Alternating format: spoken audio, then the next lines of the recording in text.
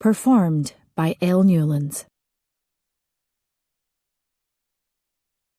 Chapter 1. The Stronghold of Clan Douglas, near Wick Bay, Scotland, 1811. It was Fiona Douglas's 71st wedding. To be precise, it was her 71st time attending a wedding. When you belonged to a large and thriving clan, there were naturally a lot of weddings to go to, and the total number was bound to be high, especially if you weren't a giddy girl any longer, but, to put it politely, a lady of considerable maturity.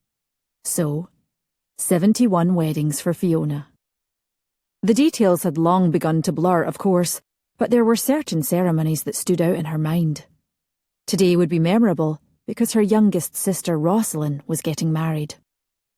2 years ago, in this very church, a spectacular brawl had erupted at the altar when the bridegroom's twin brother, already roaring drunk, had lunged forward, seized the hapless bride, and tried to carry her off.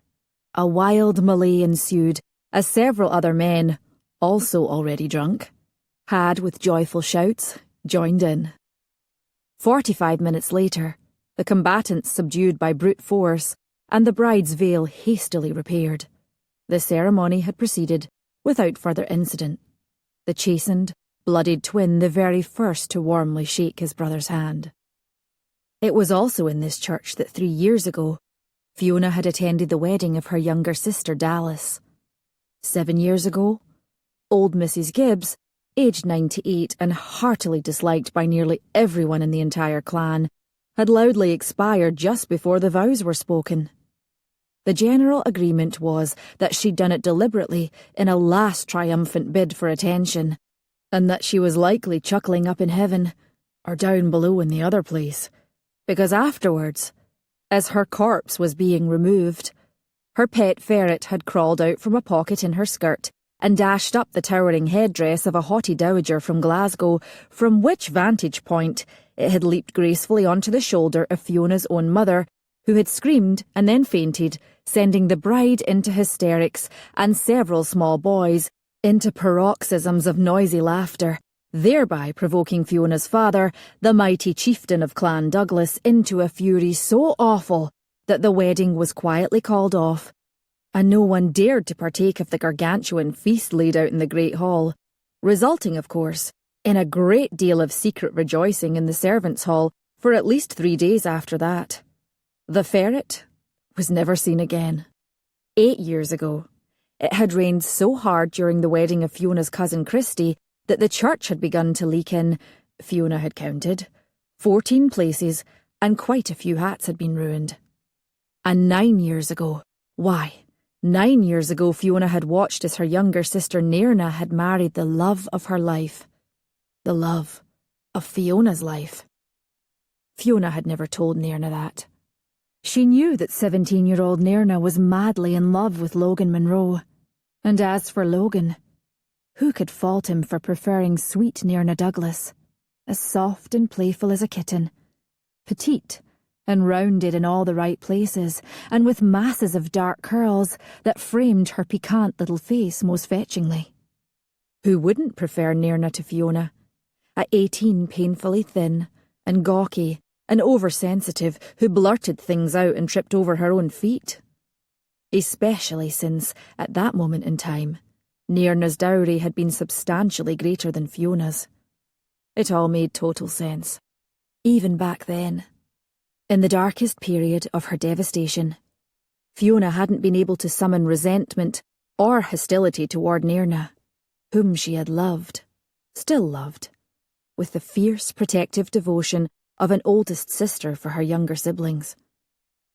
To be sure, there was a secret part of her, a sad and cowardly part, that would have driven her far from home on this lovely summer's day, where she wouldn't be forced to look upon Logan Munro's handsome face. But to this desire she hadn't succumbed. Wild horses couldn't have kept her from attending Rosalind's wedding. She had, though, slid inconspicuously into the very last pew. She did this also as a kindness to her fellow guests. Even with her hair twisted into smooth braids, all coiled together and set low in her nape. She was so tall that she could easily block the view of others behind her. Nonetheless, and thanks to her accursed height, she could plainly see Logan where he sat, several pews away, next to Nairna. Logan's hair was still black as a raven's wing, still thick. His shoulders were still broad and heavily muscled, beneath the fine mulberry-coloured fabric of his fashionable coat. And, Fiona realised, a heart could still physically hurt, could ache painfully within one's breast, even after 9 long years. She made herself look away from Logan. Instead, she gazed down at her hands, loosely clasped in her lap. Hands that weren't white as they ought to be. Fingers that were a little coarsened by riding without gloves, by long hours working in her garden.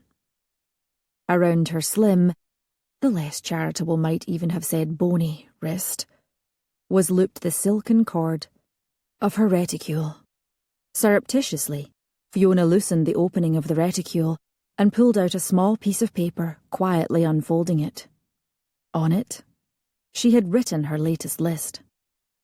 Ask Dallas, when new baby due. Avoid Logan. 5 sheep with bloody scurs, 2 with rupturing blisters. Why? Help Aunt Bethia find her spectacles. Bedchamber. Solarium. Avoid Logan. Avoid Cousin Isabel too. Mother's birthday next Saturday.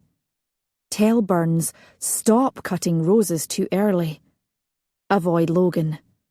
Avoid Logan.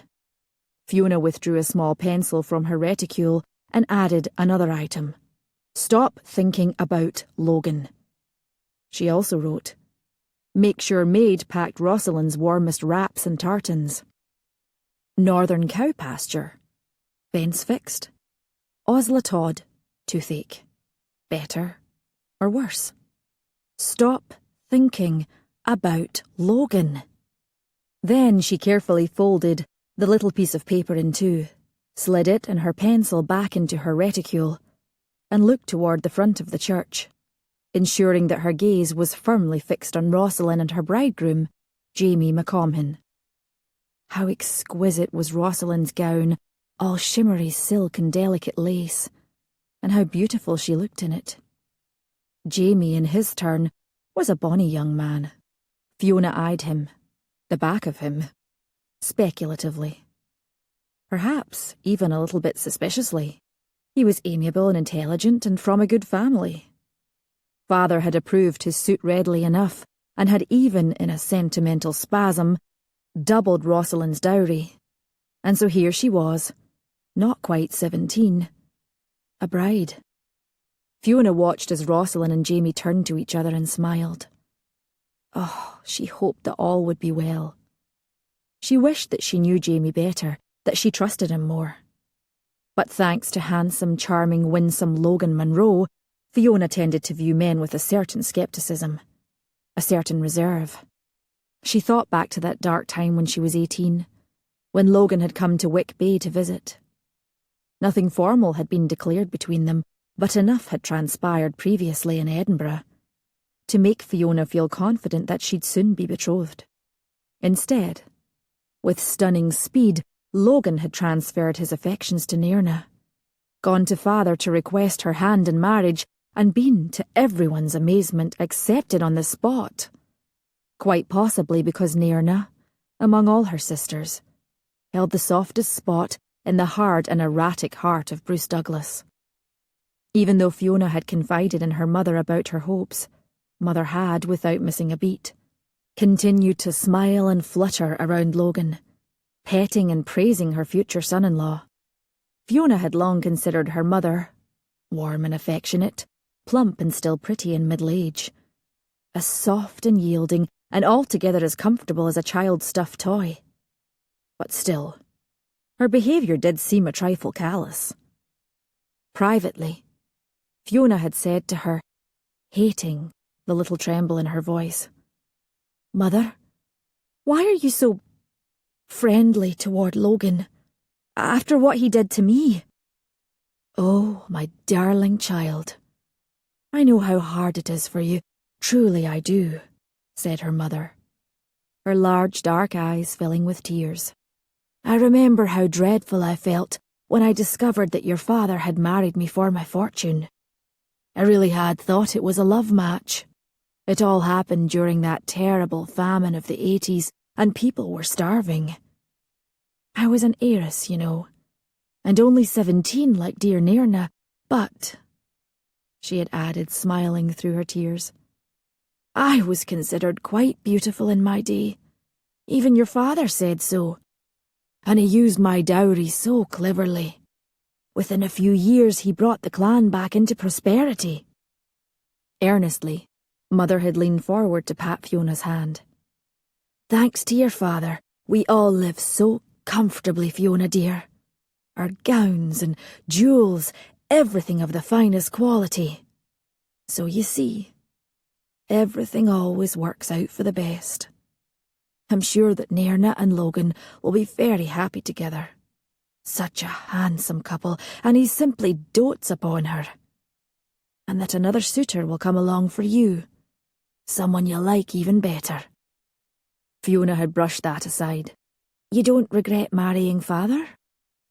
Regret? Mother's dark eyes had shown nothing but bewilderment. What a foolish notion, Fiona, to be sure. Besides, by the time I met your father, I had luckily very nearly recovered from my stupid infatuation from my second cousin Ludwig. Or was he my third cousin? So confusing.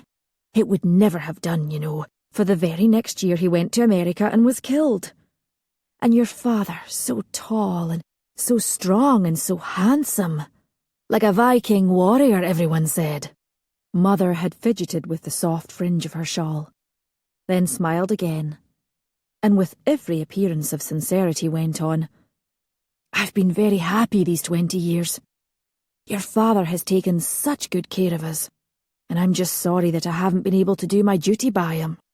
She meant, Fiona knew, that she had not been able to produce a living son, despite miscarriages, the total number of which she didn't divulge, 2 stillbirths, and 4 healthy baby girls. Of this sad fact, everyone in the Douglas keep was fully aware, for periodically father would erupt into one of his angry outbursts, quite often in the great hall, with dozens of people present. "You've failed me, madam," he would roar, pounding his silver goblet on the table, denting it in a way that would have been comical if it wasn't also unpleasant. "Other men have 10 sons, a dozen sons, and I have none."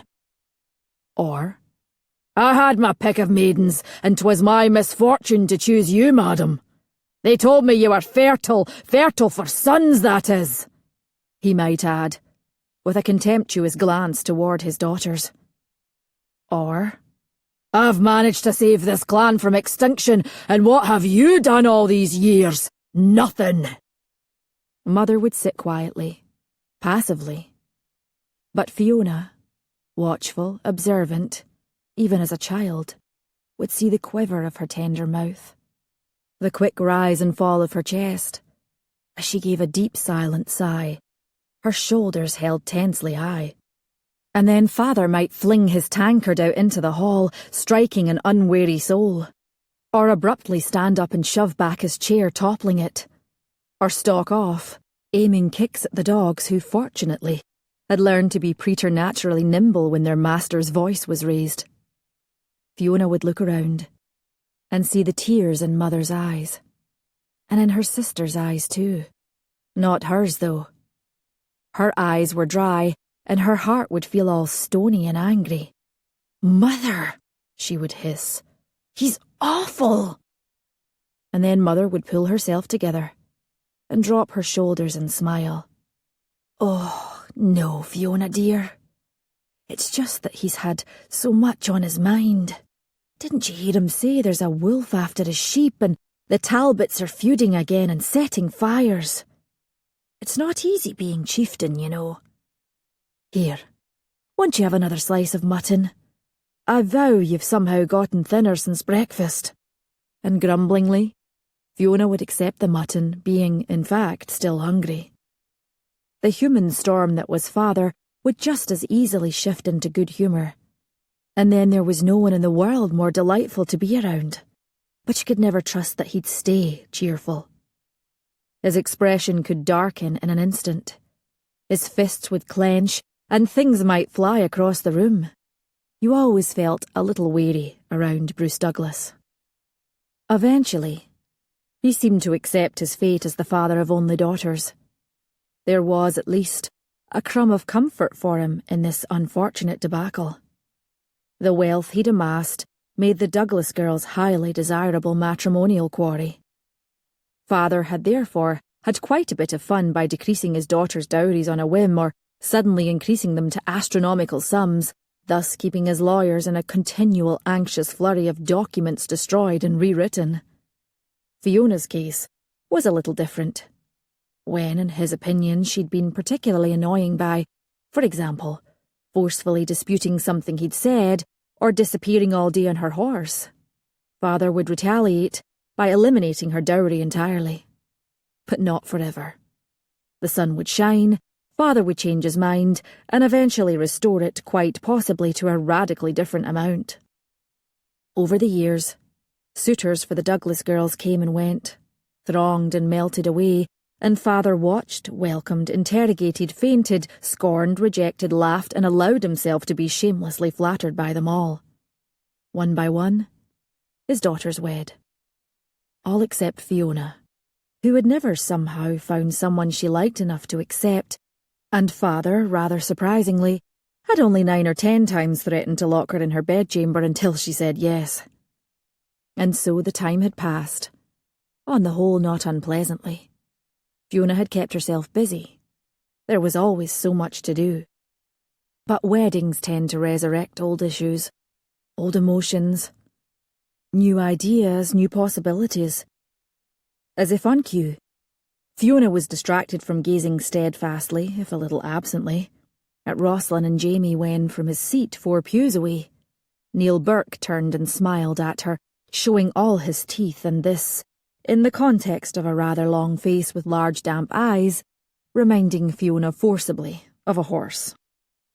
Neil Burke hadn't given her the time of day for quite a while, which probably meant that Father had, in a last-ditch effort to get his remaining daughter off his hands, taken advantage of the massive clan gathering at the keep to make it known that Fiona was not only dowered again, but, judging by the breadth of Neil Burke's grin, very generously as well. Fiona's suspicion was confirmed when, as soon as the ceremony was over, not only was she swiftly approached by Neil, but Ross Stratton and Walrick Tevis came crowding up around her, eagerly soliciting her hand for the dancing that was to follow the enormous meal awaiting them in the great hall. Fiona looked at them thoughtfully. She was 27. Since Logan, she'd never met a man who had caught her interest, or made her laugh, or inspired her blood to run a little hotter. Perhaps that was all behind her now. Perhaps she was incapable of falling in love again. Still, marriage had its benefits, didn't it? She would be mistress of her own household. Maybe there would be children, and she'd no longer be subject to the unpredictable, tempestuous swings of Father's moods. That in itself was appealing. Walrick Tevis, a great lumbering fellow nearly as wide as he was tall, pushed spindly Ross Stratton to one side. "You're daft, Stratton, to think you've got a chance with Fiona," he said, his heavy face alight with malicious humour. "She's a full head over you, you wee mousie. You'd be the laughing stock of the clan." He jabbed a beefy elbow into Ross's chest with such force that the smaller man reeled backwards and nearly fell over. But with surprising dexterity, he whipped from his boot a nasty-looking dagger, and only the quick intervention of the scandalised minister prevented what promised to be a vicious altercation, and possibly a murder or two, from occurring a mere 20 paces from the church. Yes, as a married woman she'd be free of Father, Fiona thought. But she'd also be putting herself in the power of a husband who would have the indisputable right to do anything he liked with her. To her.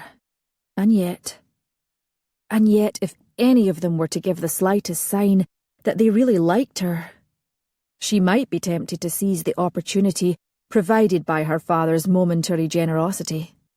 Neil, for example, wasn't bad-looking, especially since she liked horses. He wasn't completely stupid, and he had a decent estate not far from where Rosalind would be living with her husband Jamie McComhin. She could visit them often. Experimentally. Fiona stepped a little closer to Neil. She caught a whiff of stale sweat, alcohol, onions, and, even her nose wrinkled, a faint, flat, rank scent of blood. She flashed a quick glance over him and saw a reddish clump of matted hair near one temple. He grinned. "Bad, eh? You should see Dougal Gow. Poor lad couldn't raise from his bed to come to the wedding. He'll miss the feast and the dancing. So, you'll give me the first 2 reels, lass?" Fiona had a sudden image of Neil stinking of blood and onions saying casually to Rosalind at some future gathering, "Fiona couldn't come for the poor lasses in bed. Fell down the stairs and she's all black and blue." She took a step back, abruptly reminded of something that had happened during last year's sheep-shearing festival when she had allowed Neil to kiss her behind a shed. She'd had a dowry then. Pressing his mouth on hers, he'd bent her neck back too far, while at the same time he squeezed her breast so roughly she'd thought for a very bad moment she would pass out. She answered coolly, "No, I'm not dancing." "Your loss." "I'll try to bear it." His arm shot out, and he took a hard grip on her upper arm. "I don't care for your tone. You're to be a good girl and choose a husband from among the 3 of us. It's your father's decree." A fine way to woo Neil Burke, grabbing at a woman and scowling at her. "Let go of me." His fingers tightened painfully for a moment before he released her. "You're thinking I'm a bad bargain, no doubt. But at least I'm not a great lump like Walrig Tevis, who'd crush you under him like a bug. Or Ross Stratton, who'd as soon garrot you as kiss you." A cold chill shivered up Fiona's spine, but she only said lightly, "You may be right. Would you excuse me, please? My mother needs me." And she flitted off to where Mother did in fact require help, untangling herself from the enormous plaid shawl she had wound about herself in so convoluted a fashion she was in danger of, curiously enough, falling down the church steps. "Oh, thank you, dear," Mother said breathlessly. "It was a lovely ceremony, wasn't it? I cried just like a baby, but I always do at weddings. I cried at my own. Isn't her Rosalind the bonniest bride you've ever seen? Although Dallas, of course, was just as pretty, and so was Nairna. Your Aunt Bethia quite agrees with me, and oh, Bethia shared with me the most astounding piece of news. She had it from her sister-in-law Sasha, who is, I'm sure, most reliable. Apparently, Alasdair Penhallow has been scandalising the 8 clans for years with his disgraceful behaviour, and not just on special occasions but every day, consuming spirits to excess, presiding over debaucheries and so on. A monster of irresponsibility. And he, the great Laird of Castle Tig. Well, Mother, so what? Besides, if he's been doing this sort of thing for years, it's hardly news, said Fiona, guiding her overexcited parent down the uneven stone steps, and at the same time keeping a sharp eye out for Logan Munro. No, you mistake me. According to Bethia, Alasdair Penhallow on a dare recently rode his horse all throughout his castle and without a stitch of clothes on. Did the horse have a saddle? Inquired Fiona, now a little interested. Bethia didn't say. I'll have to ask her, but isn't it an atrocious tale? Mother made a tisk-tisk sound, but whether it was because of the enormous pile of dog manure blocking her path, or her feelings about the shocking Alasdair Penhallow, Fiona didn't bother to ask. Her flicker of interest had already waned, and she had more important things to think about. Nairna? Is she expecting too? Make plan. Must get rid of Neil, Walrig and Ross. Stop thinking about Logan Munro! Throughout the feast, Fiona was irritated to find that her 3 would-be suitors had decided to all sit next to her, 2 on one side and 1 on the other, altogether giving her a disagreeable sense of claustrophobia. It quite took away one's own appetite, which made her even more resentful. Nonetheless, As the evening wore on, seemingly interminably, she not only managed to avoid the dancing, she also went here and there and got a great deal accomplished. She found Aunt Bethea's spectacles, which were, in fact, in the still room, although they had inexplicably been placed in the bowl of a large wooden mortar, otherwise used for crushing herbs. She dashed up to Rosalind's room, spoke with her maid, approved the packing of the trunks. She neatly avoided speaking with Cousin Isabel, against whom she still bore a grudge after 9 long years, for her role in the Logan Munro disaster. But no, she wasn't thinking about him. She went on. She learned that her sister Dallas, 3 years married, and with a little one at home just taking his first wobbly steps, was looking forward to the birth of her second child in 6 months or so. She enjoyed a fascinating and productive discussion with old Clyde Keddy about rupturing blisters and the various possibilities for treatment, although he confessed he was stumped about the bloody scours. She drew Nirna aside, into a private alcove, and clasped her hands in her own. She looked down into her sister's lovely heart-shaped face. It was thinner and paler than she remembered, although Nirna looked decidedly plumper in her midsection. "Are ye quite well, my dearie?" Nirna smiled radiantly. "I've never been happier. Oh, Fiona, it's happened at last." "You're increasing?" "Yes, finally." "I'm so glad for you," said Fiona, meaning it, and warmly hugged Nirna, already thinking in the back of her mind about sewing some adorable little garments for the baby, in addition to the ones she'd already planned for Dallas's. "Logan's been so patient all these years," Nirna said, blushing. "It's not been for lack of trying, but 3 months ago my courses ceased and I'm already showing. And it's all thanks to Tavia Craig." "Who is that, my dearie?" "She's a wise woman, and so awfully kind. She cured Logan's mother of the warts on her hands. They've been plaguing her for months, and knew exactly what to do to make his sister's cough go away." "Yes, but—" Fiona hesitated. "Wasn't there a vast difference between warts and coughs and difficulty in conceiving a baby? What does Mother say?" "Mother said she wished she'd consulted a wise woman, for very likely she would have had boys instead of girls." Fiona refrained from commenting that Mother's regret implied a desire to negate her daughter's very existence, then immediately was ashamed of this sour thought, for she knew that Mother loved them all. "Well, it's wonderful news to be sure, my dearie," she said instead. "Yes, and Tavia is certain it's a boy. Logan is so excited." "So excited about what?" came a familiar voice. And at the sound of it, Fiona felt as if her stomach dropped like a boulder to her toes. She took a breath and tilted her head toward Logan Munro. She was considered very tall for a woman, but Logan was even taller. Once upon a time, she had loved that about him, loved gazing up into his deep dark eyes. "Excited about the baby, Logan," said Nirna breathlessly, her pretty face lighting up as it always did when she saw him. "I've just been telling Fiona all about it, about him." "Yes," Logan replied, smiling. "It's wonderful news, my beautiful one." Nirna blushed all over again, then said, "Oh, I have another question for Dallas about the lying in. Stay, darling, and talk to Fiona. Doesn't she look lovely in that blue gown?" "Indeed she does." Logan watched as his wife hurried away. With that crest of thick black hair and juttingly straight nose, his profile was magnificent. And how often, how very often, he had called her, Fiona, "my beautiful one."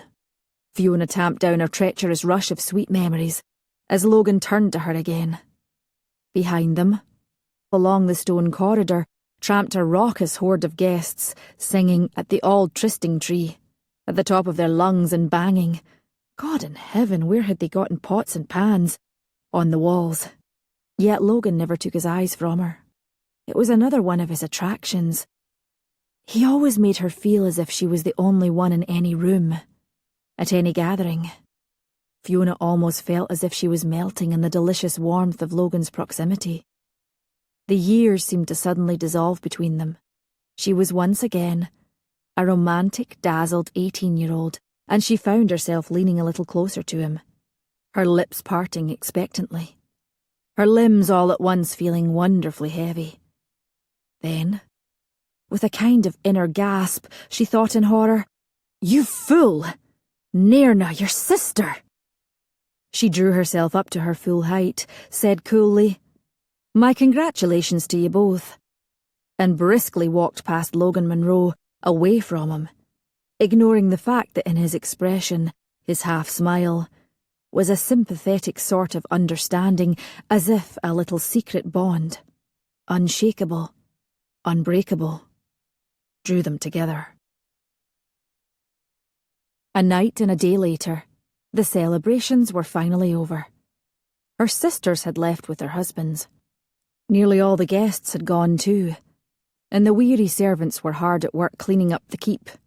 No small task, given the broken dishes, the spilled food, the toppled bottles of spirits, the rushes in the common area sodden and bad-smelling, and everywhere discarded items of clothing, which made Fiona frown, as she made her way up to the solarium where Mother spent much of her time. Here, at least, was order and cleanliness. Well, actually, to be honest, there was more cleanliness than order, for Mother, as dear and delightful as she wasn't known for her organisational abilities. Still, as afternoon sunlight poured in through the long bank of narrow windows that had once served as arrow loops, the solarium was a pleasant chamber, with the scattered piles of fabric, the great loom in the corner, Mother's harp, old copies of La Belle Assemblée, shawls and ribbons, and colourful spools of thread all combining in a scene of familiar and cheerful disarray. "Hello," said Fiona cautiously, standing at the threshold. Mother looked up from the escritoire at which she sat, and put aside her quill, her face brightening in welcome, then promptly clouding. "Oh, Fiona, dear," she said uneasily. Fiona came in and threw herself into a chair by the fire, stretching out her long legs to warm her toes in their tall boots. "What's done is done, Mother," she replied, unable to keep a slight note of defiance from her voice. "Yes, but to challenge Neil Burke and Walrick Tevis to an arm-wrestling match," said Mother with plaintive dismay. "And then to beat them both. I can't brag about it, Mother, for they were both so drunk they could hardly sit up." "Brag about it? Oh my goodness, why would you? So unmaidenly, and then to dare Ross Stratton to compete with you in a foot race. It wasn't a fair match either. He was drunk and for some reason he had on someone else's shoes and they were far too small for him." Mother gave a little moan. "Oh, Fiona, this is dreadful." "Yes, but Mother, I had to get rid of them, don't you see? Everyone mocked them so badly that they left before dawn without trying to propose to me again, and now Father can't pressure me into accepting them. Wasn't it clever of me?" "Well, yes, of course it was, darling. You've always been so terribly clever, but now—" Mother looked nervously toward the doorway. She lowered her voice and went on. "But now your father is furious with you, and he's completely taken away your dowry again. I don't care about the dowry, but—" Fiona felt a frisson of anxiety on Mother's behalf. "He's not angry at you, is he?" "Oh, no, dear. It's all you, I'm afraid. But without a dowry, and for who knows how long, what is going to happen to you? Who will want to marry you?" Fiona knew that Mother didn't mean to be hurtful, but still, it did hurt a little, in some obscure, unprotected area of her heart. "Why, I'll go on living here forever," she said lightly. "When Father isn't angry at me, he finds me quite useful to have around.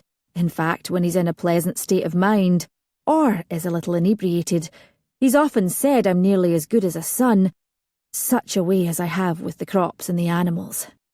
Mother brightened again. "That's true, and you're such a help in the keep. Oh, speaking of which, Cousin Isabel would like to switch bedchambers. She's worried her room is overlarge and requires too much wood to keep warm. I've tried to dissuade her. We've wood enough for an army, but she insists. Please could you talk to Mrs. Abercrombie about it?" "Cousin Isabel is still here? Ugh, why?" Yes, dear, she's come for a nice long visit. You ought not to scowl so. You'll get wrinkles before your time, and that won't help matters. I invited her to stay on because she suffered some financial reverses. She's had to give up her house in Edinburgh, you know, the poor thing. Where are you going? Mother added, as her firstborn stood and shook out her skirts. Riding. Fiona glanced down at Mother's cluttered escritoire. Your quill needs mending. Would you like me to do that?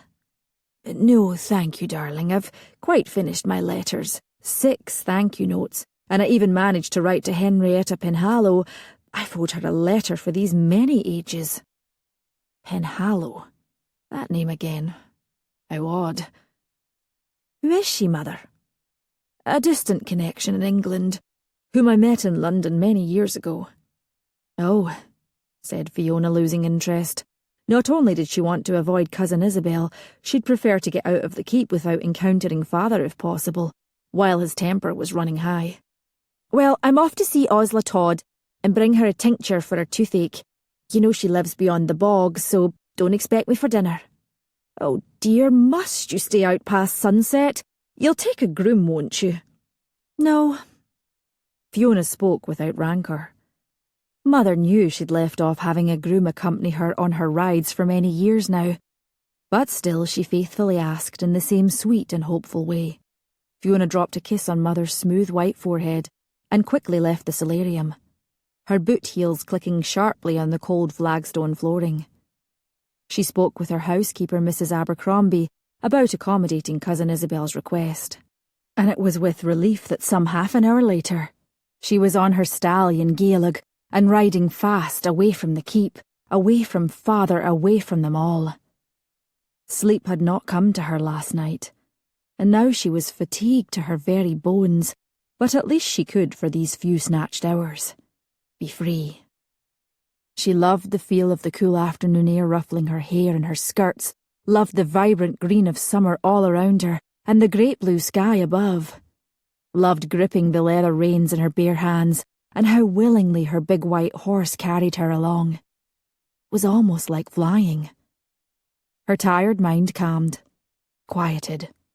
Slowly, slowly, almost without realising it, she drifted into a pleasant daydream.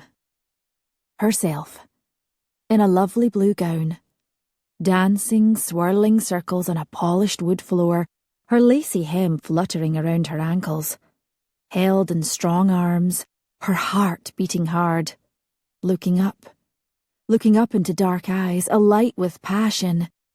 No, Fiona snapped out of it, gripped Gaeleg's reins more tightly, and fiercely summoned a new image into her mind. A small piece of paper. Rheumatism. Mrs. Abercrombie. Chamomile? Cat's claw? Order new parcel of books. Sheep and rupturing blisters. Research. Cause. Treatment. Visit Northern Cow Pasture tomorrow. Gift for Mother's birthday. Start sewing baby things. Gaeleg, to be shoed next week. New rushes, brought in tomorrow, without fail. And so it went. Today she would visit old Osla Todd. Tomorrow she would cross off as many items as she could from her list. The next day, she would do the same. And the day after that as well. There was, after all, a kind of comfort in knowing what the weeks and months ahead would bring. But Fiona was wrong. 5 days later, the letter came. The letter that would change everything. Chapter 2. Castle Tig, Scotland, 3 weeks earlier. Pain, so much pain. His head felt as if it were clamped in the devil's own vice, and his temples throbbed with fiendish intensity, as steady and relentless as his own heartbeat. His limbs were stiff and cramped, his mouth was dry, and his closed eyelids were but a feeble shield against the stabbing brightness assaulting them. Alasdair Penhallow groaned softly. Slowly, reluctantly, he opened his eyes. Various items of note swam sluggishly up to the surface of his dazed consciousness. He was sitting, more or less, in the Laird's throne-like chair of beautifully carved wood, in his own great hall. Squeezed next to him was a voluptuous black-haired lass, dressed only in her chemise, deeply and peacefully asleep, with her head lolled back and a gentle snore issuing from between cherry-red lips. Late morning sun illuminated the hall with a cheery intensity that seemed, in his current pained state, to be more than a little incongruous, and possibly even slightly jeering. All around the hall, on the floors and chairs, even atop the long tables, were men and women, sleeping, stretched out, curled up flat on their backs, sometimes intertwined. Bottles, dishes and goblets, clothing and hats, candles burned down to their wicks, lutes and pipes and drums, all lay scattered without rhyme or reason. Someone, dear God, hopefully not himself, had knocked over one of the massive suits of armour, which now lay sprawled by the fireplace in a very undignified way, with a spangled slipper sticking out of the visor.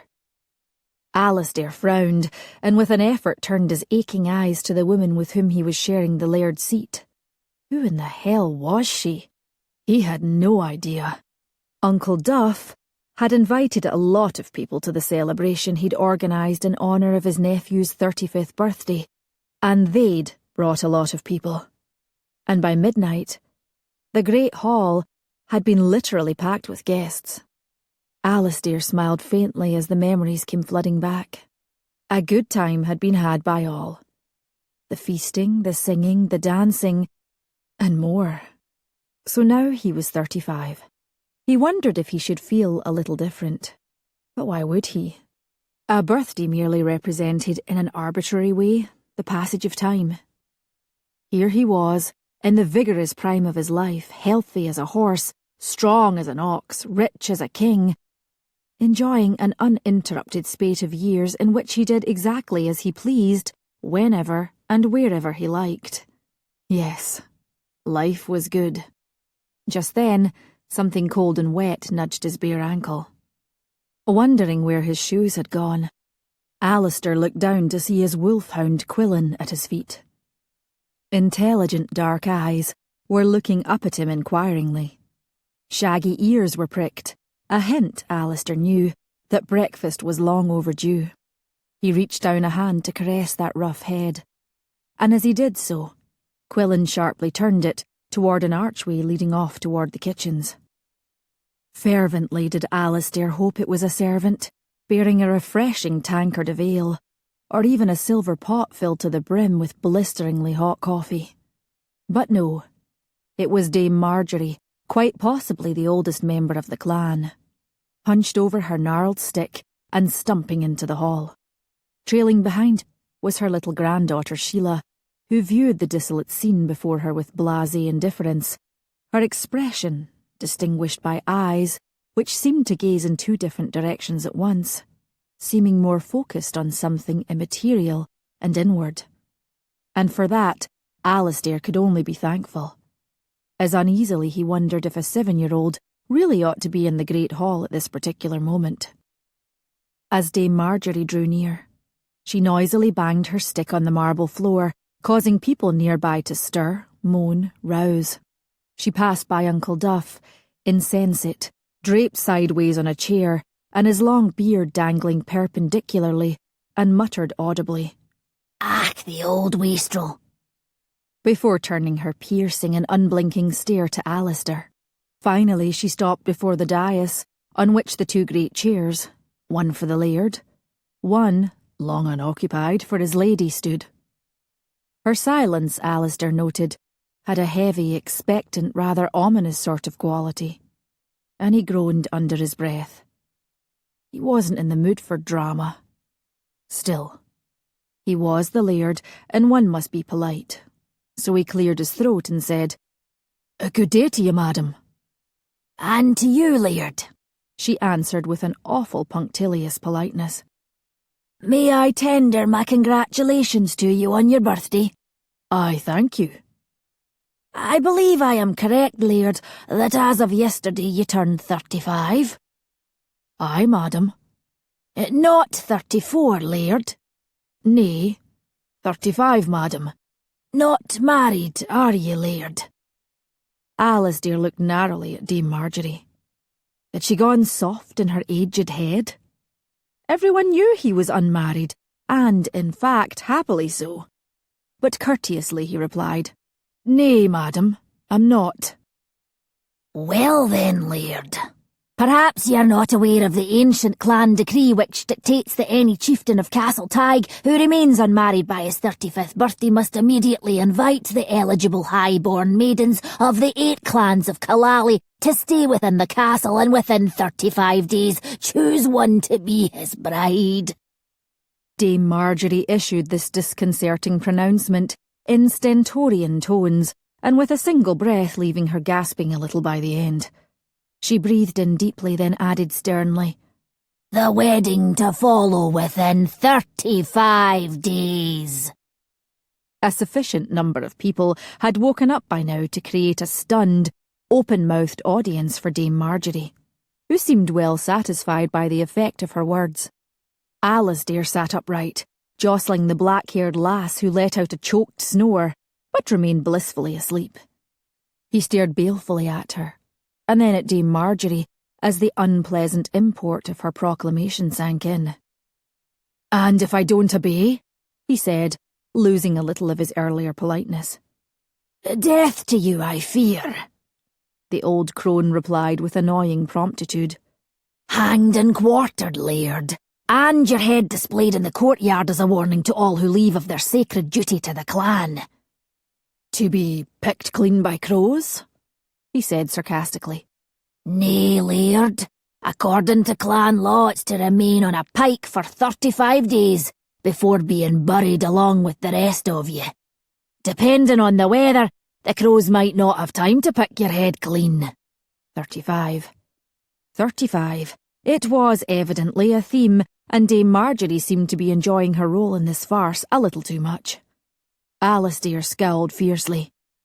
To do her justice, however, the old lady had been renowned for decades for her comprehensive knowledge of clan affairs. If you wanted to secretly find out a person's birthday, you went to Dame Marjorie. If you were grappling with some particularly tangled lines of relationship extending back a decade, a generation, or a century, Dame Marjorie could likely help you sort it out. If you were curious about an event in clan history your great-uncle had once described to you, but you'd since gotten fuzzy about, like that time a boulder had rolled down Ben McDooey and crushed 3 cottages, or was it a spring flood that had carried them away? Well, there was a good chance that Dame Marjorie would recall it. Still, Alasdair wasn't about to go under without a fight. "Bring out the tome!" he roared, which only made his throbbing headache worse. Someone scuttled to obey, and in the meantime Alasdair noted that little Sheila was studying him with that odd wall-eyed way she had. "What?" he snapped. "A room with a door with a lock," she said dreamily. "An egg that won't hatch, a bird that can't fly." "Hush, sweeting, hush," Dame Marjorie interrupted. "The Laird has a great deal on his mind just now." "Oh, but Granny, the Laird's path will be hard for him." "Hush now. We each have our own path to follow. You do, I do, the Laird does. You're not to presume about the path of others." Sheila nodded vaguely, and then, seeming to dismiss the subject entirely, began poking about a nearby table for interesting leftovers. While Alasdair waited, he sent for some ale, dislodged the lass from his chair, found his shoes, and watched with profound irritation as Uncle Duff finally woke up, yawned, stretched his arms, scratched at his beard, and finally serenely brought himself to an upright position and glanced around the hall with the complacent expression of one who has engineered a highly successful party. When Alasdair enlightened him as to the developments of the last 15 minutes, Uncle Duff was suitably outraged. "What? Being forced to marry because old Marjorie says so?" he said scornfully. "Ridiculous, lad. Ha! Ale," he added happily, and snatched the mug from a tray a servant had been carrying toward Alasdair.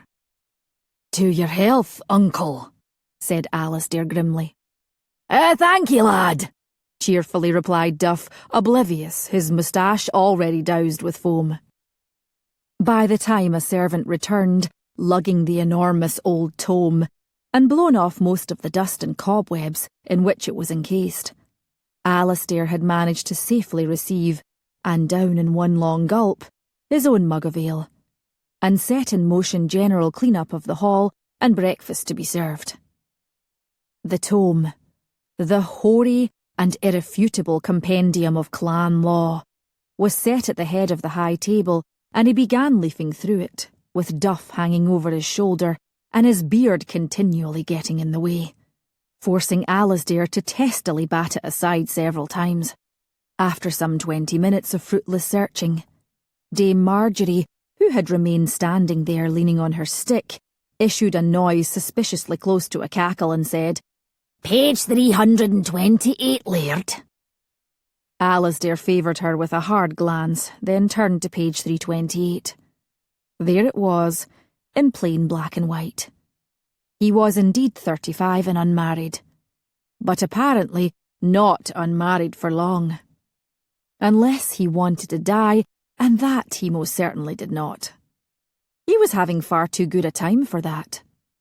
Besides, if he died without a son, everything that he owned and cherished, his title, his authority, his vast holdings, would be inherited by, according to the delightful vagaries of clan law, his distant English cousin Gabriel Penhallow, rumoured to be an obnoxious, unintelligent, generally unappealing fellow. Second in line was his cousin, a man named Hugo Penhallow, of whom Alasdair knew nothing save for the fact that he was English. Alasdair felt his lip curling. He would die before he left everything to bloody Sassenach, left his clan in such repulsive hands. He couldn't do that to them. His fate, therefore, was sealed. Alasdair looked again at Dame Marjorie. "I suppose, madam," he said coolly, "you already know which eligible maidens I am to invite." "Aye, Laird." She pulled from her skirt pocket a crisp piece of paper. "I've the list right here. Miss Mary McIntyre from the Western Isles, Miss Janet Reed from the Lowlands, Miss Fiona Douglas from the Northern Highlands, and Miss Winder Ramsay from the Uplands. All the other high-born damsels being already married, widowed, too old, or too young." "You're a marvel of efficiency, madam." "Thank you, Laird." She smiled, was it ironically? And held out the paper to him. "For future reference." Alasdair eyed it as he might view, or smell, a rotting carcass. "Take it, uncle. You're to write to the lasses, and right away, for the sword of Damocles hangs above my head." Uncle Duff laughed. "Ha! You're a funny one, lad," he said, and took the paper from Dame Marjorie. "I'll have Lister do it. What's a steward for, after all? And here comes breakfast not a moment too soon, for I'm about to perish from hunger." With maddening casualness, he stuffed the list that spelled Alasdair's doom into his own pocket and plumped himself into his seat at the high table, just to Alasdair's left. Gloomily, Alasdair shoved aside the tome and sat down, to be promptly served a plate heaped high with fried eggs, bacon, sausage, and hot fragrant tatty scones. At this he only gazed morosely, but he did accept a cup of coffee. As slowly he drank it, he observed Uncle Duff consuming with relish, bordering on outright avarice, his own delicious breakfast. When finally Duff paused to reach for a fresh mug of ale, he glanced over at Alasdair's plate. "Not hungry, lad? I'll take that bacon if you don't want it." "Why? So you can have more bits of bacon decorating your beard?" Duff looked down, plucked a few little shards free, and unrepentantly popped them into his mouth. In other circumstances, Alasdair might have been amused by his insouciance, but today was a special day. "You're a pig, uncle," he said sourly. "You are what you eat, lad," replied Duff, and reached for Alasdair's bacon, neatly scooping the strips onto his plate. Alasdair nodded his thanks to the servant who had just refilled his cup, and ran a hand through his close-cropped hair. His headache was finally receding, and for that he was grateful. But what was that small benefit compared to everything else that was happening? With a frown, he pushed his plate away. "What in the name of heaven ails you, nephew? You look as if your best horse just died. I'll just take those scones, Shala, since you're not wanting them." "What ails me?" Alasdair repeated irritably. "What ails me, uncle, is that I'm soon to be wed against my will." "So? So? Are you daft, man? The life we've led is about to come to a crashing halt." "Why?" thickly said Duff, through a mouthful of heavily buttered scone. Alasdair stared at him, and put down his cup with a thump that sent coffee splashing over the rim. It was after the simultaneous deaths on that memorable day 15 years ago, of his parents, his older brother and the others. He would not think of the others. In that ill-fated sailing party, that Uncle Duff, his mother's younger brother, had become his boon companion. It was Duff, irrepressibly lively and larky and carefree, who had come to Castle Tig for the funerals and simply stayed on. He had rescued Alasdair from bone-crushing grief and gradually, patiently, lured him back into life, or at least his own version of a merry non-stop hurly-burly involving wine, women and song, and food, and dancing, and gaming, and whatever other pleasurable pursuit occurred to him. Duff had never married, oft declaring bachelorhood to be the most desirable state known to man, and somehow, gradually, without really thinking about it, Alasdair adopted the same attitude. Not for a moment had he neglected his obligations as Laird, but still there had been plenty of time for... why, for fun.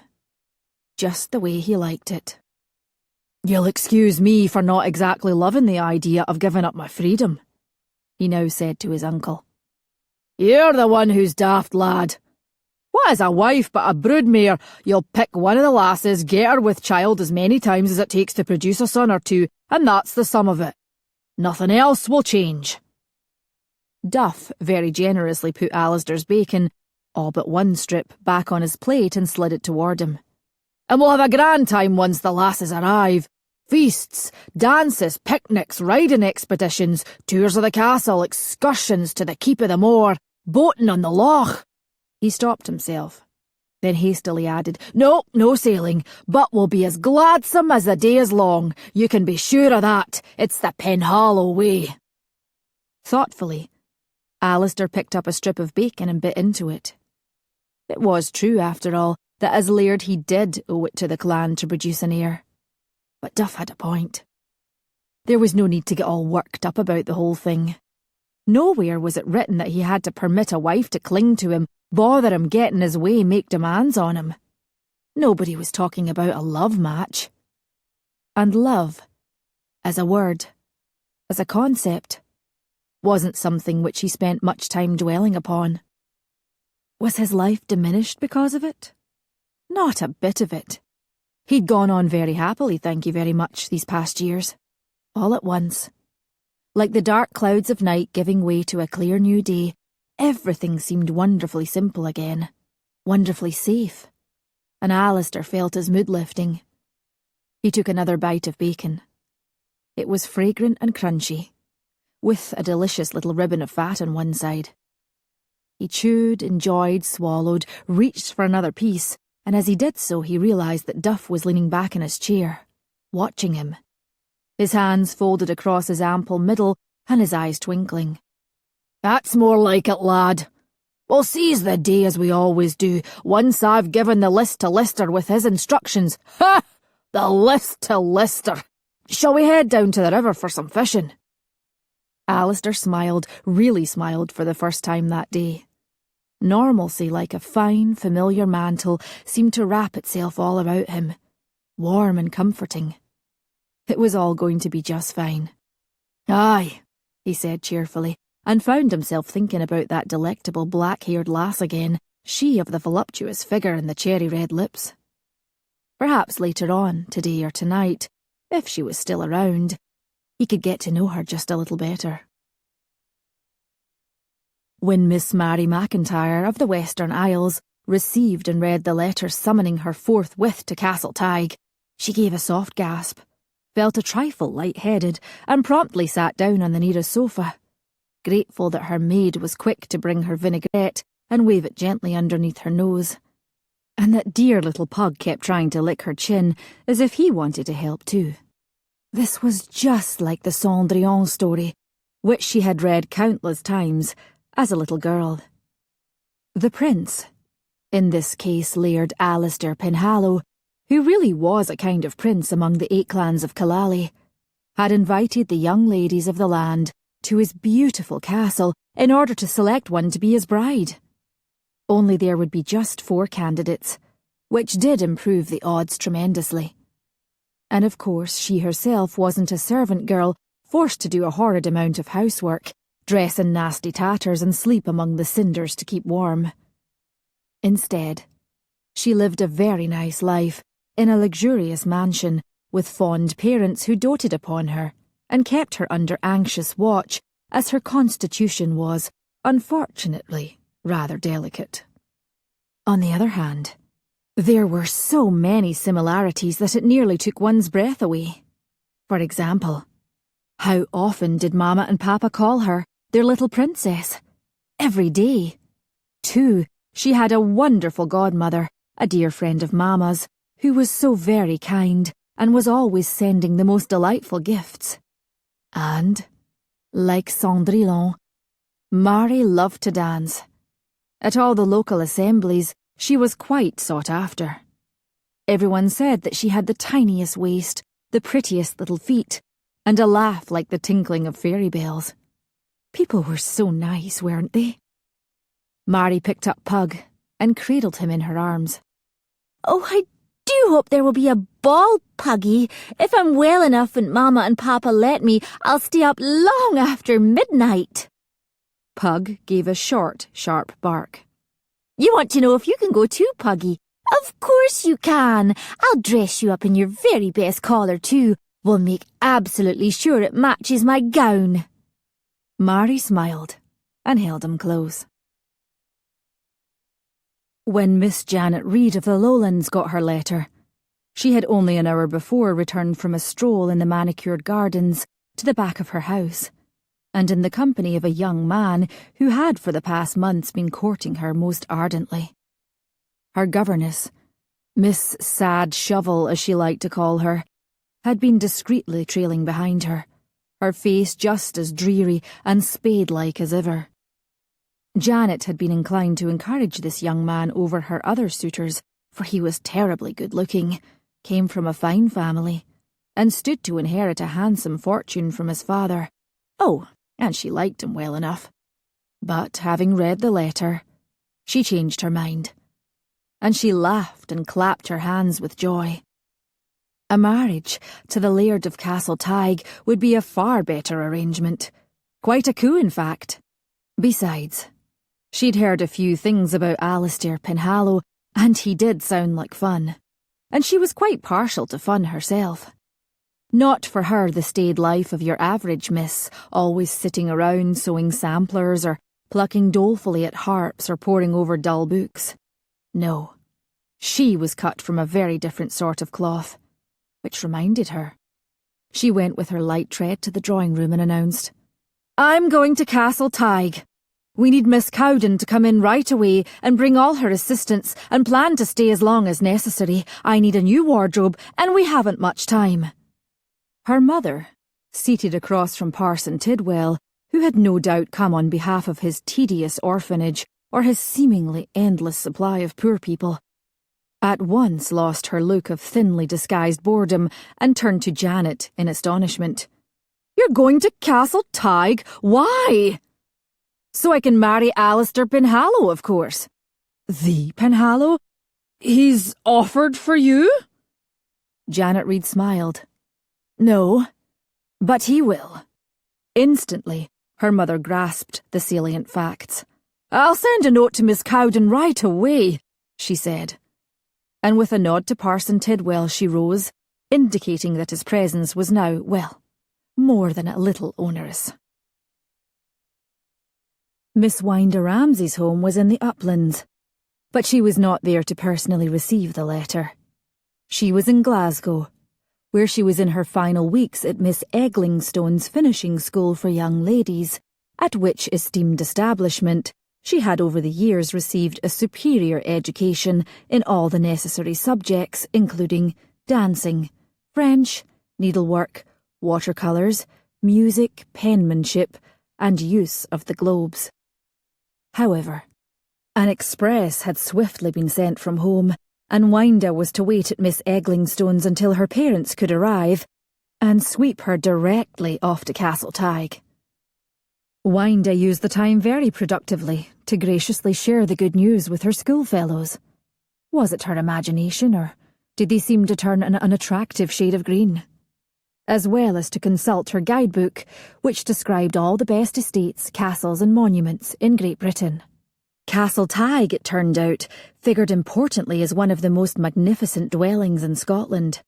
It had been completely modernised by the present owner's father, while still preserving the essential and historical qualities of its centuries-long existence. The grounds, said the guidebook, were extensive, with a breathtaking view of Ben Macdui, the towering mountain considered by many to be the area's distinguishing geological feature. Winder pondered this, then tossed the guidebook aside and turned to her tall stack of London newspapers, magazines and court announcements. Alasdair Penhallow was related to the English Penhallows, which was far more interesting. And Mrs. Henrietta Penhallow, the celebrated matriarch of the family, had recently been occupying their palatial townhouse in Berkeley Square during the season, where she had been seen at receptions at St. James's Palace, hobnobbing with royalty, at Almack's, balls, routs, assemblies, Venetian breakfasts, concerts, fashionable galleries, and everywhere else the auton went. Who cared about fusty old castles when society beckoned? Surely, thought Winder, the Scottish Penhallows would be invited to join their English relations on a long, long visit, and who would provide the requisite entree into the most exclusive circles? And surely she, with her beauty, her charm, her many accomplishments, her deep knowledge of both the peerage and social etiquette, would shine as one of the most dazzling ornaments among the beau monde.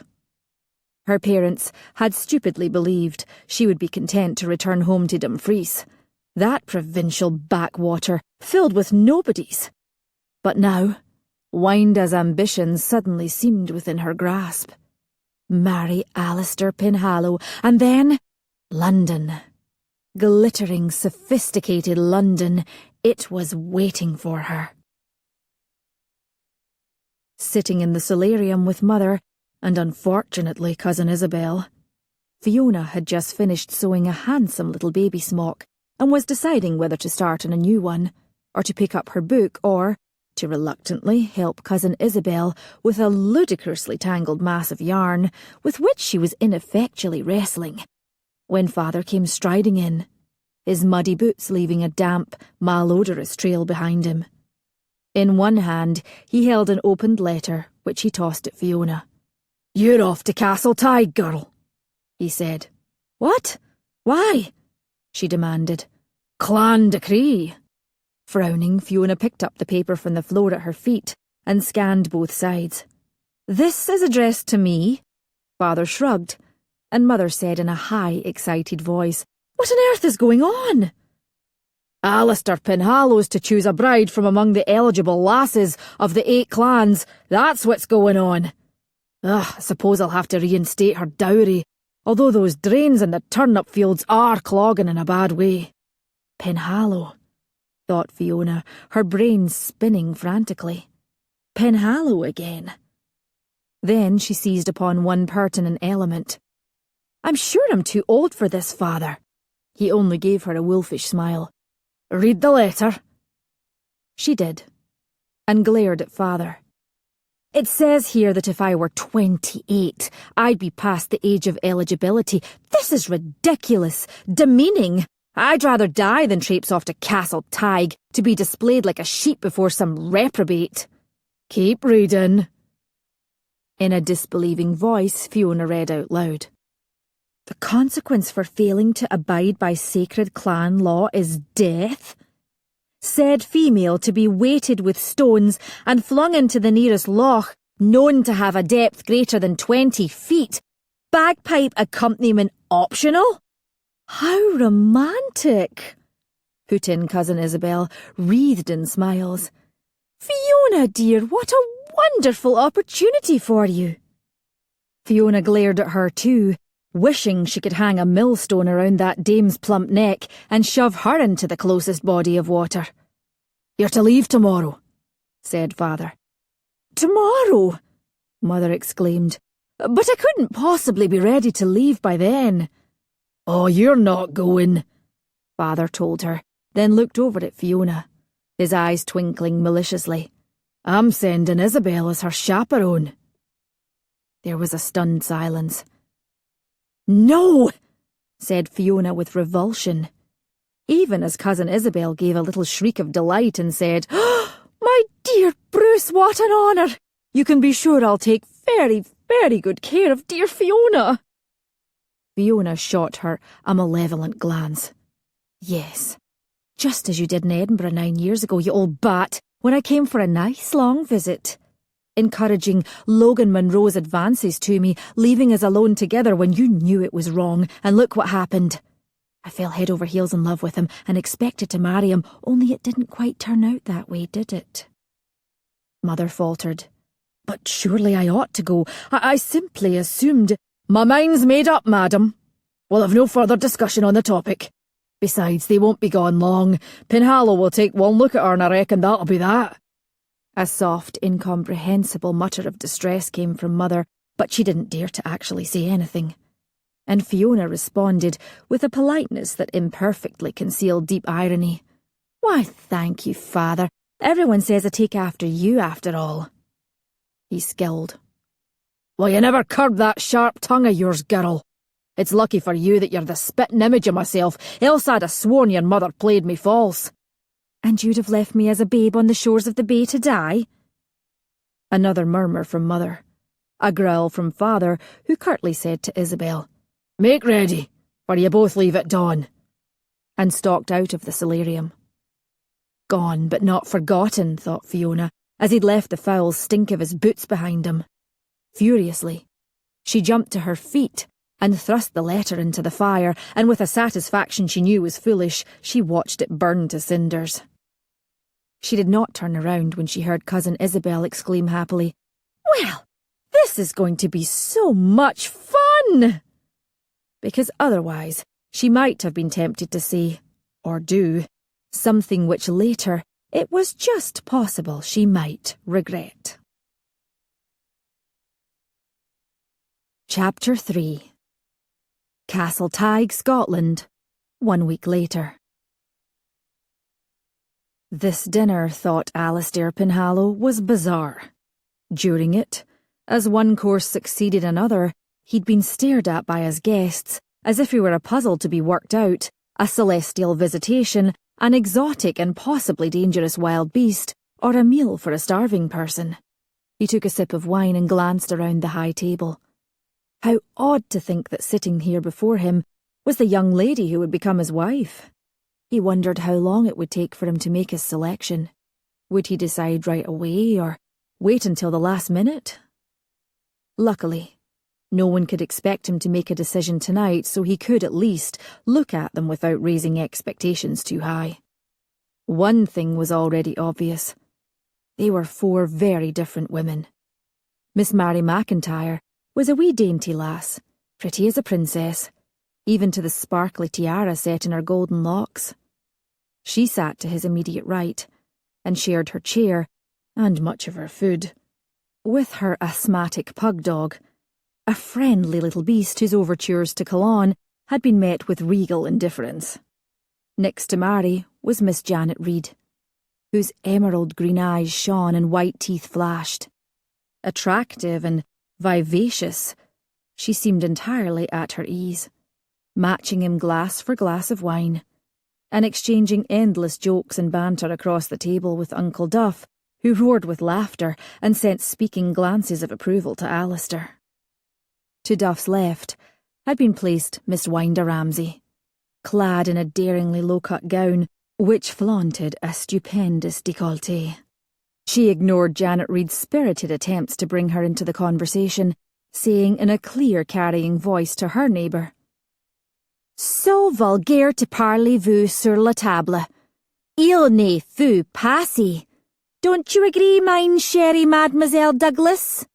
Miss Fiona Douglas, the fourth candidate, seemed to jump at the sound of her surname, then turned to Winder and said, a little absently, in flawless French unlike that of Winder, "Ce sont des circonstances extraordinaires. Alors, peut-être beaucoup lui doit être pardon." These are extraordinary circumstances, so perhaps much must be forgiven. Alasdair repressed a sardonic snort of laughter as Winder smiled and replied, with kindly condescension, "You speak French aussi? Très bien! Quel bon rire!" Janet Reed was less circumspect, and did laugh heartily, although Winder seemed oblivious as to the reason why. Alasdair directed his gaze again to Fiona Douglas. She was a striking woman. He supposed that could at least be said about her. She was unusually tall and very slim, with thick straight hair of so pale a blonde that it seemed almost to have a silvery shimmer to it.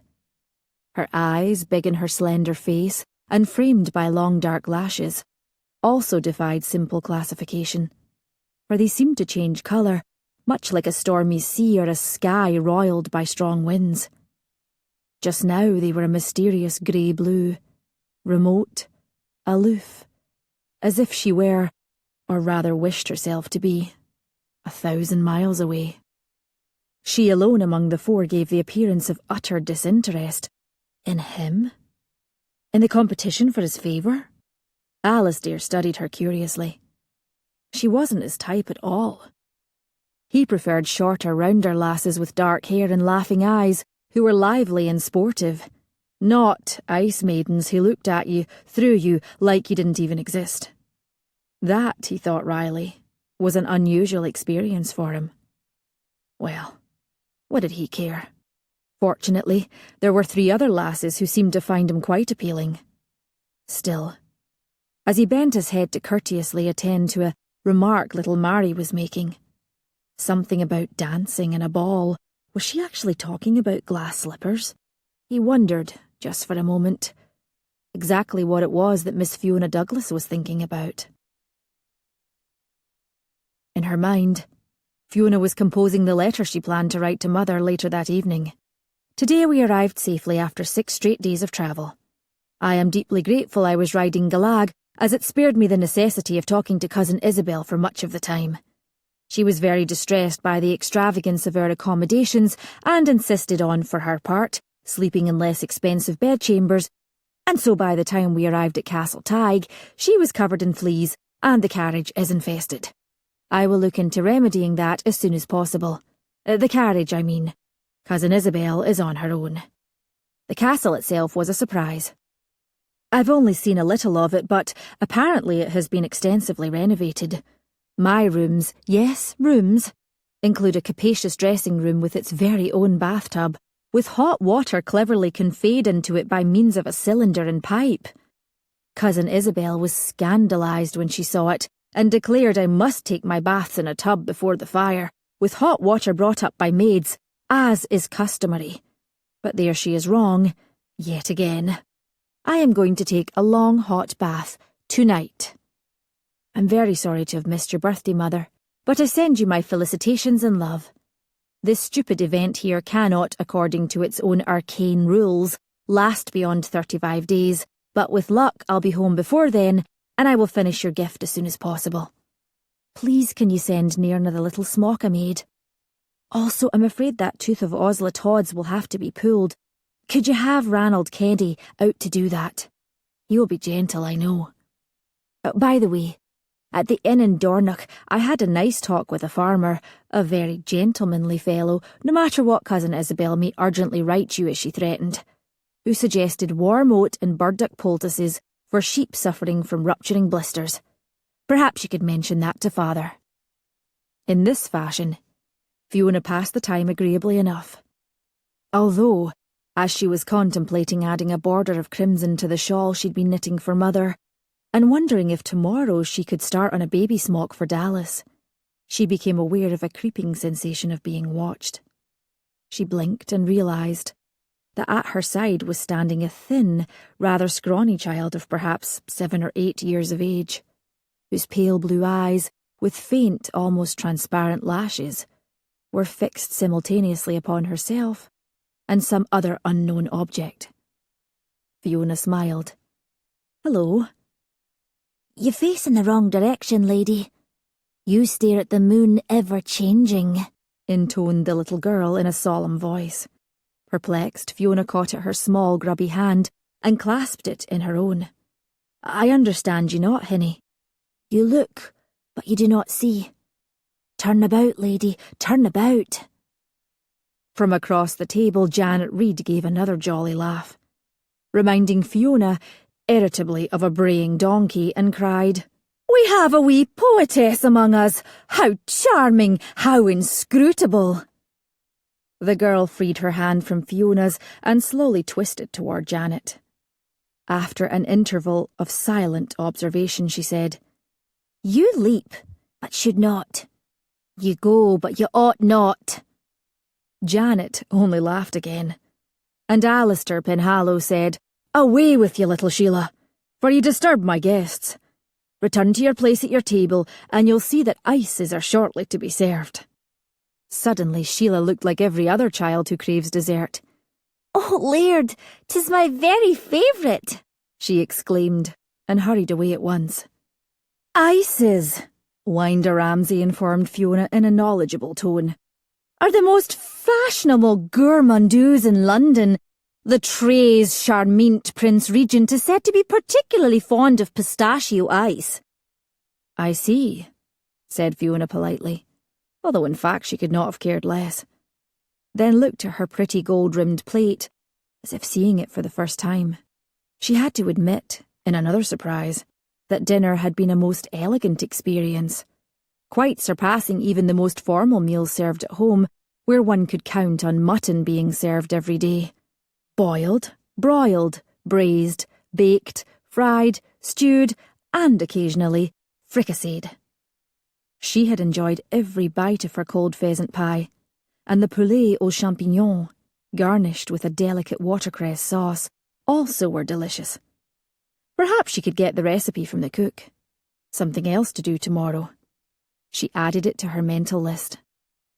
When at last dinner was over, the annoyingly jocund old man with the preposterous beard, Duff McDermott, uncle to Alasdair Penhallow, and apparently in charge of herding them around like farm animals, announced that each of the young ladies was to have time to privately converse with the Laird. With himself, and at least one chaperone, of course, at a discreet remove. "Oh, a tete-a-tete! C'est amusing!" gaily said Winder Ramsay. And Mary McIntyre asked in her soft, sweet voice if both her parents might sit by as chaperones, and could she bring along darling Pug. "As you wish, my dear," Duff McDermott answered jovially. He shook the crumbs from his beard and glanced speculatively around the high table. "Miss Fiona, may I escort you, the Laird, and Miss Isabel to the great drawing-room?" Yes, get the least likely candidate over with first, thought Fiona cynically, and placing her linen napkin next to her plate, stood up without haste. She resisted the temptation to paraphrase the famous line from Macbeth and say, "Lay on, McDermott," and merely nodded. As their little group, preceded by servants bearing candelabra, made their way along a long gallery whose walls were hung with dozens and dozens of portraits, Fiona glanced left and right at them, aware to her chagrin that she and Cousin Isabel surely made a comically odd pair, herself so tall and thin, Isabel so short and plump. Nor did Isabel improve things by the manner in which she was discreetly, but continually, scratching at her flea bites which, by the look of things, covered her from head to toe. When at length their party entered the drawing-room, Fiona had to suppress a gasp of further astonishment. Never in her life had she seen such an elegant, Such an exquisite chamber. From the handsome array of sofas, chairs and tables, all arranged so as to encourage easy conversation among small groups, to the luxurious tasselled window hangings of dark green velvet and the many works of art, both paintings and sculptures, in sizes large and small, that were placed everywhere about to best advantage. Briefly, she envisioned the saloon at home that served as their drawing room, darkly wainscoted, low-ceilinged, incurably draughty, roastingly hot when one sat near the fire, and frigidly cold when one stepped 10 paces back. And she couldn't help but contrast it unfavourably to this warm, gracious, light-filled room. And yet there was something about it which baffled her, though she could not at the moment specify exactly what it was. "You stare, Miss Fiona, and why not?" said Duff McDermott. "Here you see the hand of the Laird's mother, my sister, God rest her soul. According to common report, it was his father, my brother-in-law, may he also rest in peace, who undertook the renovations you'll see everywhere, but it was really Gormelia. Never happier than when she was having old curtains ripped down and new ones put up, and fancy new dishes brought in by the hundreds." He chuckled, which made his beard ripple in an undeniably fascinating way. "She's probably redecorating heaven as we speak, and telling St. Peter he needs a modish new desk at the pearly gates.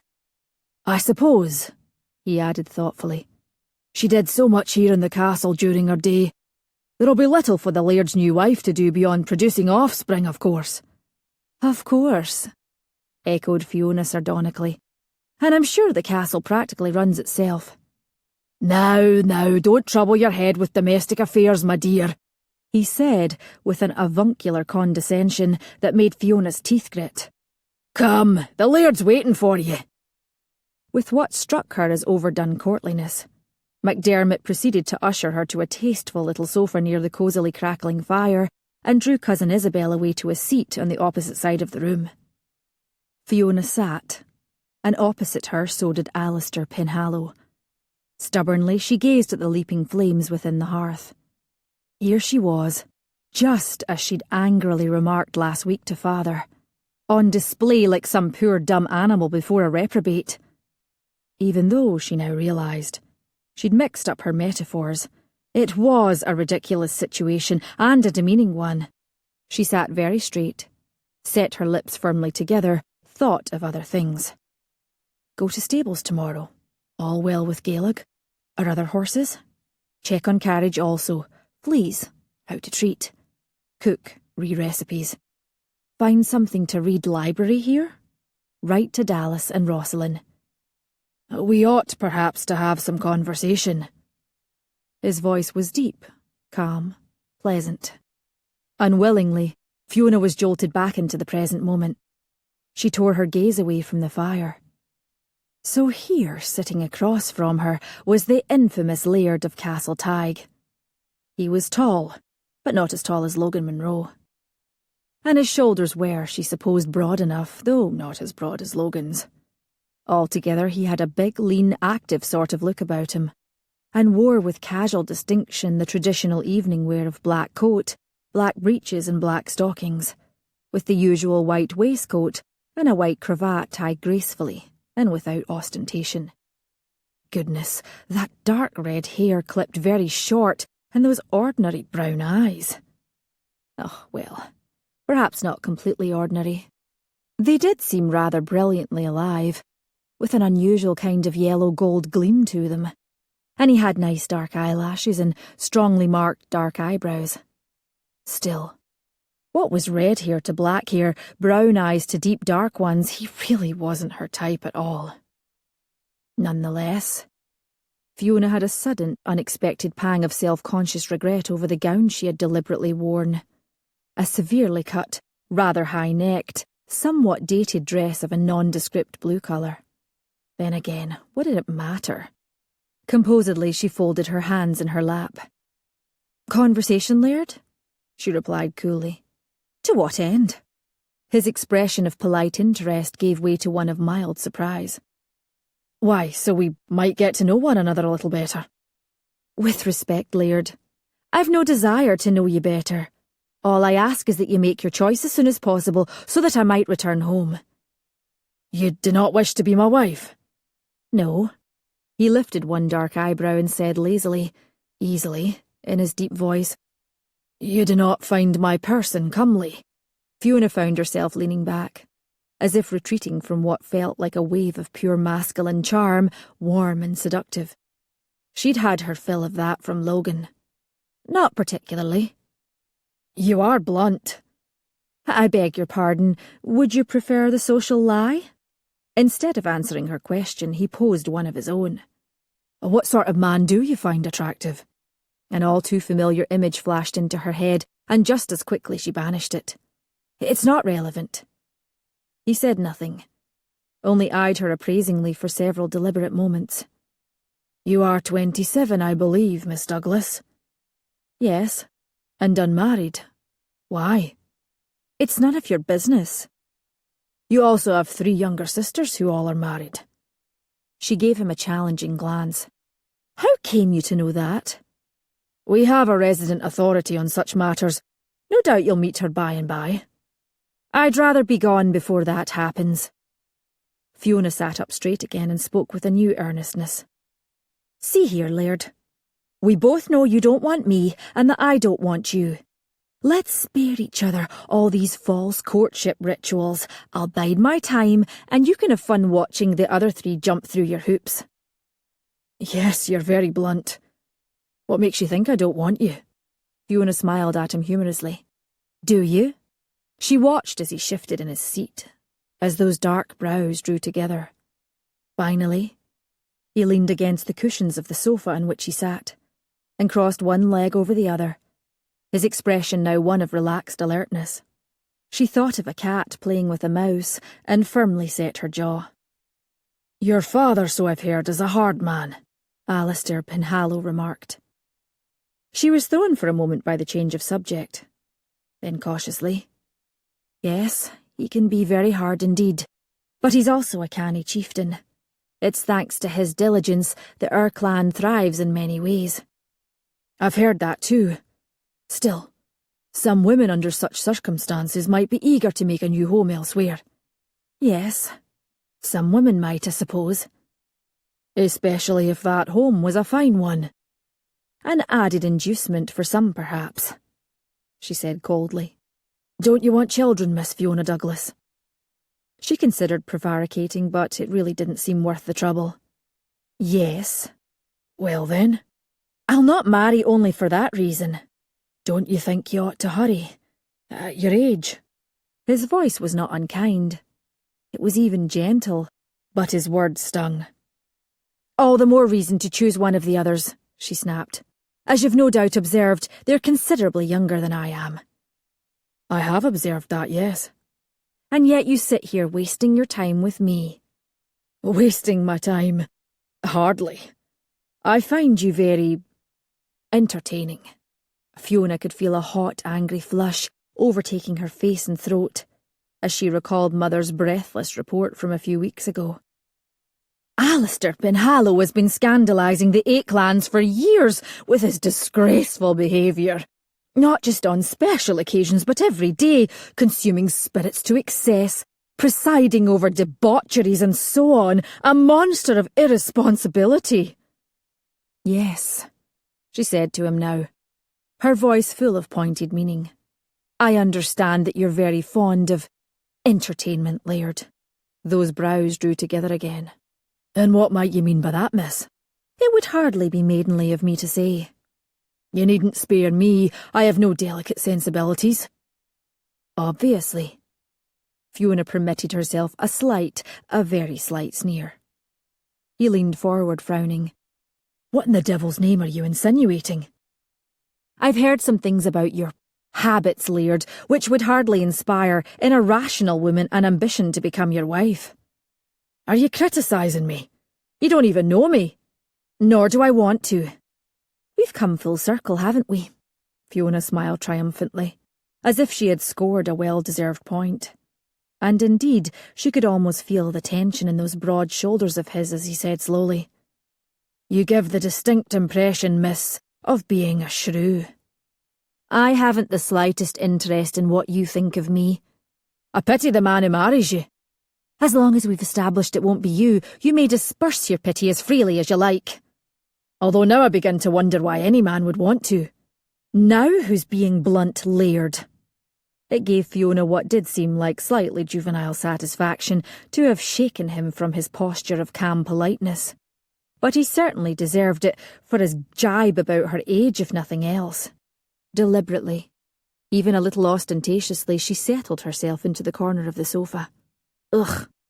The pillow there was as stiff as a block of wood, and its elaborate beaded decorations pressed uncomfortably into her spine. All in all, a stupid pillow.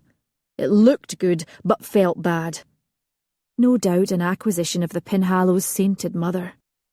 Fiona jabbed her elbow into it, then looked measuringly at Alasdair Penhallow. Now that they'd cleared the air between them, in a manner of speaking, she couldn't resist satisfying her curiosity. So, did you ride your horse all throughout this castle? His frown deepened. I beg your pardon? It was just something I heard. Then Fiona remembered the other part of the story. That he'd done it stark naked. My. It was one thing to hear gossip when the person it was about was elsewhere. It was another thing entirely to think about that person without any clothes on when he was sitting right across from you. And even when that person wasn't your type and you didn't like him, but he was still a tall, broad-shouldered, muscular man who seemed to literally radiate provocative virility. A hot red flush suffused not just Fiona's face, but her neck and chest too. Resisting a powerful, even desperate urge to fan herself with her hand, guiltily she met his eyes. Those brilliant amber eyes, and saw that he was looking at her with a hard, quizzical gleam in them. You heard that I rode my horse here, inside Castle Tig. Fiona cleared her throat a little. Yes. Why? On a dare. On a dare as a grown man? Yes. And you think I'd do it? Likely breaking the spirit of my horse by forcing it to do such a thing, and quite possibly risking its life for a prank? Well, when he put it that way. And clearly it would be a bad idea to mention the part about him not wearing any clothes. Fiona now felt more than a little foolish. Plus, that horrible red flush was still making her feel like someone had been poking at her with a lit candle. So she took refuge in prim hostility again. Since I don't know you, Laird, it's not unreasonable to suppose you capable of anything. Now he smiled at her in a way she didn't like one bit. I don't know you either, Miss Douglas.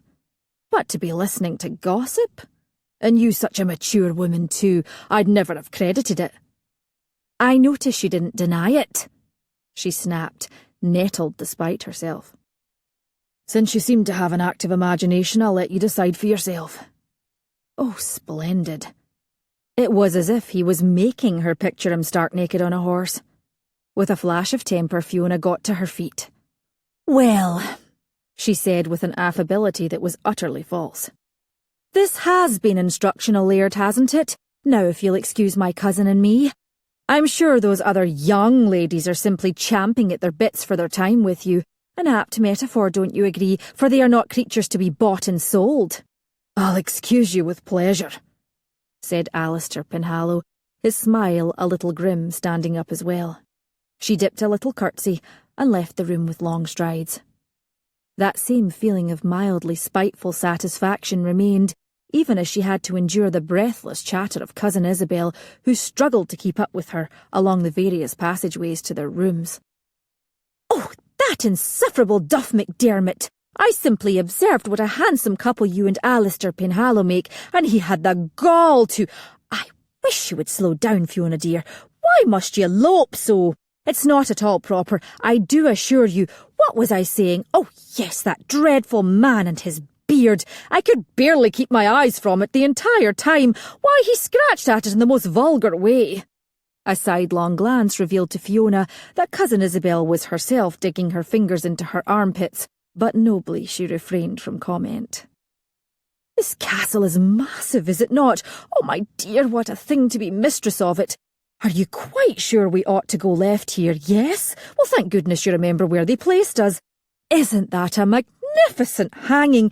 How ancient it looks, yet so well preserved. But I haven't yet told you what MacDermot said. He commented that you and the Laird seemed a most ill-suited couple with such very different temperaments. The cheek of that man! Fiona caught at Cousin Isabel's arm and steered her away from going into someone else's room. He's right, you know. Her cousin fairly quivered with outrage. Nonsense! Such matters can't be deduced so quickly, although with dear Logan and yourself, of course, but that's neither here nor there. Do slow down, Fiona, dear, else I fear a palpitation may come on, which would never do, as we've so much planned for tomorrow. Have you heard? An excursion to the Keep of the Moor, an old monastery, isn't that delightful? I adore crumbling ruins, answered Fiona sarcastically. As every female must. If we're lucky, there will be a hermit, or possibly even a ghost or two.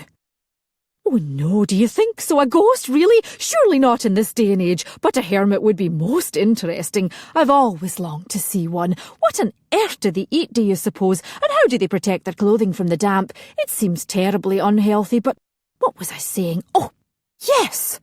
Of course Laird Penhallow will choose you, for you are infinitely superior to those other girls. Well, I'm certainly taller than them. Here's your door, cousin. Good night. Fiona practically bundled Isabel into her room and swiftly went on to her own. Sorry she had neglected to bring her knitting from home and that she had finished the 2 books she'd brought along with her. It was going to be a long night, but then they all were. Later, much later that evening, Alasdair lay with his head resting on interlaced fingers and his elbows akimbo. He was a big man, but even so his own self took up little space within the great Laird's bed.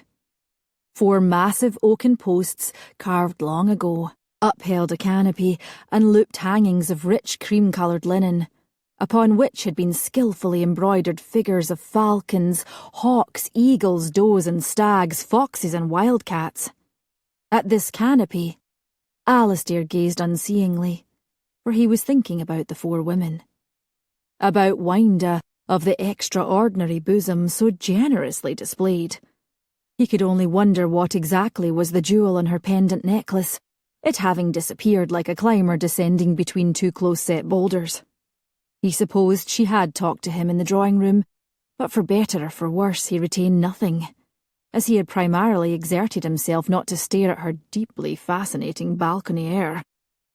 Little Mary had told him, in considerable detail, about her dog, where he slept, on his very own pillow right next to hers, what he ate, when he evacuated his bowels, his fear of squirrels, his hatred of baths, his love for a nice marrow bone. Green eyes sparkling, Janet was full of enthusiasm for the morrow's outing. An ancient monastery! She'd cried, clapping her hands. What fun! I simply adore old ruins. The more ramshackle, the better. Oh, I do hope there are ghosts, or a hermit at the very least.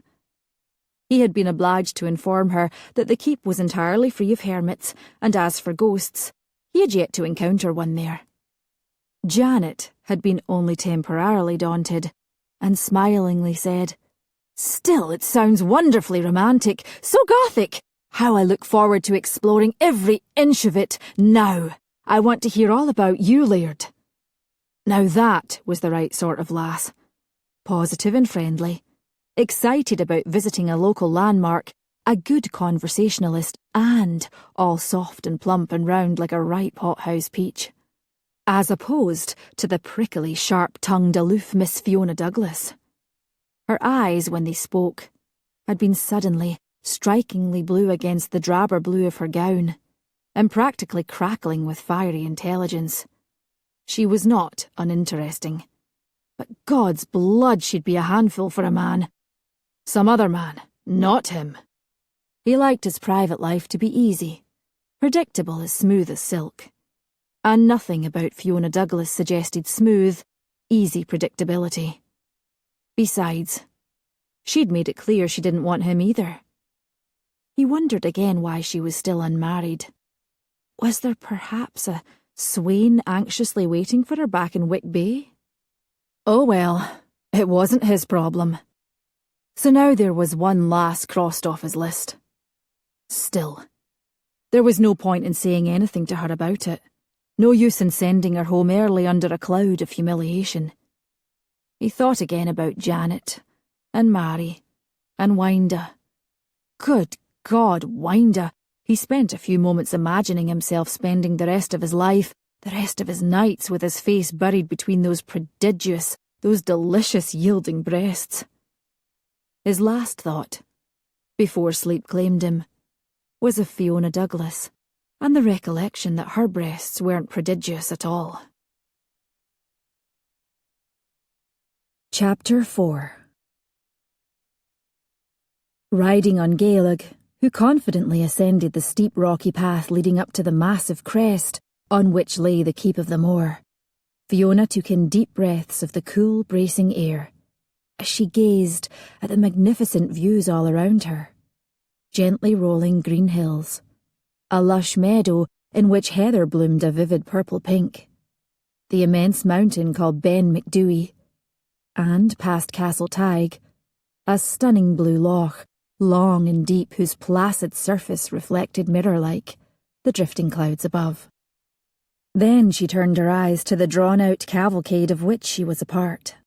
Inevitably, it seemed, she looked first and again at Alasdair Penhallow, wearing a tartan kilt and a close-fitting black jacket.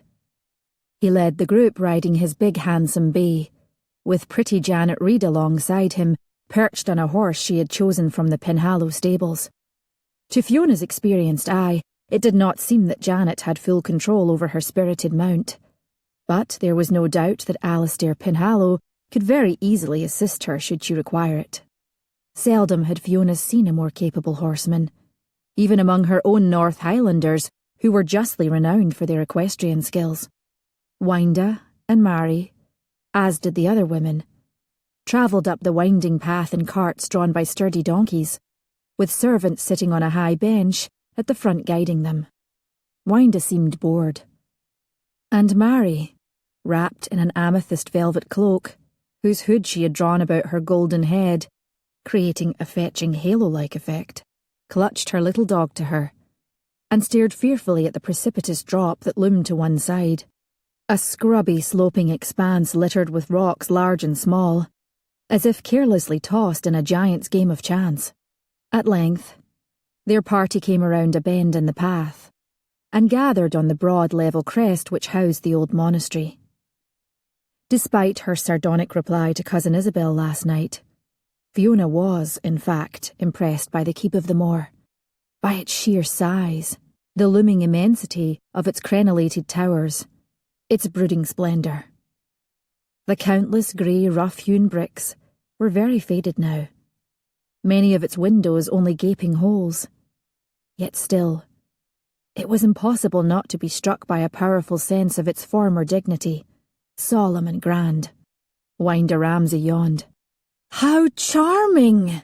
cried Janet Reed, and flung herself off her horse with such gusto that Alasdair Penhallow just barely had time to catch her and help set her feet, in scarlet morocco slippers, onto the ground. 2 dimples peeped on alabaster cheeks as she smiled up at him. "Oh, thank you, Laird. What are we going to see first?" "The lower 2 levels only," he answered, "as the upper ones may not be safe." "Is there a dungeon? I would love to see a dungeon. Chains and pincers and all manner of nasty things." Janet gave a dramatic shudder, which set her emerald earbobs flashing in the sun. Fiona couldn't help it. She just couldn't. She said chattily, "Yes, for our ancient monks are renowned for their cruel practices toward the worshippers they'd so often throw into their dungeons, aren't they? And on the slightest of pretexts, too, a late arrival to services, a misspoken verse from a hymnal, and so on. I expect," she added to Alasdair Penhallow, "the keep's dungeon has the customary walls that drip bloodstains on the floor, bones scattered about, and rats." Mary emitted a little shriek of horror and clutched at her father's hand. Janet gave Fiona a hard look of dislike, and Alasdair Penhallow laughed. "Alas, there's no dungeon. I spent many a night as a lad camping up here with friends, and how we'd have rejoiced in such a thing. We have to satisfy ourselves with ghost stories, though, and the occasional brick falling down as we slept, scaring us out of our wits." Janet moved to Alasdair Penhallow's side and slid her hand around his arm. "I'd be so frightened to do something like that, unless I had someone to protect me, of course, and then I'd simply love it." "Goaded beyond endurance," Fiona said.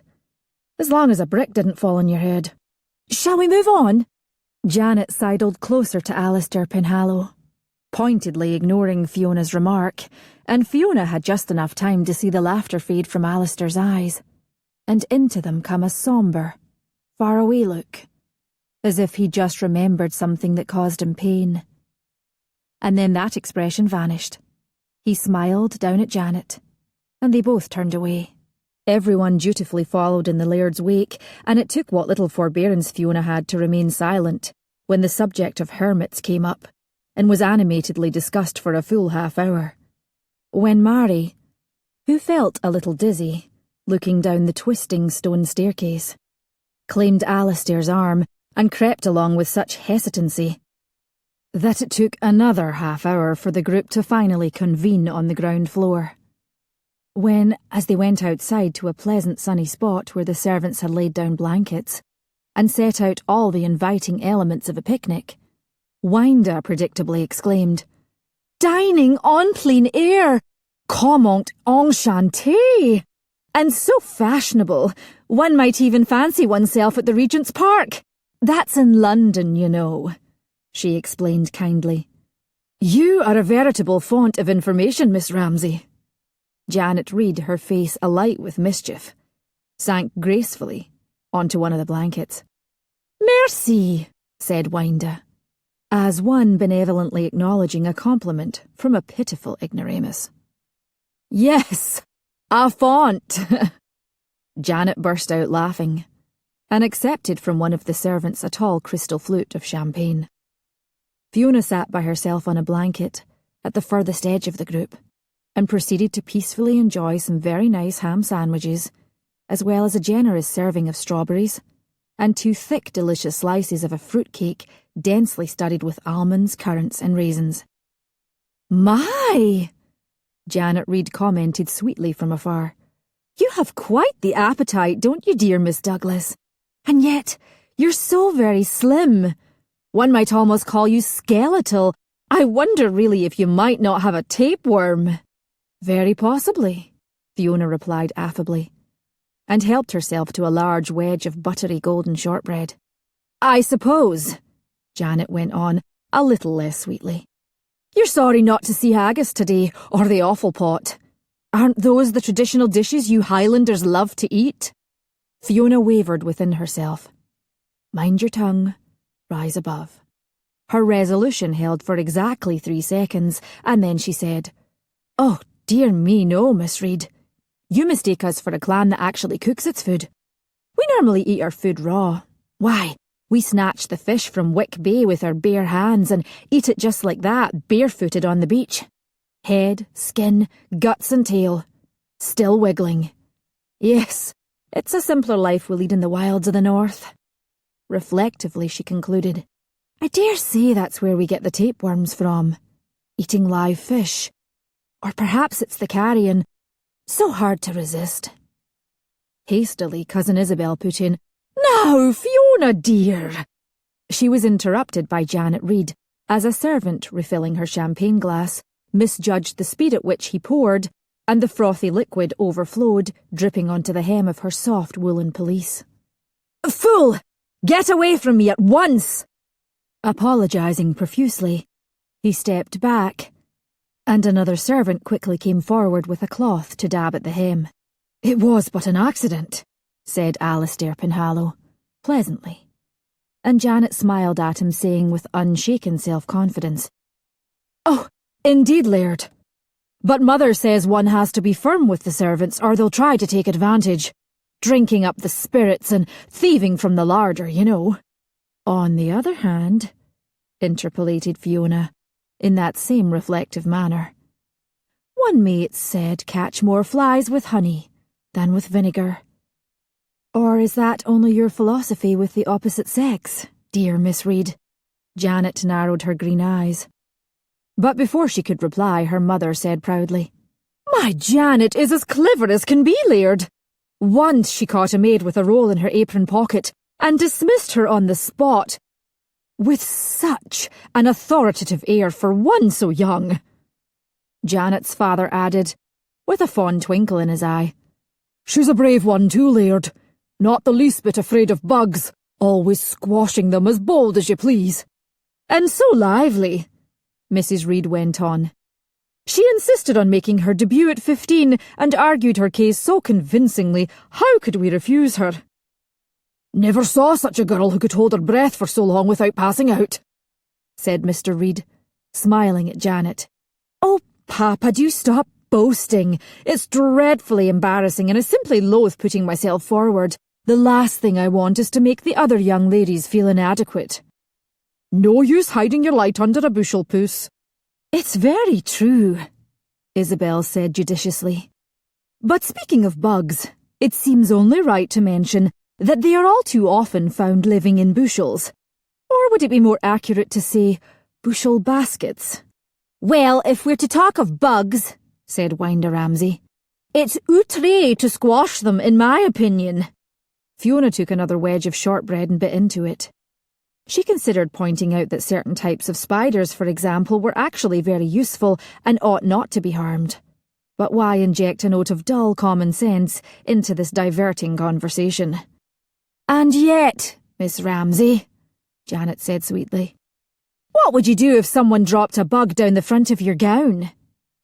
Winder looked amazed. "A lady would never permit such a thing. Mon Dieu, it would be very poor form." "Then let us hope it never happens to you." "Now, Janet, I know your playful nature," said her mother, laughing. "It's so delightful, but surely you wouldn't." "Oh, Mamma, of course not," replied Janet at once, demurely. Too demurely. And Winder said, losing a little of her stateliness, "At Miss Egglingstone's finishing school for young ladies, one of my acquaintances attempted to apple pie my bed and was very sorry afterwards." "And while we're on the subject of apples, I once bit into one and found a worm," Isabel said, with the air of one determined to steer the conversation into less controversial channels. "Half a worm?" immediately inquired Duff McDermott. She glared at him. "An intact worm." "Lucky for the worm," he laughed. Then, rather to Fiona's regret, Mary said in a small, piteous voice, "Laird, I'm getting cold. Please may we go?" "You're cold?" Janet swung around. "But it's so delightfully warm up here in the sun, Miss McIntyre." "Yes, but I'm delicate, you see, and very sensitive to the weather." "What an affliction you must find it," Janet said, looking at Mary as if she were a clump of thistledown about to blow away in the wind and scatter into 1,000 little pieces of fluff. "I never feel the cold," she added casually, but rather spoiled the effect by turning her glance meaningfully on Alasdair Penhallow. She might as well have declared, thought Fiona, something like, "Only a robust young lady will do for the wife of the great Penhallow." Alasdair stood up. "Of course, Miss McIntyre. We'll leave at once," he said courteously, and extended his big hand to help her up, her small white one seeming to disappear within it. Lithe as a spring doe, Janet Reed jumped to her feet, shaking out her skirts, and said dulcetly, "Laird, do send a servant to assist Miss Douglas to stand. She's not as young as she used to be, I fear." "Dear, dear, how right you are, Miss Reed," responded Fiona, and allowed a servant to help her rise. She thanked him, and went on pensively, "I do hope I don't expire of old age on the way back to the castle. So, outre." "Yes," agreed Janet, with poison in the sweetness. "I hope so too." As their group slowly made its way toward the horses and donkeys, Janet gaily darted about, joking with Duff McDermott, flirting with Alasdair, hanging heavily on her father's arm. Then she danced off to a low stone retaining wall and jumped onto it. As they advanced, The wall rose steadily higher until Janet was nearly over their heads, but easily she balanced upon it, arms held out wide, her skirts fluttering in the breeze and displaying, for those who were interested, quite a bit of her shapely legs and elegant silk stockings. "Janet!" called Mrs. Reed a little nervously. "Do come down, darling." "Yes," added her father. "Go back, Puss, to where the wall is lower." "I don't believe in going back," answered Janet, laughing. "I'll come down at once." And fearlessly she jumped, landing on her feet with the agility of a rope dancer. There were screams from some of the ladies, and Duff McDermott cheered, exclaiming, "Ah, the spirit of the lass! As bold as Scatach herself!" At this comparison of Janet Reed to the legendary warrior woman of Gaelic lore, Fiona said nothing, only looked on thoughtfully as a crowd gathered around Janet, praising, remonstrating, admiring, congratulating. Fiona went past them to where Alasdair Penhallow supervised the grooms, as they made ready the horses, the donkeys, and the carts. He himself was checking one horse's billet and girth, but straightened when she came close and quietly said, "Laird?" Alasdair looked down into the slender face of Fiona Douglas. Her eyes, he noticed, were now grey and grave. "Aye," he said neutrally. She paused. "How do I say this tactfully? I'm not certain that Miss Reed selected the ideal horse for her abilities, especially since she's now in a very, high-spirited mood. Perhaps you might keep close to her on the ride back, as you did on the way here." He had had that very thought, but said silkily, "And perhaps you might wish to ride on the other side of Miss Reed? Not only could you supervise her, you could continue to bait her as well." To his surprise, in Fiona Douglas's expression there flickered what seemed to be genuine remorse. "Yes, it was very wrong of me. I shouldn't have done it. As for Janet, I don't suppose she can help herself, especially given how monstrously her parents indulge her, and she's so young." Here again we find ourselves discussing age. Why is that, I wonder? Her expression abruptly hardened. "That's a very good question, Laird, and it reminds me, why aren't you married? Being well on the way toward middle age, after all." "As a wise and mature lady once said to me, Miss Douglas, it's none of your business." "True, though naturally I'm curious. By the way, do you suppose Janet really will drop a bug down Winda's gown? If I were Winda, I'd watch out." Alasdair looked at Fiona Douglas, standing so straight before him, so tall and slim, with that unusual silvery blonde hair in a fat shining braid down her back. He was conscious of a feeling of annoyance, and in the back of his mind he took a moment to ponder exactly why he felt that way. Felt bothered. Especially since he'd already made up his mind that she was off his list.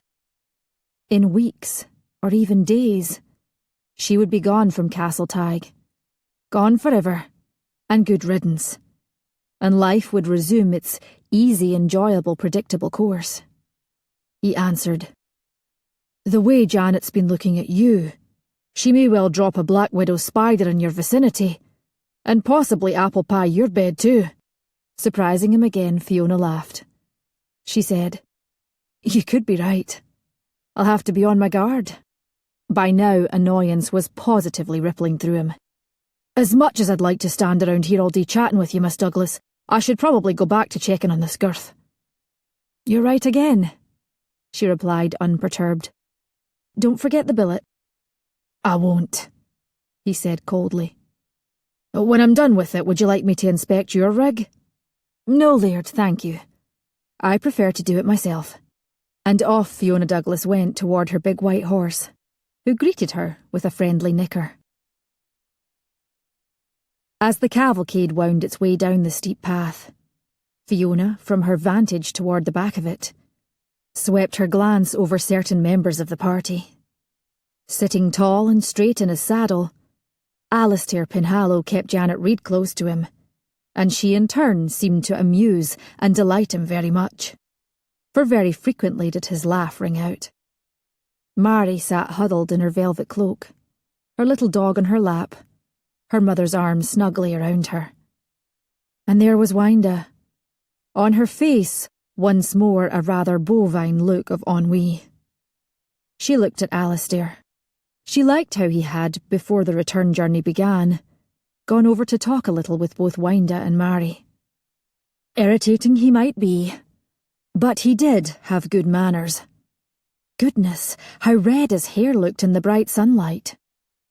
She heard a faint little clucking noise, and realised it was Cousin Isabel sitting alone in one of the pretty carts.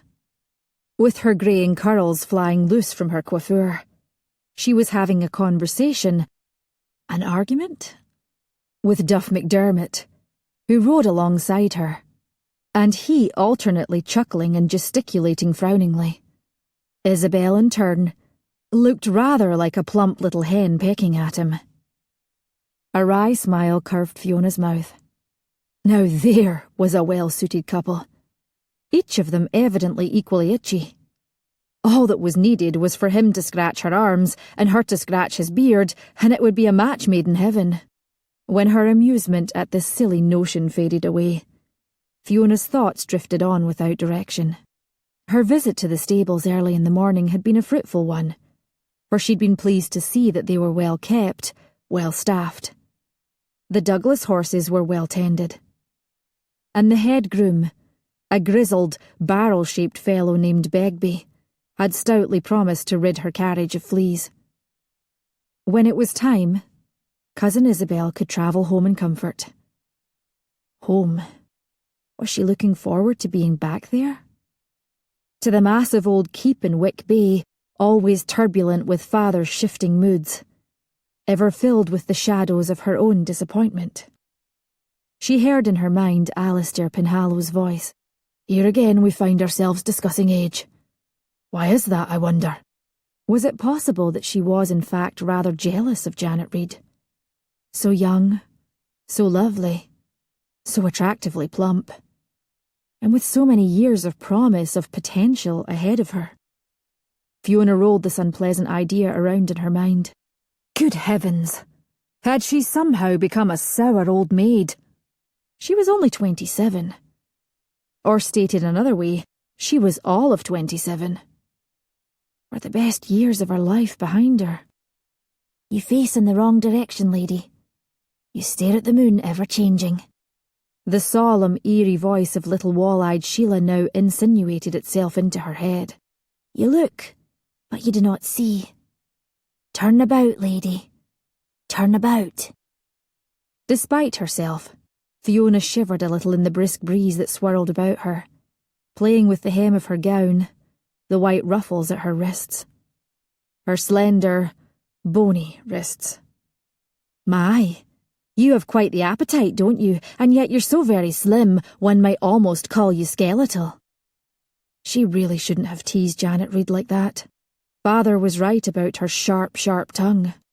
Janet, boldly jumping off that high stone wall, landing as gracefully as a bird. Sheila's eerie voice directed toward Janet. You leap, but you should not. You go, but you ought not. Fiona's shiver turned into an involuntary shudder, and she turned her eyes again toward the head of the cavalcade, to where Alasdair Penhallow rode next to Janet Reid, whose emerald earbobs glittered so brightly in the sun that it almost hurt to look at her. There was a tour of the castle one afternoon.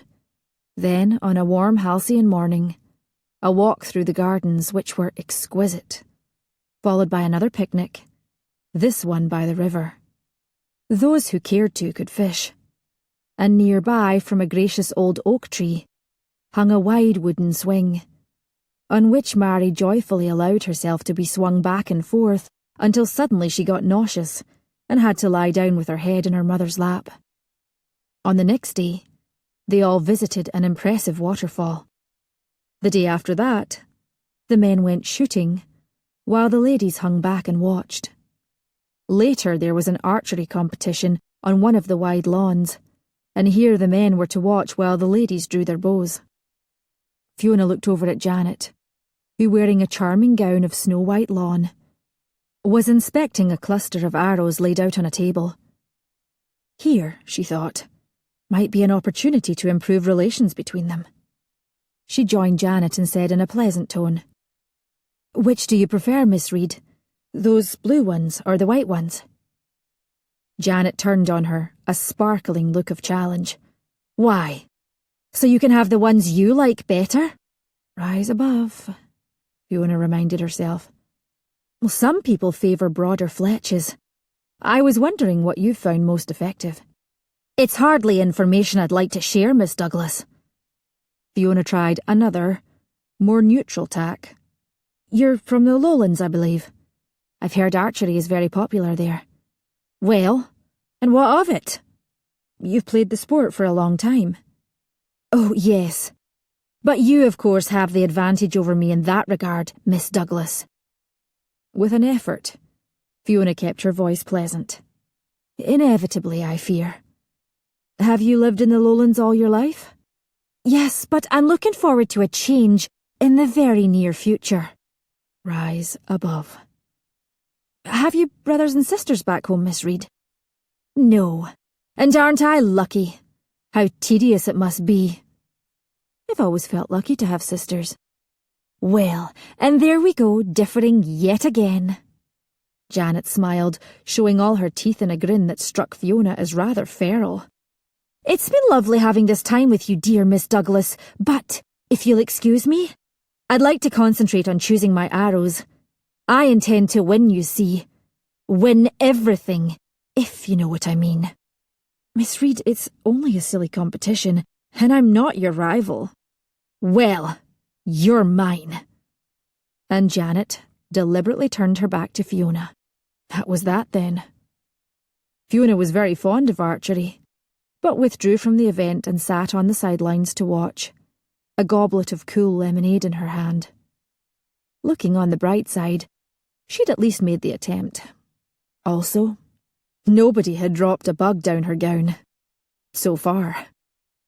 Teas, luncheons, dinners, long festive evenings in the great drawing room, during which the company was treated to performances on the pianoforte by Winder, whose playing was mediocre despite years of lessons, and also by Janet, who demanded her turn despite very little training, and whose piano playing was even worse, although glowingly acclaimed by her parents. Mary sang in her high, sweet, true little voice, and sometimes Alasdair Penhallow joined her, his own deep voice harmonising very pleasantly. After one such duet, Alasdair thanked Mary McIntyre, smiling, and looked around the room. He'd already spent a half-hour conversing, if one could call it that, with Winder Ramsay, whose mangled French made it sometimes difficult to follow her, and then another half-hour with Janet Reed, who was bubbling over with excitement about tomorrow evening's ball. And so it would have been less than civil of him to not go and talk with Fiona Douglas. Besides, they'd barely spoken a word since his curt rebuff at the Keep of the Moor. Looking very self-contained, even rather aloof, she was sitting in an armchair near a window, her head bent over some sewing. She was wearing a white muslin gown, its hem and sleeves embroidered in gold thread, and with the dark green window hangings behind her creating a vivid contrast, and her pale hair illuminated by flickering candlelight. She reminded him a little of a figure in a painting, perhaps something soft and infinitely subtle by Vermeer. She looked up as he approached. "May I join you, Miss Douglas?" he asked, a little wearily. "If you like, Laird," she said politely, and went on sewing. He sat down, crossed one leg over the other, and watched her needle flashing in and out of a length of soft crimson flannel. Well, now what? What could they talk about? He'd be circumspect this time, and avoid any mention of age and marriage. There was always the weather. Christ's blood, not that. He'd already discussed it ad nauseum with a dozen people tonight. What else? Miss Ramsay had, as far as he could tell, been talking about London, unaware of the fact that he'd never been there, and would never ever set foot anywhere in the whole of England, as he despised everything Sassenach. So London as a conversational topic was decidedly out. Miss Reed, for her part, had gone on and on about dancing. He enjoyed dancing, but to listen to someone soliloquising about steps and slippers and all the dancing masters she'd had, because they'd had to let go one after another, because they all fell hopelessly in love with her. Alasdair shifted restlessly in his chair. It occurred to him that this extended house party was starting to get on his nerves. He'd initially welcomed having a leisurely 35 days, but now they were, frankly, starting to drag. Maybe he should make his decision sooner, rather than later. Wouldn't it have been nice to have had more than 3 viable candidates? His mind leapt back to 15 years ago, to the girl for whom he would have cheerfully moved heaven and earth. To Morag. But she was dead and gone. With an iron inflexibility, Alasdair brought himself back to the present moment, to the here and now, to reality, to the tome's decree, and to his own desire to remain in the here and now, alive. Fiona Douglas said. That was a charming rendition of Annie Laurie. She'd given him some purchase, and he seized upon it. Thank you. Do you like to sing? Not really. Do you play an instrument? No.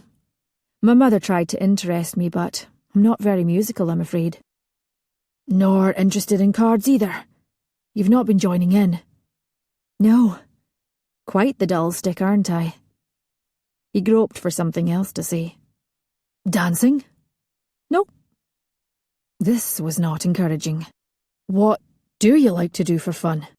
I like to ride, and read, and work in my garden.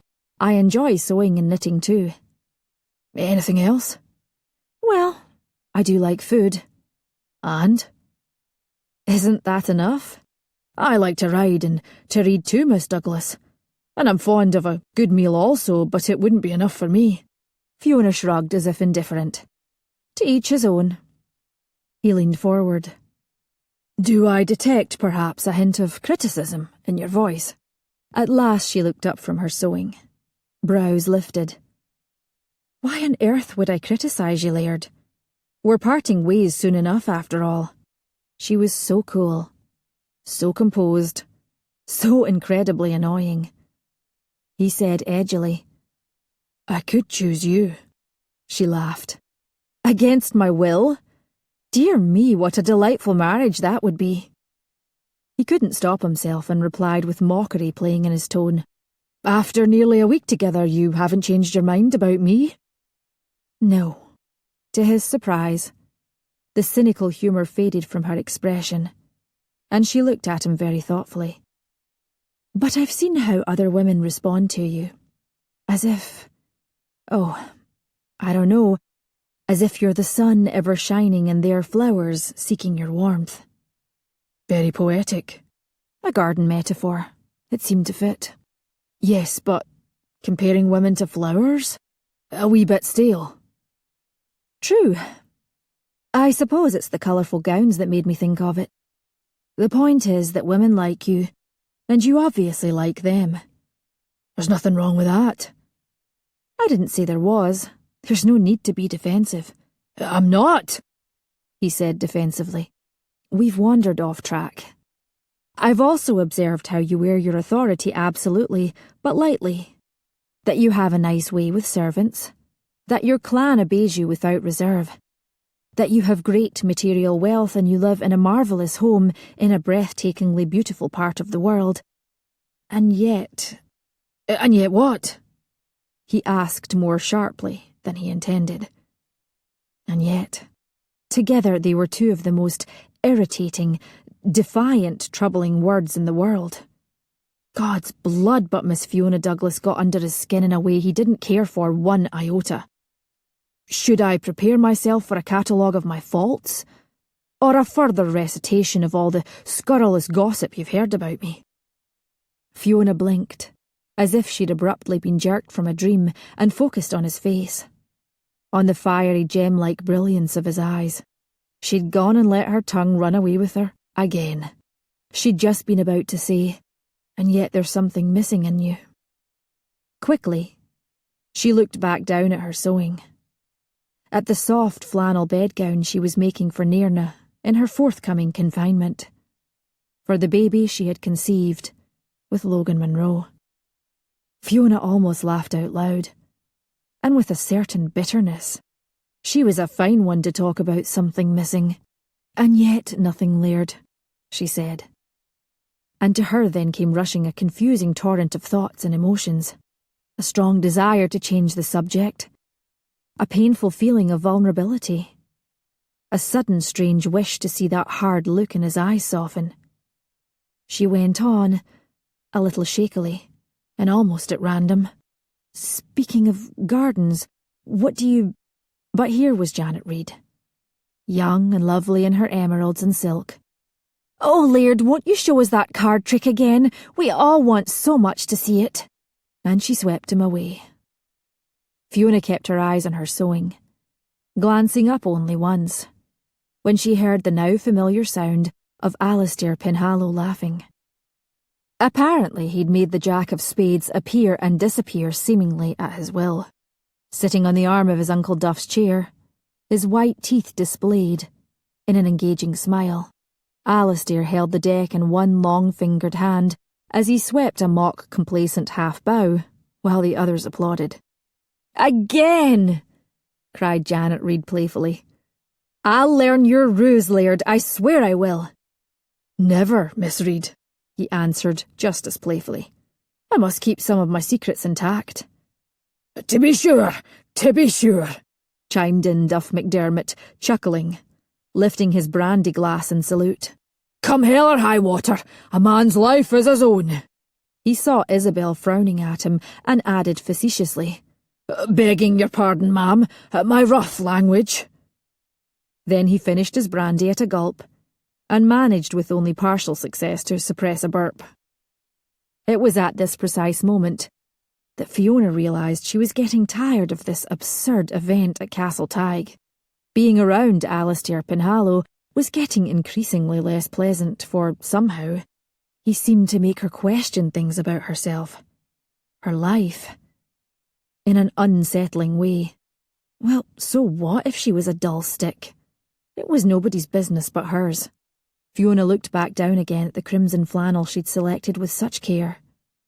Its colour would set off to great advantage Nairna's white complexion and dark hair, and felt her heart twist within her.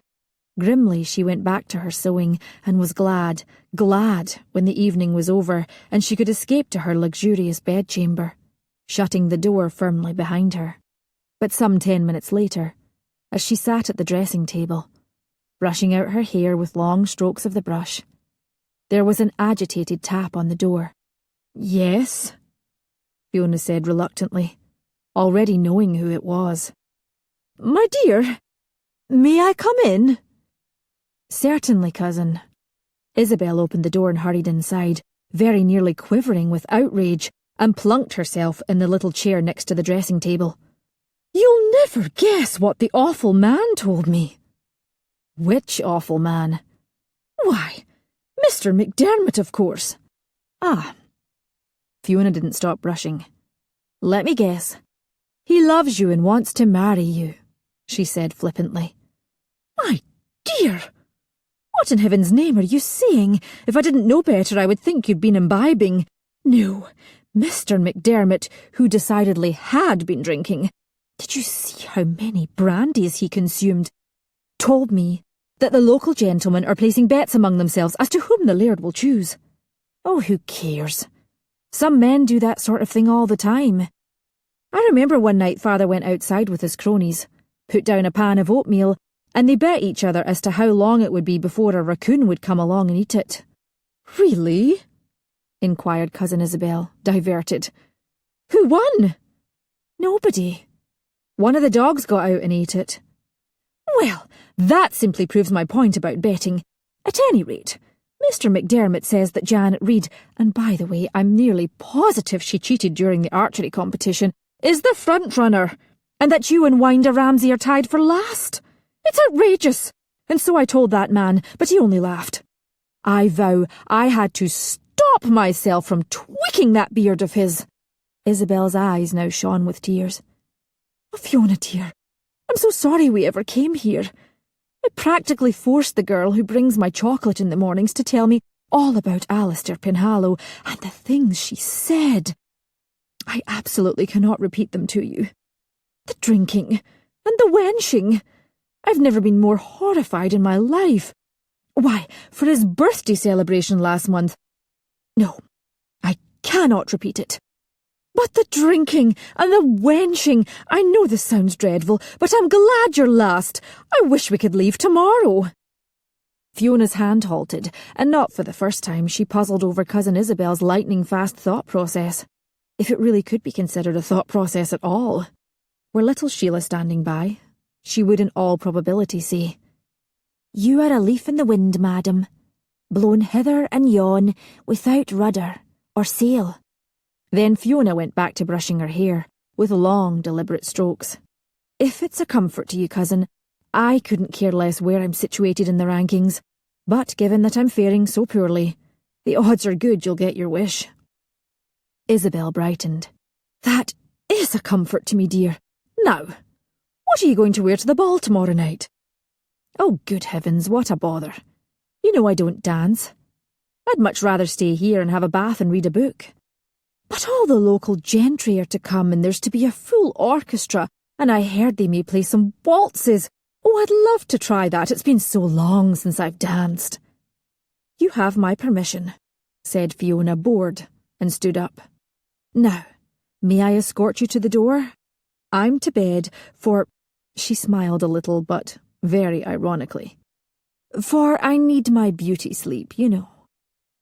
This had instant appeal to Cousin Isabel, who at once departed in a hurried bustle, only pausing on the threshold to adjure Fiona most earnestly to sleep on her back, by far the best preservative of the female complexion.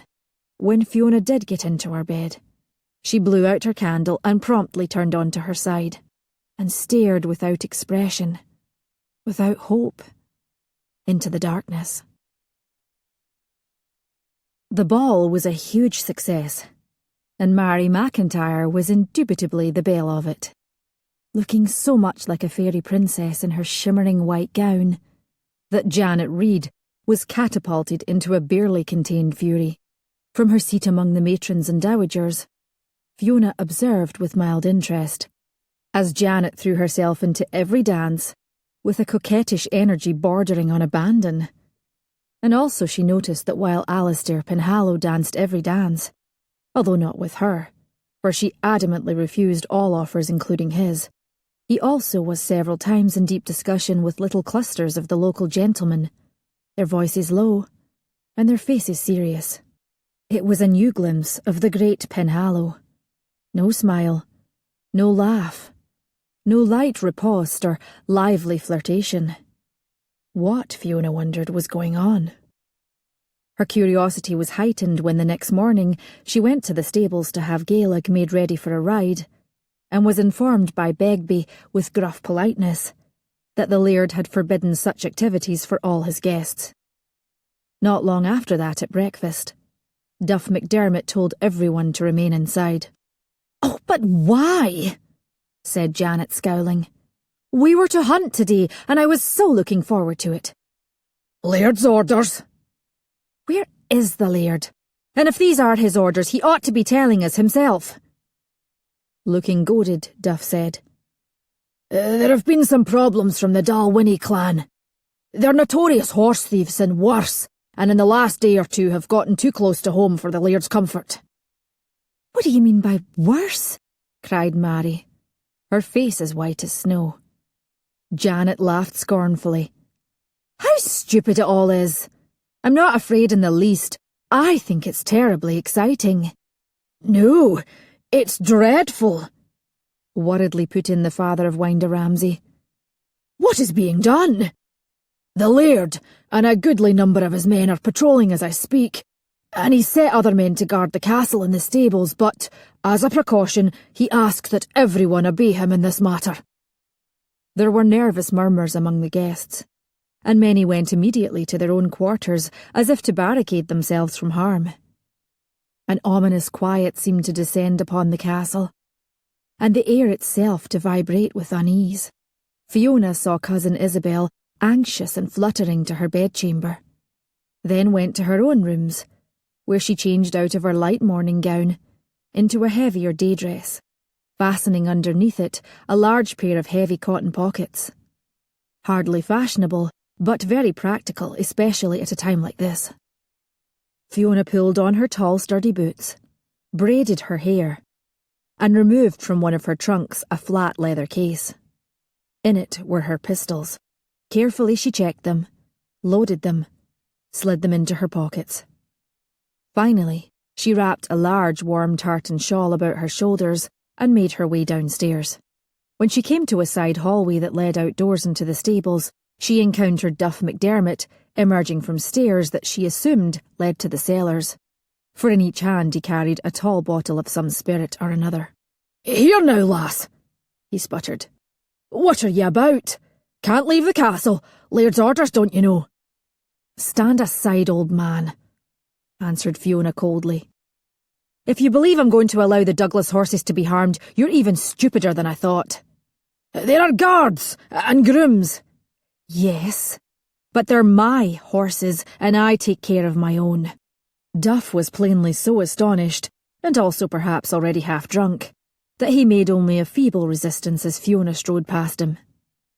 She met with stouter opposition when she reached the stables, but brushed it aside with such cool implacability that reluctantly the men allowed her to go inside. She checked on the Douglases' carriage horses. Satisfied, she found a stool and placed it just outside Gaeleg's stall. Softly she spoke to Gaeleg, who with a troubled whinny had stuck his great white head over the gate. She stroked his velvety ears and forehead, gave him some chunks of sugar, and at length he calmed, relaxed. His head drooped, and he seemed almost to lapse into an easy slumber. Fiona sat on the stool, pulled her shawl tightly around her to ward off the morning chill, and waited. Aside from low-voiced exchanges among the men from time to time, all was quiet. The long hours ticked by, and still Fiona sat upright, listening. Then, as the cheerful yellow sunlight of afternoon reached its peak, she heard in the distance faint, hoarse shouts and the muted crack of muskets firing. She slid her hands into her pockets and groped for the reassuring feel of cool metal. The men muttered, moved about, shuffled their feet as if longing to be out and into the fray. "Stay at your post, lads," one of the guards commanded. "The Laird said we must stay." "Aye," Fiona heard them say, "aye," and was impressed by their instant obedience. Suddenly, startling her, there was a commotion from within, protests from the men, and Fiona caught the high-pitched sound of a woman, a girl, laughing. "Oh, Lord in heaven, no," she thought angrily, standing up. Floating to her from across the vast stables came Janet Reed's voice, gay and vibrant. "Move, ye dolts! I saw them from my window. I'm going to show the Laird that I'm just like Skitach." The sound of rapid hoofbeats, a triumphant peal of laughter. "Marston, get your horse quickly, man, and you, Waldrop, get my own," barked that same guard. "The rest of you stay here." And for a few seconds, Fiona was so furious at Janet she considered the simple expedient of doing nothing. But she remembered her own words to Alasdair Penhallow. I don't suppose she can help herself, especially given how monstrously her parents indulge her, and she's so young, and thought of her little sisters. And in a flash she had pulled open the stall door, thrown a bridle over Gaeleg's head, was on that broad white back astride it, and riding after the terribly foolish Janet Reed. Fiona burst into bright sunlight, and saw ahead of her Janet on a raw young piebald too strong for her. Nor was Janet a capable enough rider to be on him without a saddle. The piebald bolted, veering toward a cluster of men in ragged tartans, their faces painted blue, and all of them wielding muskets and swords. Janet screamed, a high, desperate sound that carried all too clearly over the shouting, and to her right came an answering shout from... Quickly Fiona glanced to the side as she bent low over the racing Gaeleg. Alasdair Penhallow, riding fast on his bay toward Janet, a large group of his men right behind him. Fiona saw him say something over his shoulder to the men, and several of them immediately separated, making straight toward the blue-faced men. And he continued toward Janet, whose screaming seemed to go on as frantically she pulled on the piebald's reins. Behind Fiona came hoofbeats from the stable, but not quickly enough.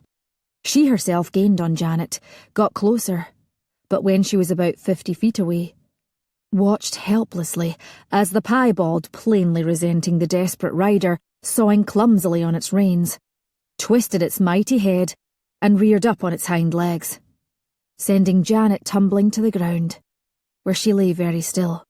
Within seconds, Alasdair Penhallow was there, had leaped from his horse, knelt down by that unmoving form. There was a whoop from behind him and a crack, and Alasdair abruptly pitched forward. One of the Dalwhinnies, some 30 paces away, grinned and dropped his musket, then reached for the other one strapped across his chest. He cocked it, aimed it at Alasdair, wanting to be sure the Laird was dead. But he hadn't reckoned on Fiona, who had swiftly brought Gaelic to a halt, slid to the ground, pulled out from her pocket one of her pistols, and without hesitation shot the blue-faced man in the heart. Looking surprised, he dropped the musket and crumpled to the ground. Fiona pulled out her other pistol and kept it steady, keeping watch, waiting until Alasdair's men had been killed, and captured any remaining Dalwhinnies, and it was all over. It wasn't till much later, when Fiona was alone in her bedchamber, that she cried, covering her face with hands that still smelled of gunpowder and steel. Cried without making a sound, and for a very long time.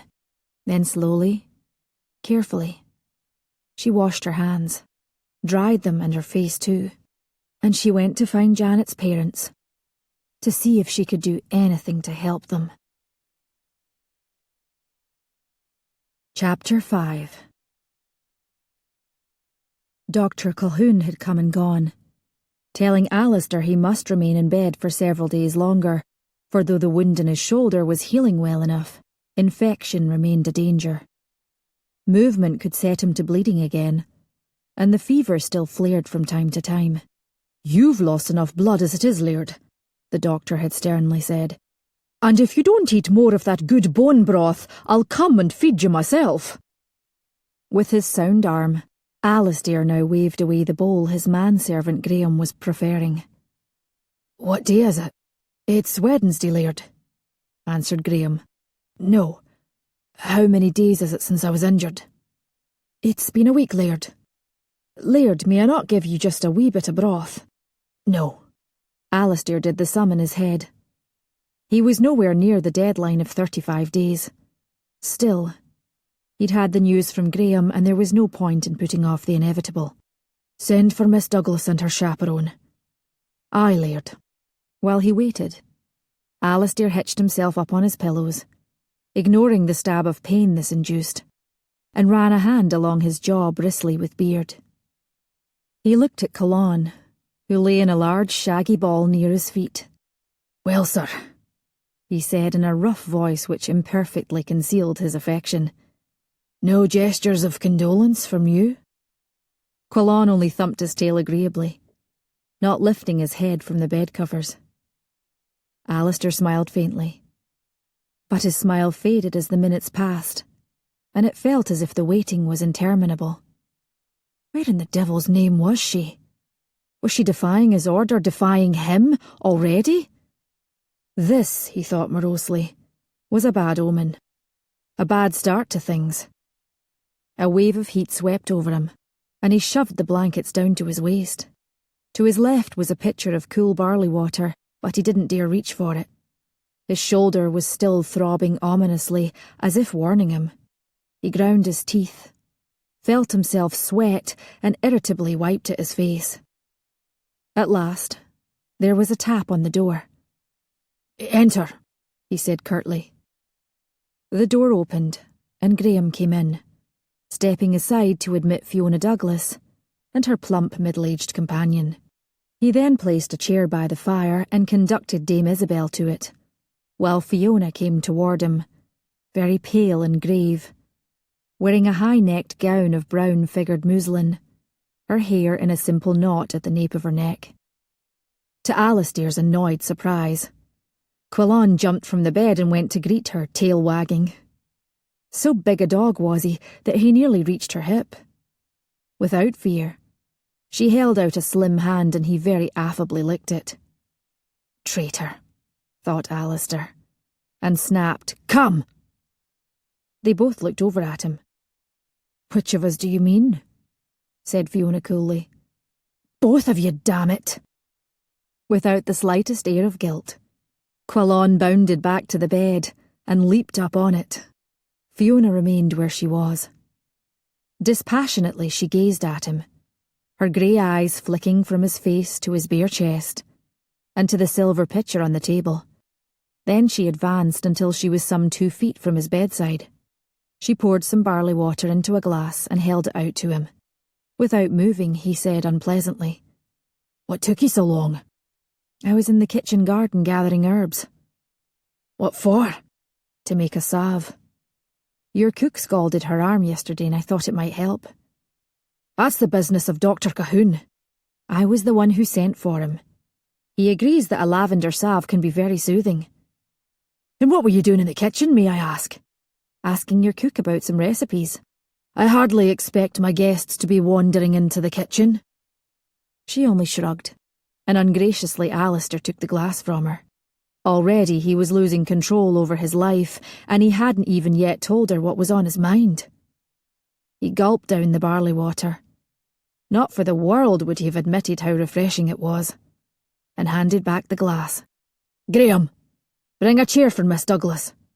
Graham hastened to obey, then just as promptly retreated. "Sit down," Alasdair said to her. "I'm not your dog." He curled his lip. "Please." "As you will." Without haste she complied. She sat very straight and folded her hands in her lap. Frowning, restlessly he plucked at his blankets. He supposed it was highly improper for her to be seeing him like this, but as the view of his exposed torso didn't seem to be sending her into a spate of missish blushes, or a raging torrent of lust, evidently it didn't really matter. "I understand," he finally said, "that Janet Reed is dead."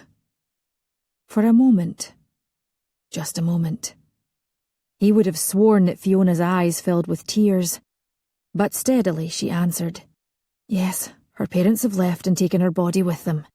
"I blame myself," he said harshly. "It wasn't your fault." Anger, hot as the fever, surged through him, and he spoke even more harshly. "She's dead! Don't you understand that, or are you stupid?" From across the room came an indignant twitter, and Dame Isabel said, as if directing her remark to the leaping fire, "Well, a fine way to treat the person who saved your life." Fiona paid no attention to her companion, and replied to him with that same steadiness. "I'm not stupid. It's a tragedy, Laird, how could it not be? And oh, such a sad, sad one. But I don't see how you could have prevented it. No rational person would have felt the need to lock people in their rooms. Janet's parents were berating themselves for not having kept a better watch on her."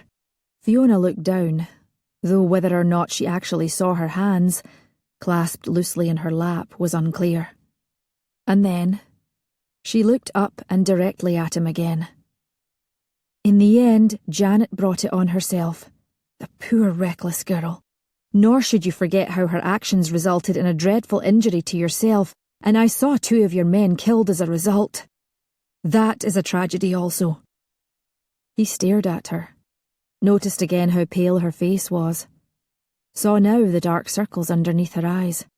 "You speak like a chieftain's daughter," he said slowly. "Which is what I am. My men told me how cleanly you made your shot. Your father taught you?" "Yes." "Why?" "He did so when I was 12 and began riding alone all across our lands." "He allowed you that freedom?" "He knew I'd do it no matter what." "Why?" She shrugged again. There was a silence, and finally, as if the words were dragged from him, Alasdair said, "Thank you. There's no need for that. I'd have done it for anyone. The Dalwhinnies should not have sought to harm you or steal what is yours. God above, she was cold, cold. He pulled his blankets up, hating the wound that rendered him so weak. Still, he pressed on. But Winder Ramsay is gone. Yes. She left after Janet Reed was killed. She took all her mother's money and jewellery and one of their horses and fled in the middle of the night. To her home? Apparently not. If I had to guess, Fiona added thoughtfully, I'd say she went to England. I heard her say more than once that Scotland is so coarse and barbaric, so offensive to those of more refined sensibilities. The events of last week finally convinced her, I dare say. I wouldn't have expected such enterprising behaviour from her, but people can surprise one sometimes. Yes, life here is very coarse and barbaric, he echoed sardonically, glancing around his elegant bedchamber. As compared to London, Fiona explained in a carefully neutral tone, où les rues sont pavées d'or, sur laquelle les gens à la mode foulent. Where the streets are paved with gold, upon which the fashionable people tread. He snorted. You'll not catch me among all those damned Sassenachs. I believe Winder finally realised that. Are you sending anyone after her? For her violation of clan law? No. Her parents may if they so choose. I think they desire nothing more than to be allowed to quietly return home. So be it. And Mary McIntyre lies ill in her bed, close to death? Fiona smiled slightly. The reports exaggerate. According to your good Dr. Colquhoun, she is in the midst of an extended fit of hysterics. From which she will recover. Alasdair watched as Fiona's smile disappeared. I expect she'll make a remarkable recovery as soon as she learns she too can go home. You suggest that her illness is a ruse? Fiona was silent, then reluctantly answered. No. It's my opinion she truly believes she's at death's door. She is very fragile. In another week or two, I think she may well somehow persuade herself to die. And the remedy is to tell her she's not to be my wife. That is, of course, up to you, Laird. I've no interest in murdering someone by marriage. A commendable attitude. Don't patronise me, Miss Douglas. He loathed this feeling of helplessness, of being supine in his bed when she sat so straight, so upright in her seat. He gave a loud, lengthy, irritable sigh. It seems there's only you left. Her lips thinned. Unfortunately, yes. You'll obey the decree? I must, for I don't care to die. My father could very well see to that. He'd do that? Quite possibly. Alasdair looked hard at her. She puzzled him, confounded him. Other lasses would be weeping, raging at having such a parent. Other lasses would be crying with joy at their good fortune in having their hand secured by the Laird of Castle Tig. But not Fiona Douglas. She sat very still, her eyes gone a wintry slate blue. I too intend to live, he said slowly. In that at least we are of one mind. You wish for a brilliant wedding, I suppose, as all women seem to do. No. Nor would such a thing be appropriate given the recent deaths here. A small private ceremony will suffice. At your home? Here. With your family present. A shadow crossed her face. Was it sorrow or pain? And stonily she said, No. My cousin will bear witness. Fiona, dear, this must not be, protested Dame Isabel, who obviously had been eavesdropping for all she was worth. Your family, all your sisters and their husbands, and let us not forget your trousseau. Naturally, I am most deeply sensible of the honour you do me, but, oh dear, I really haven't anything to wear.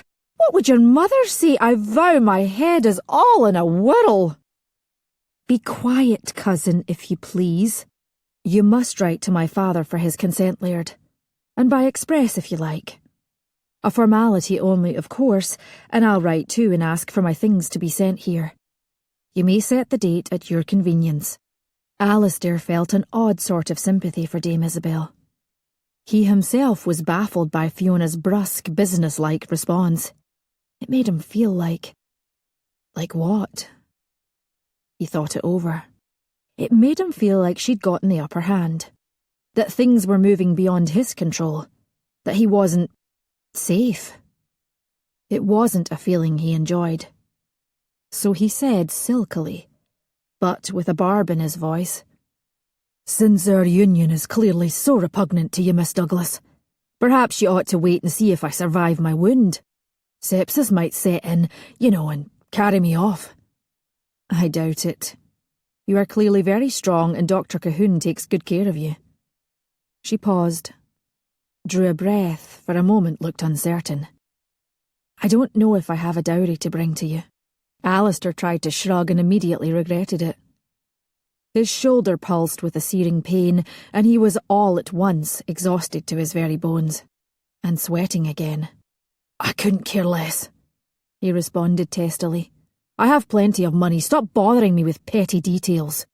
She rose, and to his surprise placed a cool hand on his forehead. "Your fever is rising," she said matter-of-factly. She poured him out another glass of barley water, which he refused with a gesture that even he knew was churlish.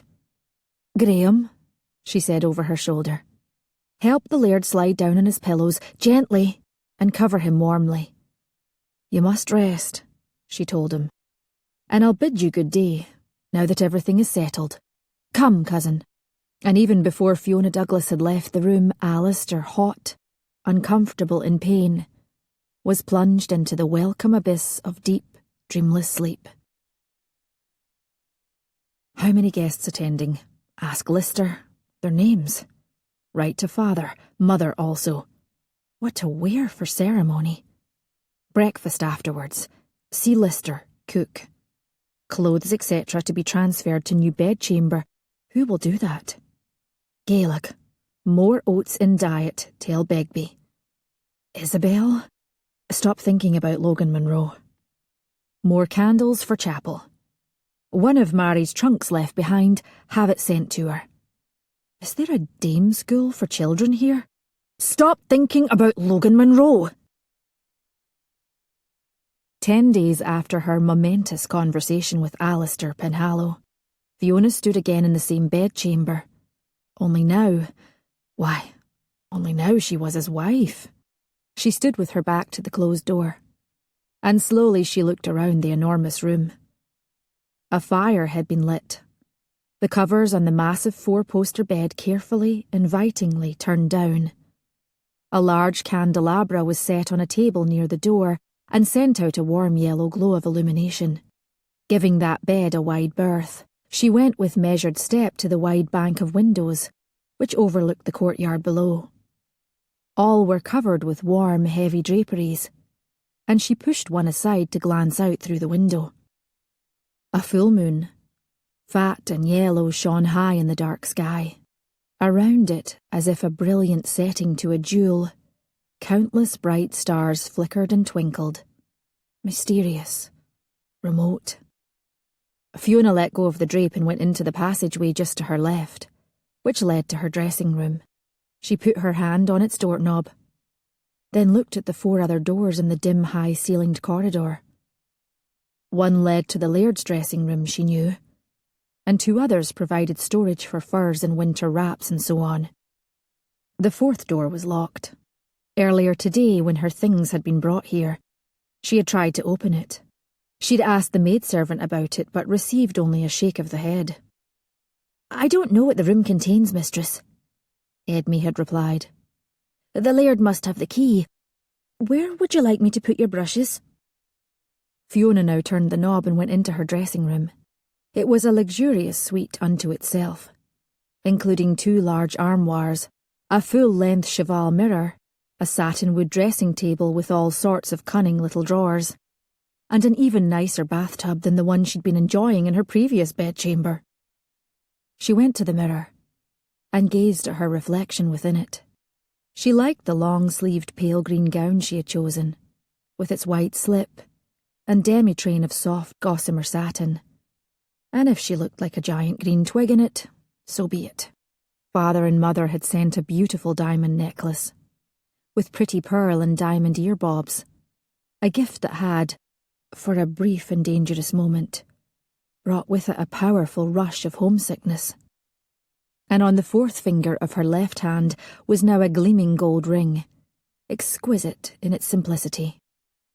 As he had placed it there, Alasdair Penhallow had said in a firm, unhesitating voice, "With this ring I thee wed, with my body I thee worship, and with all my worldly goods I thee endow, in the name of the Father, and of the Son, and of the Holy Ghost." His hand on hers had been warm, but it had not lingered, and from behind them in the castle's chapel, Cousin Isabel had sobbed, whether sentimentally or sadly Fiona did not care to know. The other guests, Duff McDermott, of course, along with the neighbourhood gentry, and as many of the local folk who could squeeze themselves into the chapel, had been properly silent. Afterwards there was the customary breakfast.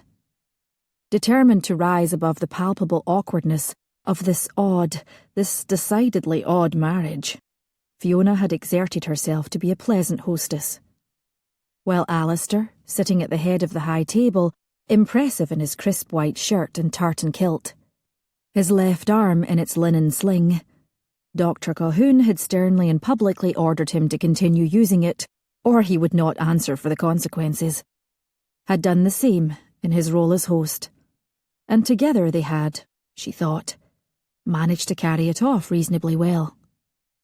After the breakfast, after the guests had left, Duff McDermott had drawn him off to the billiards room, both of them laughing, and Fiona had not seen her husband since. Her husband. Her face in the mirror looked back at her, and all Fiona could see was a ghostly pale complexion with dark, bruised-looking smudges underneath the eyes. This was not how, 9 years ago, she thought her life would turn out. Tears suddenly rose into her eyes and she fought them back, although for an awful panicky moment she wanted nothing more than to wrench that gold ring from her finger and throw it out the window. She could almost hear the tiny distant ping it would make. Maybe it would roll into a sewer hole and disappear forever. Maybe she would go to the window right now. Instead, with slow, deliberate movements, she put away her necklace and ear bobs, undressed, and put on a plain white cambric nightgown, unpinned her hair, brushed it out, braided it. Isabel had wanted to help her, had even, blushing a vivid scarlet, stammering, almost gasping in embarrassment, tried to lay before her the facts of what the night would bring. "I've seen the animals all my life," Fiona had interrupted, with a kind of icy bravado, and dismissed Isabel and Edme too. Now that the evening was well advanced, and she was all alone in the Laird's great bedchamber, she no longer felt quite so courageous. Still, Isabel had managed to offer what sounded like a useful piece of advice. "All you have to do, Fiona dear, is, well, it sounds terribly crude, but a wife's duty is to lie there and endure what happens. That's really all there is to it. Not that I myself, but my own dear mother did tell me before. Although what happened, but that's neither here nor there. Keep your eyes closed if that helps." Fiona left her dressing room and went into the bedchamber. She blew out the candles and slid into the unfamiliar bed, on the side furthest from the door, closest to the windows. She lay on her back, waited and waited, thinking of nothing. It seemed like hours, it may actually have been hours, when at last the door opened and Alasdair Penhallow came inside. He took 10 steps, 15, 20, until he stood at the foot of the bed looking very tall in the flickering light of the fire, his hair gleaming darkly, the deep red looking nearly black to her. She could see that in one hand he held a small pouch. A gift for her? How thoughtful. Good things, they said, come in small packages. Are you awake? He asked. Yes. Excuse me for a moment. He went away to his dressing room, and when Fiona heard his steps returning, she lost all interest in the gift and shut her eyes. She lay perfectly still, her fingers laced across her breast, feeling her heart beating steadily, steadily, within its cage of bones and sinew. Alasdair got into the bed. There was a silence. It was a heavy, expectant silence that somehow just seemed loud. Behind the darkness of her eyelids, Fiona thought of a baby, sweet-smelling with soft, pudgy cheeks, a delicious gummy smile to hold and to care for, to love. Yes. Yes. Well, he said, let's do it. Fine. My cursed arm won't support me. You'll have to ride me. Ride you? What does that mean? You're not a horse. Come over here and I'll show you. No, tell me what you mean. He sighed. I stay like this on my back, and you go astride me. I still don't understand you. You sit on my cock, damn it. Is that clear enough? Yes, thank you, she said coldly. Now that you understand, come here. We may as well get it over with. No. Are you worried you'll crush me? You're tall, but you're a featherweight. I'm not worried I'll crush you. I simply won't do it that way. Why not, for God's sake? I'm not one of your loose women, in case you hadn't noticed. I am all too aware of it, he answered in an annoyed tone. All this tedious talking for one thing. I'm sorry if I'm boring you, Fiona said more coldly still. I didn't marry you so we could lie around prattling to each other. Well, if it comes to that, you're not very interesting either. When you're prepared to do your husbandly duty properly, let me know. With heavy sarcasm, he shot back. I didn't realise there were rules about the positions. Here, Fiona acknowledged, she had stepped onto thin ice. The best defence being a strong offence. She took refuge in primness and promptly said, For gently born ladies there ought to be. You refuse then? Yes. Flouting your wifely obligation on the very first night? Are you going to beat me as my father so often vowed to do to my mother? She snapped, then instantly regretted such a personal revelation. There was another silence. Fiona opened her eyes, and very quietly turned her head on the pillow to find that he had turned his head to look at her in the warm dimness of the bed. I don't believe in that, he said in a low voice, and as if he was sorry for his own admission, he added gruffly, Besides, I couldn't do a very good job of it with a shoulder that's yet to fully heal. The luck is with me then. He laughed shortly. Luck, yes.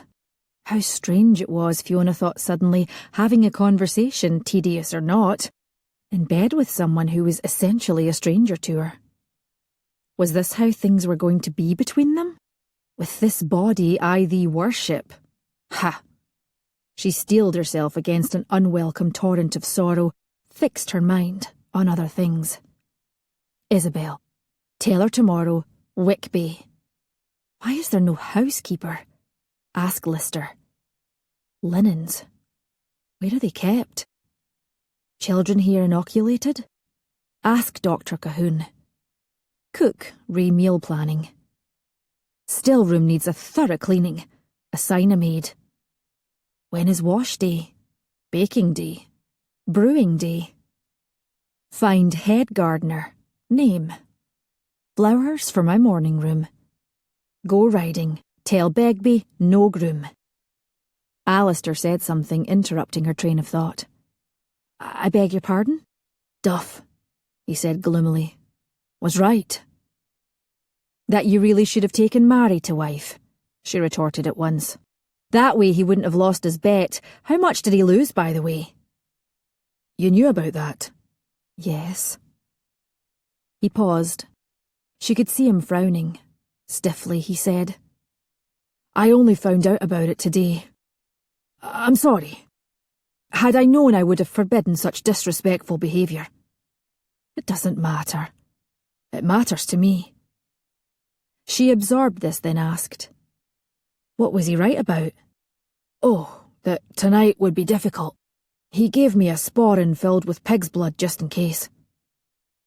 A lingering feeling of sadness now gave way to fury so strong that Fiona could willingly have leapt out of bed, sought out Duff McDermott or wherever he had lain his scrofulous self, and strangled him with his own beard. And she didn't even know exactly what bad thing she'd like to do to Alasdair Penhallow. Instead, she said icily, What a charming wedding gift. It seems, however, he may have spared us both the shame of gossip tomorrow, so that the maidservants don't see unsullied sheets. Oh, and you're confident he filled a pouch with pig's blood in perfect secrecy? Alasdair was silent. Fiona gave a mocking laugh. Go ahead, Laird, spill the blood anywhere you like. Ruin some perfectly good bed linens, and what will happen when finally we do consummate our union? She could almost feel from the 5 or 6 feet that separated them his own surging anger. May God in his heaven intervene, madam, he growled very slow, very deep, and preserve me from your damned infernal logic. With his uninjured arm, he grabbed one of the pillows and flung it across the room, where it landed with a soft plop on the floor. Fiona pondered his invocation of both heavenly and demoniac forces, considering whether it was worth another mocking jab at his inconsistency, and in the end decided it wasn't. She also thought about getting out of bed to retrieve the pillow, as she longed to do, but didn't care to expose her person, even in her demure high-necked nightgown, to his scrutiny. At least not at this exact moment. What, she wondered, was he wearing? A frisson of shivery alarm overtook her, and sternly she repressed it. Things, the act, whatever one wished to euphemistically call the conjugal duty were going to happen. Maybe Alasdair would tonight in his wrath find a way to overcome the limitations of his still healing arm and summon her over. She'd just have to grit her teeth and lie there like a wax dummy. It couldn't last for more than a few minutes anyway, could it? And what about that loathsome pouch of blood? He'd better dispose of it, or else she'd take it and dump it down the back of Duff McDermott's shirt. At dinner, in front of everyone, and laugh, laugh, laugh. While she was thinking about all this, Fiona gradually, very gradually, became aware that beside her, Alasdair's breathing had gentled into a soft, steady cadence. His chest rose and fell, rose and fell. His eyes were closed. He was, in fact, asleep. No doubt he was exhausted from the many hours of roistering with his boon companion Duff. Fiona looked balefully at his peaceful face and the dim flickering illumination of the fire. His nose, she suddenly noticed, although a well-formed organ, had a slight bump on the bridge, as if at one time he had broken it. It was strange, she now thought, abruptly distracted from her thoughts of vengeance, how sometimes a small imperfection could render an object more pleasing. Not, she reminded herself, that she cared 2 hoots for his profile, attractive or otherwise. She rolled onto her side, her back to him. She didn't expect sleep to come, but over the years she had become quite expert at waiting, patiently, submissively, for the night to crawl along. If she was fortunate, she might drift into a doze toward dawn. The luck is with me then, she had said earlier. Oh, for a few hours' blessed slumber, and she would count herself, despite everything, lucky indeed. Alasdair woke to the muddled consciousness that although he was in his own big comfortable bed, something was different. Oh yes, that. Yesterday he'd gotten married. Cautiously he opened his eyes, saw that it would soon be morning, saw that somehow during the night he had gotten himself closer to Fiona. Not close enough so that he could reach out and touch any part of her, but closer. She lay facing him on her side, resting her cheek on the palm of one hand, her thick silvery braid draped across her shoulder. Her lips were slightly parted as she slept, and it struck him that they weren't unattractive. Really, they were almost kissable. He hadn't noticed that before. How surprising. And in the wake of this realization, he felt an odd sort of guilt, as if by judging her face while she slept he was doing something wrong. Illicit. It was time then to go.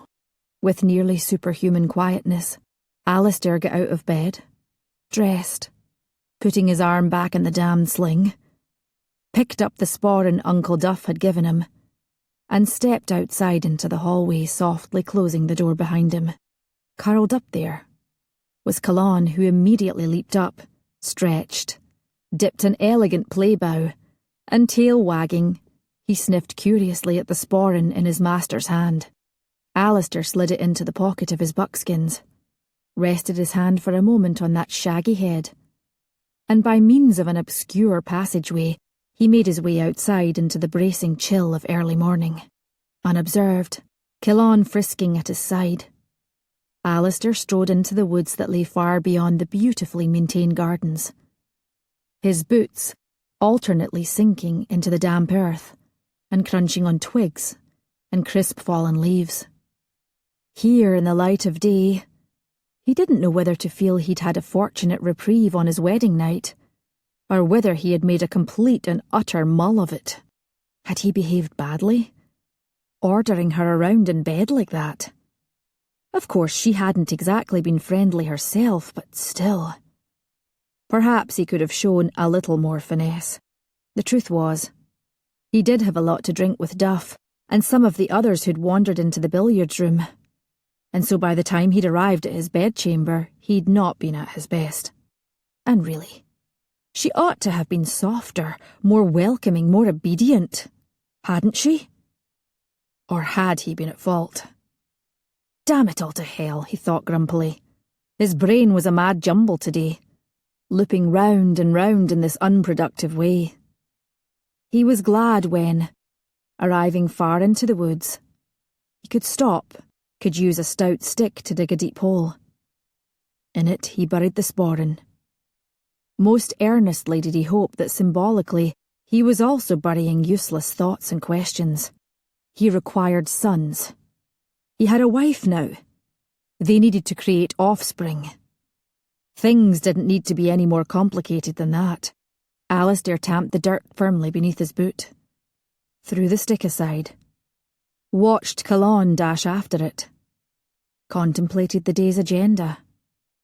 Back to the castle, breakfast, a long ride, see some of his tenant farmers, visit some pastures, inspect some crops, meet with a steward Lister, perhaps a hearty nuncheon in the village. He'd take Duff along. Also, a new creative books had recently arrived and been placed in the library at home. He could look through them, choose one to read right away. Probably that one about sheep breeding he'd been waiting for. And so the day would nicely pass. Filled with a comfortable sense of routine, Alasdair began walking briskly back. Chapter 6. There was a tentative knock on the door, and Cousin Isabel sidled into the morning room which Fiona had appropriated for her own use. Repressing an impatient sigh, she glanced up from the sheaves of paper she'd been poring over. "Yes, cousin?" "Good morning. How are you, Fiona dear?" Isabel came up to the desk at which Fiona sat, on her plump face an expression of concerned anxiety which Fiona found almost unbearably irritating. "I mean, that is, how are you really? You do look troubled. Are you... Oh dear, are you in pain? That is, I'm fine. I look troubled because I've been studying these household receipts. Someone has apparently been spending a shocking amount of money on French champagne." Cousin Isabel bridled. "I'm sure we can guess who that is. I don't even need to say the name, just the initials. DM. Do you know what he had the temerity to say to me yesterday? Why, mercy me, look at all those china figurines. Why are they all pushed to one side, and who has pulled all the curtains down? I have. They're too heavy for this room, besides I like the view and sunlight. Oh, and the figurines? How delightful they are. I'm very fond of those pastoral scenes, so picturesque. Fiona shrugged. If I want to be surrounded by shepherdesses and goose girls, I'll go outside and find some to talk to. Besides, I can't stand their vacant painted-on eyes. They look so stupid I want to break them in two. Ugh. After I'm done here, servants will take them away to a different saloon and move my desk closer to the window. How busy you are, and so terribly brave, said Isabel, with a sympathetic titter that had Fiona clenching her teeth. And despite the dreadful circumstances, how I wish we could leave. Of course we'd have to somehow go back in time before your marriage. How complicated life is. What was I saying before? Oh, the figurines. If I may be so bold, Fiona dear, since you don't want them here, they do remind me of... Perhaps I might be permitted to dust them when they've found their new home. They are so very, very delicate. I wouldn't trust even the best housemaid to be careful with them. There's no need for that, cousin. Now that the wedding is over, I no longer require a chaperone. It's time for you to go home. Although Fiona had for many days been looking forward to Isabel's departure with enormous pleasure, she took care just now to keep her tone mild. Yet she was unprepared for the way her cousin's soft round visage seemed to crumple like that of a child who'd just been harshly scolded. Home? Oh, Fiona dear, I haven't any home. I had to sell my house in Edinburgh, you know, for though that delightful Mr. Watson, so handsome, so charming, assured me his investments would yield an enormous return, he took my cheque and I never saw him again. I was never so deceived in all my life. I am afraid I am quite penniless now. Isabel sat abruptly and wept into the lacy scrap of handkerchief she tugged from her little reticule. Yes, Mother had mentioned something about your house. Fiona fiddled with a dry quill, running her fingers along the feathers. I meant you would go home to Wick Bay and bear Mother company. I know she'd be glad to have you. Isabel lifted a red, wet face. Oh, your mother is the dearest, kindest person in the world, and I love her most sincerely, but... Oh, my dear Fiona, I am... Well, I'm ashamed to confess that I'm rather afraid of your father. I do try my best to conceal it, but when he is in a bad mood, which he so often is, my very bones seem to melt with terror. Not that he would hurt me, at least I do not think so, but he is so tall and so fierce. The knife he always carries at his belt, positively murderous, and the way he frowns at one. Please allow me to stay here with you. I'll do anything you like, and endeavour diligently to not be an added expense. In fact, you may move me to a smaller room at once. Anything will do. I'm sure I don't need a fireplace or a window. Now here, Fiona realised, was a difficulty. If she did what she wanted, and sent Isabel back to Wick Bay, she would feel like a monster. Her heart already felt like a lifeless stone within her. She didn't need more weight hanging upon it. Oh well, she told herself. The castle was enormous. Isabel could potter around from dawn till dusk, dusting figurines and, with luck, keeping out of Fiona's way. Very well, she said, trying to keep the grudging reluctance out of her voice, and hoping she wouldn't regret her change of mind. You may stay, cousin. The sudden radiance on Isabel's face brought no answering smile from her. She added as pleasantly as she could, If you'll excuse me, I have so much to do this morning.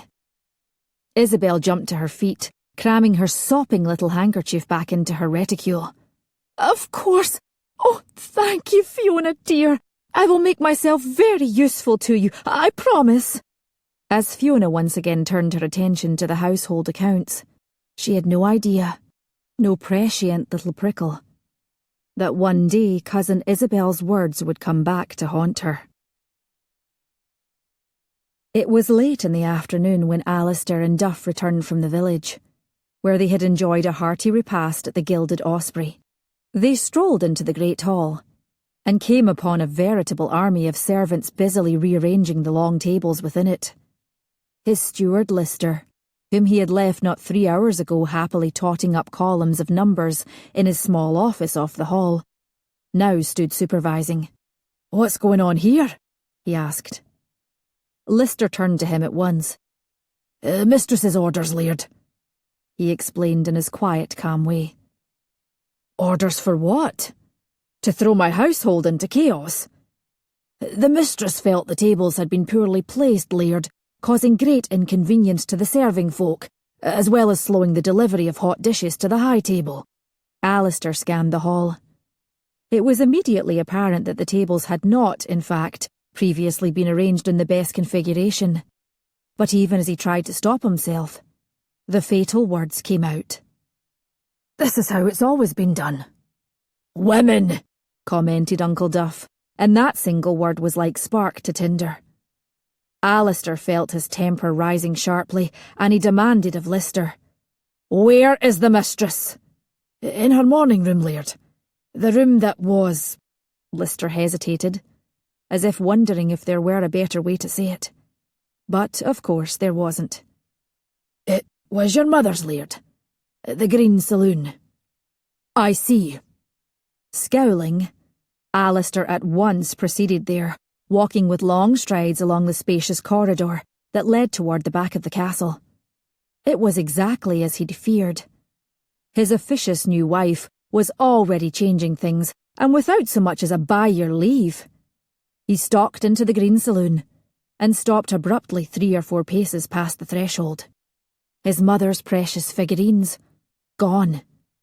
The heavy damask drapes, gone. Half the furniture, gone.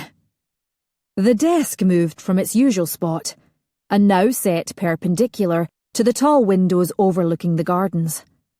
And sitting at the desk, several neat stacks of papers arrayed upon it, as well as a large vase filled with pink and white dahlias, was his wife, herself neat as wax, in a simple day dress of palest blue, and a delicate cashmere shawl draped over her shoulders. He said, "Just what do you think you're doing, madam?" Her eyes were also blue today, blue and pensive as she looked up at him. "Your head gardener, Monty, says the beehives aren't doing well. He showed me a loose brood pattern, which is a problem, and also some sunken cappings. I was wondering what could be done about that." Caught off guard, Alasdair replied without thinking, "He never said a word to me." "Well, I had to winkle it out of him. He's not very talkative, is he? But I've never seen someone with such a way with flowers." "That's for certain.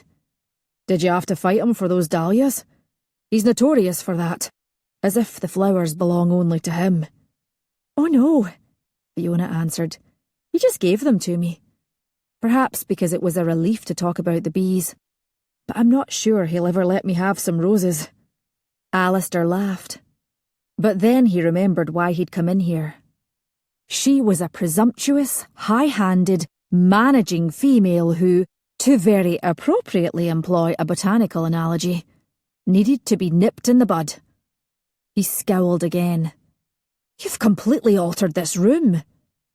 Warming to his task, he added, completely forgetting that he had always despised those prissy china figures. "And had items removed." "Yes, there was too much furniture in here," she replied, with what struck him as unseemly breeziness. "And I had the figurines placed in that chamber upstairs. What is it called? All pink and frills, the little drawing room? There's the perfect cabinet to display them to best advantage. In fact, my cousin Isabel is probably there right now, fussing over them. If you'd care to see their disposition." "No," he said, scowling even more fiercely.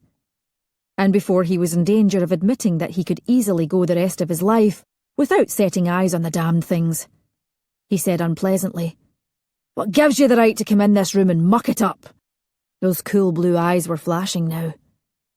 As you have endowed me with all your worldly goods, the domestic matters are mine to manage as I see fit. It is my right as your wife. When you behave in the night as my wife, madam, then during the day you can move every cursed piece of furniture in the entire castle if it pleases you. Even as he spoke these acrid words, some part of him wondered if she would cry, or perhaps angrily fling the vase of flowers at him. Wouldn't it be nice if she would simply yield, like a proper woman would? Instead, to his fury, she settled her shawl so that it draped more evenly about her shoulders, doing it with a deliberateness that seemed almost to insult him. Feel free to inform me, Laird, as to when you decide to behave in the night as a husband should. He stared at her, tempted, very tempted to smash the vase himself, and while he was at it, rip all her tidy stacks of paper in two. If he were to be dragged to the rack and stretched out twice his natural length, he would not have told her that he'd today been to see Dr. Cahoon, to discreetly find out just when he might discard the sling. It was for her sake he had endured Cahoon's raised eyebrow and instantly repressed half-smile. And now she had the brazen gall to instruct him as to his own business.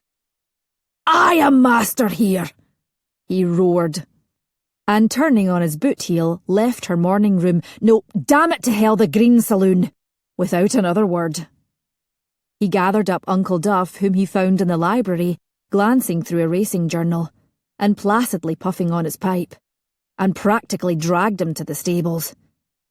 It wasn't until they were on their horses and riding away that Alasdair realised he hadn't even mentioned to Fiona the aggravating rearrangement of the tables in the Great Hall. Not only did he blame her for that, he blamed her for his own forgetting. Damn it all! He realised he was grinding his teeth, and consciously relaxed his jaw. He couldn't wait to get to his cousin Hughie's house, off past the heather meadow, where he could eat and drink and make merry and for a little while forget that he'd been forced into marriage with the most exasperating woman in Scotland. Alasdair did not return for the evening meal, nor was his Uncle Duff anywhere to be found, so it was only Fiona and cousin Isabel at the high table.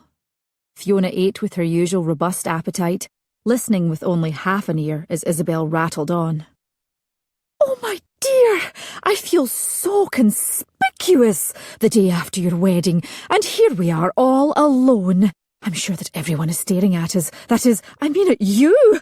I heard that the Laird positively thundered at you this afternoon. How terrible it must have been. Why, oh why, did we ever come to this dreadful place? Oh, yes, thank you," she said to the servant, proffering an aromatic dish of juicy roasted beef. "Just a very small serving. No sauce. I couldn't possibly. Oh, wait. On second thought, just a dab. Thank you. Might you bring me another roll? Upon my word, how different the hall looks, my dear Fiona. Better, in fact, although I had not thought any improvements were needed. Did you have fresh tablecloths put down?" Fiona, accepting some of the beef, contemplated telling the truth, but didn't think she could stand any further conversation about the rearranging of furniture. She merely nodded, and continued to eat her excellent dinner. She knew that she was, in fact, being speculatively eyed by everyone in the hall, and honestly, who could fault them? But without disrespect, so there wasn't anything to be done about it. On the one hand, she could go on, pleasantly and indefinitely, without having to be in the same room with Alasdair. On the other hand, however, there was no question that his absence was rude, insulting. What happened to all those good manners he'd previously been displaying during the delightful let's get married or die competition? Wasn't she good enough to warrant a modicum of civility now that she was, more or less, his wife? Wasn't she good enough? Yes, it was a question that had been haunting her for some years now. Fiona kept herself busy for the rest of the evening by sewing, reading, and taking a long hot bath. But by the time she had made herself ready for bed, and was under the covers once more, his defection rankled to the point that she felt like a plucked harp string vibrating angrily.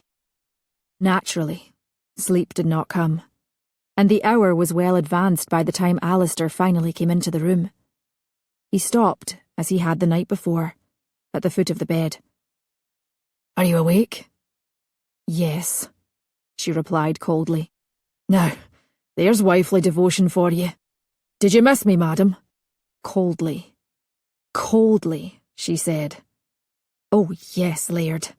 I missed you greatly, especially at dinner, and most especially your scintillating conversation." He only laughed and went away for a while.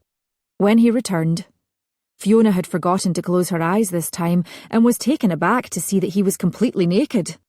Goodness, but he had a lot of muscles, and quite a bit of hair on his chest, and also lower down, and on his long legs, which were also very muscular, and this is what he would have looked like riding that horse around the castle. Imagination, Fiona realised, wasn't always better than seeing the real thing, especially when the real thing, the real person, was magnificent. Oh, by the hammer of mighty Camulus, she was staring. Quickly then, she looked up at the canopy over her head, knowing that she was blushing a fiery crimson and deeply grateful that the room was dim. "But, of course," he said as he climbed into bed, "had your fill? Or I could pull down the covers if you like." Fiona wanted to do different things. Part of her wanted to explode with anger like fireworks in a dark sky and fizzle away into humiliated nothingness. Another part of her wanted to hurl herself across the space between them so that she could clap a hand across his lips and make him stop talking. Yet another part of her wanted something else. It was all very confusing, as if suddenly she had splintered into different Fionas. One was the Fiona who was cool and imperturbable, steady and reliable. One was a furious Fiona, roiling, boiling with hostility. And another was a Fiona who, oh my, wanted to be soft and yielding and vulnerable, whose body suddenly seemed to have a mind of its own here, in this large, sumptuous bed where more could happen than sleeping. It was this third Fiona which made her very, very nervous. So she said to him bitingly, "You smell of alcohol." "Yes, I'm probably a little drunk." "Why? Did you need to be drunk in order to bring yourself to do the deed with me?" Oh, her unguarded tongue. Another painfully revelatory remark she wished she could take back. She hadn't thought herself a particularly prideful person before becoming ensnared by the great Penhallow, but she was fast coming to learn that apparently she was. How lowering. Nor did it help when he laughed again. "You're safe, madam, as I've been forbidden from, using my arm for another week. Unless you've changed your opinion as to positions. Has the sight of my unclothed self incited in you a new resolve?" "Hardly. A shame." She only sniffed, and recoiled when he asked casually, "Do you always wear nightgowns with necks up to your chin?" Involuntarily she drew the covers higher. "Yes." "It's not surprising, really. You've no fat on you, so I expect you get cold easily." "I can't help being thin, it's how God made me." "There's no need to sound so wrathy." "I detest personal remarks," Fiona said, feeling that she had gained the safety of the high road, then promptly lost her footing when she added, "I would never criticise you, Laird, for, as an example, that red hair of yours." To her chagrin, he only said pensively, "Some people seem to find it attractive." "I can't imagine why." "What colour hair do you prefer?" This was dangerous. Dangerous. She couldn't help but think of someone else. Another man. Another time. A caressing voice and enveloping arms and fire, sweet fire, overtaking her. With a kind of desperation she blurted out, "Where did you go tonight?" "Why, madam, you did miss me. I'm touched." "Never mind. It's of no interest to me, I'm sure." Alasdair turned onto his side, his good side, and looked over at her. He could see the ruffles of her absurd nightgown, framing her chin like the white petals of a flower. A Fiona flower. he thought suddenly, ridiculously enjoying the consonance of the two Fs. A frilly Fiona flower. A frilly, fine, fearless Fiona flower. A frilly, fine, fearless, familiar, fetching, forthright, formidable, fragrant Fiona flower. But then there came to him, penetrating the cheerful fog produced by the aged whisky Hughie had poured with such liberality, that uneasy sense of his own behaviour. He had, in fact, left his bride of less than 48 hours to preside over the great hall alone. He'd spent several delightful hours with Hughie and his company, which included Hughie's recently widowed sister-in-law Nora, who seemed to rise above her affliction with remarkable resilience, giggling, flirting, pulling him to his feet to dance Strip the Willow when someone began sawing on a fiddle, even at one point, plumping herself square onto his lap. How sorry she was, she'd confided with lips pressed close to his ear, that she had been ineligible to compete for the privilege of winning his hand in matrimony, for she would have tried so hard. And here, her hand had boldly groped down past his waist. So very hard. But then again, people lost their spouses every day, didn't they? And who knew what the future might hold? At the time, he'd been too distracted by the whisky, by that sweetly pandering hand, to take in the full meaning of Nora's words. But now they returned, almost like a blow to his brain, and mild uneasiness jolted toward something else. No matter what he felt about his recalcitrant wife, such things ought not to be said, ought not to be listened to, and he should have dumped bonny, winsome Nora off his lap onto the cold stone floor. But he hadn't. He had sat there, awash in the golden paralytic haze of whisky and mindless lust, held fast by a wet little tongue that had toyed with the rim of his ear, and a sweet little voice saying evil words. But now shame, like a bucket of icy water dumped upon him, had broken the spell, and he lay in his own bed, warm and snug, and abruptly, utterly sober. He tried to tell himself that he could have wed little Mary McIntyre, she of the golden hair, the tiny waist, the tinkling laugh, the delicate fairy maiden who seemed to float rather than walk, and who looked up worshipfully into one's eyes, as though one deserved it. He tried to tell himself that Fiona had brashly put herself forward, had practically made him marry her, but he was having a difficult time convincing himself of that. Shame and uneasiness, and a new feeling of uncertainty all got in the way.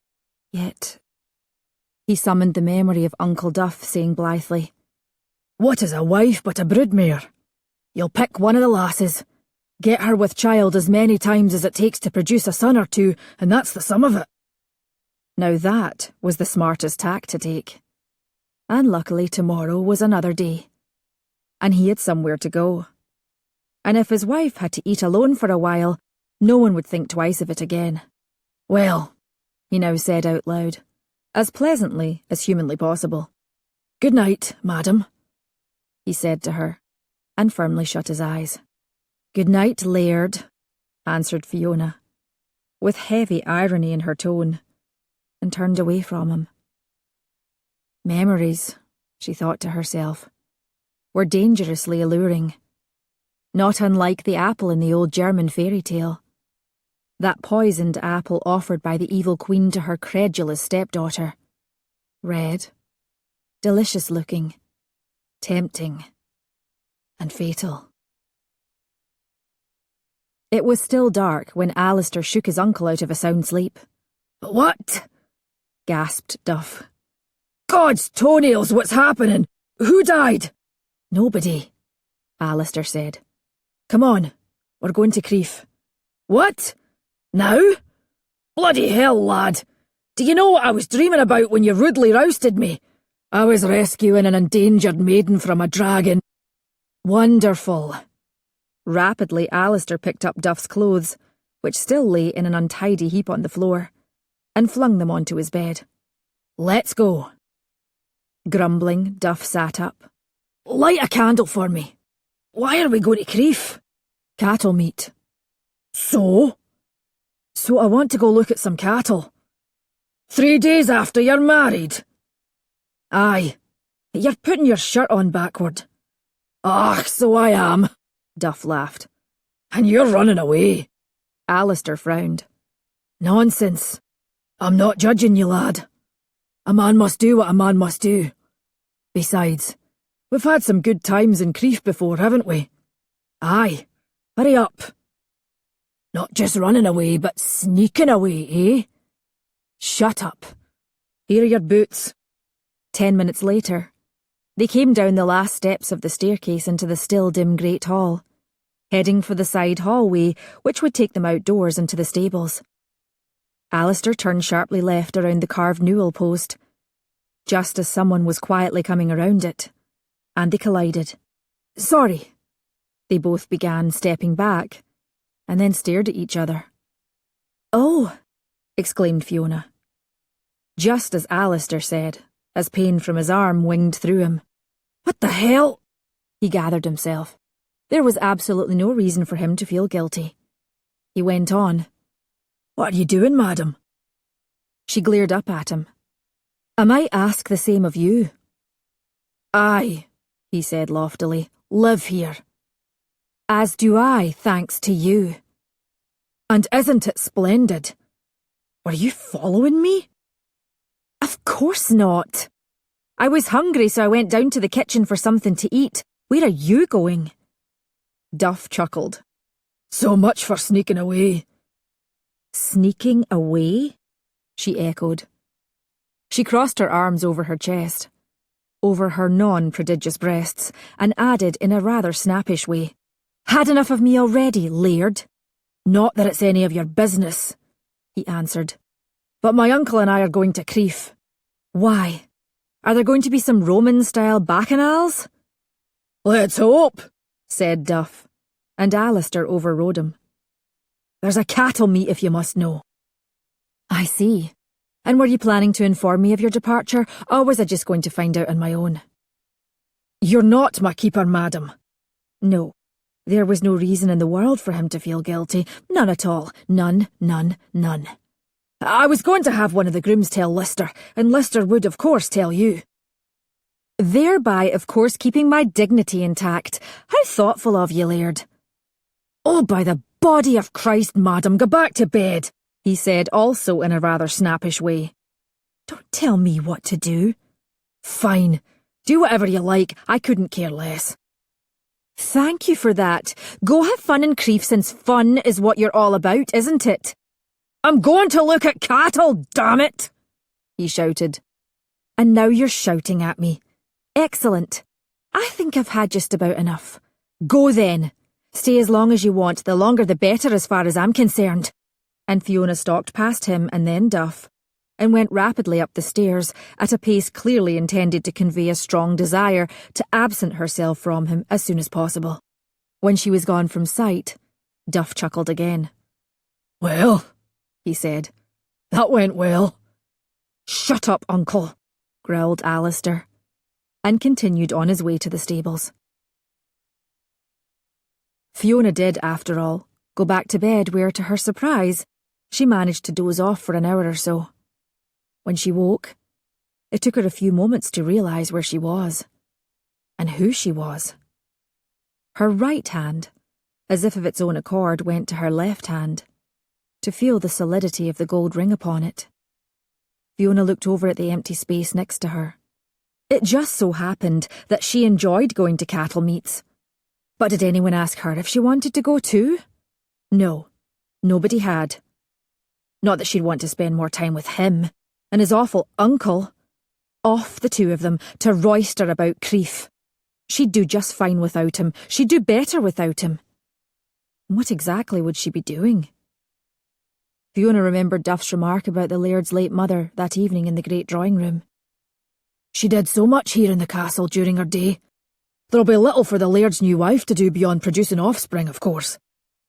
Of course, there wasn't much she could do about offspring. And wouldn't it be delightful to lie around all day eating chocolates and reading novels, or buying new dishes, when there were already several very attractive sets lying around, not even used? God in heaven. Fiona got up, dressed, and went to the sunny breakfast room. There she had a very nice bowl of porridge with cream and sugar and 2 cups of tea, while she went over her list for the day. Then, briskly, she began addressing the items before her. It was wash day, and she spent a couple of hours overseeing the laundresses at their work. She walked through the kitchen garden with Monty, and after that they moved on to look worriedly at some of the beehives. She went for a ride on Gaelic. She began the inventory of household linens, a daunting enterprise given the sheer quantity of them. She wrote letters to her mother and to her sisters. She went up to the attics, vast and cavernous, curious as to what they contained, and was stunned by how crowded they were with furniture. Bedsteads, bureaus, sofas, tables and chairs of all description, tall mirrors, desks, and so on.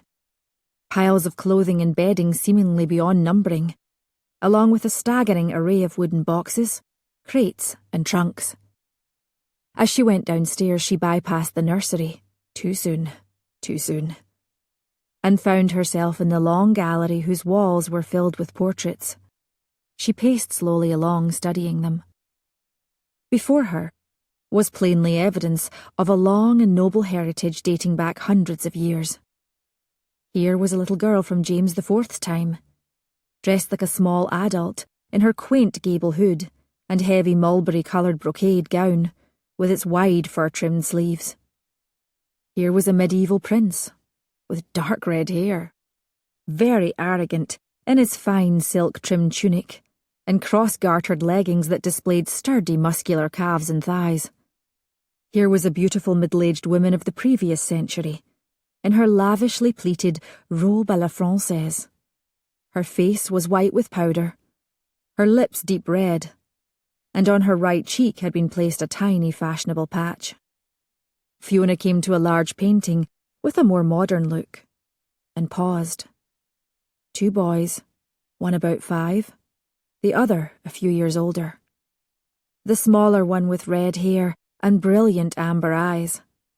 The taller one blonde, with eyes of dark brown and very handsome. They were in a sunlit glen, with thickly clustered woods in the background, and a shimmering blue loch in the far distance. Surely, Fiona thought, the same one which lay beyond the castle. The 2 boys stood side by side, not touching, and each with a dog at his feet. The little red-haired one was looking at his wolfhound puppy, and on his countenance the painter had captured a charming expression suggestive of fun and mischief. The taller blonde boy stared directly at the viewer, giving a distinct impression of proud authority, and paying no attention to the handsome sable and white collie which sat gazing adoringly up at him. The red-haired boy had to be a young Alasdair. Who was the older boy? They shared some physical similarities in the shape of their heads, the lines of their jaws, even to the curve of dark eyebrows. It had to be his brother, or perhaps a cousin? As she stood there puzzled, Fiona realised just how little she knew about her new husband. Oh well, what did it matter? He didn't like her, and she didn't like him. Still, it could have been worse. She could have married Neil Burke, ugh, and spent her life making sure he wasn't creeping up behind her to shove her down the stairs. Or she might have been wed to the extremely stupid Walrick Tevis, or the spindly knife-wielding Ross Stratton who, now that she thought of it, reminded her in a very nasty way of a rat.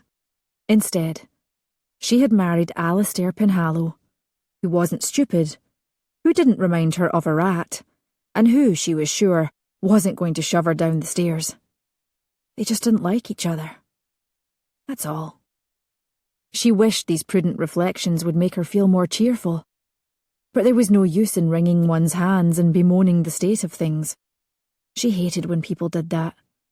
Besides, to complain about her lot would be like feeling sorry for yourself when you've been given a perfectly practical and serviceable pair of stockings for your birthday, and pining in a very immature way for, say, the moon. Luckily, there was always so much to do.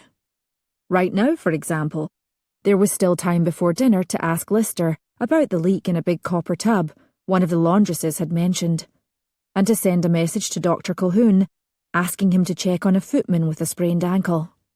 If she hurried, she could go to the library and find a new book to read for later.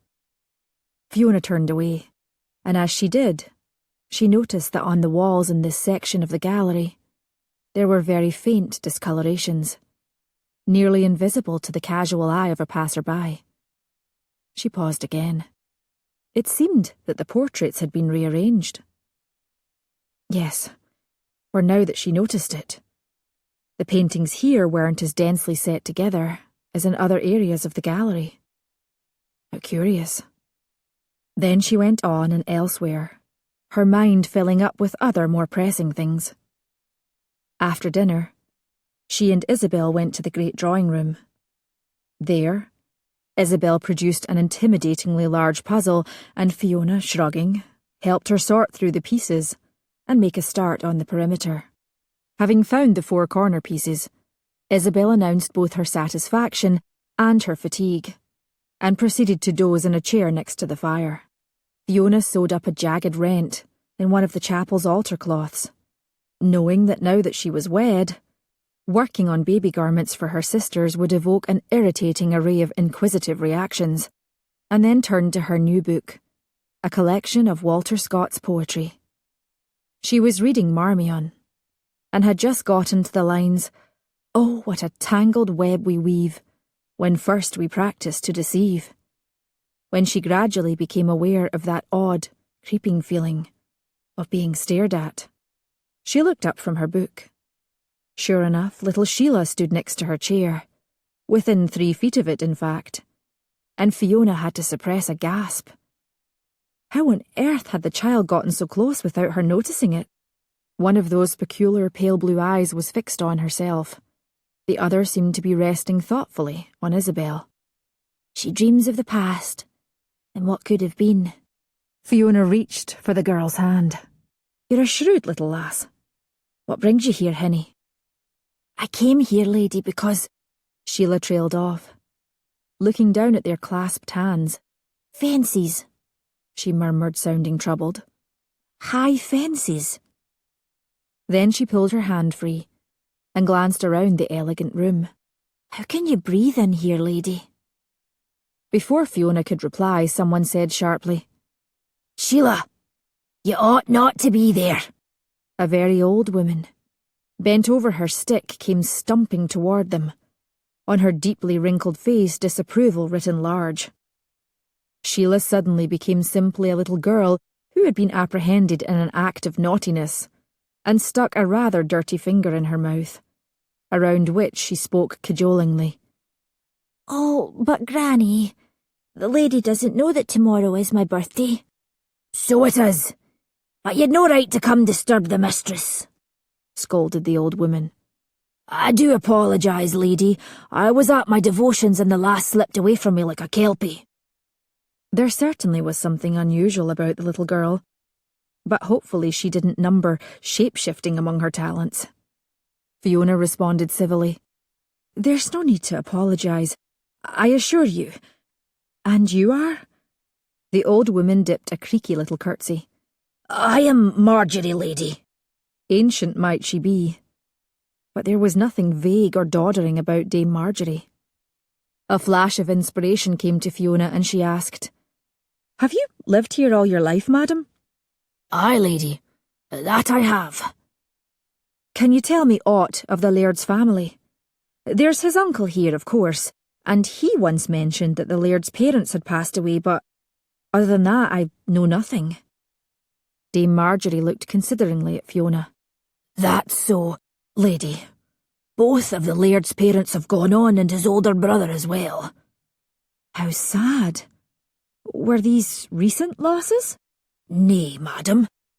There was a single event, and that some 15 years ago." Fiona stared. "A single event?" "The loch," Sheila remarked, in the tone of one passing along some mildly interesting information, "is deep, and a monster lives in it. It ate them all up." "Hush, child," said the old lady severely. "But it's true, Granny. The The monster warned them not to come, but they did, and it swallowed them. Cousin Isabel had woken and now interposed in a quavery voice. A monster? Oh, surely not. But still, one can't be too cautious, can one? Fiona, my dear, pray don't ever ride your horse anywhere near there. Your mother would never forgive me if you were to be swallowed up by a loch monster.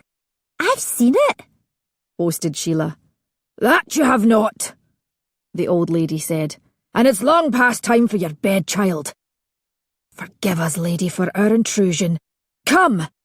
With dragging steps, the little girl went to her grandmother, pausing only once to twist about and say, Please, lady, can cook make me something nice for my birthday?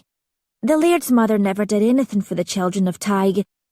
It was only and ever her things she cared about. To be sure, I'll speak to cook, promised Fiona, and watched bemused as Dame Marjorie pulled her wayward little charge from the drawing room. Her book was still open in her lap, but her mind was occupied in sorting through Sheila's words as if trying to separate wheat from chaff. Of course there was no loch monster, but it did sound all too true that a disaster had befallen Alasdair's family there. And what was that all about? The Laird's mother not doing anything for the castle's children? How would Sheila even know that?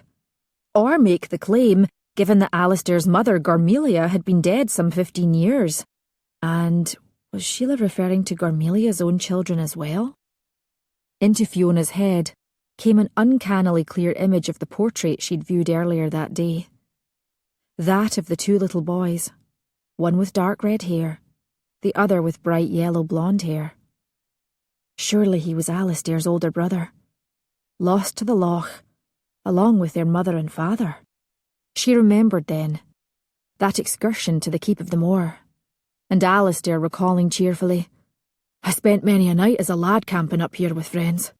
She had seen how, unexpectedly, the laughter had gone from his face, to be taken over by a look of haunting sadness, and just as quickly been replaced by a smile. Now she wondered if Alasdair's brother had been part of those enjoyable long-ago nights at the keep, and if the memory had caused him pain. Her musings were interrupted by Isabel saying, Such an odd little creature, and those eyes, so unsettling. Still, her birthday. I could sew her a wee stuffed doll. Do you think she would like that?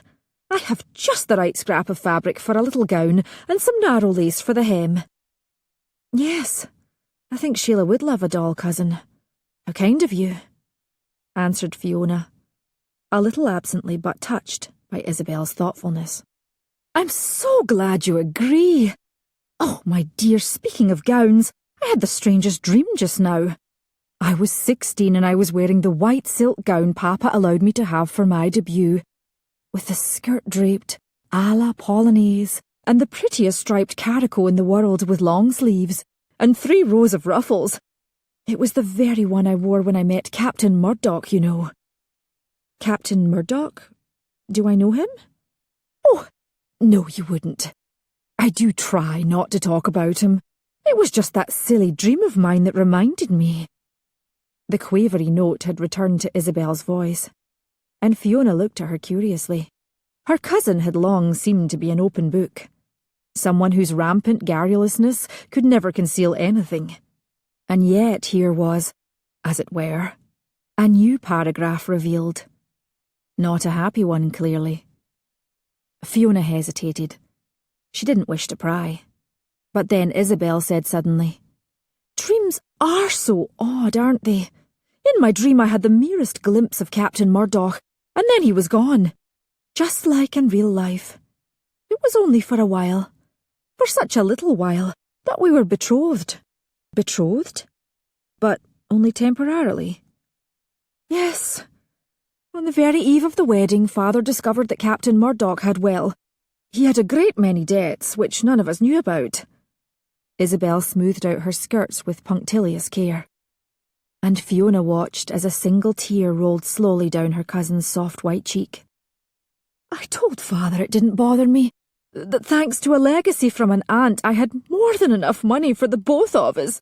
But he told Jimmy, That is, Captain Murdoch, that although he would permit the marriage, he refused to settle the debts. He held all my money in trust, for I was not yet of age, and the next morning Jimmy was gone. I never saw him again, nor heard from him." Fiona drew a deep breath and said with a new softness, "I didn't know, cousin. I'm very sorry.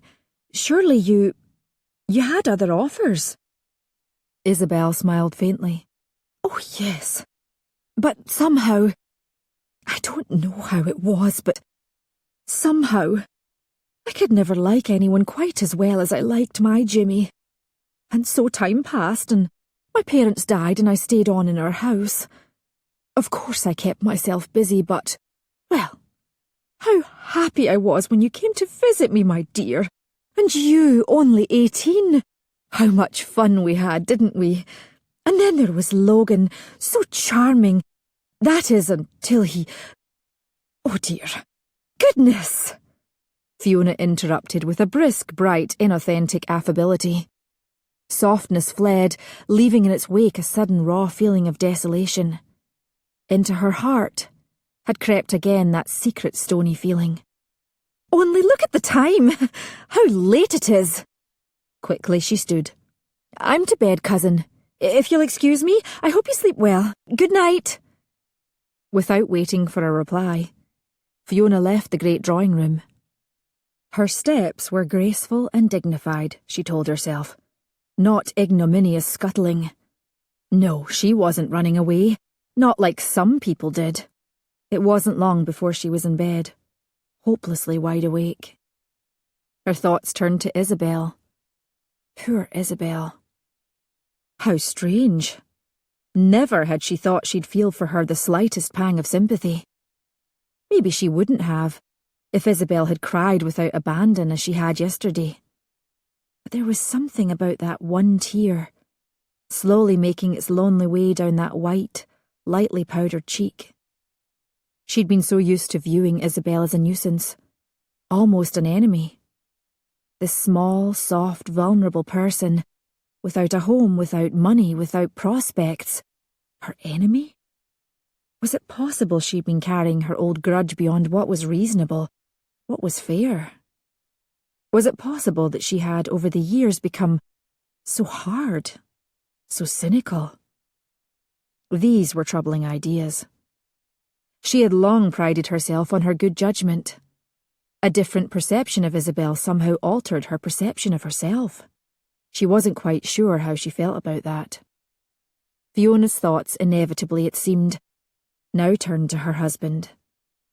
There was still so much she didn't know about Alasdair, but she had learned that his parents, his brother, had died. How dreadful for him and how sad.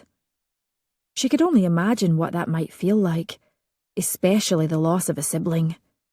But she didn't want to, for dearly did she love her sisters, had adored and protected them all her life.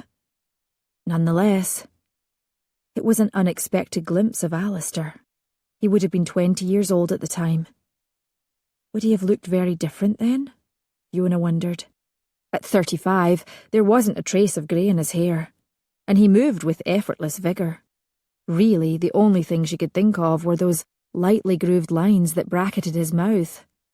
But they didn't suggest diminishment, but rather authority, laughter, sensuality.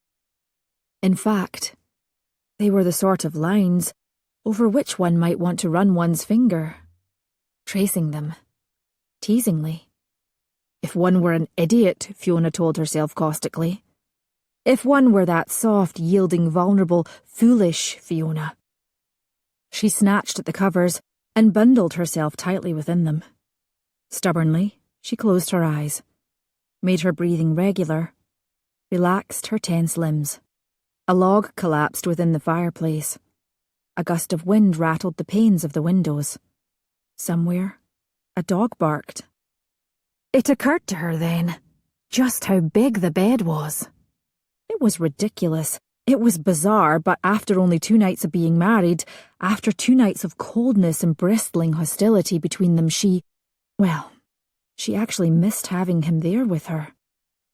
Not if one were an idiot, she told herself. She was an idiot. Chapter 7. Slow down, lad, slow down, pitifully groaned Uncle Duff. Your footfalls are making my head pound. Alasdair adjusted his pace, and with a listing Duff at his side, went up the broad stone steps at the entrance to Castle Tig. The week in Crieff had been very productive, during the days at least. The nights had been devoted to other pursuits, and now his uncle was paying the price. Glancing at his haggard face, even that immense beard looked wan. Alasdair was conscious of a twinge of impatience. He shook it off, though, and stepped warily into the great hall, wondering what bad things might have happened in his absence. And where was Quillan, who usually bounded out to greet him? Mellow early afternoon sunlight illuminated the long tables, which lay in the tidy geometric lines of their new formation. Was it his imagination?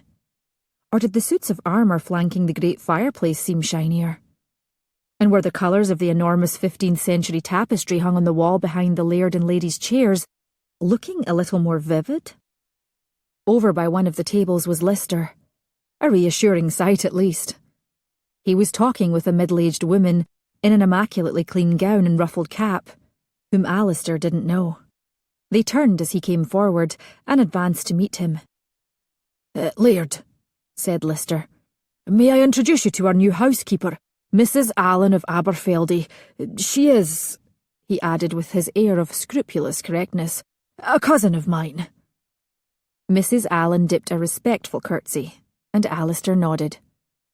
Of course she was a cousin. Everyone in Scotland had a cornucopia of cousins, but I hadn't realised, he said carefully, that we require the services of a housekeeper.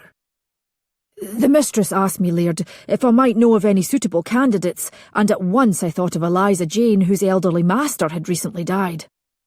Yes, I see, answered Alasdair, and he really did see. The officious hand of his wife yet again. Where is the mistress? He inquired grimly. When last I saw her, Laird, said Mrs. Allen, her expression now a little anxious, she was in her morning room. His mood rapidly souring, he couldn't keep himself from saying, Do you mean the Green Saloon? Mrs. Allen looked nervously to Lister, who answered for her. Yes, Laird. It's what the mistress calls it, so we've fallen into the habit of it. A querulous moan issued from a nearby table. Ale, demanded Uncle Duff weakly, slumping low in a chair. Hair of the dog, and some cold meat. Scones also, hot, with jam. Right away, sir, said Mrs. Allen, and hurried toward the archway that led to the kitchens. Alasdair registered a flicker of irritation at Duff's peremptory order. Would it kill him to say please or thank you? But said nothing. Only turned and went on to Fiona's morning room. To the Green Saloon, damn it. He came to the threshold and stopped short. On a long chintz-covered sofa lay his wife, on her side, fast asleep, with a big tartan shawl draped over her slender form. And curled up at her feet, in a familiar shaggy ball, was Quillan, who opened his intelligent dark eyes and thumped his tail, but gently, as if not wanting to disturb his human companion. Feeling an absurd sense of betrayal, Alasdair frowned at Quillan and then at Fiona. No wonder she was sleeping. She was exhausted from interfering where she ought not.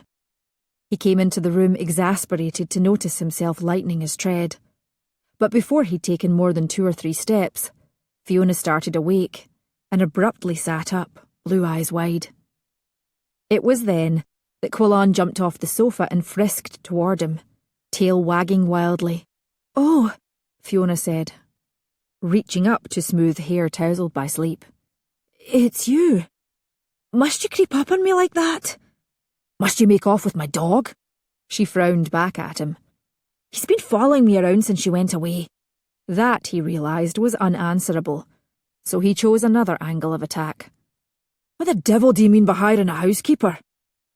"Are you going to sit down? You quite tower over one. It's very unpleasant." Reluctantly he did sit. In an attractively upholstered high-backed chair, somewhat mollified, when Quillan soulfully laid his big head on his knee. But he stuck to his guns, albeit with a slightly different tack. I don't recognise this chair. Don't tell me you've been buying new furniture the moment my back was turned. It's from the attics. I didn't care for all those rococo chairs that were in here before. My mother, he said heavily, stubbornly, thought them very handsome. It's stupid to quarrel about taste. I prefer furnishings that are less ornate. Fiona pulled away the tartan shawl that had remained tucked over her, revealing a simple day dress made in a singularly beautiful shade of lavender, that even in his peppery temper, Alasdair had to acknowledge as strikingly flattering to his wife's pale complexion, dark-lashed blue eyes, silvery blonde hair, even her slim figure. Why, she almost looked. He blinked. For a moment there, he had thought her lovely, attractive, desirable. Don't be daft, man, he told himself harshly. Such sentimental thoughts were a trap, the chain around the ankle that jerked and tightened and dragged you down into the depths. Quillan lifted his head and fixed those intelligent eyes on him, ears pricked as if questioningly, and Alasdair said shortly to Fiona, Is that a new gown, madam? No. There was a silence during which Alasdair fought within himself. Why was he being so churlish? He ought to tell her how bonny a dress it was. But it felt like he would be giving away something he wanted, needed, to hang on to. Finally he said, all too aware of how awkward he sounded, I thought you'd been having new dresses made. 2 bright spots of colour burned on her cheeks. Why would you care? I don't. But what's this about hiring a new housekeeper? Oh, God in heaven, he was only digging himself deeper. Was this really him talking? Needling her about domestic concerns? If he'd taken 10 seconds to think about it, it was completely obvious they needed a housekeeper. No doubt Lister and Cook had been bearing the burden for too long. Why hadn't he noticed it before? He should be thanking her for being astute enough to not only observe the problem, but to have dealt with it so swiftly. But he just couldn't force out the words.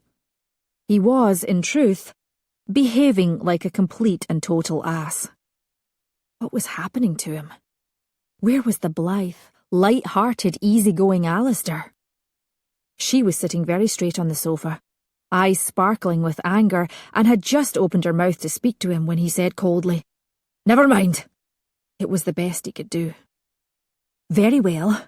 While we're on the subject of household matters, Laird, are you aware that in one of the cellars there are 114 cases of veuve Clicquot? Alasdair felt his mouth dropping open. What? Yes. I went down there in search of some drying racks, and there they were. It took me half an hour to count them all. Oh, and after questioning Lister, I've also learned that the staff hasn't had their wages raised in 5 years. But He stopped. But I told my uncle to. I distinctly remember it was in fact 5 years ago. She said nothing. Slowly he rose to his feet. It felt like his familiar world was crumbling all around him, and that nothing would ever be the same again. If, in fact, he were prone to hyperbole, he might even have said that the sky was falling. But he did not give voice to such fancies. Instead, he gave a small formal bow and said, If you'll excuse me, madam. By all means, she answered coolly. I have a great deal to do this afternoon. Quillan trotting happily at his side, Alasdair went in search of Duff, and found him in the great hall spreading a lavish dollop of strawberry jam on a tatty scone, which, very generously, he held out to Alasdair, which Alasdair curtly refused. The conversation that followed was difficult. For him. Duff cheerfully admitted his mistake, acknowledged he had forgotten to speak to Lister about the wages, for it was, he reminded Alasdair, the morning following their exceptionally convivial Lammas Day celebrations, and also confessed to purchasing all that pricey champagne. One never knew, he added helpfully, what with the tumultuous state of European relations when the supply would be cut off. Alasdair held on to his temper with an effort, and then went off to find Lister, to whom he gave an order for wages to be immediately increased and back wages tacked on. And after that he sought out the housekeeper, Mrs. Allen, and reassured her as to her welcome. All in all, it was a less than delightful afternoon, and nor was dinner any better. Nobody talked much, although Dame Isabel kept clucking under her breath about ageing roux and hoarding French champagne and feckless profligates, looking so much in her red gown like an angry little hen, wanting to peck out Duff's eyes, that for once Alasdair felt himself to be entirely in charity with her. His uncle, however, oblivious to atmosphere, ate and drank with undiminished cheer. And what was on his own mind, speaking of things more or less delightful?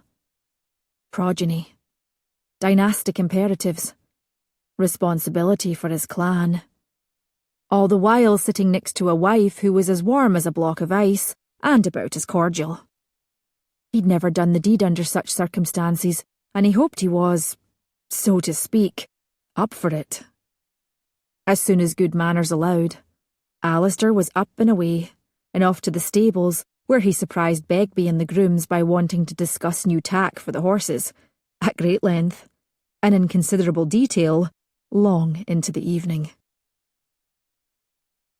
"Are you awake, madam?" "Yes," Fiona said with her eyes closed.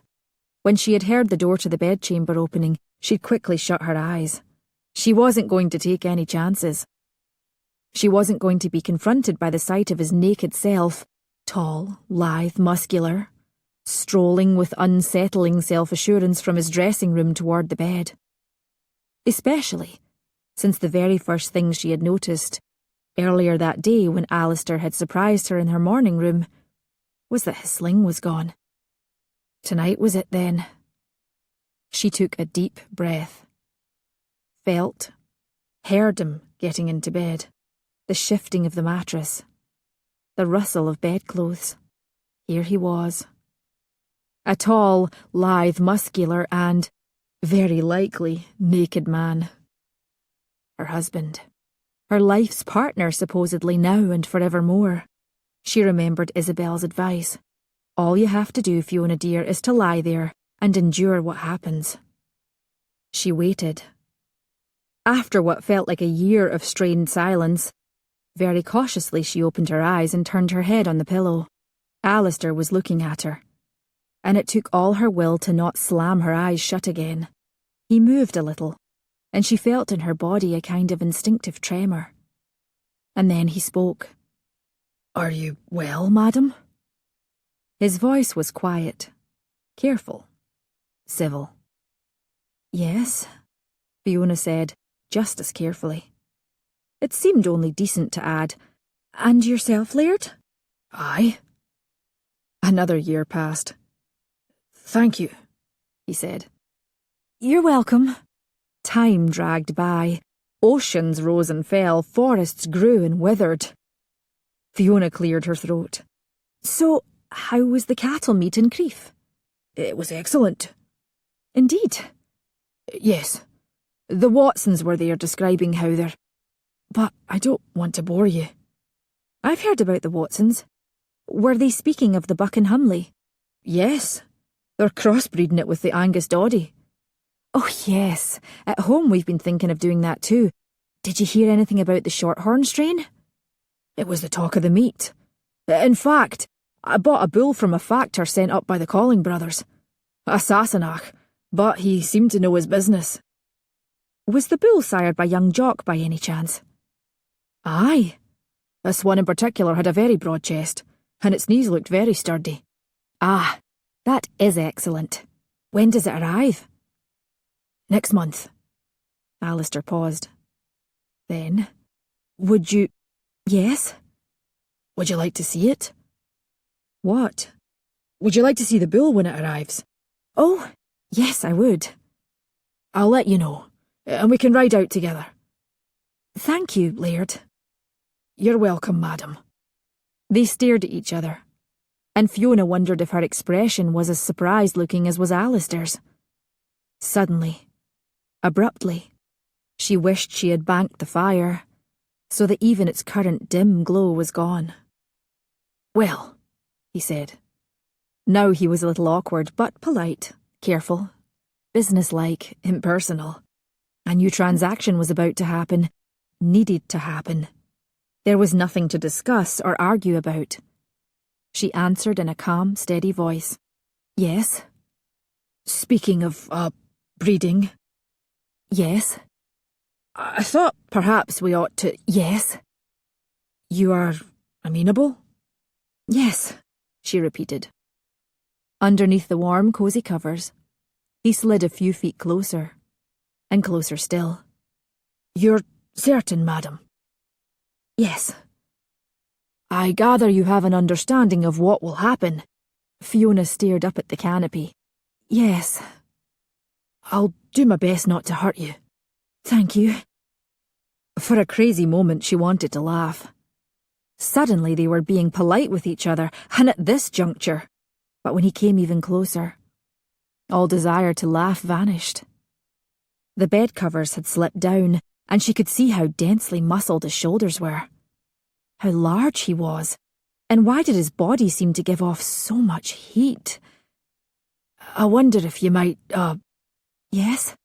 "If you would lift your nightgown up, just to your waist." He said it as he would ask someone to pass the salt cellar. "Certainly." Still staring at the canopy overhead, though she could not to save her life have articulated what those embroidered figures were, Fiona hitched up her nightgown, bunching it around her middle. "It's done," she said. "Thank you." Still underneath the covers, Alasdair slid closer, closer, and she could smell the clean scent of him. Soap, damp hair, a hint of the stables, ever so faintly pungent. It was a good smell, attractive in her nostrils. Then he was on top of her, and with a pulse of intense awareness, she received his warm, heavy weight, and just as quickly closed her eyes, plunging into the safety of self-imposed blindness. But she could not ignore the long length of him, hard muscles, the electrifying brush of wiry masculine hair against her bare legs, his knees gently nudging her own apart, her will allowing it, allowing her thighs to part to him. He moved gently, rocked himself against her, and she could feel his hardening shaft, far, far past the part of her brain where every vivid new sensation was felt, registered, noted before cataloguing another one.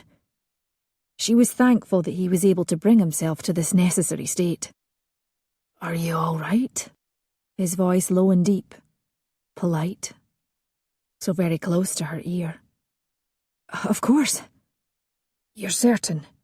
"Yes." "Well then." She kept her eyes closed, let herself be soft, not taut. She could tell that he braced his arms on either side of her, and she wondered what she should do, if anything, with her own arms held close to her sides. Then his shaft was there, at the very centre of her. For a moment her breath stopped. Then his hands were there too, briefly, and back again, wet with his own saliva. "Ah," he murmured. As gently he moved, entered into her, paused.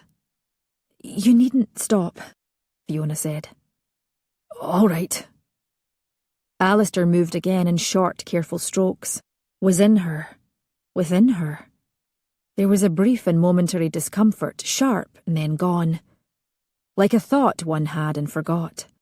Gradually, his strokes lengthened, filling her up with him. Fiona was a little surprised somewhere at how gracefully her body gave way to his hard largeness, how gracefully he moved above her. But in her blindness, still she wanted to turn her mind elsewhere. And into it flashed an image of the soft wee doll Isabel had made for little Sheila. Sheila's preternaturally wise little voice saying, "Turn about, lady, turn about." And then to Fiona came a rush of anguished memory. Big, tall Logan Monroe, an empty parlour, his arms around her, his tongue in her mouth, like a hot, wet, insinuating hint of his intentions as he drew her trembling hand down his chest, lower, Lower still. What if it were Logan above her, upon her now? Logan with his deep dark eyes all agleam. Logan with the bold black hair she loved to toy with. Logan who would say caressingly, "My beautiful one, when we are wed." Between her legs, deeply within her, was hot, hard maleness, rhythmic. And Fiona, yielding without hesitation, allowed memories, fantasies to flood her mind and body like a flower blooming with artificial speed and violence. "My beautiful one, my beautiful Fiona, here, touch me here." Her hand timid against the fall of his trousers before retreating. Logan's clever fingers at the back of her gown. Never had she let him undo the buttons or lift up her skirts, but oh, with a sweet ache at the core of her, she had wanted him to. Wanted him. A hard chest brushed against her breasts, as if snapping her awake, and she opened her eyes to the shock of his face so intimately close to hers. Alasdair's face, and no other's. Red hair, not black. Those amber eyes were shielded, dark lashes upon his cheeks, upon his countenance was a look of... She puzzled over it. A kind of grave, remote concentration. He reminded her of a statue from Greek antiquity. Regal, aloof, untouchable, but magnificent. He, Alasdair, was magnificent. Suddenly she was too frightened of herself, to keep looking at him, and tried again to put her mind elsewhere, but it was impossible now. Alasdair's breath had quickened. He moved his body more quickly. Then, his peak, a shudder. He let out his breath and a guttural sigh. Stopped. She felt the warm wetness of his seed, as gently he withdrew. It was over. They had done their duty. He lay next to her, and she listened as his breath evened, softened. She pulled the covers up a little higher, wondered what she should do about the wetness between her legs. She decided to get up later, when he was deeply asleep. Finally he said, "Thank you," as he would acknowledge someone who had, in fact, passed the salt cellar. Fiona was conscious of a welcome flicker of irritation. She'd die before she would say "thank you" in return, or even worse, "you're welcome." Instead, she made a soft, vague, neutral sort of noise. It seemed to suffice, for he responded politely, "Are you all right?" "Yes." "Is there anything I can do for you?" "No." "You're sure?" "Yes," she answered calmly. "Well then, good night." And he shifted over to his side of the bed, rolled away with his broad-muscled back to her. "Good night," she said, her tone just as civil as his. She lay listening to the sound of his breathing. It was but a few moments, she could tell, until he had fallen asleep. A kind of bitter jealousy flared, then subsided into her customary resignation. She spent a few minutes eyeing the canopy above her. Now she was able to identify the figures. Stags, does, wildcats, foxes, hawks, eagles. It was remarkable embroidery work. Perhaps she'd do some embroidering herself.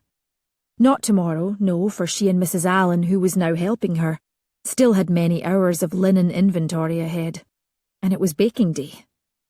She wasn't sure if the starter yeast was as vibrant as she would like. Also, she wanted to...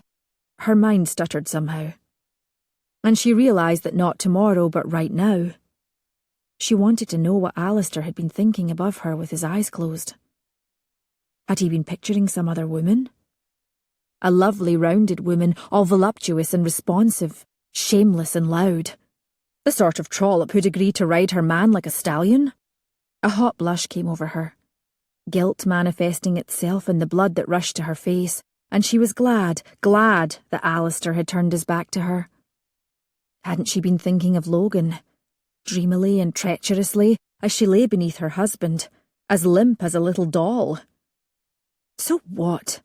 There's no harm in it, a part of her cried out defensively, and she pressed cool hands to hot cheeks. It occurred to Fiona that Alasdair hadn't kissed her. Hadn't even tried to kiss her. Did she want him to? Memory, insistent, undeniable, snaked its way into her head. The empty parlour at Cousin Isabel's. Isabel conspicuously gone out into the garden. Logan and herself on a sofa. Logan pressing her down upon it. His mouth on hers, soft, wet. His tongue fully within her, probing with such boldness, licking at her teeth, that she felt an excited kind of panic, half wondering if she would suffocate. Felt her knees start to shake as a hot, giddy fire seemed to roar through her whole body. Logan laughing softly, obviously aware of her response to him, pulling her bashful hand to where he could display his desire, showing her how to stroke him through the fabric of his trousers. My beautiful one, when we are wed. Now, here, in the warm coziness of her bed at Castle Tig, Fiona abruptly felt chilled. She pulled the covers up to her neck. Baking day. Yeast? Also, new pans needed? Linen inventory. 1 hour at least. Check. Moths. Lister's father. Dentures. Where is closest dentist? Reputable. Rumour re-bed bugs in servants' quarters, find out for sure. Sewing scissors need sharpening. Who does that here? Shaw's retrievers. Ask cook to give them meat scraps. Quillan also. Talk to Monty about beehives. Could foraging ants or toads be the problem? Show him section in Maxwell's Practical Bee Master. Dallas' birthday next week, send note. Cowhouse. How much milk, cream? Any village families who need some extra? Go for ride on Gaelic. Long ride. Yes, indeed, she was going to be busy.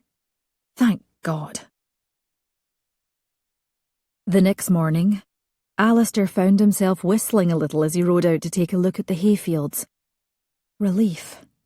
He was feeling relief. Things had gone all right last night. It had all been accomplished, with a minimum of fuss and botheration. Fiona hadn't been missish. Their exchanges had been amiable enough. The pattern had therefore been easily established. They could go on about their business from now on, knowing what to expect during these interludes. As he rode in the bright sun of late summer, Alasdair observed with pleasure the crisp amber of the hay all around him. The harvest was going to be a good one this year. Her legs, he suddenly remembered for no apparent reason, were long, slender, white and soft-skinned, and strong too. In his determination to get it over with, he hadn't really paused to notice that. It was an interesting combination, that soft femininity and supple strength. Of course, during the days Fiona was active and energetic, that would explain it. He'd caught glimpses of her up and down the staircase, walking with her brisk step here and there, in and out of the castle, and he knew she rode almost every day. Last night, though, she had been calm, quiet, remote. What, he now wondered, would it feel like to have those long, strong legs wrapped around him? An intriguing thought. But in its wake came uncertainty. A certain sense of risk, of disruption, and so he dismissed it. He had carefully shaped his life these past years, to a form and a flow which suited him admirably. To this form, to this pattern he would adhere. Continue to adhere. Relief came again in a welcome wave, and he whistled Bonnie Leslie from start to finish 3 times straight. While Alasdair was riding, Fiona was in the breakfast room eating with enjoyment a freshly baked scone and reading her letters. There was one from Mother, with her flowing, looping writing, which wasted a great deal of space on the page, but was cheerful and affectionate. It had rained on Sunday, wrote Mother, but her charming new kid ankle boots in the most delicate shade of aquamarine had, most fortunately, not been damaged on the way to and from church. Osla Todd had recovered beautifully from her tooth-pulling. The whitewashing in the great hall had gone smoothly. Aside from father twice losing his temper and subjecting the workers to a furious tirade. Oh, and there was interesting news from Henrietta Penhallow in England, Mother added. Her grandson Gabriel is engaged to a Miss Livia Stewart from Wiltshire, wherever that is. English geography is so dreadfully confusing, isn't it? Do you suppose Miss Stewart is related to our own poor lamented Queen Mary?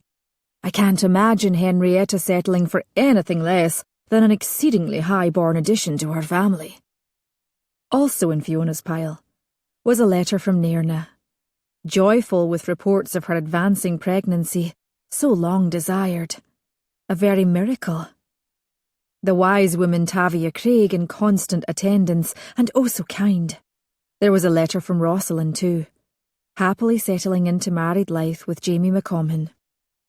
Fiona put down the letter and sipped her tea. How nice to hear that everyone, including the workers she assumed now the whitewashing was complete, was doing so well. As for herself, she was doing well also.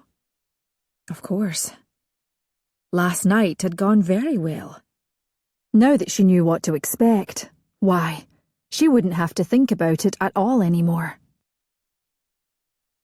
While Fiona was reading her letters, Isabel was trotting up the stairs to the little drawing room, holding a soft sheepskin chamois Mrs. Allen had kindly found for her. It was perfect for dusting those exquisite figurines she so admired. Her handkerchiefs, made from inexpensive bleached cotton she'd purchased in Edinburgh and hemmed herself, simply weren't good enough for such an important task. When she entered the room, she cast an appreciative glance around. All pink and frilly it was, with billowy lace curtains, and lovely chairs and sofas upholstered in French toile. And as a centrepiece to it all, there was that enormous cabinet with its leaded glass windows and arched pediment. All told, it was a delightful chamber and so cosy. It was a mystery as to why dear Fiona seemed to despise it. Poor dear Fiona. Trapped in a loveless marriage to that great hulking red-haired man, who had the misfortune of being the nephew of that detestable Duff. It was dreadfully sad how things had turned out, and there was so little she could do to help her poor suffering cousin. Isabel ran her chamois along the fluted edges of the cabinet's middle section, a narrow mahogany shelf gleaming with satinwood inlay. It was then she observed that beneath the shelf was a row of little doors, which could be opened by means of shiny oval knobs set with black onyx. How strange that she hadn't noticed them before. Surely no one would mind if she just peeked inside. Her heart pattering in excitement, Isabel sank to her knees and cautiously pulled on one of the knobs. The door opened easily, almost as if it wished to reveal what lay inside. But there was only a big dusty book, bound in faded and cracked leather. Normally, Isabel didn't care for books. She had never been much of a reader. But the vanquishing of dirt struck an instant chord. It seemed to be, in a very small way, something she could do to be helpful. How gratifying. Isabel pulled out the book, so big and heavy that it took much of her strength, from the dark recesses of the cabinet, and ran her chamois across its binding. Gracious! It even had cobwebs clinging to it. She brushed them away, and read the words now more clearly visible in gilt. Or was it actual gold leaf? Laws of the 8 clans of Killally. She stared at it. Laws did not sound the least bit interesting, and yet a kind of irrepressible curiosity flickered within her. Isabel looked over her shoulder, as if she was about to do something that was forbidden and needed to make sure she was alone, which thankfully she was. Then reached down and slowly opened the great hoary tome. While Isabel was opening up the tome, Duff McDermott stood before the round mirror that hung on a wall in his dressing room. He turned his face this way and that, inspecting it. Not bad for a middle-aged fellow, if he did say so himself. A few wrinkles, a few grey hairs. but a truly magnificent beard, the epitome of masculine vigour. To be sure, he'd gained a few pounds over the years, but that only gave him added stature. Really, he didn't know what Dame Isabel had been muttering about last night. Himself an ageing roux, a feckless profligate. She obviously didn't know a dashing bon vivant when she sat right opposite him at dinner. The poor ageing spinster lady. Why, she was probably so overwhelmed by his masculine charm that she could only sputter and cluck around him. He'd be sure to behave more kindly toward her in future. They were of an age, he reckoned, but she was so fragile, so delicate, when compared to his own robust state. Perhaps he might offer a strong arm when escorting her up some stairs, or pick up her handkerchief when she dropped it. That sort of thing. Chivalry, he thought contentedly, as he smoothed his moustache, was not dead. At least not while Duff McDermott was around. Humming under his breath, Duff now shrugged himself into one of his nicest jackets. Earlier, he'd run into his nephew being greeted cheerfully. Not only that, Alasdair willingly agreed to meet him at the Gilded Osprey for a nuncheon. Things were coming along just as they should. A long hearty meal, a bottle or two of port, extended flirtations with the serving girls.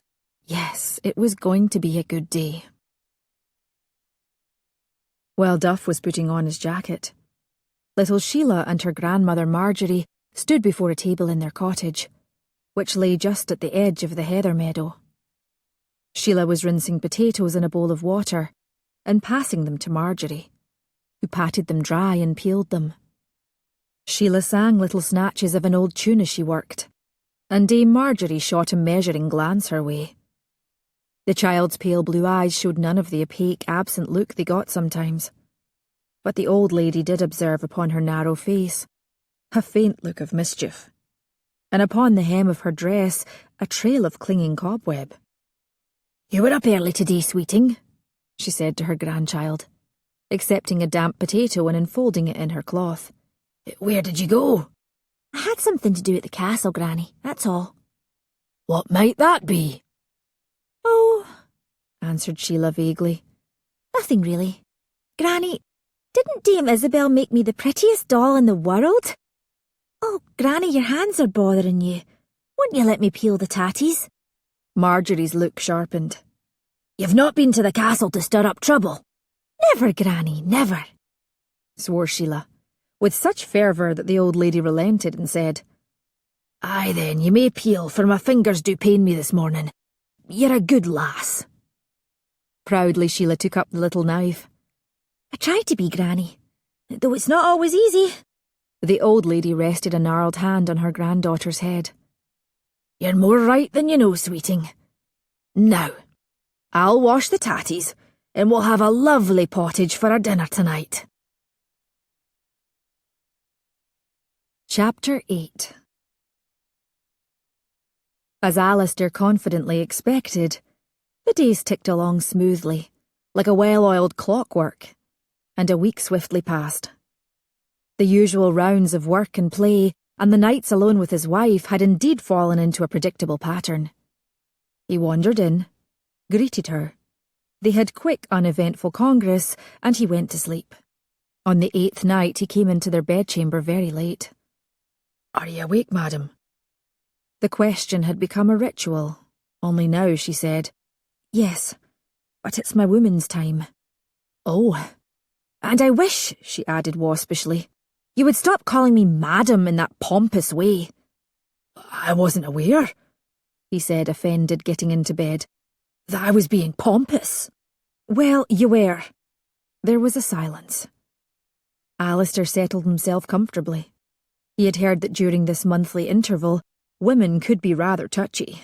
So, cautiously he asked, "What shall I call you then?" "Isn't it obvious? My name is Fiona." "Very well, Fiona." She only gave a sniff. Huffily, he turned on his side with his back to her and closed his eyes. Adjusted the bed covers. Shifted his pillows around. After a while he said over his shoulder, and with a little growl in his voice, "I can hear you being awake." "I'm just lying here. Minding my own business, I might add. It's practically the middle of the night. Why aren't you asleep? What do you care? Oh, for God's sake, Fiona, please, just tell me. There was another silence. Finally, she answered, reluctantly, as if unwilling to share anything personal. I have insomnia. He remembered finding her in her morning room napping. He recalled the dark circles under her eyes. Now he wondered how many hours she had spent in this bed, awake in the darkness, while he had serenely slept oblivious. He rolled onto his back, turned his head and looked at her. The fire in the hearth provided just enough light for him to see that she, too, lay on her back, her eyes fixed, as they often seemed to be, on the canopy above their heads. He cleared his throat a little. Why do you have insomnia? I developed it as a child. Why? Oh, I don't know, she said grudgingly. I suppose when I realised my father was often unkind to my mother. Was he unkind to you? He is volatile. Was he unkind? Well, he would sometimes threaten to beat us, so I began to lie awake at night in case he did come into the room I shared with my sisters in one of his rages. Were you afraid? He turned onto his side, facing her. Not really. I lay awake thinking about what I would do if he came in. What you'd do? Yes, I kept a fire iron next to me in bed. Would you have used it on him? I told myself I would. I couldn't protect Mother, but I could at least try to protect my sisters. That was brave of you. He saw her shoulders, covered by her prim white nightgown, lifting in a shrug. I don't know about that. He never hit us, never came into our room. Perhaps I overreacted. But the end result was insomnia. Surely there are remedies. Maybe Dr. Cahoon could help. I doubt it. I've tried everything. Chamomile, hops, lady slipper, lavender, valerian, hot baths, cold baths, warm milk, wool socks, more exercise, less exercise, oils on my feet, oils on my forehead. Nothing has worked. How far apart in the bed they were, he thought. The space between them seemed vast. Her face was a little ghostly in the dimness. He tried to think what it would feel like to be unable to sleep night after night, year after year. Naturally, he at once felt a tremendous desire to sleepily yawn. He repressed it. Out loud, he said sincerely, I'm sorry. It's not your problem. Did he imagine it, or was there beneath her level, dispassionate tone a note of melancholy? He said on an impulse, Just so you know, I didn't ride my horse through the castle. She didn't respond for a few moments. Then, I believe you. I've seen how you're too good to your horses to do something like that. Thank you, he added still impulsively. May I ask you something? It's something I've been curious about. He saw her quickly turn to him as if alarmed, as if there was something she didn't want him to know. Curious about what? She asked. About how you learned to speak French so well. Ah! She sounded rather thankful. There was a French family who came to Wick Bay very poor and in distress. I spent a lot of time with them and eventually I picked up their language. And what about you? You understood me at that dinner with Wynda. Avez-vous un tuteur? Vous avez été envoyé l'un à l'école? The tutors came later. School came first when my brother and I were sent to one in Glasgow where, after 6 years, they finally kicked us both out. Kicked you out? Why? Well, we didn't ride horses through the buildings, but we did accept other dares. He laughed. We were, in fact, the terrors of the school. What did you do? What didn't we do? The pranks, the fights, the defiance. We did manage to sneak some learning in, but we hated it there. We just wanted to be home. Were your parents angry? Our father didn't care, but our mother... My God, she was furious. She wanted to send us to Eton, but Gavin and I vowed we'd run away in a pirate ship before we'd ever set one toe in England. She knew us well enough to believe we really would do it, so we stayed home, evaded the poor tutors she brought in, and more or less ran wild after that. She gave up on us. as long as we didn't interfere with her endless renovations. Fiona was quiet, as if absorbing this, and Alasdair was already sorry he'd said so much. He hated looking backward, hated thinking about the time before. She said very quietly, "I hope you don't think I was listening to gossip, but Dame Marjorie did tell me about what happened on the loch." With an effort, he made his voice light. Don't worry about it. What about you? Did you and your sisters ever go to school? Again, a silence, as if she were registering his rebuff and deciding how she wanted to react. Then, "No, we didn't. We had a governess for a few years, a very earnest and capable lady, but eventually Father's ambivalence about the value of female education overcame him, and he let Miss Dwight go. She found a more congenial situation in Dumfries, and Father let me buy as many books as I wanted, so it all worked out fairly well. Especially since my mother was so intimidated by Miss Dwight that she completely went out of her way to avoid her." Suddenly Fiona laughed with what sounded like genuine amusement. "Once I found her underneath the stairs, just sitting there. Poor mother." Alasdair smiled, and he said, still in that interested, impulsive spirit, "May I ask another question?" With laughter still in her voice, she said, "Yes." "What's your favourite dish?" "Cook's boeuf à la bourguignon." "Favourite colour?" "Periwinkle." "Writer you most admire?" "Shakespeare." "Season?" "Spring." "Dogs or cats?" "Dogs, of course." "Can you swim?" "Yes, but don't tell anyone." He laughed. "Why not?" "Why not?" she repeated. "That's a good question. I suppose it's felt like a secret for all these years. Back home I used to swim sometimes in the bay when no one was around, even though Father told us not to." "A renegade. Weren't you cold?" "I almost froze to death, but it was worth it." He very nearly said, "Gavin and I used to swim in the loch, but caught himself just in time." And his brain, very agile and quick, served up something else he had wondered about, thanks to her mention of the bay and home. Was there back there a swain who had lost her to her precipitous marriage? So he instead said, "Why were you still unmarried at 27? "Still harping on that, Laird?" In an instant the mirth was gone.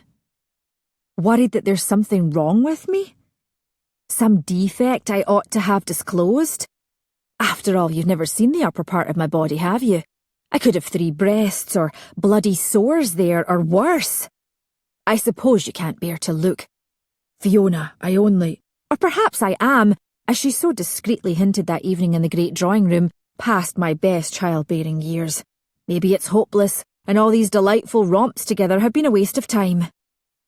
Her words were blistering and sharp. If they'd been fencers in a duel, she'd be flying at him without a fleuret on the tip, lunging to kill. And in this kind of situation you either retreated or you parried, just as aggressively.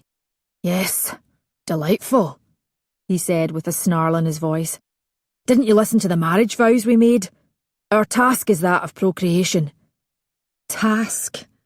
It's very obvious it's a task."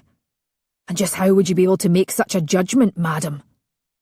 "Are you accusing me of being unchaste?" she snapped. "Surely you were aware of the state of things when you first had me, or was your mind elsewhere?" Oh God, he'd backed himself into a corner.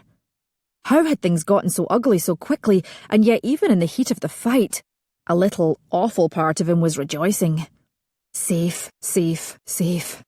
"This," he said coldly and yet comfortably, "is a highly indelicate conversation." "Indelicate?" She gave a sardonic laugh. "I had no idea your sensibilities were so refined, Laird. Do forgive me." "And I, madam, had no idea you were capable of such coarseness." Now he was simply being an ass. He knew it, but he couldn't seem to stop himself. "Well, we've learned quite a lot about each other tonight, haven't we?" she said icily. "I'm afraid so. Very enlightening."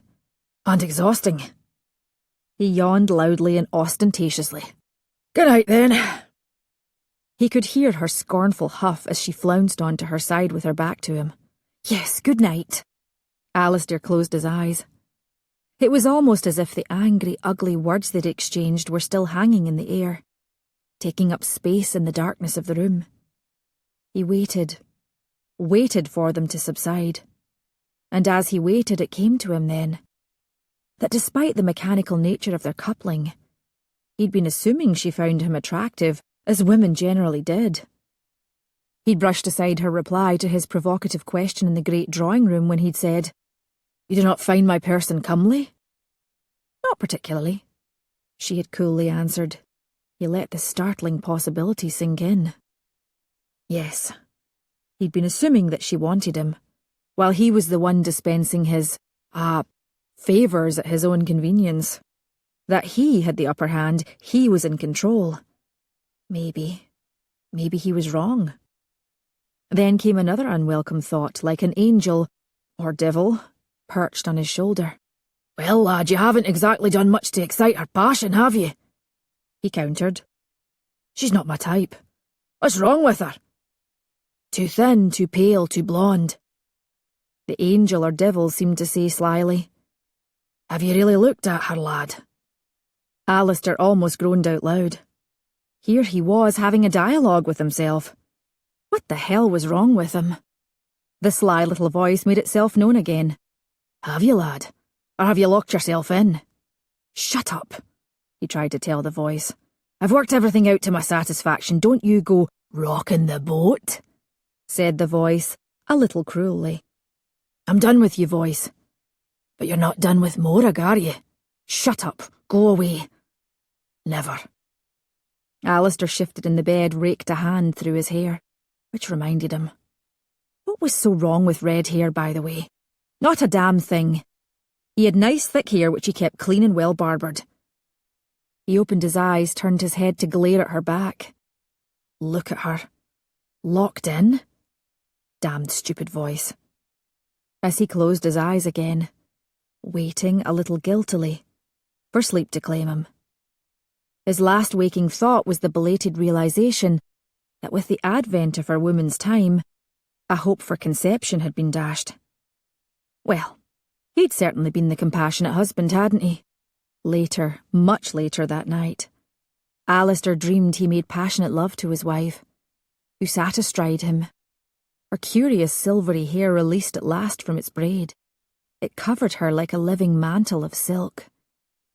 And in this dream, her pale, slender body actually glowed as if she were on fire. It was his touch that ignited her.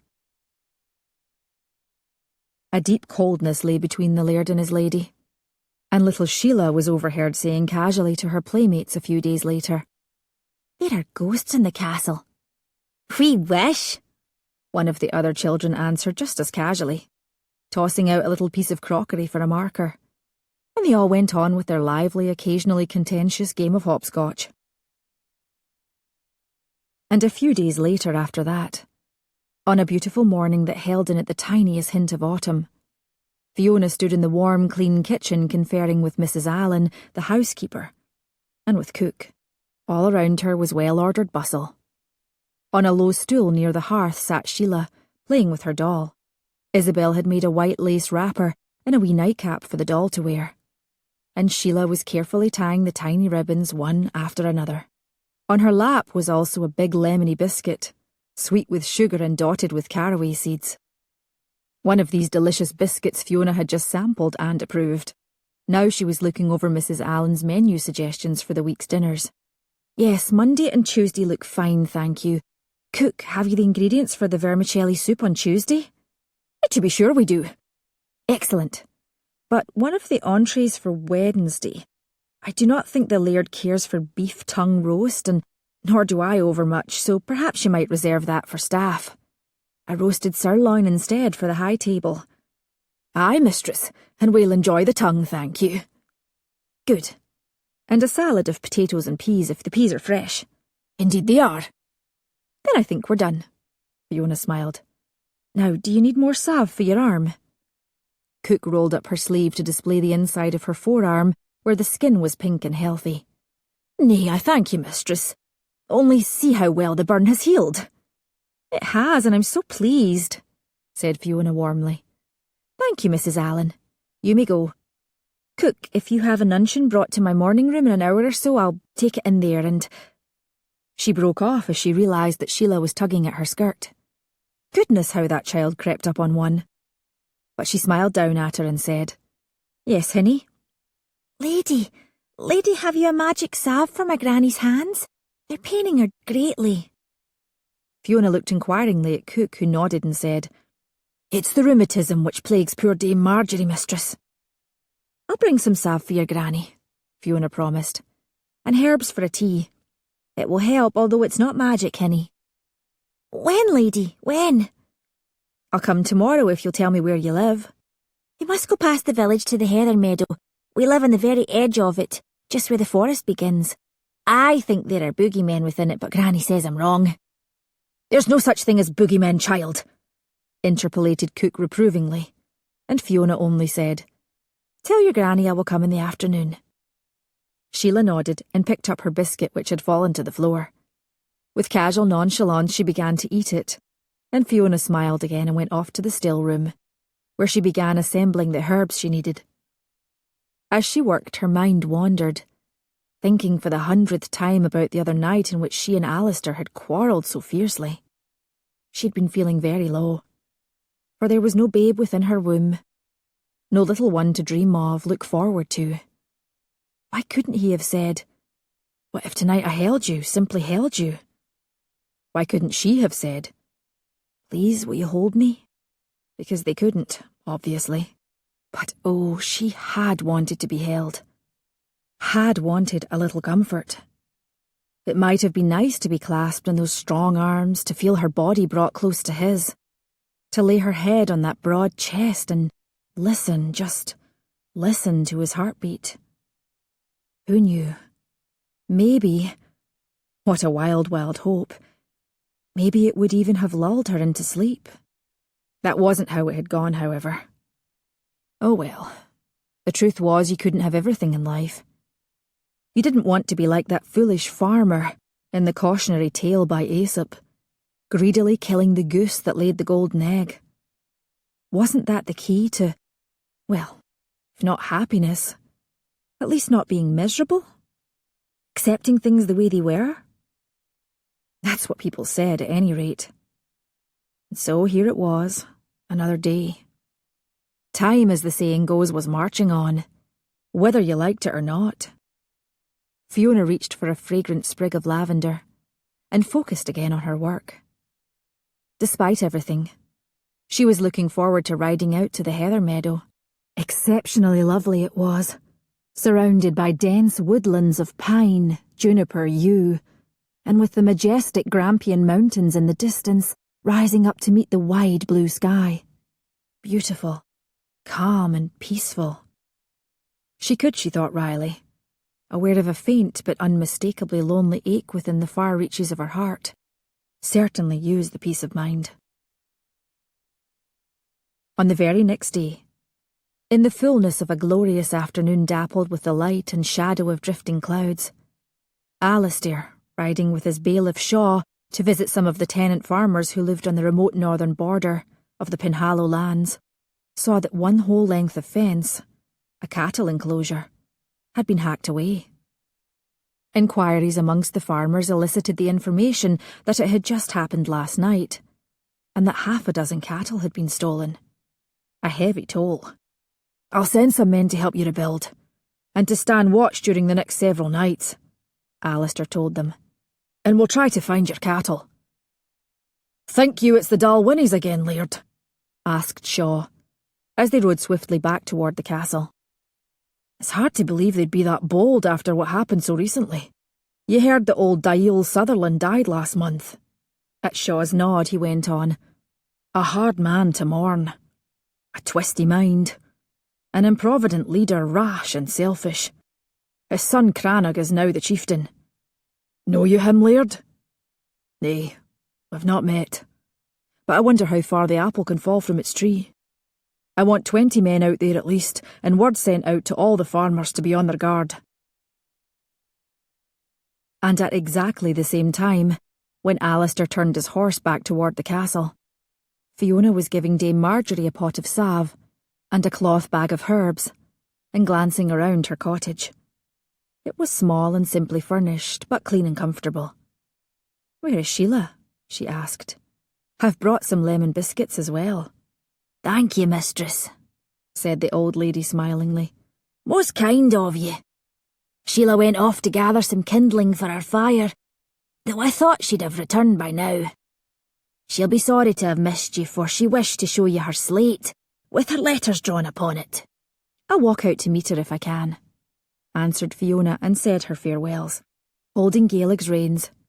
She led him along a winding track into the shadowy woods that lay behind Marjorie's cottage. "Boogeymen lived here," little Sheila had said. Fiona remembered how, when she was small, her garrulous nurse had terrified herself and her sisters with blood-curdling tales of trolls, wraiths, demons, and worst of all, the Sack Man, a phantom-like figure said to descend upon wandering children, scoop them up in his foul sack, and carry them off in order to eat them. How incensed Father had been when he'd discovered this. He'd sent the nurse away, back to her family, and secretly Mother had confided to Fiona how grateful she was, for the stories had been petrifying her too. Fiona smiled faintly. Then she heard men's voices, low and rough, and paused, her smile yielding to an abrupt, tense alertness. It was hearing Sheila's voice that compelled her to pace cautiously forward, to the lip of a clearing, where she saw some 10 or 12 men, plainly not of the Penhallow clan, for their clothing was ragged and unkempt.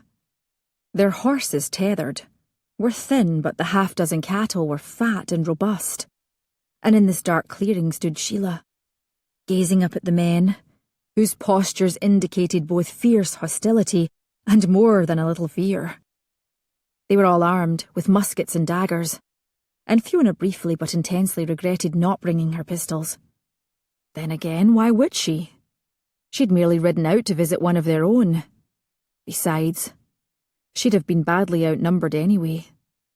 These men were cattle thieves, and she was deeply afraid that the belligerence they were displaying towards Sheila, looking more than unusually otherworldly with her pale, wandering eyes very blank just now, and her seemingly unlikely attitude of calm imperturbability, would erupt into swift violence. "You're empty, empty," said Sheila matter-of-factly. "Hollow, hollow."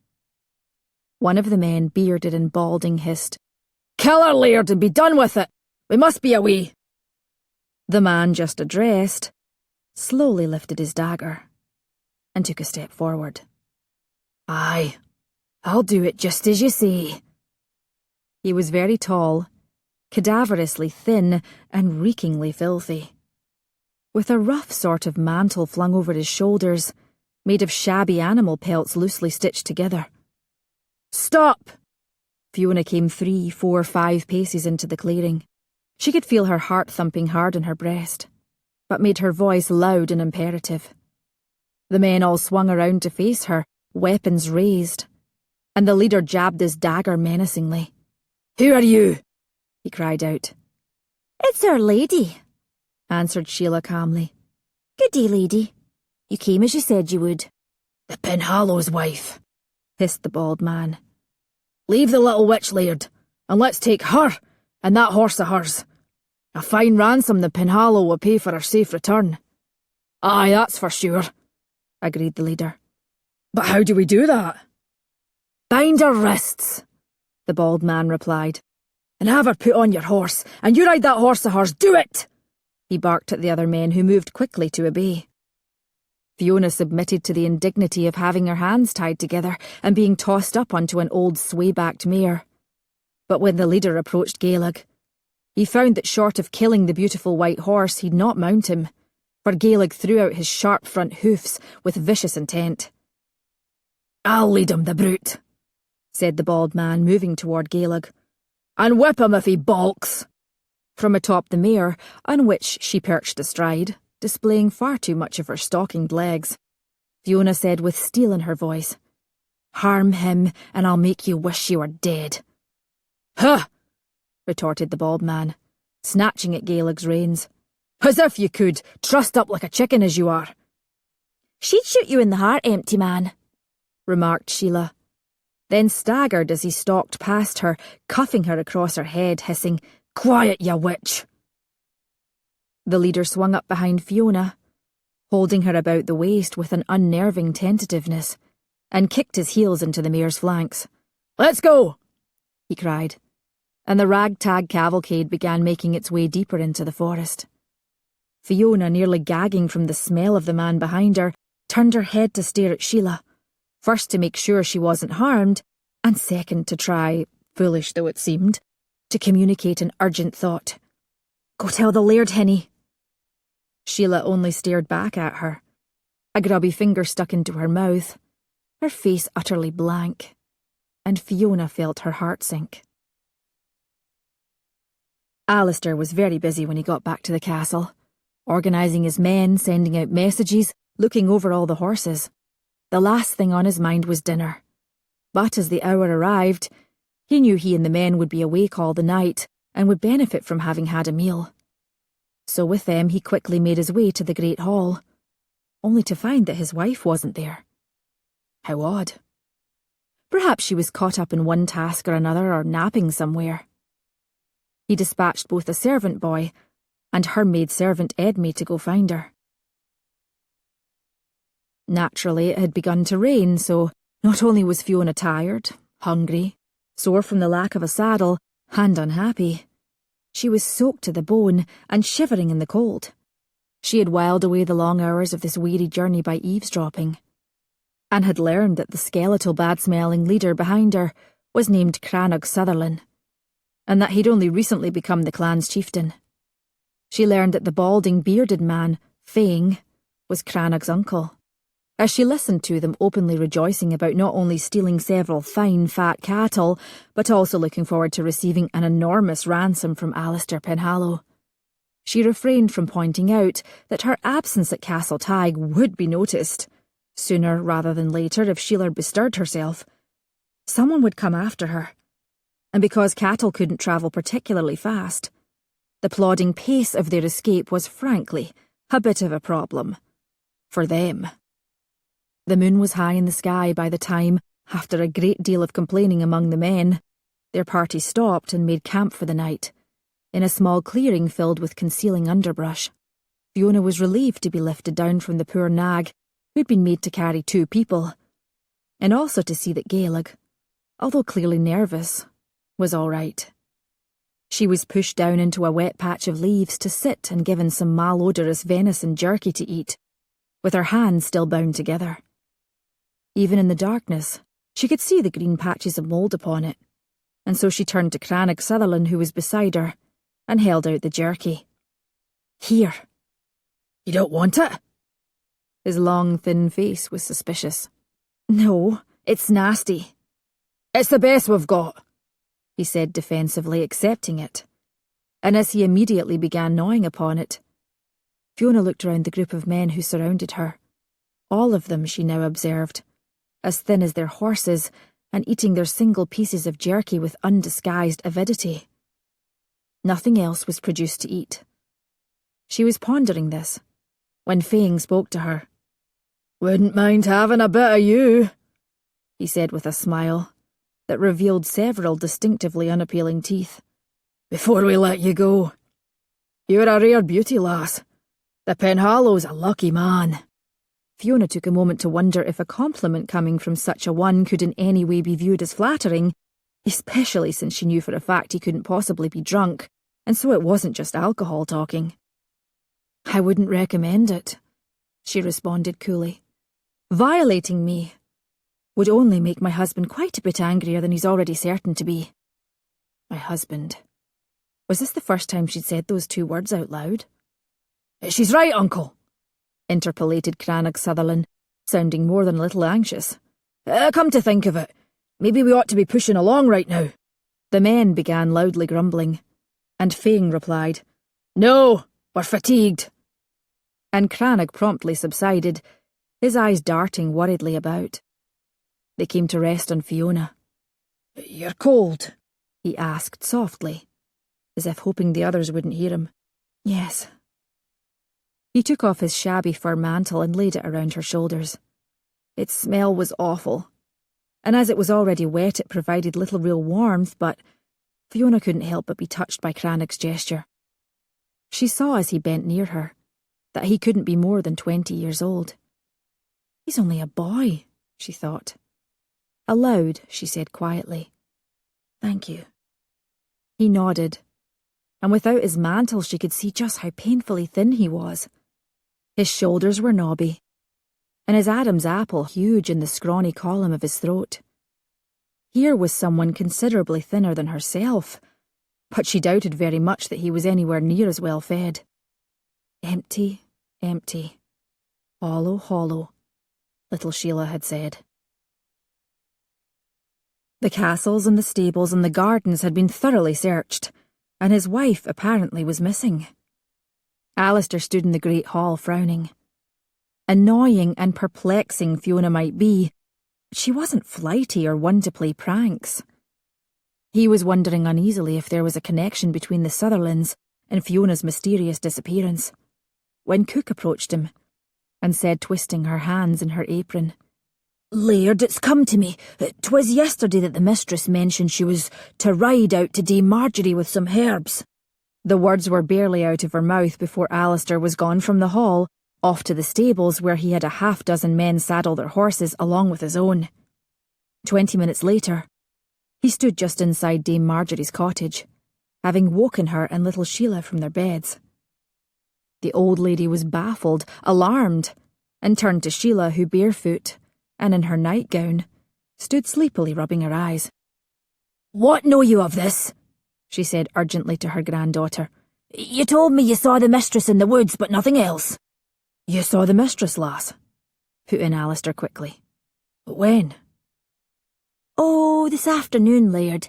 I was looking for kindling for Granny." "What happened then?" "The men took her away with them." The little girl was calm, vague, so casual in her speech that Alasdair had to keep himself from what felt like literally exploding.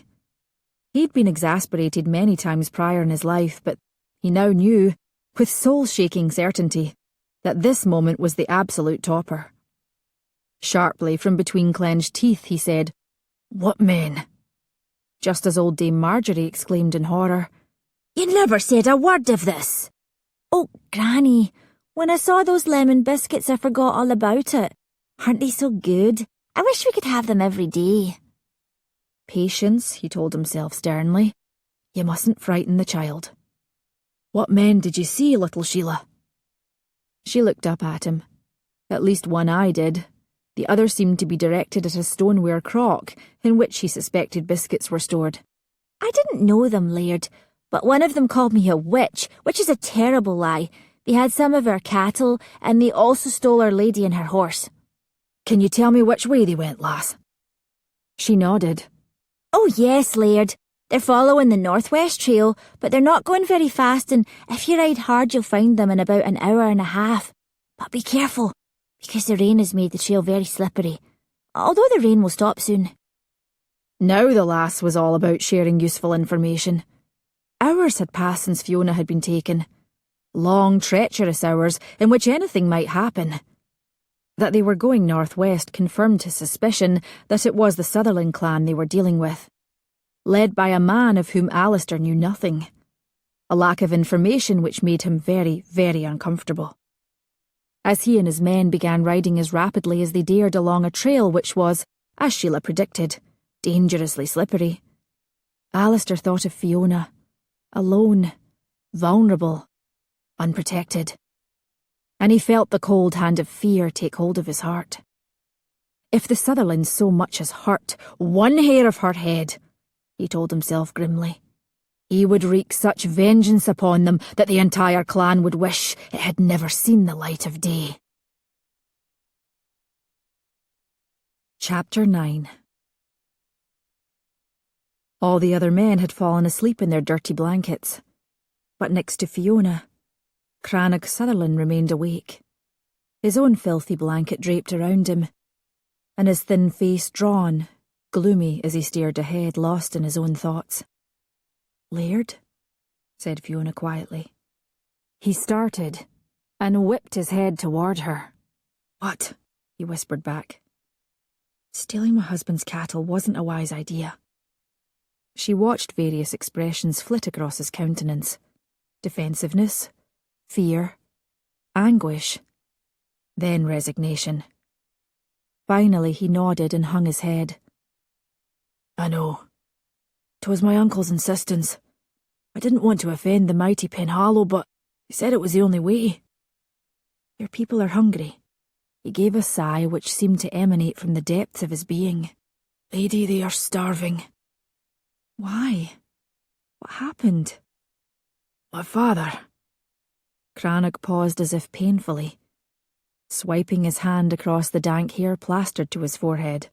These past 3 years my father wouldn't let the farmers tend their fields. He forced them to make war upon the Balfours, the Hearns and the Poles as well. Who? They're small clans along the Firth of Lorne. They had insulted him, he thought. His mind was unhinged those last years. Cranach went on. He feared and reviled everyone, the whole world seemingly. Including you, Fiona said, very low. He nodded again. I hated him. We all did. I was glad when he died. But the damage was done. We'd so little food. I've given the farmers back their fields, but how can we survive until the crops grow? Uncle Fang said the Penhallow wouldn't miss a few cattle, when our need is so great. Cranach Sutherland sighed again. I told him I'd rather go to the Laird directly and ask for his help, but he said that begging is worse than death. He said I'm a coward and womanly in my fear. He's a fool. Your instincts were the right ones. He lifted his head. Think you so, lady? I know so. My husband is a good man and a generous chieftain. With wonderment, Fiona heard herself saying these words with sincerity. For a moment, hope flared in the dark-ringed eyes of Cranach Sutherland, but just as quickly faded. It's too late now. It's not too late. When my husband's people come for me, make sure your men lay down their arms. I am not sure that will listen to me. You must make them do so. Otherwise there will be bloodshed, and things are certain to go very bad for all of us. But how do I do that, lady?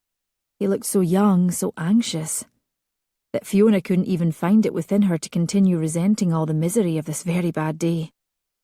It is their duty, their sacred duty, Laird, and their honour is at stake, and your duty is to do what is right. I'm not ready for this, he said softly, looking so unhappy that had her wrists not been tied together with a length of horribly scratchy rope, she might have put an arm around the poor lad. I am afraid, lady. It's all right to be afraid, she whispered back. You can be afraid and still lead your people. He was silent. Fiona hoped that what she'd said was making sense to him, because from across the clearing, she had seen Gaelic move restlessly, lift his great head as if listening, and it seemed possible, just possible, that the Penhallow men were quietly approaching. Very much did she hope so, but at the same time she now felt more fear than she yet had. If Cranach Sutherland did not rise to the occasion, there could indeed be bloodshed. Her stomach tightened into a knot. Not just blood, but death, possibly her own, or among the Penhallow men, or poor young Cranach's. She didn't wish anyone to die, even that dreadful, stupid Fang. She strained to listen, tensed her body to spring up away among the trees if she could manage it. Yes, there it was. A faint sound of boots on sodden leaves, a twig giving way, then another. She opened her mouth to warn Cranach, but all at once, like ghosts materialising into the clearing, strode. Why, there was Alasdair. He had come for her. He had come. And he was flanked by 6 of his men, muskets drawn. He himself held extended a long silver-plated pistol, looking so fierce that Fiona almost didn't recognise him, for in him now was nothing but a cold and deadly intent. No laughter. No playfulness, no fun. His eyes came to her, searchingly, then passed around the scene before him. Even as he did so, Fiona's captor stirred, roused, grabbed guns and knives, jumped up. Cranach leapt to his feet also, but unarmed. Weapons down! He ordered his men, but only a few obeyed. We must fight, you dolt! Exclaimed Fang, and gladly would Fiona have kicked him hard if she weren't afraid she would startle him into shooting someone. Instead, she nudged Cranach with her shoulder, as pointedly as she dared. He didn't glance down at her, but she saw him pull himself up straighter. Weapons down, he repeated shakily but loudly. As your laird, I command you. 'Tis your sacred duty to obey me. At this, all his men did slowly drop their muskets and knives onto the ground. All except for Fang, who remained belligerently holding his musket, now pointing it directly at Alasdair, who, in turn, very steadily aimed his pistol at Fang. And then Alasdair lowered it. Fiona wanted to scream out her fear. In the air itself, like a poisonous mist, seemed to thrum the very real possibility that Fang, now the lone defiant one, desperate, his pride and authority challenged, would do something rash. Her gaze flashing to the Penhallow men, Fiona saw at once that they were very nearly on the brink of all shooting Fang, slaughtering him, in the impetuous hope of killing him before he could do the same to their leader. Only their absolute obedience held them back. But in the meantime, Fiona could see Fang perspiring copiously, tightening his grip on his musket. Her icy terror froze her in place, and she looked with her own desperation at Alasdair. He stood there, very cool and calm, completely steady and in control. The sheer force of his own personality seeming to Fiona the only thing keeping this awful situation in check. Horrifying her by not even acknowledging Fang, he flicked his gaze to Cranach and said with a civility that in other circumstances she would have found amusing. Laird Sutherland, I believe. Cranach dipped his head awkwardly. Aye. You are Laird Penhallow. Aye. Your men follow your orders, save for one. What is your clan's punishment for such behaviour? Dishonour. Banishment. Death, should I so desire it, slowly answered the young man. You wouldn't dare, growled Fang. You stripling! You callous, beardless wonder, you... Be quiet, uncle, interrupted Cranach, very pale. To Fiona it seemed as if he was somehow drawing strength from Alasdair's powerful presence. You are not Laird, Cranach went on. I am. Put down your musket, or you'll face my judgment. Looking comically astonished, Fang slowly laid his musket on the ground. Relieved beyond measure, Fiona felt like applauding. Which reminded her. She nudged Cranach again, and quickly he bent down to help her to her feet. She was stiff, cramped.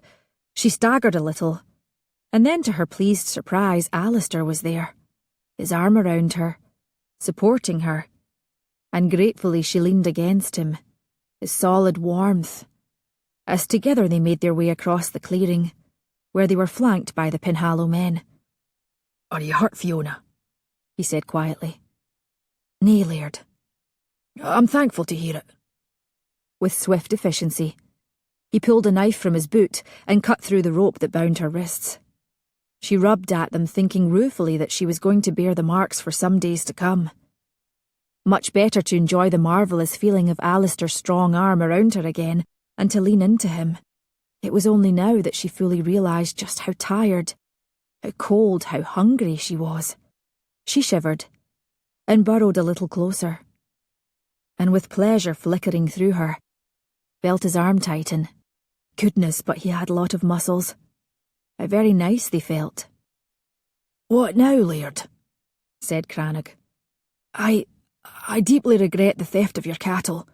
'Twas wrong, but I take full responsibility. Your punishment should be directed only at me, not my men. His voice trembled a little, but he squarely faced Alasdair with such desperate courage that suddenly Fiona wanted to cry. Instead, she tugged at Alasdair's jacket and whispered, Laird, have you any food?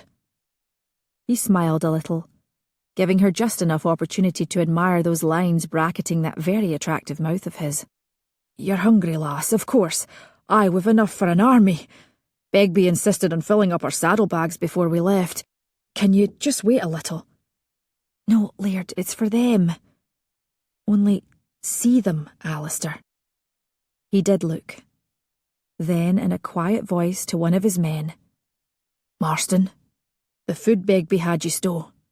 You and Waldrop place it before Laird Sutherland. They moved quickly to comply. Dried beef, oatcakes, apples, neatly wrapped hunks of cheese, small brown loaves of bread. Cranach stared at Alasdair with wide eyes. For us, Laird? He asked tremulously. After the harm we've done to you. It is yours, responded Alasdair, as one chieftain to another. And Cranach nodded to his men who, his Uncle Fang among them, fell ravenously upon the food. With newfound dignity, Cranach took for himself an apple and some dried beef, and ate more temperately, although his hands were very obviously shaking from hunger and perhaps with relief. To Marston, Alasdair now said, Bring me one of the flasks, please, opened. Marston reached into a saddlebag and brought to Alasdair a small silver flask, which he then placed in Fiona's hand. Drink, lass, he ordered softly. What is it? She asked, looking up at him. Brandy. 'Twill warm you till I can get you home. I don't, she began, but broke off when gently he put his hand on hers, brought it and the flask to her lips, and tipped her hand just enough to allow some of the brandy to flow. Pungent and slightly sweet, with a tang of old wood. It burned a little in her mouth and down her throat, and then as she accepted more at his urging, and then a little more after that, a welcome warmth seeped languorously through her limbs, bringing with it also a calm, hazy relaxation. Very pleasant after those many long hours of tension. Better? She smiled. Better. Good. To Cranach he said, Are all your people in a similar state? Aye, Laird, replied the younger man, a healthier colour in his emaciated face, and briefly explained just how his clan had fallen into such desperate straits. Alasdair listened, nodded, then said, We will leave you now. I will not give you the cattle, for they belong to my farmers. But tomorrow I'll send several wagons with food. Write to me with a list of the supplies you need. Dispatch your bailiff here if you like, to confer with mine. We'll ensure your survival through autumn and winter, and assist you in the spring as you need us, so that your clan may thrive again. He held out his hand, which Cranach, tears in his eyes, came forward to clasp. I thank you, Laird, he said, and you as well, gracious lady. Fiona smiled at him, and Alasdair replied, Farewell. You've made a good beginning as chieftain. Much later, Fiona would only fuzzily recall being placed before Alasdair on his big bay horse. I can ride on my own, she protested, vaguely surprised to hear the words running together a little. Unlikely fall off, said Alasdair, his breath warm at her ear. You wouldn't want to do that to Gaelig, would you? No, she answered, allowing him to wrap a clean dry blanket around her, allowing his arm to come firmly about her middle, and watching as Cranach's shabby mantle was given back to him. Goodbye, smelly thing, she thought. Hello, lovely strong chest. Out loud she said, Laird? Aye, Fiona. I'm worried. There's nothing to worry about anymore, you're safe. I know that. Well then. I'm worried that I smell like that nasty bundle of furs, or worse. He laughed. If it's a comfort to you, I've been riding all day and I doubt that I smell much better. It is a comfort to me, she replied quite seriously, leaning back against him. And it occurred to her then that she was, perhaps, more than a little drunk. She listened contentedly, as Alasdair gave orders to his men, and watched as their party broke up into different groups. One man sent ahead to the castle, riding fast. Another to accompany Alasdair and herself and to lead Gaelig. The others to bring the cattle back at their slower pace. He clicked his tongue, and his horse began to move. We've a few hours' ride, he said. Will you be all right? Yes. Fiona could feel her body relax, almost as if it were melting against the solid, muscled hardness of Alasdair's, both of them perfectly in tune with the steady rhythmic movement of his big bay. Suddenly, something funny floated up in her mind and she laughed. Actually, she giggled, which was very uncharacteristic of her. But what a cheerful sound it made. What is it, Fiona? Oh, Alasdair, I'm angry at you, she answered, smiling, a little loopily, at his arm draped firmly around her. Don't you remember that terrible fight we had the other night? I've been angry at you ever since. So angry. Not, she added punctiliously, that I wanted Fang to harm you. That's nice to know. Are you still angry at me, lass? She thought about it. I should be. My head says I am, but I don't feel it really. That's nice too. How do you feel? She thought some more. I feel happy. Happy that everyone's all right. Happy is good. Yes. Were you worried about me before? He brought his arm yet more snugly around her. Aye, he said, and she heard in his deep voice the unmistakable ring of truth. She smiled again and he went on. I was so worried, lass, that it was impossible to stay angry. You were very brave and stalwart, you know. So were you, when you lowered your pistol. She felt him shrug casually. I had the uncle's measure, he said. That type tends to shoot first and ask questions later. He said he wanted to have a bit of me, remarked Fiona. What? Did that bastard so much as touch you? I swear to God I'll go after him right now and... Fiona interrupted him with another slightly loopy giggle. No, he didn't, Alasdair. Dear me, how fierce you sound. He also said I was a rare beauty. His arm, which had tightened at her mention of Fang, loosened a little, but thank goodness not too much. I wouldn't have credited him with that much perceptiveness. My head feels all swimmy, Fiona said. But I think I just heard a compliment. She wasn't sure, but he might have dropped the lightest of kisses onto her hair. Aye, he answered. You did. How nice. Fiona sighed, feeling very warm and comfortable, which was funny. What with her wet gown and soggy boots and being filthy and exhausted, but there it was. She drifted into a kind of waking dream, in which everything was easy, in which everything was possible. It was even possible, in fact, to rest her head on Alasdair's shoulder, on his strong, lovely, muscled shoulder, and to slide her hand along that firm, heavy arm around her waist. And so, when finally they stopped at the wide stone steps of Castle Tig, Fiona was almost sorry.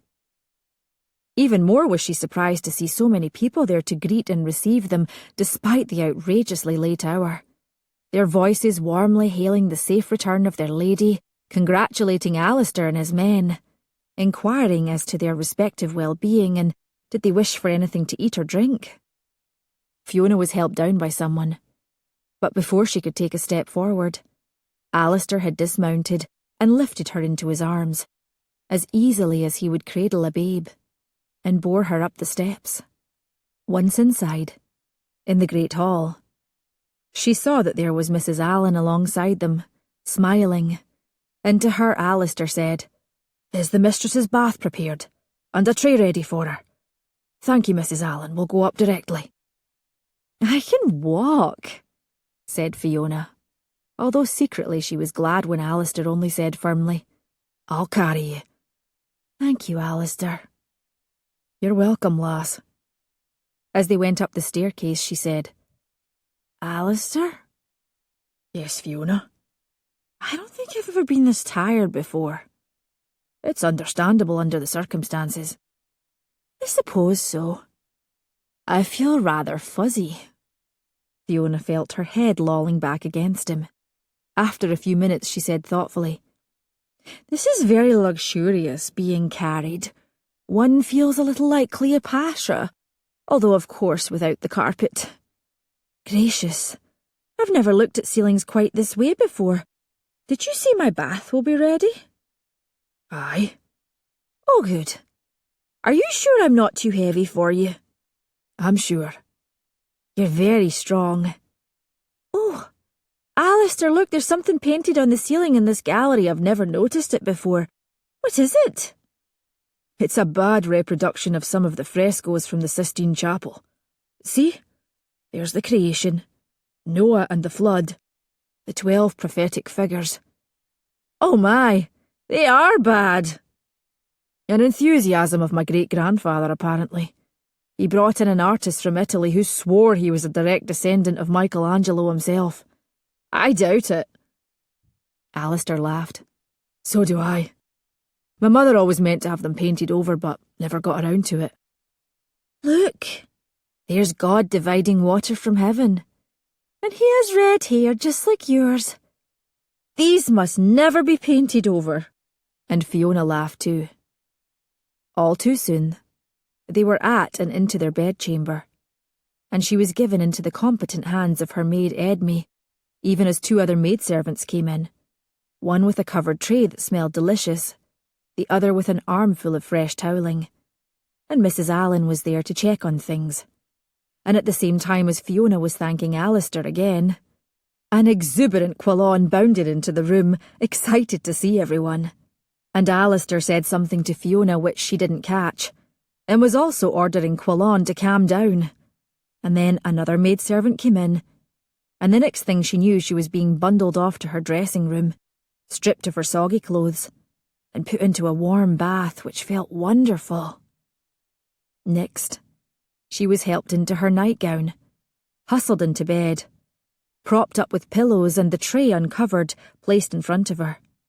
On it was a bowl of rich beef broth, a plate of warm bannocks, all soft and buttery, and a large roasted chicken drumstick. She ate it all, every crumb, every drop of broth, and then, sated, surrendered her tray to Edme, who betook herself to her own bed, and Fiona was alone in the great bedchamber. She leaned back against her pillows, yawning, but vowed to stay awake until Alasdair came. Within her was a new little glow, unnameable, fragile, yet it seemed to somehow warm her whole self. She hardly knew what she wanted to say to Alasdair. She only knew that she wanted to see him. Maybe, just maybe, she'd even keep her eyes open when he came out of his dressing room. She'd just spent several hours snugged up against that magnificent body of his, and had gained a new appreciation for it. In fact, it now occurred to her she wouldn't mind getting close to Alasdair again. Quite a bit closer. A fiery blush heated up her face, her neck, even her chest, and her hands went to the high soft ruffles around her throat, as if finding them confining, as if wanting to do away with them. Fiona hesitated, then shoved back the covers, and hurried into her dressing room. Quickly she went to the armoire, in which her night things were kept, and fishing through a drawer she pulled out a different nightgown, of silk rather than cambric. She swept off the one she had on, and swapped it for the other, then nervously eyed herself in the full-length cheval glass. Did she look ridiculous with the daringly low neckline, without those concealing ruffles? And heavens, silk seemed to accentuate one's form, rather than to conceal it as did the more demure cambric. How soft it felt against one's bare skin. Fiona hesitated again, as if checking within herself. Yes, that tender little glow was still there, warm and brave. That decided her. She put the cambric nightgown away, meticulously cleaned her teeth, smoothed her hair in its long thick braid, hurried back to bed, plumped up her pillows, lay flat, sat up, then finally settled for something in between. She tucked the bed covers around her, and waited for Alasdair. And waited, but he didn't come. The little glow flickered, waned, and finally it died out. Toward morning she drifted into a light, restless doze, aware, as she shifted in and out of wakefulness, that she was sad, painfully sad, and even a little ashamed. When finally she gave up on sleep and pushed herself out of bed, the first thing she did was to rip off the silk nightgown and shove it back into its drawer. The next thing she did, of course, was to look for a quill and a piece of paper. Items for Sutherlands. Stop thinking about Alasdair. Gaelic. Check hooves. Stones, mud from last night. My boots, ruined or salvageable? Ask Edme. Write to father. Has he tried those warm oat and burdock poultices for the sheep? Salve, wrists. Ask cook. Bouffe à la bourguignon soon? With bannocks. Kitchen garden. Blackberries. Preserves. Plums. Any new remedies for insomnia? Research. Stop thinking about Alasdair. It had been a long night. Alasdair sat at the breakfast table tired but satisfied. He'd come straight from the stables ravenous and now was no longer hungry, in itself a pleasant state of affairs, but his cheerful mood was due only in part to that. He felt good, sanguine. The situation with the Sutherlands had been successfully resolved. Most importantly, Fiona was safe. Thank God she was safe. And they seemed to have moved past the cold, icy cold tension of the past few days. Thank God for that too. And today was a new day. Today, perhaps, they could have peace between them. Sweet, calm, easy peace. That wasn't so much to ask, was it? Black pudding! Excellent! It was Duff ambling into the breakfast room in a distinctly bleary way, and Alasdair searched his memory. Had Duff been among those who'd gathered last night to welcome his safe return home with his mysteriously absent wife? Not that he could recall.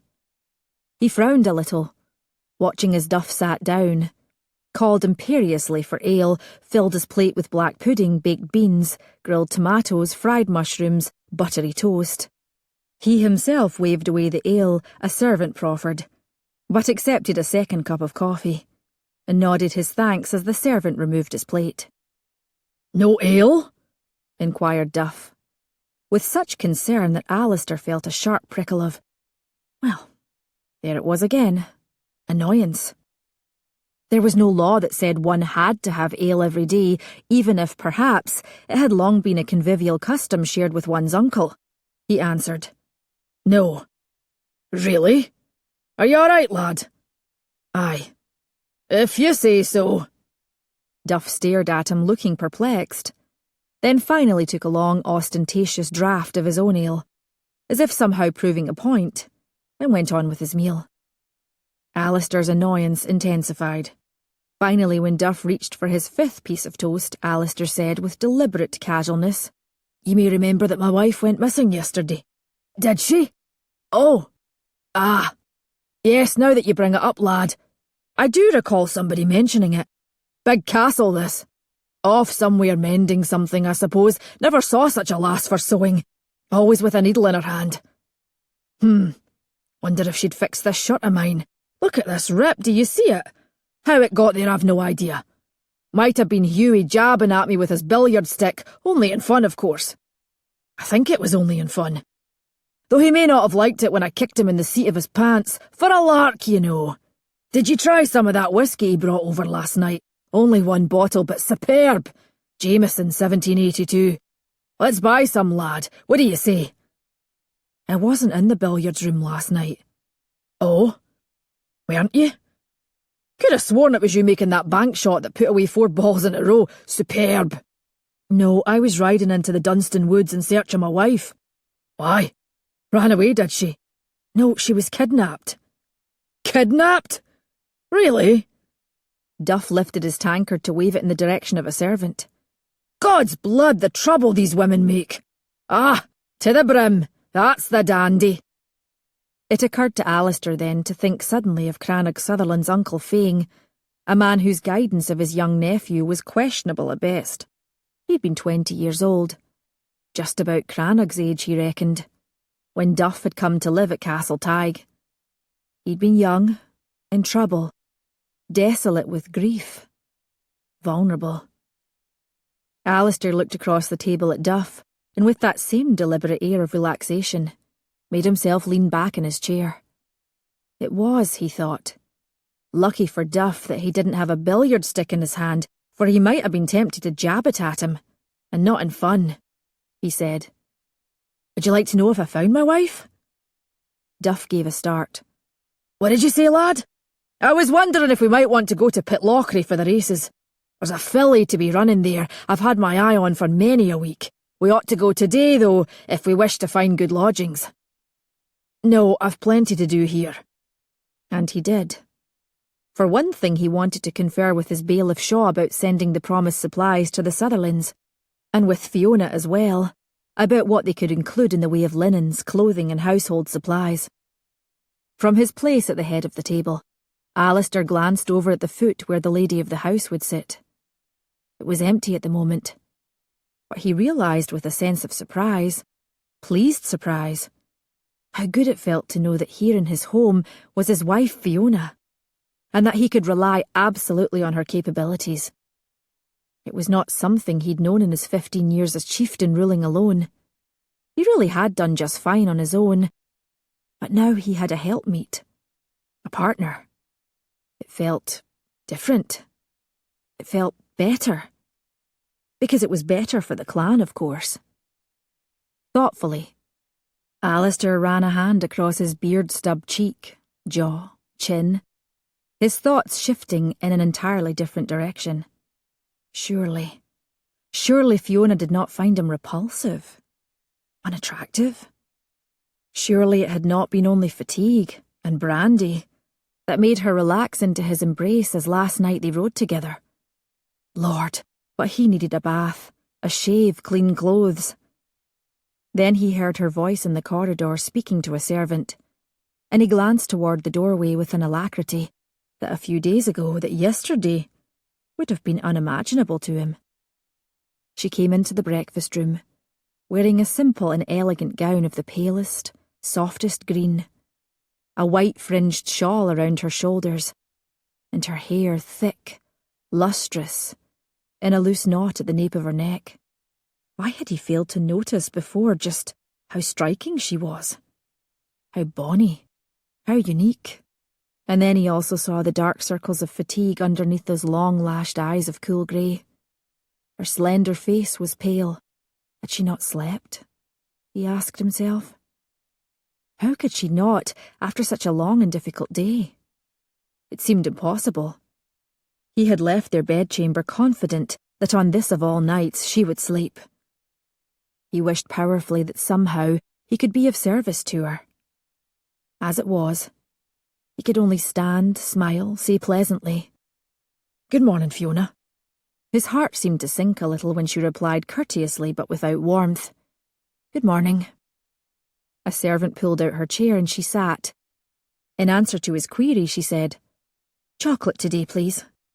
He poured it out for her and she thanked him, then curled her fingers around her cup as if to warm cold hands. Having sat again, Alasdair gazed down the length of the table at her. It was not a particularly long table, perhaps some 15 feet, of gleaming oak, and meant for cosy en famille gatherings, but there did seem to be quite an immense distance looming between them. He felt oddly tongue-tied, and it did not feel right, somehow, to begin their conversation on the subject of organising household goods. So instead, "How are you?" She took a sip of her chocolate, then met his gaze with her own. "I'm fine, thank you." "And you?" His heart sank a bit lower. "I'm fine." "Good." She asked the servant for oatmeal, cream, currants, sugar. Then, dauntingly aloof and self-possessed, she applied herself to eating without hurry, and Alasdair couldn't come up with anything else to say. He would, he thought darkly, stop his mouth with his own napkin if he started to make a lame and platitudinous remark about the weather. Morosely, he accepted another cup of coffee. Fiona was halfway through her bowl when suddenly Duff chuckled. Here's your wife right there, lad. Yes, answered Alasdair coldly. I can see that for myself, uncle. Well then, all's well that ends well. I don't hold with lasses running off into the woods, and most especially at night. Disruptive and not the thing, he said, addressing this last sentence to Fiona, with an air of avuncular sternness. She gave him a look over her spoon that might otherwise have smote a more sensitive individual. I'll remember that next time I'm carried off by bandits. It was possible that Duff would have said more on the topic of proper behaviour, but just then Isabel hurried into the breakfast room, and he jumped to his feet, nipping in ahead of the servant, to draw out her chair with a grandiloquent gesture. Do be seated, Miss Isabel, he said, then leaned down to pick up the reticule she had dropped in her evident astonishment. Even from where Alasdair sat, he could hear the bones in Duff's back creaking at his unusual speed of movement, and sure enough, when Duff straightened he winced, then groaned under his breath as stiffly he resumed his seat. Still, he managed to smile at Isabel, then said with ponderous gallantry, Where were you, madam? We've missed you. Oh, am I late? How dreadful of me! Isabel exclaimed, and although ordinarily Alasdair found little about his wife's cousin of interest, he was mildly surprised to now see her face turn an exceedingly bright red. I was reading, you see, she explained to Duff, rather breathlessly, and I'm afraid I lost track of time. Oh, black pudding, one of my favourites. Yes, please, I'd love some, thank you. Busily, she unfolded her napkin, rearranged her silverware, added sugar to her tea, filled her plate. If he didn't know better, Alasdair might even have said that Dame Isabel was looking rather guilty. What on earth for, he wondered, still with only faint interest. As far as he knew, they had no salacious books lying around the place, and even if they did, it was difficult to imagine short, plump, fussy, chattery Dame Isabel poring over them. Still, one never knew about people. It occurred to Alasdair that he hadn't seen her among the crowd welcoming them home either. Not that he cared one way or the other for himself, but he'd have thought she'd be concerned as to the welfare of her cousin. So he said to her, I trust you passed a pleasant night, madam. She turned round, anxious eyes to him. I wish I could say yes, Laird, but what with my terrible worry for Fiona and my fear that the castle would be under attack at any moment, I'm sorry to confess to you I did not. I locked my door and even took the precaution of wedging a chair underneath the doorknob. He frowned a little. Someone told you the castle might be attacked? Oh, no, Laird. It was my own assumption. It's such a different life here from the one I'm used to in Edinburgh, you see. Why, I hardly dare to venture out of doors these days. One might be murdered by blue-faced men or abducted without warning to suffer a fate worse than death. One never really feels safe. Nonsense, heartily interposed Duff. You're safer here than on the muck-filled streets of Edinburgh, where ruthless cut-purses roam about and ruffians break into people's houses at all hours of the day and night. Oh, do you think so? Responded Isabel timidly. That is, I'm sure you are right, sir, but in my neighbourhood, so quiet, so genteel, that is to say my old neighbourhood, for I no longer, well, I'm sure that's not a tale worth telling, so grateful as I am to dear Fiona for... It's just that one feels so nervous here. That's but womanly foolishness, Duff told her, with such genial condescension that Alasdair could only wonder why Isabel didn't swat angrily at him, with her little beaded reticule. You'd not catch me in a city, went on Duff, warming to his topic. Foul, crowded, degenerate places filled with sloth and vice. Dankness and darkness. Here in the countryside the air is pure, clean, fresh, nature everywhere, humans and beasts in divine harmony, where men protect their women and cherish them and keep them from harm just the way it should be. Speaking of beasts, you have an enormous rent in your shirt, commented Fiona dispassionately. Were the wolves after you? Wolves? Echoed Isabel, knocking her napkin off her lap in a convulsive gesture. Here inside the castle? If Fiona had laughed, Alasdair might have also, but when he looked down the length of the table at her, he saw that her expression was cool and remote. Why would that be? Last night they'd parted so amicably. Puzzled, Alasdair only half listened as Duff spent several minutes reassuring Dame Isabel as to the complete absence of wolves roaming the hallways of the castle or lurking behind a cabinet, deviously waiting for the unwary to come along and be promptly ripped to shreds. "Although," Duff concluded, "there was that time a buzzard somehow got into the Great Hall. Do you remember that, Alasdair, my lad? Devilish hard to capture it. I had to cast that old fishing net just so." He shot his arm upwards to demonstrate, and there was an audible sound of ripping fabric. "And now," said Fiona, "the rent is even bigger." If it weren't for the hair everywhere on his face, Duff might, perhaps, have been seen to be flushing self-consciously. "Sir," Isabel said timidly, "if you like, I could sew that up for you." "Would you, madam?" He looked hopefully at her. "Oh yes, to be sure. I do love to be helpful. I wonder if I have the right colour thread, yet no matter what colour I choose, I'm afraid the repair will still be visible unless I'm very, very careful with my stitches, and I—" Isabel proceeded in this animated vein for some time, and Fiona, with what felt like superhuman patience, refrained from interrupting and instead ate another bowl of oatmeal and had some more chocolate. When finally her cousin subsided, Fiona pushed away her bowl and said in a businesslike tone, "Laird, will those wagons you mentioned have room for bed linens and clothing? I expect the Sutherlands will need such things, and badly too. I've already spoken with Lister and Mrs. Allen, and we've been to the attics as well, to see what's been stored there. We've plenty to spare, if this is agreeable to you." Alasdair was looking at her from his seat at the head of the polished oak table. He was looking at her as if she was a mystery he was unable to fathom. But she'd volunteered to sew every rip and tear in Duff's large wardrobe of scruffy clothing before she would offer any clues. How could Alasdair have gone off like that last night? "Aye, madam," he replied. "It's agreeable to me." Although in his expression was nothing that suggested laughter, pleasure, or anything at all agreeable. Which, thought Fiona, served him right.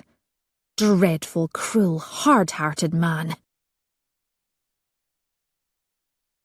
Chapter 10. Later that day, after an excellent dinner featuring the roasted sirloin and salad of fresh peas and potatoes she'd planned with Cook a few days earlier, Fiona rose to her feet, as did Isabel. "If you'll excuse us," she said to Alasdair and Duff. Alasdair also stood up. "You're going to the great drawing room?" "Yes." Her tone was just as chilly as it had been all day. "As we always do, in the evening, after dinner."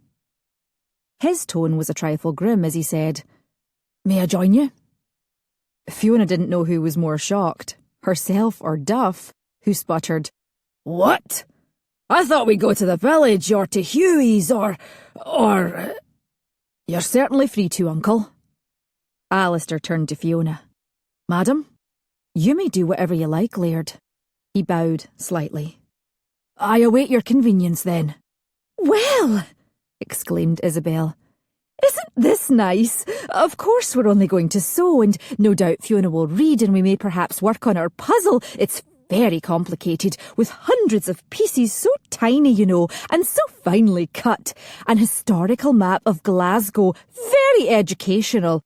Fiona is exceptionally clever at it, Laird, I assure you. Why, she found all the pieces for Bogton House in one sitting."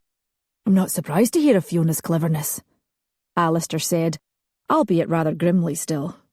And Fiona haughtily wrapped her fine woolen shawl more tightly around her, as if encasing herself in impenetrable armour. Together they left the great hall, Isabel fluttering and animated, herself and Alasdair silent, with Duff trailing behind them, brushing crumbs from his shirt front and also, picking out a few stray peas from his beard.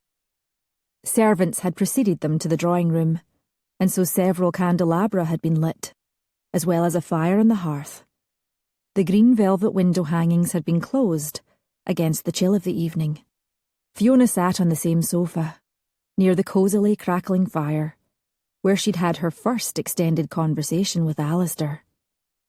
She and Isabel had just that day arrived at Castle Tig. There had been that long, formal banquet during which those other 3 women had tried very hard to catch the interest of Alasdair Penhallow. She, on the other hand, had composed in her head a letter to Mother, and little Sheila had come up to her and said, "You look, but you do not see." It seemed like a lifetime ago. She hadn't dreamed she would become Alasdair's wife. It was the last thing in the world she wished for. And yet, here she was. Now, her back very straight. Fiona reached automatically for her sewing, but only held it on her lap, and let her gaze wander round the room. Isabel had gone to the large marquetry table on which lay the Glasgow puzzle, and was instantly absorbed in it. Duff, disgruntled, was stretched out on a sofa on the other side of the room, his feet in scuffed evening shoes, resting on the sofa's arm, providing anyone who cared to look an excellent view of his laddered stockings with spectacular runs in them. And Alasdair had seated himself opposite her, just as he had that very first time. She had not, then, found him the least bit appealing. But even a person who was furious and ashamed and all frozen inside would have to admit that he was very distinguished in his tartan kilt, patterned in dark greens and reds, and close-fitted black jacket. He crossed one long leg over the other, thus also providing anyone who cared to look an excellent view of nicely shaped calves in checkered hose and garters.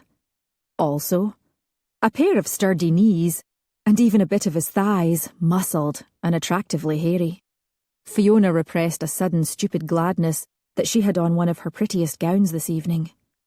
A robe of carnation pink crepe, worn over a white silk slip, along with the lovely diamond necklace that had been a wedding gift from her parents. Hastily, she dropped her eyes to her sewing and picked up her needle. After a while, Alasdair said, "We got a great deal accomplished today." She didn't glance up. "Yes. The wagons for the Sutherlands will leave tomorrow at first light." "Excellent." "Thank you for all your help." "I was glad to do it." "Were you glad? You gave the impression of wanting to murder someone." "I was glad," she clarified icily, "to help the Sutherlands."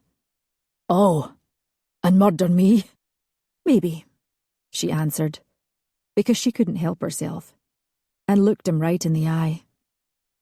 He still had that baffled expression on his face. "Why?" he asked simply. And the words just came out. "Because," she hissed. "you left me last night and didn't come back." But what?" "I told you where I was going. That I was going to wait for the men who had followed behind with the cattle, see to their well-being. That it was important to me to greet them personally." "What? You didn't hear me tell you that before I left our bedchamber?" Fiona thought back to last night, to the confusion, the servants coming and going, and Quillan romping around, and her own dazed exhaustion, and Alasdair, in a warm and pleasant voice, saying something which she hadn't quite caught. "Oh," she said, feeling rather like a balloon abruptly deflating. "Did you, Laird?" "Aye. And I told you I probably wouldn't see you again until morning." "Oh." "I was sure you understood me. You nodded and smiled at me." "Oh. Well, I didn't understand you. There was too much going on, but," she added scrupulously, "it wasn't your fault, Laird." "Ah, it was good of you to wait for your men," she also added. "They had a hard slog of it." "Was everyone all right?" "Aye." "And the cattle?" "Unhappy, but all right." "Oh, that's good." Suddenly, Fiona realised that she was feeling like a balloon that was filling with air. She was, in fact, a light and happy balloon floating up into skies of blue. So she said, "I'm sorry for the misunderstanding." "Is that why you've been so murderous?" "Yes. I'm sorry, Laird." It's fine. But yesterday you called me by my first name. That is so. Alasdair. He smiled at her, and tentatively she smiled back. Really, his face was quite pleasing when he smiled. It emphasised the strong line of his jaw, the firm bevelled shape of his chin. She didn't like it when men had weak chins. Logan Munro has a weak chin, whispered a sly little voice in her head. He did. Fiona tried to summon an image of Logan, but it seemed impossible here in an illuminated room, with her eyes open, wide open, and looking at her husband Alasdair. You look, but you do not see. What are you working on? Fiona blinked, flustered, as if she had been caught between two worlds, one of which she had no business to be in. I beg your pardon? You're sewing. What is it? An altar cloth. She told herself to be here, now, and put her focus analytically onto Alasdair's face. But a cool cataloguing of his features, 2 eyes, 2 ears, 1 nose, fell away in a giddy rush of impressions, almost as if she was encountering him for the very first time. His broad shoulders, the sturdy column of his neck, the strong planes of his face, those remarkable amber eyes, the dark red of his hair, contrasting vividly with the black fabric of his jacket. Actually, now that she gave it her consideration, it wasn't a dreadful colour at all, that hair of his. It was thick, alive with colour, with a charming tendency to spike upwards a little above his forehead. How unusual it was for someone with red hair to have dark eyebrows and eyelashes. How striking. He still smiled at her, highlighting those intriguing lines on either side of his mouth. They were sensual. Inviting. What is the embroidery upon it? What? Oh, a nativity scene, she answered almost at random. Very nice. That subject seeming to be fairly well exhausted, he fell silent and shifted a little in his seat.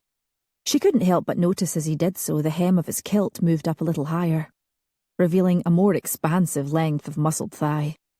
Don't stare.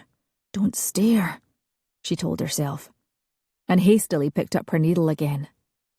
She had once more splintered into a Fiona abrim with intense and contrary emotions, and it made her both excited and afraid, and awkward, gawky, jittery. Her heart was beating a little more quickly than usual. She could almost feel her blood rushing faster through her veins. She remembered again how yesterday in that horrible confrontation with Fang Sutherland, Alasdair had seemed to dominate, not with a weapon, or through any kind of violence, but by his very presence, the sheer strength of his will. She had felt it in her bones, with an almost physical reaction juddering through her. Now, with Alasdair sitting opposite her, she again responded to the pull of his being, as if his body called out to her body, and her mind, her busy, sensible, clever mind, had nothing to do with it. She was sharply aware of the smooth silken fabric against her breasts, encasing her arms, surrounding her legs as if confining her, overheating her. Very much did she all at once want to pull off her shoes, her stockings, her gown, her chemise, everything. Her hands, Fiona saw suddenly, were shaking, and so she put aside her sewing, reached blindly for the book that lay on the little table at her elbow. What are you reading? asked Alasdair. Fiona seized upon the title as a way of cleaving through the wild confusion that had taken hold of her. Modern Methods of Crop Rotation. I found it in the library. He looked at her, curiously, smilingly. Then, as if willing to follow her lead, I got that a few months ago and liked it. Have you gotten to the section about alternating oats with turnips or potatoes, then planting barley, hay and pasture? She was on solid ground again, thank goodness. Yes, it was very interesting. I found the diagrams very helpful, Did you see the one about planting at a diagonal, allowing for better distribution of the manure? I did. It seems a very good idea. What do you think about the suggestion to maintain pasture for 3 years? With 1 season of oats after that, and then back to pasture? It might depend on how the winters have been and the general condition of the sheep and cattle. Aye. And I don't like to depend too much on turnips and hay for their feed. I always like to have several clover fields in cultivation. Although too much clover can weaken their digestion, don't you find? I remember once when a flock of Father's sheep got into a clover field, they got so bloated that we had to treat them with a sour milk and oatmeal mash for a week, which was a great deal of work for everybody. They continued in this vein, easily and enjoyably, until the tea tray was brought in. Fiona realised that all her self-consciousness had dissipated. Her confusion, her crazy desire to strip off all her clothing as well. She was back to being steady, practical Fiona, which was good, wasn't it? "Brandy," said Duff, ambling over. "About time." "Tea," said Fiona, nodding her thanks to the servant who had placed the tray on the low table between herself and Alasdair. "Sandwiches and biscuits and macaroons. No brandy." "A frivolous Sassenach custom," growled Duff, sitting next to Alasdair and giving all the appearance of a long-suffering figure from biblical times. So might hoary Moses have frowned, gesturing sternly to the stone tablet's 11th commandment, "Thou shalt not serve tea in the evenings." Fiona only shrugged, and passed Alasdair a cup of tea, the way he liked it, with a little cream and no sugar. Isabel came then, and she gave her a cup also. Then for herself, tea with cream and sugar. 10 minutes later, it was clear that the food was fast disappearing, and Duff said in an offhand manner, "I'd take a cup of tea, lass, if there's any left." It would have been churlish to grin in a triumphant fashion, and so Fiona only said politely, "To be sure there is, uncle. How do you like it?" "However it is least objectionable." She laughed, and handed him a cup with plenty of cream and sugar. "May I give you a plate?" "Aye," he replied, and when he received from her a pretty china plate heaped high with delicacies, he added gruffly, as if trying to remember a word in another language, "Thank ye." "You're welcome, uncle." Fiona leaned back against the sofa, feeling very mellow. There really was something unifying about good food. Thoughtfully, she picked up a macaroon from her plate and bit into it. Sweet, soft, chewy. So delicious she had to keep herself from saying, in a rather lascivious way. Was it sinful to relish a macaroon with such sensual pleasure? As if of their own volition. Her eyes strayed to Alasdair, who sat perfectly at ease, studying her, smiling.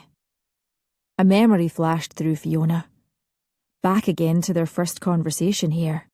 She had thought of a great cat, toying with a mouse. She, of course, had been the mouse, who had not wanted to be played with, or eaten. A shudder rippled along her spine. Not of fear exactly, but something else. Maybe now she wanted to play. Just maybe. And so, when a little while later, Alasdair stood and stretched and casually announced, "I'm for bed." She hesitated, heart hammering within her. Then, with extreme care, she put her plate back onto the table, noticing that her hands were shaking again. She stood up also. "I'll come with you," she said just as casually. And together, they left the room. Fiona was self-conscious again. Afraid, more afraid than excited now. She sat before her satinwood dressing table, eyeing her pale, slender face in the mirror. In a horribly cowardly way, she had changed into a plain white cambric nightgown with, yes, a high ruffled neckline, had taken down her hair, and quickly braided it. Nervously she plucked at the fabric over her bosom. Why did she have so little substance there? She ran her palms over the flesh of her torso. and even through the nightgown the outline of her ribs was apparent. She was sure of it. There was no getting around it. She was scrawny. No wonder Alasdair could only bring himself to look at her legs, although they were skinny too. Well, there was nothing for it, Fiona thought gloomily, but to go lie down in the bed and wait for him to ask her to lift up her nightgown, as usual. She sniffed, stared at herself, and then 2 large fat tears rolled down her cheeks, and then a sob escaped her. And then there was a knock on her dressing room door. Fiona jumped, as might a prisoner summoned to the chopping block. "Yes?" "You've been a long while. Is everything all right?" "No," she said. "Yes?" There was a pause. "Are you sure?" "No," she said. "Yes." Another pause. "May I come in?" "No," she wanted to say. She wanted him to go back into his own dressing room, so that she could flee unseen to the bed and crawl in, hide. But she summoned a shred of courage, mixed together with a large dollop of misery, swiped at her face with her sleeve. Oh, how prim were those ruffles around her wrists, and answered curtly, "If you wish." The door swung open, and in came Alasdair. Fiona did not turn around, but caught bits and pieces of him in her small mirror. Evidently, he had on a dark blue dressing gown, belted around his waist. She supposed she should have been grateful that he hadn't waltzed in stark naked, but it was a thought without emotion. She laced her fingers together in her lap and locked her eyes upon them. There were 10. There were 10. She tried to focus her mind by actually counting them. Alasdair stopped behind her. "Have you been crying?" "No." In his silence was a certain scepticism, just as in some mysterious way, the weight of his gaze was a physical sensation upon her, though she hardly knew if she liked it or not. When lightly he ran his hand along the length of her braid.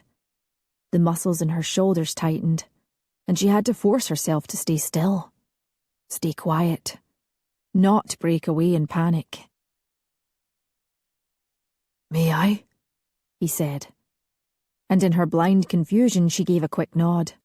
Then his fingers were gently pulling apart the thick bunches of hair that she'd woven together, and hastily tied at the bottom with a ribbon. They moved through her hair without hurry, with a slow, caressing touch. "Give me your brush," he said. "No," she answered in an ungracious, grumbling way. "Please?" "No." "Please, Fiona." "Oh, all right," she snapped, and thrust her brush over her shoulder, still without turning around. "Thank you." Slowly, gently, patiently. He brushed her hair from the crown of her head down to her waist, with long, easy, rhythmic strokes, as if he had all the time in the world, as if there was nothing better he had to do, as if he would never stop, as if there was no future, no past, only this moment, this very private, quiet moment between the two of them. Gradually, very gradually, Fiona relaxed. Her shoulders lost their tense hunch. She gave herself up to the steady, rhythmic movement of the brush. She breathed in, breathed out, easily. Her eyes drifted shut. She wasn't sleepy, but had somehow slipped into a realm of pure and mindless sensation. "Beautiful."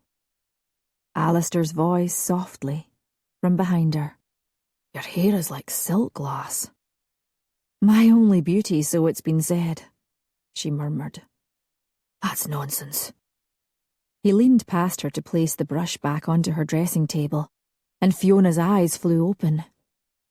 Alert again, she watched, repressed a little gasp, as with effortless strength he turned her pretty chair with her in it, so that she was sitting perpendicular to her dressing table.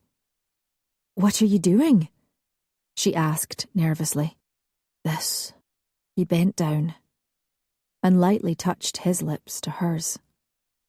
Shocked, dazed, even frightened by this unexpectedly intimate contact between them, Fiona didn't respond. Her mind was skittering wildly, even as her heart thumped hard within her. Which Fiona was she right now? Oh God, which one? He pulled away a little and gravely said, "Do you not want me to?" She shrugged, hanging on to her composure for dear life. "You can," she said, a little raggedly, "if you want to." "I do," he answered with that same gravity. He kissed her again, gently, just to the side of her mouth, and then at the tender pulse point underneath her chin, and then her cambric-covered shoulder. Fiona did not resist, but remained very still. And then he sank to his knees before her, and although she was glad to observe that the dark blue sash of his dressing gown remained firmly belted, the lapels did gap open, and she could see quite a bit of his chest, its hard planes, the springy dark hair so very, very masculine. "With my body I thee worship," one of their vows. It was allowed to touch that tempting hardness. But fear held her back. Fear paralysed her. And then Alasdair reached for her interlaced fingers, took them in his big warm hands, and turned her palms upward. Although her salve had helped, her wrists were still red, chafed from the rope that yesterday had bound them. Alasdair touched his lips to each wrist in turn, gently and deliberately. And Fiona jerked as if an electric current ran through her. His lips were soft and firm all at once, and such was the tenderness of his gesture that she almost felt as if he kissed her body, herself, her soul, entirely, and in a way that sparked within her a wild, all-consuming hunger. "You are courageous, Fiona," he said, looking into her eyes, which she knew were wide, wide open. "No," she whispered. "I'm afraid." "Right now?" "Yes." "I won't harm you." "I know you won't, but I'm still afraid." "Why?" "This is different from before." "Aye, different." "Why?" "Our nights together," he said. "You didn't enjoy them, did you?" She hesitated, then decided now to tell the truth.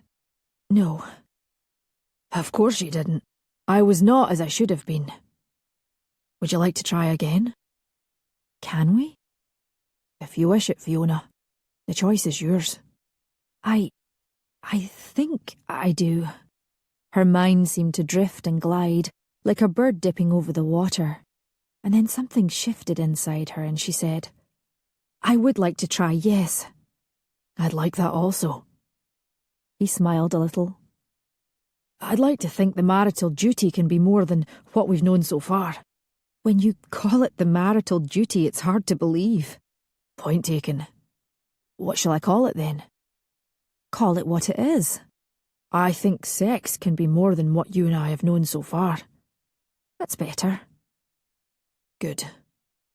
Are you still afraid, lass?" "A little, yes. Or a lot. I'm not sure." "You need not fear. All will be well."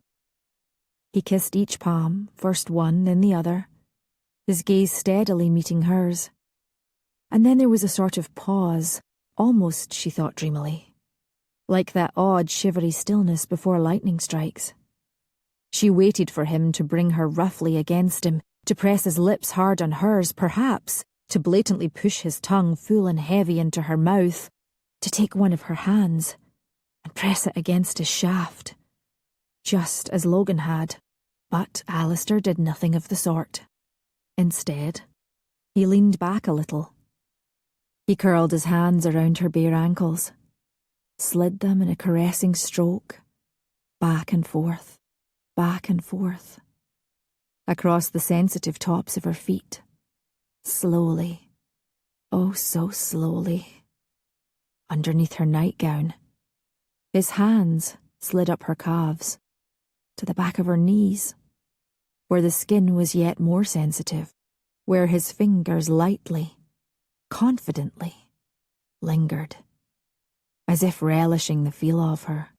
How warm it made her feel, how languorous and excited all at once. But when, she wondered, would this slow, delicious interlude end and his own needs take over? Instead, he only said, "Do you like this?" She thought about it. "Yes," she answered cautiously, but had to add, "Do you?" "Very much, why wouldn't I?"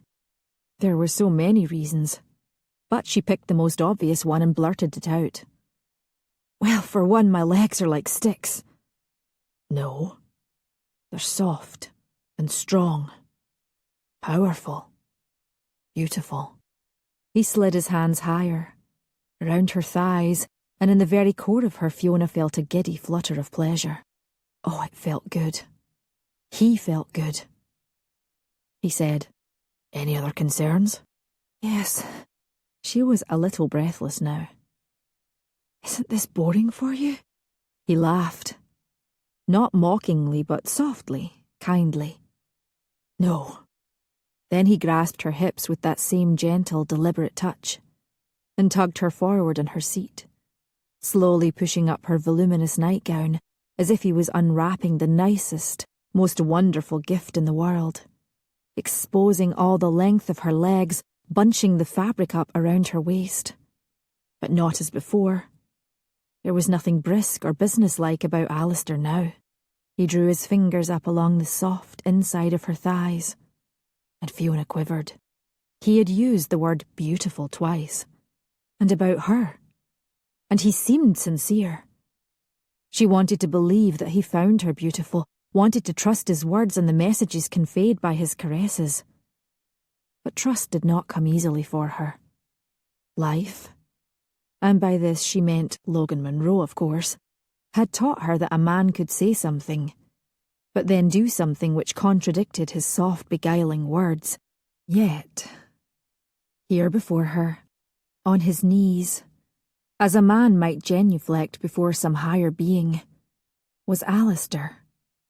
His hands like a sorcerer's, conjuring from out of her cool composure a carnal fire that made the saliva pool in her mouth and her breath come heavily between parted lips. "Open for me," he said quietly. What are you going to do?" "I'll show you. If you don't like it, I'll stop." "Do you promise?" "Yes." Fear warred with curiosity. After several moments ticked by, each and every one an eternity, curiosity won. Or maybe she was more courageous than she knew. Carefully, Fiona brought her legs apart. She had only a few moments in which to feel dreadfully vulnerable, exposed, nervous, before Alasdair slid his hands around her hips, brought his mouth to the white soft skin of her thigh, and he licked it. In a long, warm, wet stroke of his tongue, did it in a way that seemed to her he liked it.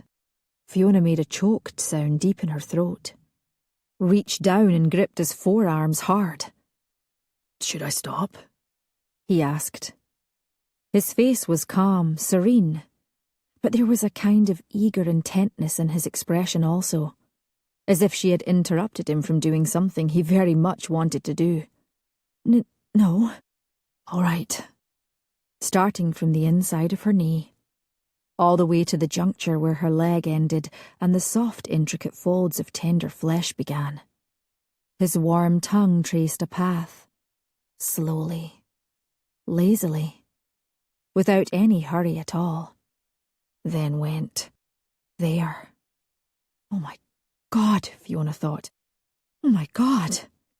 As he licked at her very centre, found concealed like a sweet pearl amidst the soft skin, soft hair, an exquisitely sensitive nubbin of flesh, and with an appetite, an assurance, that she thought might stop her hard-beating heart. With the wet, sure strokes of his tongue, he made pleasure begin and build and heighten like a grace note that went on and on, as an angel might sing once and forever. She hadn't known her body, her spirit was capable of this. This joy made incarnate, flowing from the sweet primal core of her. Out and down her legs, up through her torso, blazing along her arms, her neck, and for all she knew, creating an ecstatic halo around her head. Joy and bliss and pure sensation. Vaguely, Fiona realised that from her throat issued soft noises, somewhere between a hum and a gasp. They were moans, really, but quiet ones, because she had to hold back a little, had to hang on to her restraint, her dignity. Didn't she? Did self-control have a place in all this? When she now was having a hard time figuring out where she ended and where Alasdair began. When he knelt before her, was without haste worshipping her with his clever, kind, knowing tongue, his hand still holding her as if he would never let her go. Her eyes closed, her head tipped back, and it seemed to Fiona that she was in danger of the best and wildest kind, of flying off of a high cliff, soaring without shackles into the ether. She didn't know why she stopped him. All at once, she wanted, needed, with a curious ferocity, to be yet closer to him, face to face. So, panting, sweating, she pulled away, sat up a little straighter, sharply aware that much of her was draped, imprisoned in her prim white nightgown, even as the rest of her body was free. Deliciously free. Alasdair sat back on his heels, studied her face, lifted his dark brows. "Everything all right?" "Yes." "Did you like that?" "Yes." "Would you like me to keep doing it?" "No." "All right." He said this with easy casualness. He didn't get up or yawn or frown or look impatient or grab at her hand to make it do something for him. No. He sat on the soft dove-grey carpet of her dressing room, like someone who had all the time in the world. For her.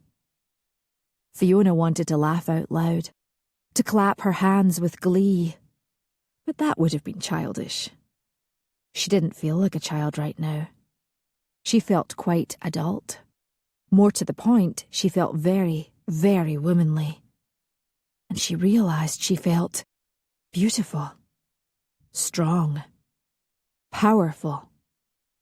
Much like, she imagined, a butterfly transformed emerging from its cocoon. So when Alasdair said casually, "What would you like to do now?" she answered, "I'll show you." And rapidly, she undid the long row of little white buttons at the neck of her nightgown, which she then ripped up and over her head, tossing it aside without a second glance, and she slid off her dainty velvet chair onto his lap, grabbed his face between her two hands, and said, "Kiss me again." Chapter 11. A week ago, Alasdair had had a vivid dream in which he was making love to Fiona, who sat astride him with her shining hair freed from its braid. In his dream, her pale slim body had glowed as if on fire, set alight by the touch of his hands upon her. Now, here in her dressing room of all places, as he received her upon him, felt her hands upon his face, saw the glow in the long-lashed eyes gone blue. He wondered for a stunned moment if he was in fact dreaming. She seemed real. There was something very reassuring about the weight of her, the rapid rise and fall of her chest, the scent of her lemony soap and her rose perfume and her sweat mingling in a rather intoxicating way, but still. It was easy to imagine that despite their prosaic surroundings, he, They had been transported to some kind of mystical paradise. Here they were. Here was Fiona, naked as the day she'd been born, with her hair streaming about her like a shimmering silvery blonde cloak. Here was his Eve. He was her Adam, and he had just tasted the fruit of knowledge. The sweet, musky taste of her still lingered. But he hadn't had enough, and he wanted nothing more than... Why? He wanted more of her. As he had come to her closed dressing room door, he'd been confident that their marital relations, sex, could be improved. But never in a million years would he have guessed this would happen. That the nice little flame he'd expected had instead exploded into a roaring conflagration of desire, a bonfire of absolute, devouring, splendid lust that took them both, remaking them anew. Had he really once thought her too thin, unappealing? Christ, but he'd been blind. She was magnificent, and with that same ravenous longing, he wanted to run his hands along the long, slim line of her torso, devour her beautifully rounded little breasts, and more, so much more.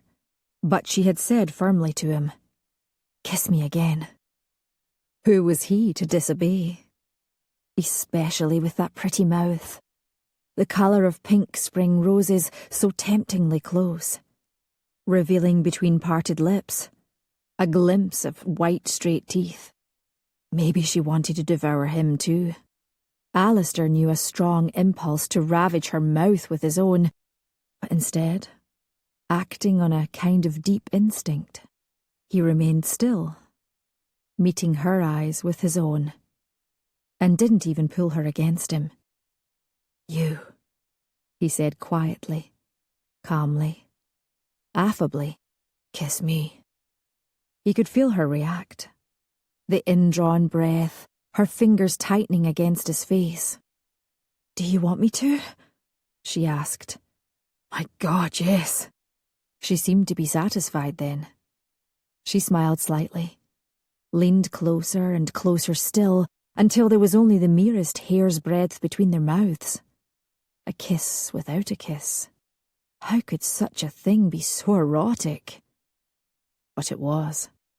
He was hard now, ragingly hard. She had to know it and feel it, his shaft beneath his robe pressed insistently between her legs, as she sat with wonderful abandon on him, the silken barrier between them damp with the wetness of her desire, her readiness.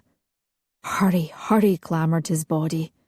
But with a supreme effort of will, guided by instinct, he did not hurry. Instead, he waited. His breath came faster, and his own lips parted. Expectancy surged through him like a storm. But he waited. She did not kiss him, though their mouths were so close and he could feel the warmth of her breath like a siren's song. No. She slid her fingers down along the column of his throat, to the muscles of his shoulders, slid caressingly around his biceps, and then up again to travel across his chest, lingering, dipping into the hollows of his collarbone and trailing down his chest. He couldn't prevent himself from groaning a little. "You're torturing me, lass." "Am I?" She didn't sound at all sorry. She sounded rather pleased, and she shifted herself upon his lap a little, in a very purposeful, very cruel way. He groaned again. "You," he said, "are not a nice person." "No," she agreed, in a pleased voice. "I'm really not, am I?" But she did touch her lips to his, just a little, a whisper-like touch, and Alasdair broke out in a sweat. "More?" she asked. "Aye." "Very well." She tilted her head, kissed his upper lip, licked it. Pleasure shot through him, keen and exquisite. "Again?" she asked. "Aye." She licked his lip again, boldly now, then brought her lips more fully upon his, and when she gave a long, soft, satisfied sort of sigh, he judged the time was right. And he deepened the kiss, touched his tongue to hers, explored her, tasted her, but with a slow approach, without haste, sensitive to her response and savouring, relishing, experiencing every second of it. Yielding, returning. She was all wetness and heat here too. Alasdair groaned again, a raw, rough sound which seemed to give her considerable enjoyment, for she gave a little purring noise, broke the kiss, and pressed herself against him, whispering against his ear, "You do like this, don't you?" "You know I do." "Good." She bit his earlobe just sharply enough to make him twitch with surprise and excitement. "No, you're not a nice person at all," growled Alasdair, and took his revenge at once by wrapping his hands around her shoulders, creating a distance between them, and taking one pink hard tip of her sweet little breast into his mouth, suckling at her, and enjoying very much the spasmodic way she twitched. Two could play at that game after all. After a while, he went to her other breast, glorying in the way she clutched at him, murmured feverishly, "Oh, Alasdair, oh my God." He could have gone on like this forever, yet did not object when her hands found the silk sash at his waist, fumbled at it. Her face was flushed, her expression one of intense urgency. In a lazy, leisurely way, he leaned back from her, bracing his hands behind him, amazed at his own self-control. It seemed possible that he'd never been quite so racked with lust, but here he was, not even assisting her one tiny bit to speed things along. "Your hands are trembling," he remarked. "Help me, you awful man," she hissed. He smiled. "If you insist." He lay back onto the soft carpet, Fiona shifting to straddle his thighs. He undid the knot she had created in his sash, but did not open the robe, only folded his crossed arms behind his head. "There." Fiona sat back a little, breathing deeply, and said politely, "Thank you." "You're welcome," he replied just as courteously, then commented, "You've stopped trembling."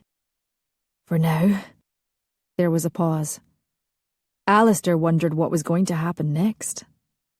He hoped his body wouldn't disintegrate into a million little pieces of unfulfilled desire.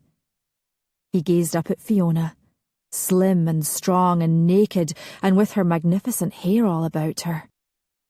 "You look like Belisama, lass," the mystical goddess of light and fire.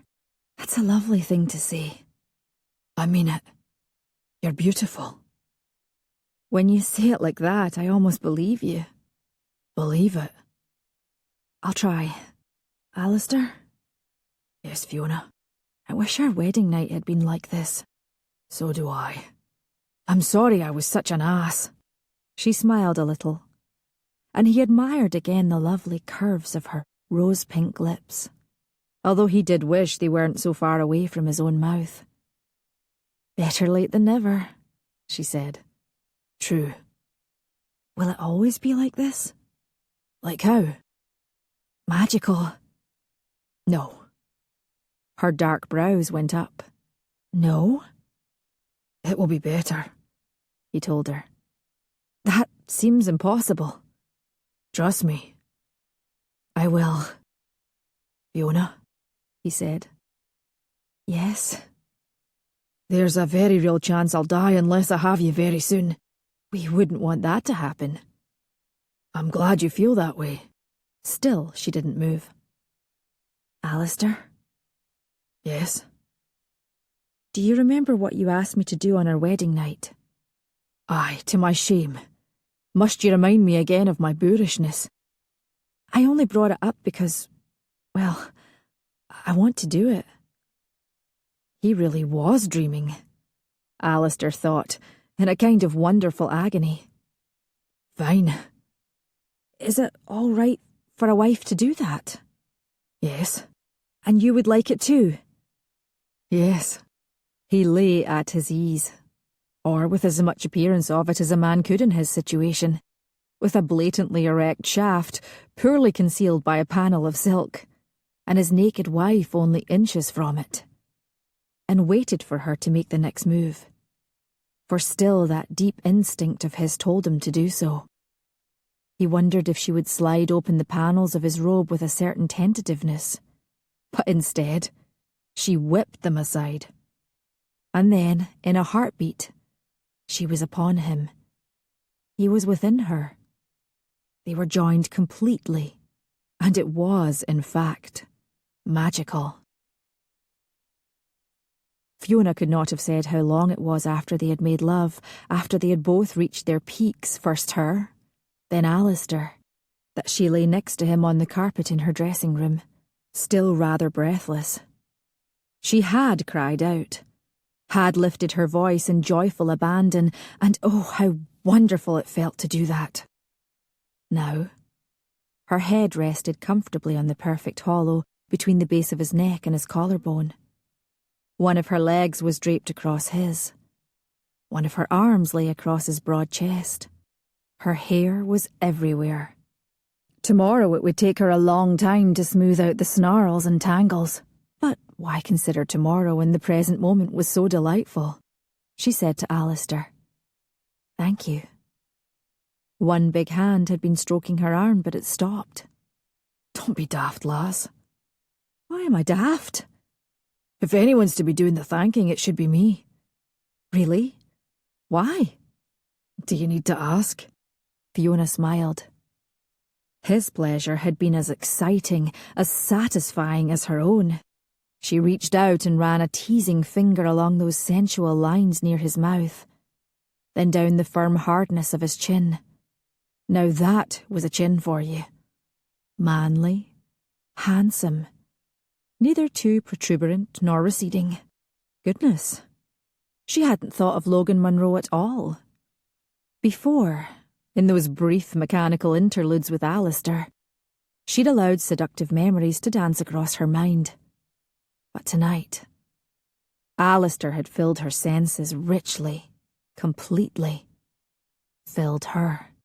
Nothing that had ever happened between herself and Logan, the stolen kisses, the secretive caresses, could compare with making love with Alasdair. A little voice, solemn, oracular. "You stare at the moon, ever-changing. Turn about, lady. Turn about." Fiona suddenly remembered that evening in the great drawing room some weeks back when, unguardedly, she'd compared Alasdair to the sun. Another memory superimposed itself, one she hadn't thought of in a long time. A few weeks before she had left home on that fateful journey to Edinburgh at 18, to visit cousin Isabel, an eclipse had come upon Wick Bay. She'd been riding with father to visit one of their tenant farmers, whose sow had just given birth to an astonishing 19 piglets, when the sky had begun turning to a deeper blue, before fading into grey and continuing to darken, and day had somehow, bizarrely, become night. She had been shocked and afraid, but father had said, "It's the moon passing across the sun. 'Twill soon pass away. There will be all kinds of tumult and gibbering among the poor folk, and they'll talk of nothing but the devil casting his own shadow. Ignore it." He had been right, and before long the afternoon had brightened again.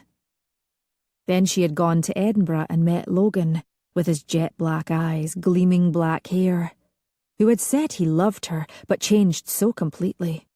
It was not difficult as she lay here replete, entwined, to think of Logan, the memory of Logan, as the moon, ever-changing and inconstant, and Alasdair here, now, real and solid, her future, as the sun. Alasdair filling her with warmth and pleasure. Maybe filling her with a baby too. Fiona closed her eyes. Her breathing had softened to an easy cadence. Images formed, as if fully fleshed in her mind, herself all rounded and pregnant, a chubby red-haired baby all smiles and dimples, Alasdair holding the baby in his arms, another baby with silvery blonde hair and a determined little face. "Alasdair?" she said, keeping her eyes closed. "Yes, lass." He was stroking her arm again. "I'm feeling very sleepy." "That is gladsome news." "I'm not sure I want to sleep on the carpet." "No, lass, I quite agree. Wait a moment, don't move." He extricated himself from her embrace, and with easy strength he picked her up in his arms, lifted her, and carried her to their bed. He laid her down gently as a feather. She gave a contented sigh, still with her eyes shut, and said, "Thank you." "You're welcome." The mattress shifted as Alasdair got in next to her. Not all the way across the length of the bed either. He lay on his side, with a big, splendidly heavy arm across her midsection just below her breasts. "Good night, lass." "Good night, Alasdair." There was a short, comfortable silence. "Alasdair?" "Aye, Fiona." "I'm too happy to sleep." "Oh?" Fiona opened her eyes and turned onto her side facing him. How strange it felt to not have on a nightgown, but how convenient. She slid closer to him, until their naked bodies were touching, skin to skin, her smooth breasts against his muscled chest, her hips pressed up against his, and felt his pleasingly immediate response. She smiled in the warm dimness of their bedchamber. "I know what we could do instead." "Do you?" His deep voice was lazy, amused. Fiona curled a leg over his hip and snugged herself even closer. "Do you want to?" "You are daft," he said, and kissed her, and she kissed him right back, and they began again. Later, when their breathing had slowed and their sweat had dried, Alasdair lay watching as Fiona this time did fall asleep, on her back, one hand flung out toward him, on her face an expression of pure tranquility. "Oh, good for you, lass," he thought. Carefully, so as not to disturb her, he brought the blankets a little higher to cover her bare, smooth-skinned shoulders, then settled back against his pillows. He'd have thought he would have preceded her in sleep, especially since he hadn't slept at all last night. Still, he could certainly lie here for a little while and enjoy this marvellous feeling of satiation. And happiness, yes? Yes? Wasn't he happy? He should be. The sex had been more than satisfactory. Alasdair rolled onto his side, away from Fiona. He should be happy, for now, for sure, there would be peacefulness between them. And peace was such a nice, safe feeling. It was all he wanted. All he needed. And on that thought, his body relaxed. His eyelids grew heavy. And at last, he slept too. He was having an argument with Gavin. Or rather, he was trying to have an argument with Gavin, who, taller, older, only looked down his finely chiselled nose at him and smiled in that aloof, condescending manner he deployed when he was trying to prompt Alasdair to explosive outbursts of fury. It usually worked. They were standing on the shore of Loch Skagen, deep, blue, beautiful, with Castle Tig clearly visible in the distance. Here in this loch they had swum, fished, sailed, for all their lives. "Don't do it, you daft fool," he was saying to Gavin, only he noticed that he was shouting, for the wind abruptly rose and the blue waters of the loch had turned a troubling dark green, no longer smooth and glassy, but choppy and angry-looking. "But I want to," calmly replied Gavin. "When have you ever stopped me from doing what I wanted to do, little brother?" "Never, damn you," Alasdair said, waiting for the mood to shift, for the affection which for all their lives had knitted them together to return, as it always did, even after their ugliest fights. "I'm ready," someone cried. "I want to be the first one on the boat." and there was Morag, her black curls whipping crazily in the wind, looking not at him but up at Gavin. And Gavin smiled at her, took her hand, just as Alasdair heard a loud crack that could have been thunder or, equally possible, his heart breaking. He prayed it was thunder, for pride was clearly all he had left. "I'm ready too," Gavin told Morag. And then, as Alasdair reached desperately for them both, to try and stop them by physically restraining them, a crowd of people had suddenly appeared between them, blocking his way. Friends of Gavin. The large party he had invited from Glasgow, charming young men, bonny young ladies, their pleasant chaperones. And father and mother too. Mother saying proudly, "Gavin is such a fine sailor. Isn't it a handsome boat we've given him for his birthday?" Father nodding, nodding, nodding. "Don't do it," he shouted. "Don't go!" But his words were lost in the howl of the wind. And even as he glanced in despair at the loch, a dark, menacing shape, enormous and sinister, swam up near the surface. And only Alasdair saw it. The crowd of people in front of him had gone oddly transparent, and he could see through them, as he would an ordinary pane of glass. He could see Gavin backing away from him, smiling, Morag clinging to his arm. Gavin saying, "We're going whether you like it or not, little brother. Stay on the shore if you wish. We'll miss you, won't you change your mind?" "Goodbye, goodbye," everyone said gaily. Father and mother too. Morag laughing. Her black curls suddenly a morass of deadly snakes, alive and writhing and furious, as if entirely separate beings from Morag, and transmitting their black anger to Alasdair, who shouted, "You're daft! All of you! You shouldn't go! It's unsafe, can't you see that?" Nobody listened. Nobody heard him. And furiously, Alasdair tried to turn and walk away from them. But he had looked at the snakes and been instantly turned to stone. He was forced then to watch as the boat, already full of passengers, and in the middle of the loch, went slowly down. Forced to hear the screams, the pitiful cries for help.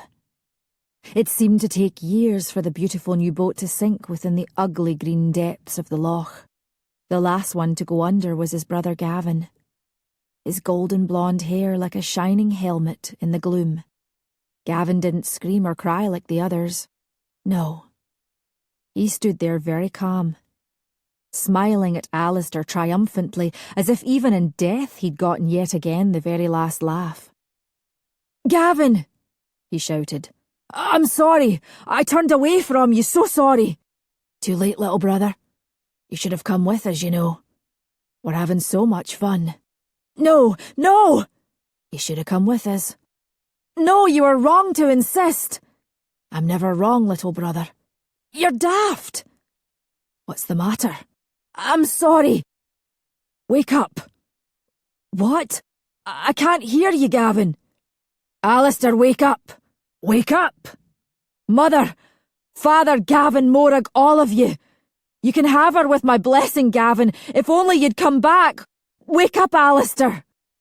A hand was upon him, shaking his shoulder, and Alasdair was swept away, jerked from his dream, opening his eyes to find himself in bed, sweating, and in his blind disorientation he had no idea who was touching him. With a rough noise, he shoved the hand away, wrenched himself across the bed. "Stop," he said hoarsely. "Don't touch me." There was only silence. Alasdair was waiting for his heart to slow its racing, waiting for his eyes to adjust to the dimness. He saw Fiona sitting up, the covers clutched to her breasts, and her hair a mad nimbus all around her, looking, he thought dazedly, not unlike a seraph who would come from the heavens into the human realm.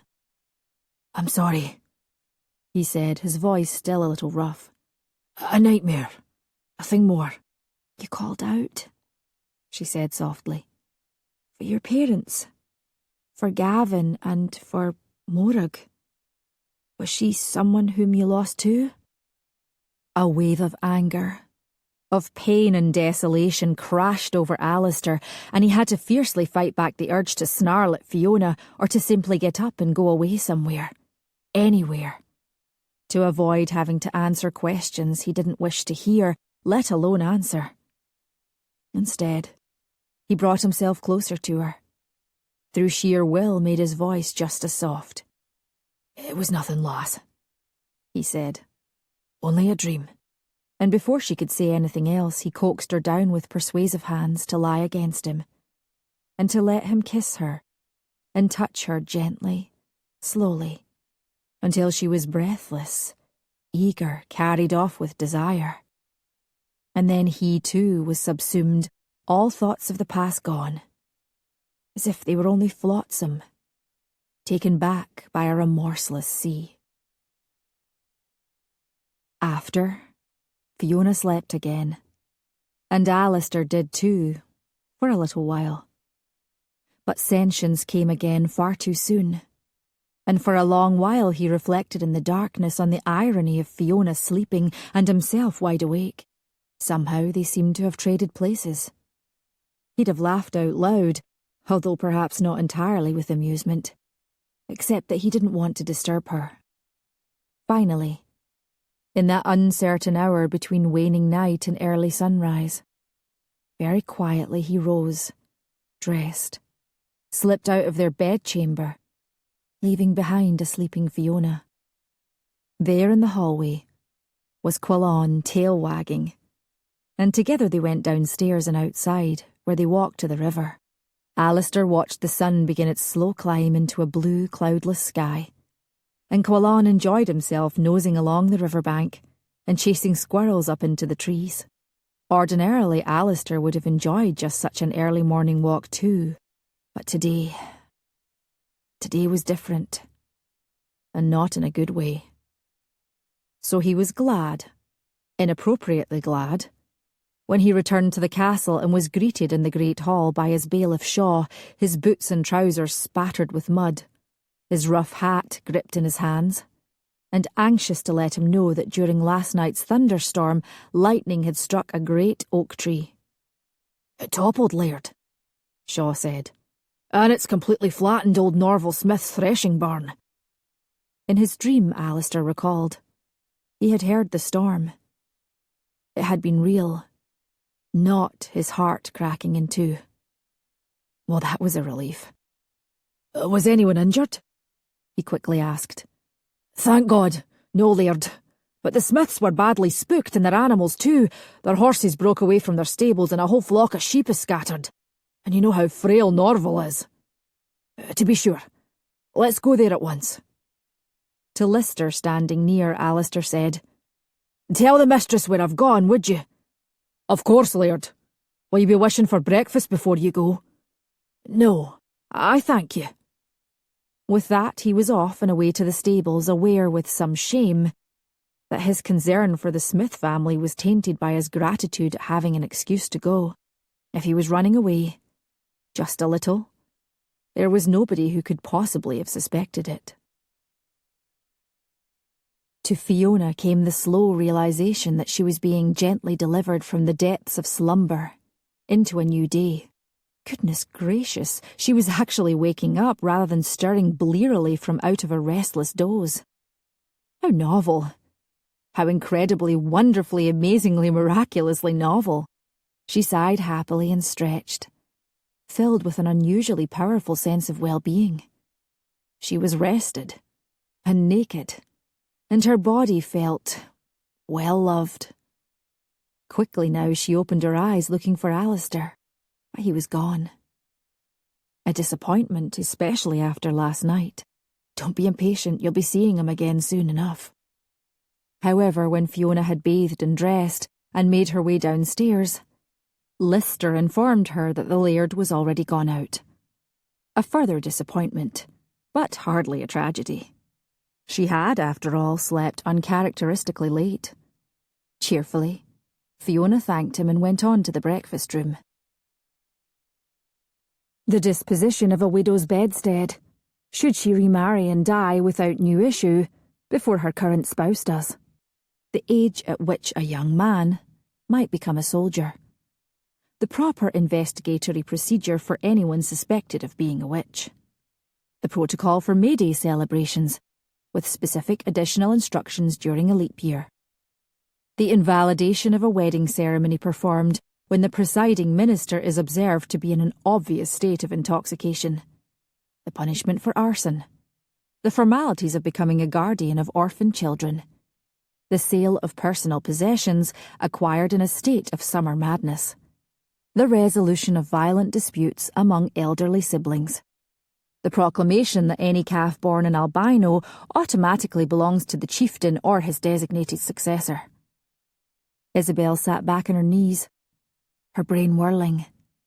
The tome was simply stuffed with rules, procedures, and ordinances, as well as the occasional retraction or clarification, as in the archaic material about witches, demons, and spells. She felt a delightful shudder ripple up her spine. How confusing it all was, yet so endlessly fascinating, and she was only up to page 418. She glanced at the elaborate ormolu clock set on the fireplace mantel and gasped. The breakfast hour had already commenced, and she was going to be late again. She didn't want that. Mealtimes had become so pleasant. She'd had such nice conversations with Duff lately. It had been a long, long time since a gentleman had taken such an interest in her, and she in him. He was so intelligent, and so handsome. At first it had been difficult to notice these attributes, but it was as if her perception had somehow mysteriously begun to sharpen. Quickly, Isabel closed the tome and put it back into the cabinet, pleased to notice that it was getting easier and easier to move it. Sheila lifted her head from the sampler on which she was laboriously sewing a simple floral border. Granny, she said suddenly. Are you always right? Old Dame Marjorie glanced at her over the shift she was mending. Nay, child. Only the Lord above is always right. Why do you ask?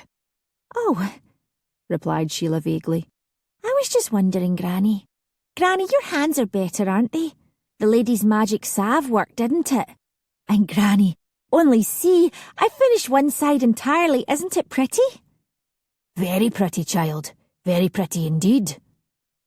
Marjorie smiled at her grandchild, and watched as that strange, opaque look passed from her eyes, and she turned them once more to her sampler. Do it, man! Duff said, with a certain urgency to Graham, Alasdair's manservant, whom he'd summoned to his own rooms. All of it, sir? asked Graham, sounding more than a little astonished. Aye, now, before I lose my courage. Very well, sir. Graham took his shears, drew a deep breath, and clipped off Duff's long beard. Snip, snip, snip. And it was done. Slowly Duff turned to look at himself in his mirror. After a minute inspection, he said, Shows off my jaw. Excellent. Now for a shave. And while you're at it, you may as well trim my hair. And eyebrows, sir? Why not? replied Duff recklessly. If a man's got a good face, there's no point hiding it. Very well, sir, Graham repeated, and obediently set to his work. Fiona sat at her desk, looking not at her notes and lists and letters, but out the window. It was a golden September day, breezy and mild, with perfect weather for the harvesting that had already begun. The sky was vast, and so beautiful a blue it almost made her heart ache to see it. Movement, sombre colour, caught her eye, and she saw Monty the gardener stumping past in his dark jacket, and somehow managing to carry as if it were weightless the longest ladder she had ever seen. Curiosity, and the temptation of a golden morning decided her. In a flash, Fiona was up, and on her way outside. Chapter 12.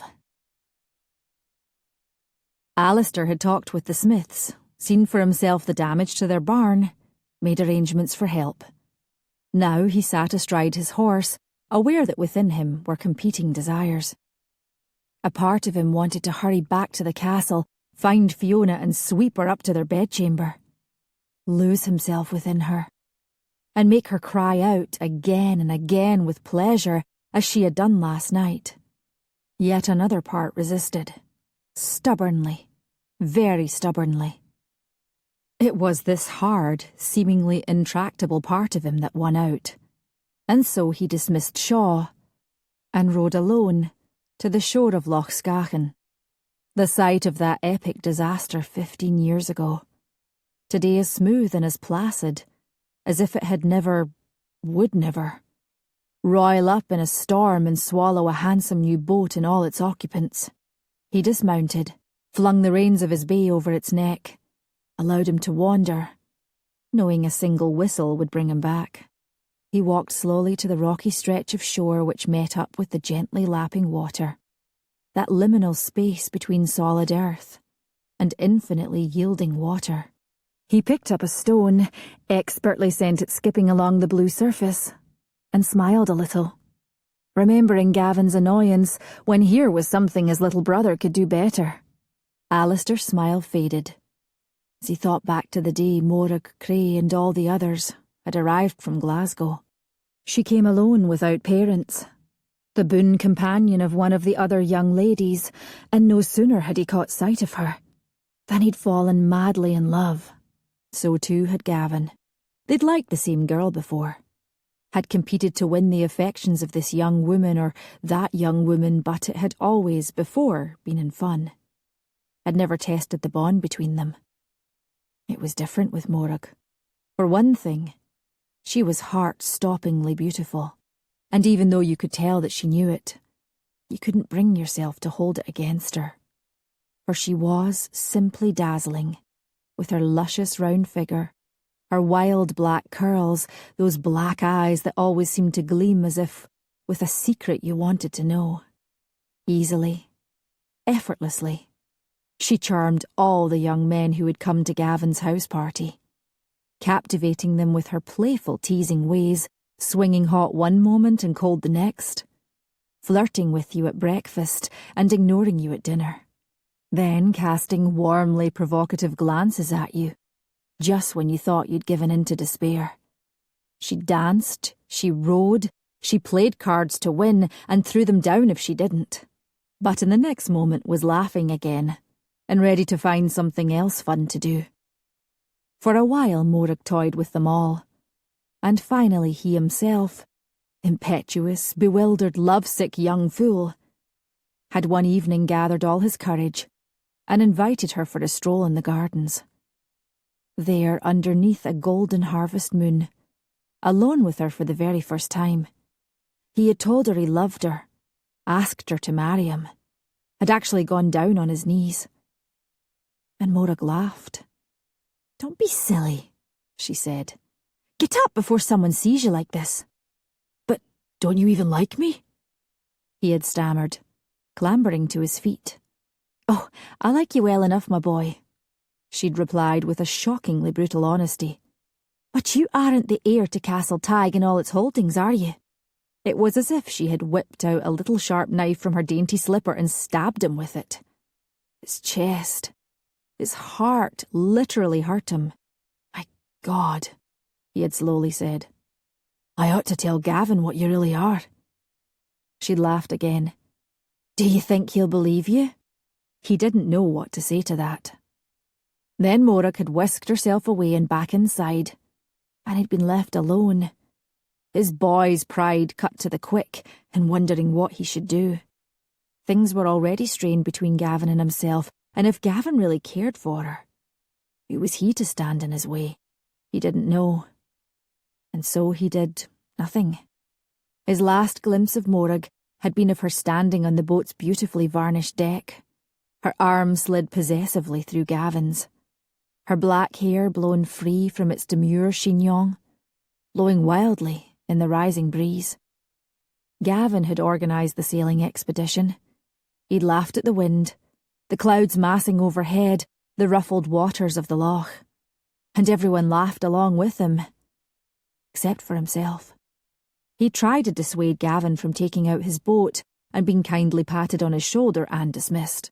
He'd appealed to their parents, Mother had told him not to be so nervous, and his father had urged him to come along so that he could learn from Gavin's skill in handling his new boat. In a rage, he'd flung himself away and over to his cousin Hughie's, and persuaded him to join him in several hard rounds of boxing until his equilibrium had returned, and the image of Morag's lovely face had begun to fade from his mind. He'd ignored the wind and the rain, assuming, of course, that they were all back at the castle safe and sound, and quite possibly primed to make fun of him for his silly caution. It wasn't till very late at night, when the storm had finally waned, that some of his father's men had found him at Hughie's and told him the news. They were all dead. And he was now the Laird of Castle Tig in all its holdings. He had fallen again to his knees, only this time he was howling. If only he had tried harder to dissuade them. He could have somehow made them stay on land. Couldn't he? Short of knocking them all senseless, what else could he have done? He didn't know that either. Afterwards, later, when the mourners had come, he had met Morag's dazed parents, who came creeping into the great hall like mice, timid and overwhelmed. He, a faded stooping clergyman, she a greying slip of a woman, in a cloak that had been repaired many times over. He'd understood at once Morag's determination to have Gavin, to reinvent herself as a nobleman's wife, a lady of superior social standing, wealthy, privileged, every whim obeyed. There was no way of knowing then or now if she truly cared for Gavin. Not that it mattered, Alasdair thought, sending another stone skipping lightly along the water. They had gone, and left him alone. But Duff had come, and together they had seized the day. When he was 23, he'd carried on a delightful flirtation with Lady Rodina Breck that had come to nothing. The year after that, he'd fancied himself in love with his distant cousin Kenna Salmond, but after a while his interest there had also dwindled away, into a tepid sort of friendship. His other amours had been strictly conducted with women who understood that a wedding ring was not in the offing. Marriage, then, had been the last thing on his mind. Alasdair remembered suddenly Fiona turning the tables on him at the Keep of the Moor, by saying sardonically, "Why aren't you married?" He also remembered her saying to him a few days after that, while sitting together in the great drawing-room, "I've observed how you wear your authority absolutely but lightly, that you have a nice way with servants, that your clan obeys you without reserve, that you have great material wealth, and you live in a marvellous home in a breathtakingly beautiful part of the world, and yet—" She had broken off, on her face a sudden unguarded look of sorrow, and soon after Janet Reed had playfully interrupted them. Poor Janet, who, now that he thought about it, reminded him more than a little of Morag. But somehow he couldn't remember either of their faces particularly well anymore. How strange. Now he found himself wondering what Fiona had been going to say to him that evening. He had seemingly everything in the world, and yet there's something wrong with you. And yet you're missing something. And yet you've never married. And yet you've never found love. Alasdair now sank down onto his heels, his gaze fixed on the smooth, shimmering surface of the loch. Prior to his 35th birthday, his life had been for years very much like that, smooth and placid, easy. He knew the rumours that had been circulating about him all these years, wildly exaggerated rumours of his dissolute way of life, and for these he cared not a whit. He was a good laird, dedicated to the welfare of his clan. What did it matter how he privately conducted himself? Did he need an excuse for how he'd lived his life? And yet, loss had shaped him, there was no doubt about it. Maybe he'd become a limited sort of man. In China, so he had heard, there was an enormous wall stretching for thousands of miles, creating a high, impenetrable boundary around its perimeter. Maybe he was like that too. But there wasn't any point in beating one's chest and bemoaning the state of things. He hated when people did that. Besides, to complain about his lot would be like feeling sorry for yourself when you'd been given a perfectly practical and serviceable pair of socks for your birthday, and pining in a very silly way for, say, the moon. He was married now, and determined to fulfill his responsibilities. And he liked Fiona. He respected her. Wasn't that good enough? It was going to have to be.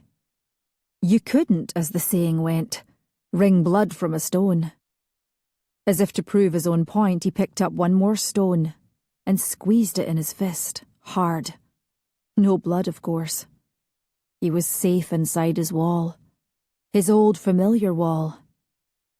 Alasdair sent the rock skipping across the shining blue water, watched it sink, then rose to his feet. He whistled for his horse, which came at once. Without hurry, he rode back to the castle where, when he stepped into the great hall, he overheard one of the maidservants saying to another, with a distinct note of awe in her voice, "The mistress is up in a tree?" "What?" Alasdair said. "Where?" They turned quickly, each dipping a little curtsy, and the other maidservant said, "Out in the back, Laird, so I heard among the very treetops." Naturally, he had to go. As soon as he was outside, he saw the tree with an enormously long ladder propped up against it, and there was Monty too, with a gnarled hand upon one of the rails. All too casually, it seemed to Alasdair. And there, high above on the uppermost rung, was Fiona, peering with interest at something concealed among the branches. She too gave the appearance of great casualness, and Alasdair could not suppress a vision of her falling, lying crumpled and broken at his very feet. He had feared for her life as a captive among the Sutherlands, but at least it had not been her fault she'd been thrust into danger. Nobody had forced her to climb this damned ladder. He was afraid for her, and he didn't want to be afraid for her. To care about someone so much his heart was in his throat. From head to toe his body was alert to the possibility she might be harmed. Oh, God in heaven, here he went again. He glared down at Monty and said in a low, fierce growl, "What the devil is my wife doing?" "Goldfinch nest," said the laconic Monty. "Rare. And you let her go up there?" He shrugged. "She wanted to see it. It never occurred to you that it might be dangerous. Very sure-footed, the mistress is." It was then that Fiona turned her head and smiled down at him, and Alasdair, with the ease of long habit, steeled himself to stay guarded, even as he smiled warmly back. He wasn't, he told himself firmly, being duplicitous. He hadn't done anything or said anything to deceive Fiona. He'd simply acknowledged his boundaries. That's all. An understanding achieved within the private depths of a man's being. How small a thing. Impossible to see or touch or quantify. How invisible to all the world. Yet a single silent act can change everything, altering the flow of events, influencing behaviour, shaping outcomes. A butterfly in Africa, so it has been said, can, by flapping its wings in a certain way, trigger a hurricane thousands of miles away. Thus did Alasdair shut a door, at precisely the same moment that Fiona would, as it were, open a window. High above, Fiona felt her heart bloom. It would have taken supernatural abilities for anyone to see that in the warmth of Alasdair's smile, the flash of his white teeth, the glow in his extraordinary eyes, that something was a little lacking, something was held back. Fiona only saw her handsome husband, only thought of last night's bliss, and felt a rush of fiery anticipation that made her grip a little harder at the ladder's railing. Good God, was it possible? She caught her breath in wonderment. She was falling in love? That such a gift was being given when she'd thought it denied to her forevermore? Yes.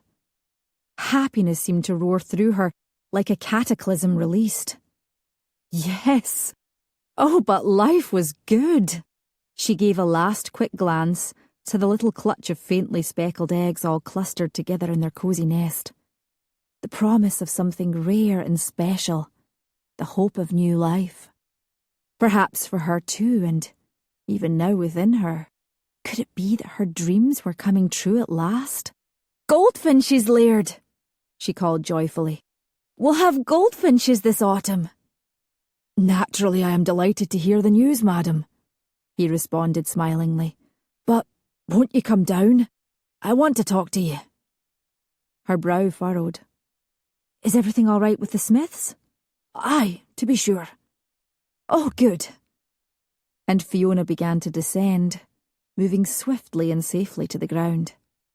Not for her the dangerous tumble, the precipitous fall. And there he was, big and solid, strong and handsome to have and to hold forever. He took her hand, lifted it to his lips, and Fiona felt her knees go rather rubbery. Oh, Alasdair, she murmured. She couldn't help it. And she didn't care if she sounded a little breathless, because she was. Madam, he said, and in his deep voice was a caress. And wasn't it lovely that he didn't let go of her hand after he had kissed it? It was only Monty clearing his throat that seemed to break the spell. I need the ladder elsewhere, he said dourly. Could be with worms in the apple grove. Oh no, replied Fiona, but absently.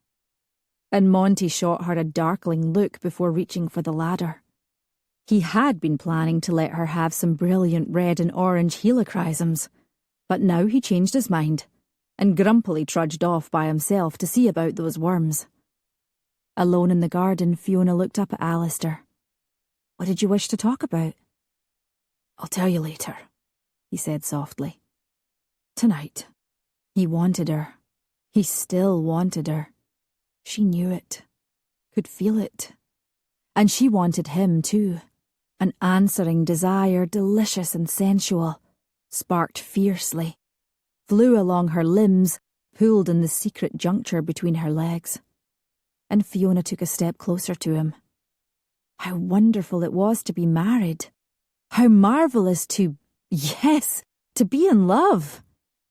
Why, she almost felt like a giddy girl again, as if the world was made over again just for her. I look forward to that, Alasdair. As do I. He released her hand, only to offer his arm. Would you care to stroll through the gardens? I'd like nothing better. They began to pace in a deliciously leisurely way along the gravelled path.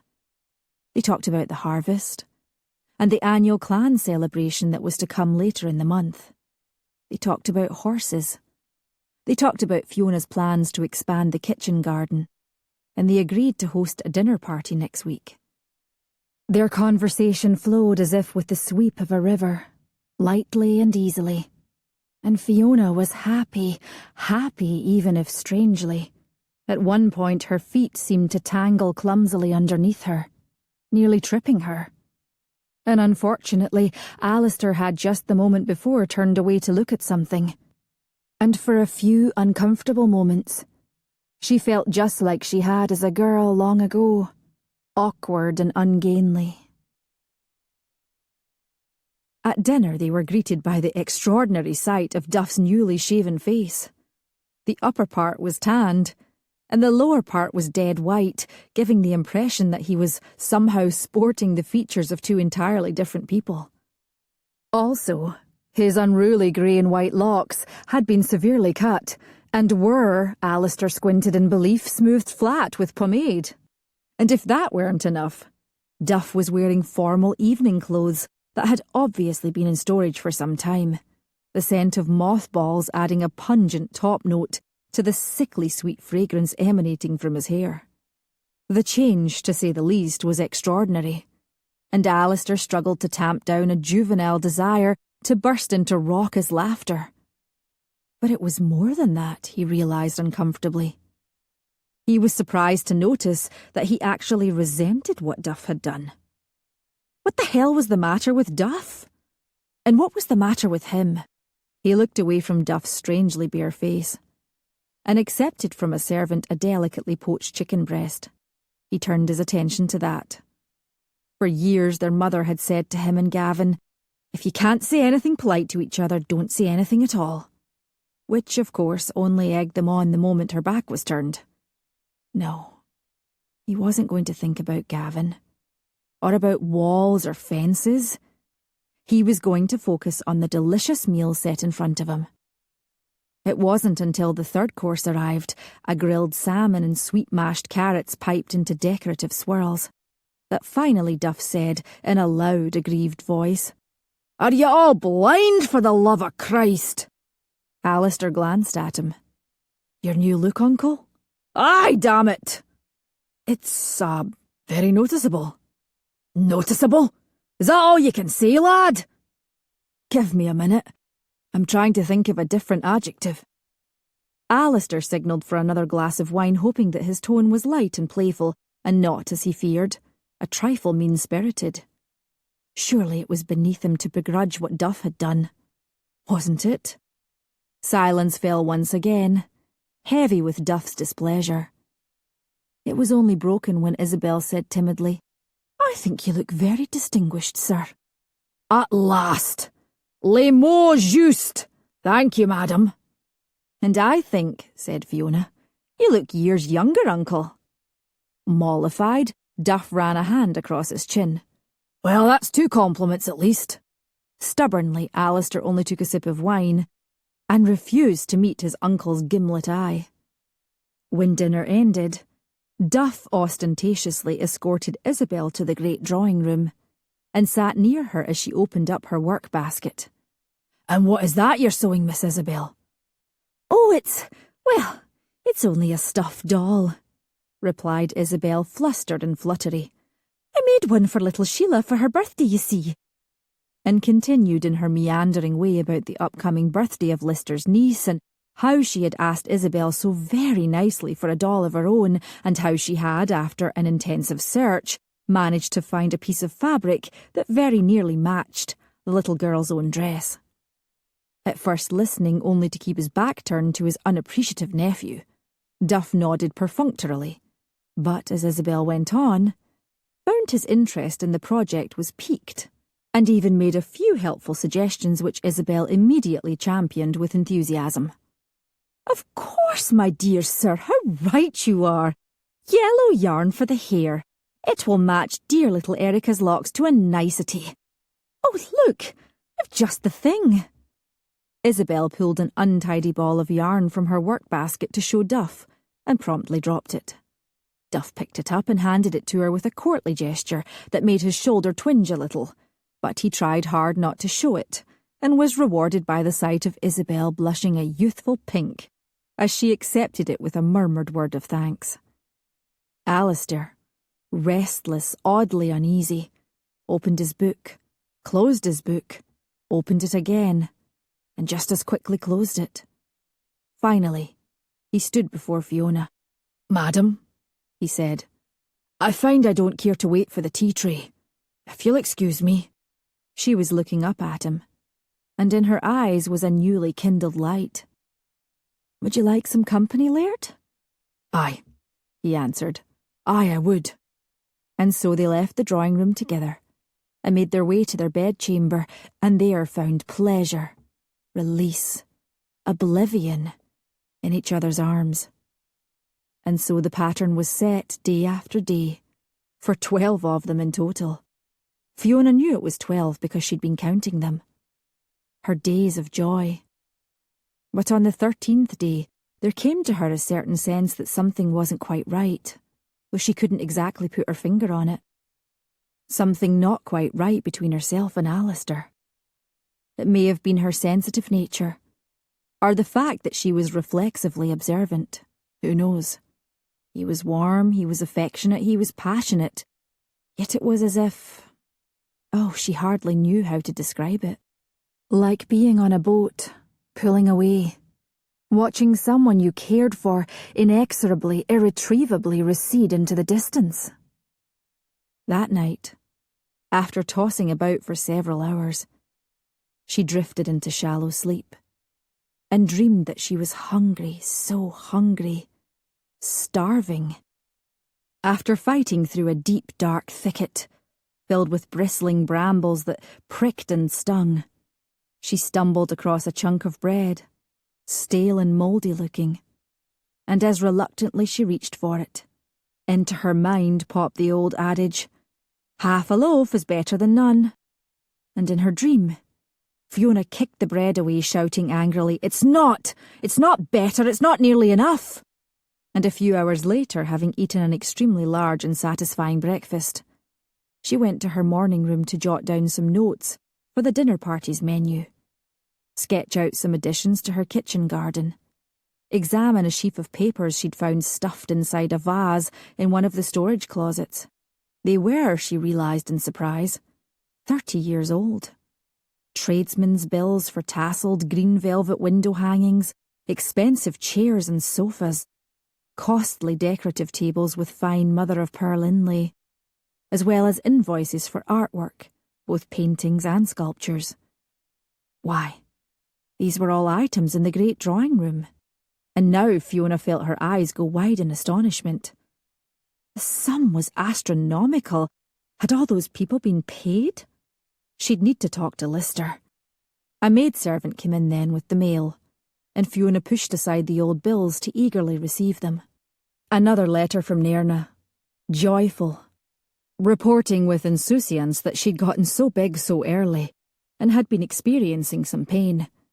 Only the ligament stretching, said Tavia Craig. To be expected, as there was a good chance she was carrying twins, and so she'd been put to bed. And how kind everyone was.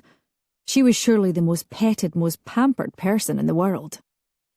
Twins, thought Fiona. How splendid for Nairna. It wasn't surprising she had to be in bed. Fiona had heard this was quite common in such situations. Which reminded her, there was a tenant farmer's wife who'd already had one set of twins and now was hugely pregnant again, and fatalistically expecting another set. I'll visit her tomorrow, Fiona thought. And wasn't there a problem with some strange fungus in their shed? Did the vinegar treatment I sent over for her husband to try on the walls solve it? Something else to follow up on, too. Fiona turned to Dallas's letter. She had written, in comical resignation, that her rambunctious toddler insisted on trying on all the baby clothes, both old and new, and then added an indignant diatribe against people who would pat her stomach and talk to it as if she herself wasn't there. Fiona smiled, then looked down at her own flat stomach. Perhaps. She reached for a fresh piece of paper and picked up her quill. Maisie, Elspeth, Rose, Una, Anag, Bonnie, and then Ethan, Archibald, Carson, Tamhas, Domhnall, James. Weren't they all beautiful names for babies? She looked out into the garden, dappled, all green and gold in the vivid early autumn sun, and wished she could stop thinking about her silly dream of nasty bread and her own violent rejection of it. The day wound itself along, busy, challenging, interesting, filled with minor disasters and small triumphs, and she managed to suppress her odd uneasiness until they'd all gathered once again in the great drawing room. She had her sewing, and Alasdair was laughing at something Duff had said, and Isabel was working happily on her puzzle, and Fiona said, Laird, I've found some old bills. He turned to her smiling, and she wondered why precisely she didn't feel like returning his smile. Did you, lass? Yes. All for things here in this room, hundreds of pounds worth. Lister couldn't find any records of their being paid, so I suppose I'll need to contact the merchants and artists right away. I'll take care of it, you needn't bother. Oh, I don't mind. I'd be glad to handle it. Nay, I'll do it. I insist, Alasdair, surely you have better things to do. These events occurred long before your arrival. I'd prefer to look into it myself. Fiona couldn't stop herself. Pointedly, she looked over at the green velvet window hangings. £380 for the fabric alone, she said with a sniff. And £19 for the tassels. Dear me. At that, Duff turned around. Are you talking about those green curtains? God in heaven, the way my brother-in-law Stuart's eyes bugged out when he heard how much they cost. I laughed so hard I nearly gave myself an apoplexy. He looked exactly like a toad. Your mother's renovations, lad, began in this room, but you wouldn't remember that, of course. You were only a wee bairn, but I'll never forget it. For Stuart came to stay with me for nearly a year, maybe more. The noise, the dust, all those extra people in the castle were unbearable, he said. Duff shook his head, but nostalgically now. It was like old bachelor times for Stuart and me both. The fun we had. And Gormelia could rip up the castle to her heart's content. Alasdair said nothing, and Isabel put in diffidently. She certainly had good taste. So everybody said. Duff agreed. Gormelia was famous among the 8 clans for her deft ways with furniture and paintings and carpet. Buying and buying again. Stuart used to say that the only reason she married him was for the opportunity to redo the castle. He chuckled. Well, she certainly took on a job for herself. 50 bedchambers at least, and I don't know how many drawing rooms there are. But Gormelia did, you can be sure. Never knew anyone so obsessed with furnishings. Heaven help you if you moved a cushion to a different spot on a sofa. Thoughtfully, he added. Not exactly the warmest person in the world, I must say. I always thought she liked things better than people. One day I said it to her face, and she booted me out on the spot and told me to stay away. Bit of an overreaction, I thought, but in any event, I never came back until the funerals. Fiona looked at Alasdair. On his face was a wooden expression, which, as she watched, shifted into a pleasant one, as he returned her gaze and said lightly, Are we having macaroons this evening with the tea tray, my dear? I hope so. Her impulse was to reply in kind, politely, but instead she said, taking an instant dislike to being addressed as my dear in that somehow impersonal tone, and still not sure why she felt so stubborn about the whole business. Gracious, to think of spending almost £400 on window hangings. I've never heard of such a thing. He only shrugged, and Fiona went on doggedly. Maybe this is why I've never really liked this room. Still he was silent. Fiona felt her back stiffening. And before she could prevent it, she found herself paraphrasing Sheila, little Sheila, and saying snippily, I suppose your mother was too busy stuffing the attics with perfectly good furniture to do anything for the children of Tig, including you and your brother, I dare say, she added fiercely. Alasdair did not reply, and Duff said, Alasdair and Gavin did all right, lass. They had each other, you know. That may be so, Uncle, but I still feel like ripping down those curtains.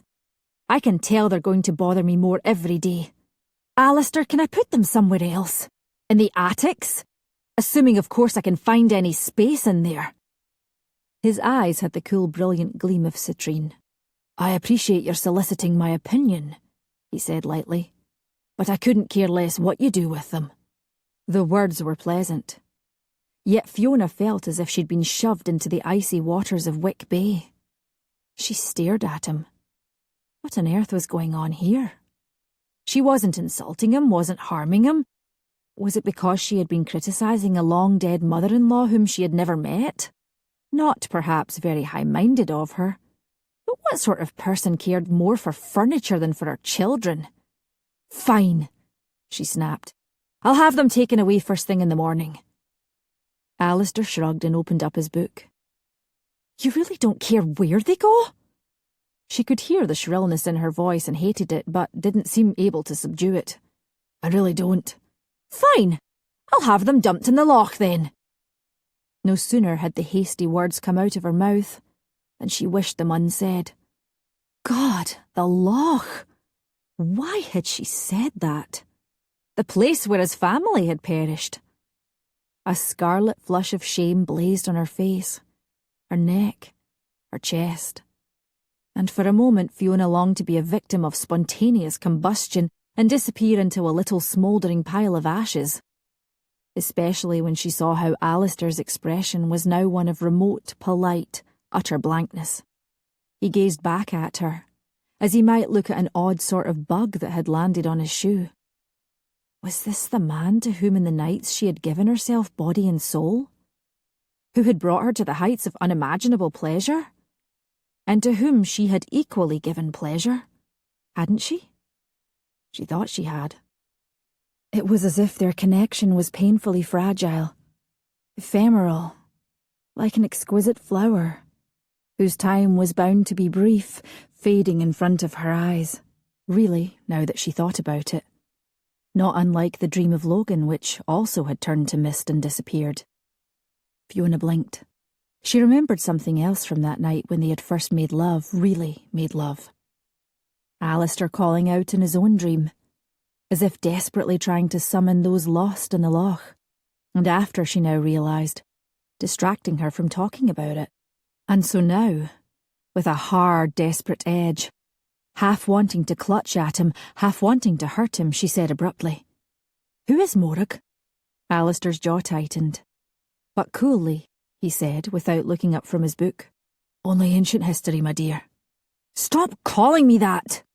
she snapped, and with a violence that surprised her, flung her sewing to the floor, scattering pins everywhere.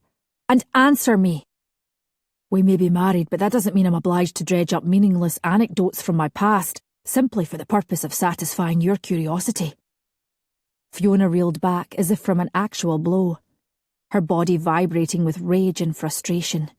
You're nothing to me," she said, nearly choking in her urgent desire to hurt him, to wound him for pushing her away. "I'm so sorry I married you." She heard Isabel gasp, and glanced over to see both her and Duff looking shocked. With his eyes bugged out like that, he looked like a toad too, Fiona thought meanly. In fact, they both did. She turned her furious glance to Alasdair, who, with a slow deliberateness that seemed only to mock her, closed his book, set it aside, stood up and said with the same remote, light, frighteningly courteous voice, "Nothing. I see. I'm afraid, though, that you're stuck with me. My apologies for being such a bad bargain." He bowed slightly. "A most elucidating evening. And now I bid you good night." He turned toward the door, and Fiona shrieked, "How dare you walk away from me! Don't you dare leave this room!" But he did leave the room, and without pausing, without a backward glance. And with a vicious gesture, she swept her workbox off the sofa, creating an even bigger mess of needles, scissors, thimbles, pins, a wild, ugly jumble of thread. In the heavy silence that seemed to blanket the room like a looming black rain cloud, Fiona found herself shaking from head to toe. Good Lord, had that really been her? Shrieking like a harpy, flinging things around? What had happened to calm, rational, reserved Fiona? Gone, she thought bitterly, gone like petals dropping from a dead flower. She turned her eyes to Duff, and watched in acrid amusement as he seemed to shrink back a little. "Do you know who Morag is?" "Was," he replied, but cautiously, as if fearful she'd start throwing things at him too. "She was on the boat that went down that day. They said she was young and beautiful, but that's all I know." "Of course she was young and beautiful," said Fiona in a hard, bitter voice. "And I'm neither. I'm jealous of a dead woman." "Oh, Fiona, dear," Isabel said uneasily. The minutes ticked by, with agonising slowness, some 10 or 15 of them, Fiona guessed. And then a servant, William, came in with the tea tray. Well, here was one small comfort, she thought. He'd come too late for the fireworks. And speaking of fireworks, it occurred to her that it felt as if her entire life had spontaneously combusted, and all she had left was a pile of black ashes. Nothing seemed to matter any more. Carefully, William set the tray on the low table before her. Of course there were macaroons. Delicious macaroons. She knew that if she tried to eat one, it would stick in her throat like sawdust. "Thank you, William," she said. You're welcome, mistress, he answered, then crouched down and reached for the jumble of threads. No, I'll do that. Mistress? He was puzzled. I'll do it, thank you, William. You may go. Very well, mistress. He stood, left the room, still looking puzzled. Isabel approached, moving as one would toward a formerly friendly dog who had just sunk its teeth into someone's ankle. Fiona, dear, please let me help you. No, I made the mess and I'll clean it up. Have a macaroon. And Fiona laughed without humour. She slid from the sofa to kneel on the soft floral patterned carpet, where with an awful punctiliousness, she began picking at the spools of thread, twisting her hands together. Isabel stood uncertainly. She looked from Fiona to Duff, whose expression was as taken aback as her own. I'm not hungry, Isabel said softly, apologetically. Can't I at least pick up something? No. In Fiona's voice was nothing but steel, and Isabel's eyes began to fill with tears. I think I'll go to bed then, cousin, if you'll excuse me. By all means. Fiona did not look up. Duff hastily rose to his feet. I think I'll do the same, he said. At the doorway he paused with a discombobulated Isabel at his side and added awkwardly, Well, good night, lass. And to you, Fiona responded mechanically, not lifting her eyes from the seemingly impossible snarl of colourful thread. And she too added something, only with terrible irony. Sweet dreams. Chapter 13. Fiona could not have said how long it took for her to pick up everything from the carpet, as well as from the polished wood floor beyond. How many minutes, hours, it took to neatly separate the spools of thread.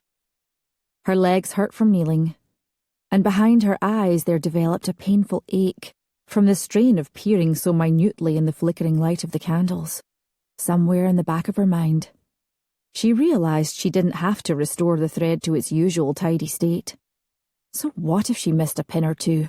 She knew it wasn't of any real consequence, but still she persisted, her fingers moving without conscious volition, as the great violent storm of rage and frustration within her slowly receded, leaving her awash in a dreadful, all-encompassing state of fear.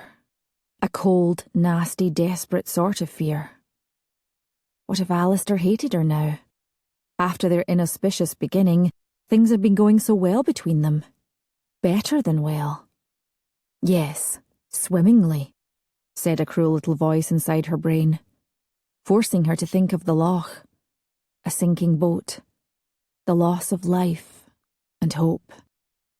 Her eyes caught a tiny glimmer underneath a large wing chair, and grimly she inched toward it, still on her knees. Yes, another pin. God, had there been millions inside her work basket? She picked it up, and knew a brief temptation to stab herself with it as she realised she had gradually crept all the way across the drawing room to the green velvet curtains. Curtains she now hated with a vehemence she knew wasn't rational. But still, was she really going to have them taken away tomorrow? She had no answer. The thought of tomorrow only made her feel anxious, weak, alone. Quick, make a list, she told herself hastily. Order out of chaos. Her old standby. It had never failed her. Do this, then this, and after that do this. For years, making lists and keeping busy had allowed her to move on reasonably well from her disappointment. It had saved her from falling into despair. Hers had not been a perfect life, of course, but it had been a useful one, a productive one. How many items had she crossed off her lists? Hundreds, thousands. There was something to be said for that. Making lists had proved to be an excellent coping method. But it failed her tonight. Like a magician whose tricks failed to materialise, her mind felt undone. She couldn't think of a single comforting task that called out to her. Tomorrow was only blank slate, frightening in its abject emptiness. A creeping panic came upon Fiona now, and even though she wasn't actually cold, she shuddered as if with a chill. Her chest felt tight, and it was hard to draw a complete breath. Quickly she stood, her eyes searching the room for... what? For help. For Alasdair. She had enough presence of mind to drop the miscreant pin into her work basket. But that was all. Then she was hurrying to her bedchamber, their bedchamber. She wanted to run, but it was only not running that kept her from giving way to true hysteria. Especially since traversing the labyrinth of stairs and passageways in the dead of night was bad enough. She half expected doors to fly open and monsters to leap out at her, or to feel an icy hand grabbing at her skirts from behind. Oh, the sack man, the sack man, her old nurse would say with gloomy relish. He'll put you in his nasty sack, and there's nothing you can do to stop him. He'll eat you alive and laugh at your screams. Fiona's heart pounded hard, frantically, as if trying to escape the confines of her chest. There's no such thing as a sack man, she told herself. I am safe. I am real. Slow down. Just put one foot in front of the other. Breathe. Nonetheless, it still seemed like years, agonizing years before she finally found herself in the long high corridor of the Laird's great suite. There was faithful Quillan, who promptly rose to greet her, tail wagging, then subsided into a large furry ball at her soft command. She put her hand on the doorknob, reassuring in its solidity, turned the knob, slipped into their bedchamber. Oh God, what if he wasn't even there? He was. He was. The candles were extinguished, or had burned down, but the heavy draperies had been left open to admit wan, spectral moonlight, and she could make out his big long form in the bed. Fiona waited for her heart to slow its rapid beat, but it seemed she might have to wait forever for it to do that. A frantic need had her in its grip, and her heart, her body knew it. She had to span the divide between them. She had to turn back the clock and restore what they'd had only a day before. She took 5, 6 paces into the room, and in a strange reversal into the dimness she said, "Are you awake?" There was a pause. "Aye," he answered, without inflection. Even so, that one word was enough. In an instant she was at the bed, and ripping back the covers, and on the bed, on him. He was on his back, and with unhesitating boldness she straddled him, groin to groin. Her elegant, delicate gown of celestial blue crepe puddling in disarray around her thighs. Was it genuine desire that was driving her? Or something else? Pure desperation, for example, that made her behave like an animal leaping upon its prey. Not for the world would Fiona pause to try and figure it out. It was time for action, not words. Or so she told herself, and so she grabbed Alasdair's wrists, shoved them up and back on either side of his head as if restraining unwilling arms, leaned down, and pressed her breasts onto his bare, hard chest, and urgently found his mouth with her own. She kissed him roughly, wildly, all moistness and heat and sinuous urgency. For a few moments, possibly the longest, most terrible interlude in her whole entire life, his only response was absolute stillness. Cold, cold despair threatened to rise up within her, and defiantly Fiona tightened her fingers around Alasdair's wrists and ground her hips against his. Then his tongue met her own, demandingly. His shaft now rapidly hardening beneath her. From Fiona's throat rose a guttural noise of satisfaction, and with a provocative twist of her head she withdrew from their kiss, only to slide her tongue, wet, knowing, along the underside of his jaw, to the hard column of his throat, to where the skin was tender, and without warning, but with provocative deliberation, she bit him, just hard enough to leave her mark upon him. Alasdair jerked, and softly she laughed. Laughed when, with ridiculous ease, he broke her hold upon his wrists, brought his hands to her shoulders, pushed her upright, and slid his hands down to play upon her breasts, still hidden within the soft, silken bodice of her gown. But her laughter was silenced, as Alasdair's clever fingers, his strong body beneath hers, evoked unspoken answer from her own body. And Fiona heard herself begin to pant, felt a molten energy begin to ignite within her. Lust. Glorious, all-consuming lust. She lifted her hands to cover his, pressed fiercely upon them as if to urge him on. He laughed then, pulled down upon the fabric of her bodice, and when it resisted, with a casual purposefulness, he simply tore it apart, baring her breasts to him. Fiona registered first the sound of the crepe ripping and gasped, a giddy, half-shocked excitement rippling through her. Next, she felt the sudden sensation of cool air upon her exposed chest, and then Alasdair was sitting up, arms wrapped around her, his mouth suckling at her so insistently, so hungrily and hotly that she began pulling at her skirts, wrenching them up and out of the way until she found his hardness, until she was upon him, until she joined them together and they were one, together moving in the most primal dance of all. And all at once, she knew. He was the centre of everything. He was home to her, everything that was familiar, and real and solid, and wonderful, and true. The past had been swept away. She had opened up her heart again. She had changed, and change had made her free. The words tumbled out of her in a breathless rush. Oh, Alasdair, I'm so sorry for what I said. Please forgive me. And then, the naked, vulnerable truth. I love you. I love you so much. He didn't stop, but kissed her, his mouth slanted hard on hers as they moved together. And she thought she might go mad with pleasure, but even as she kissed him back, she felt the cool machinery of her mind stir to life. She tried to push aside the unwelcome intrusion, to drift away on the powerful tide of passion, but her brain wouldn't be denied.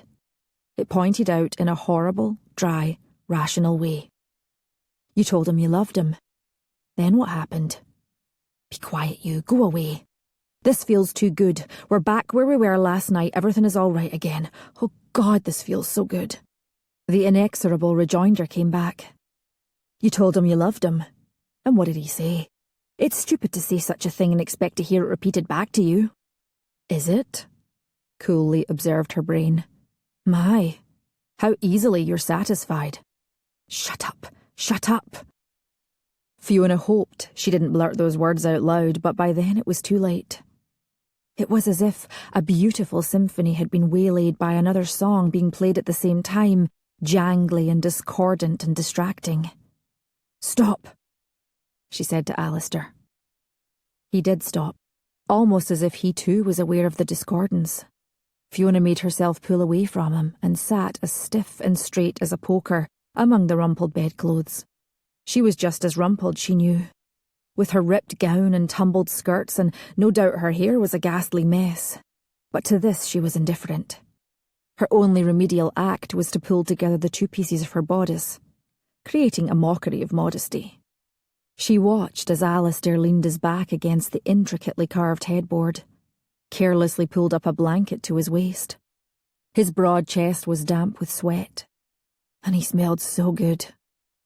Fiona set aside this tempting fact. Instead, she folded her hands in her lap, just as if they were sitting fully clothed in a warm, well-lit drawing room. And she said, in a level tone, You don't love me, do you? She saw that tempting chest rise and fall. As he took a deep breath, Fiona, he said, Lass, let's not do this. There, I suppose, is your answer. He reached out to cover her hands with his own big warm one. I like you, he said with unmistakable sincerity. I like you, lass. And I admire you. I respect you. It's more than a lot of married people can claim to share. True. Isn't that enough for you? No. You mean that? Yes.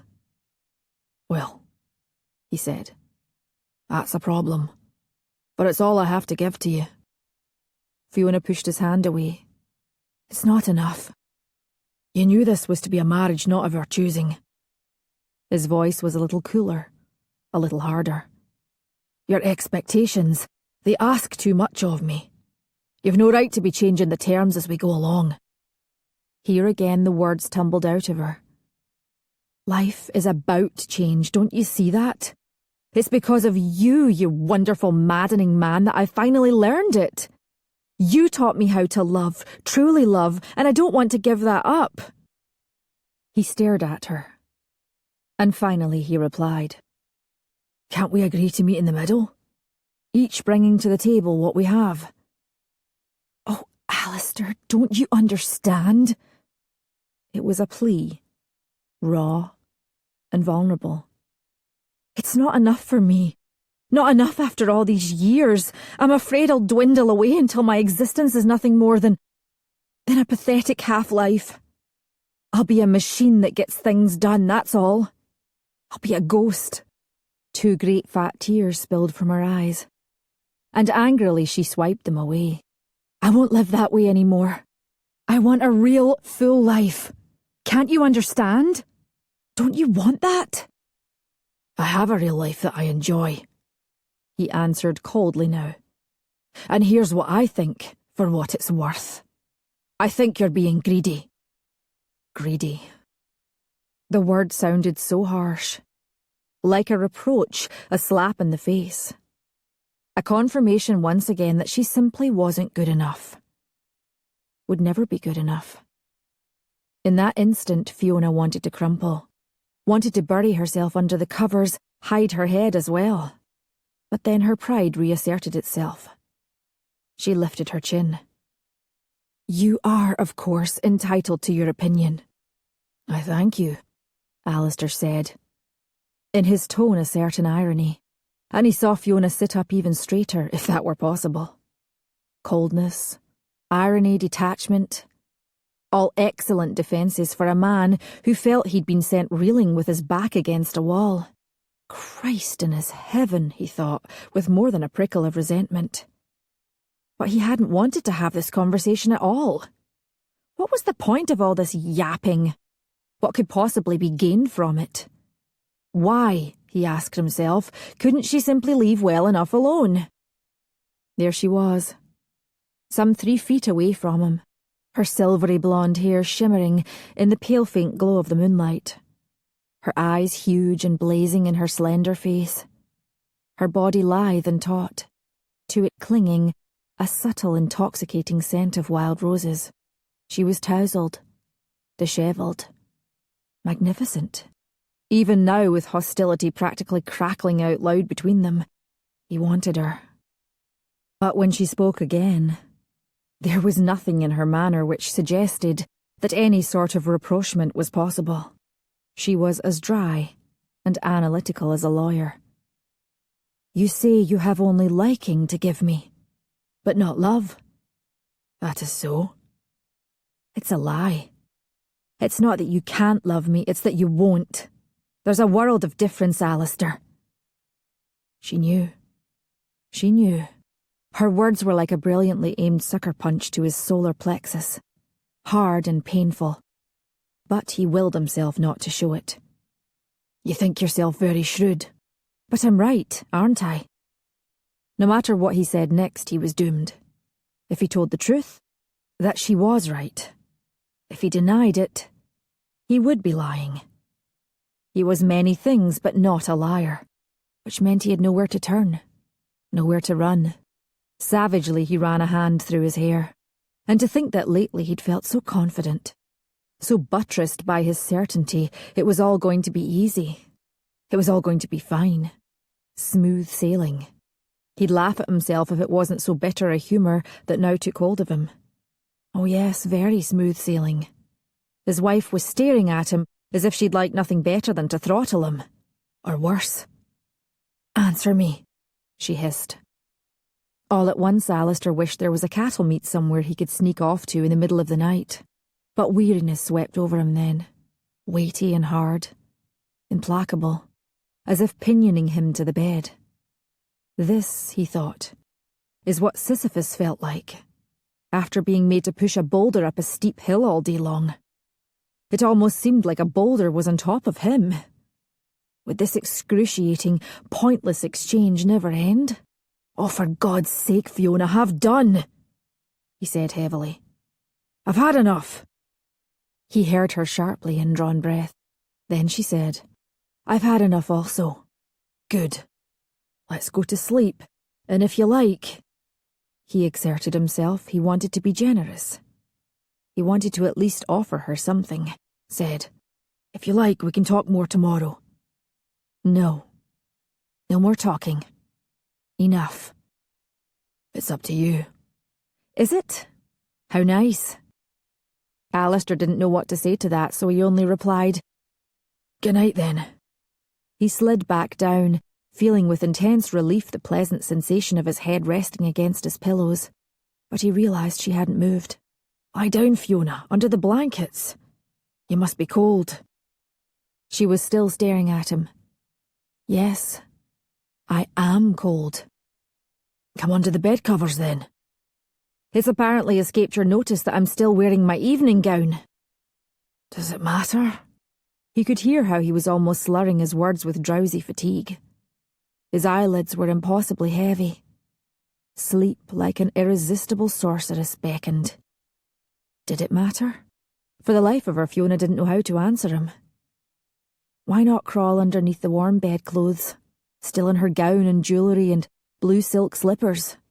What possible difference would it make? She thought about it. Somehow, it came to her in slow realisation. Somehow it would seem like giving in. Involuntarily she shuddered. She really was cold. Her fingers were starting to feel numb. Alasdair, she saw, was already deeply asleep. His set, shuttered expression had given way to an unguarded relaxation. Well, there's added insult to injury, Fiona told herself with a kind of wry desolation.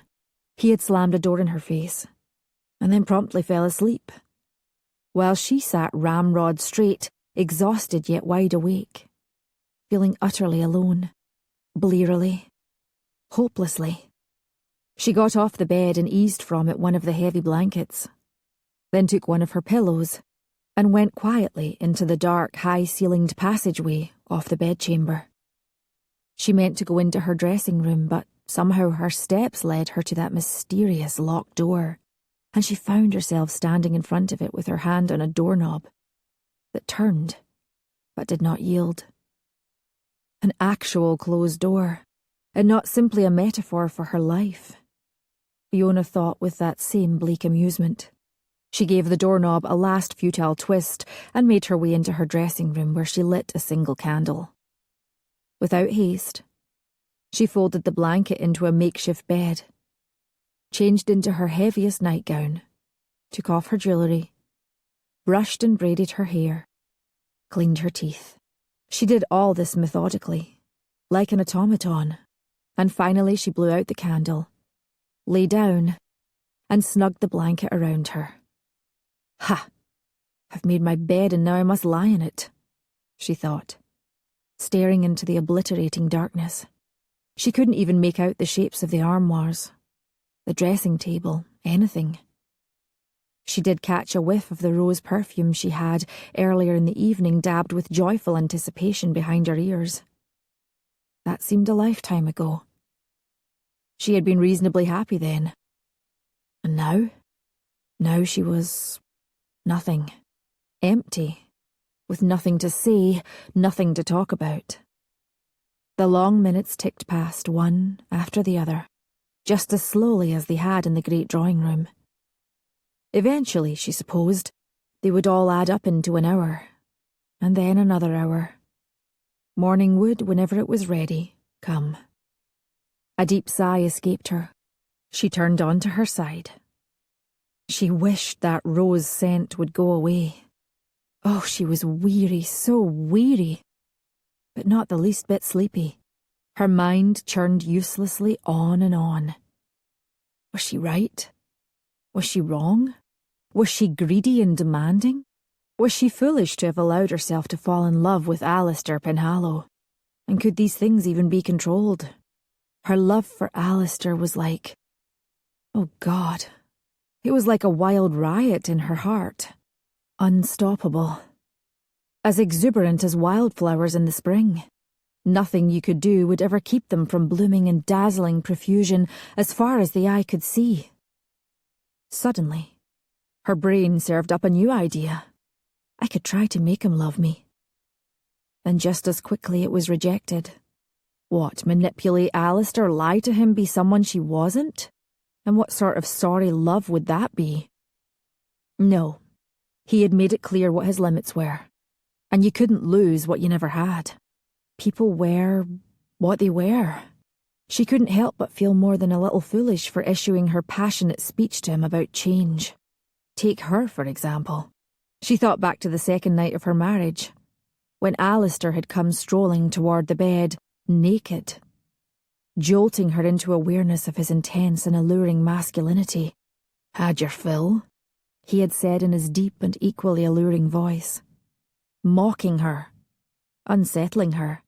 At that moment she had somehow splintered into different Fionas.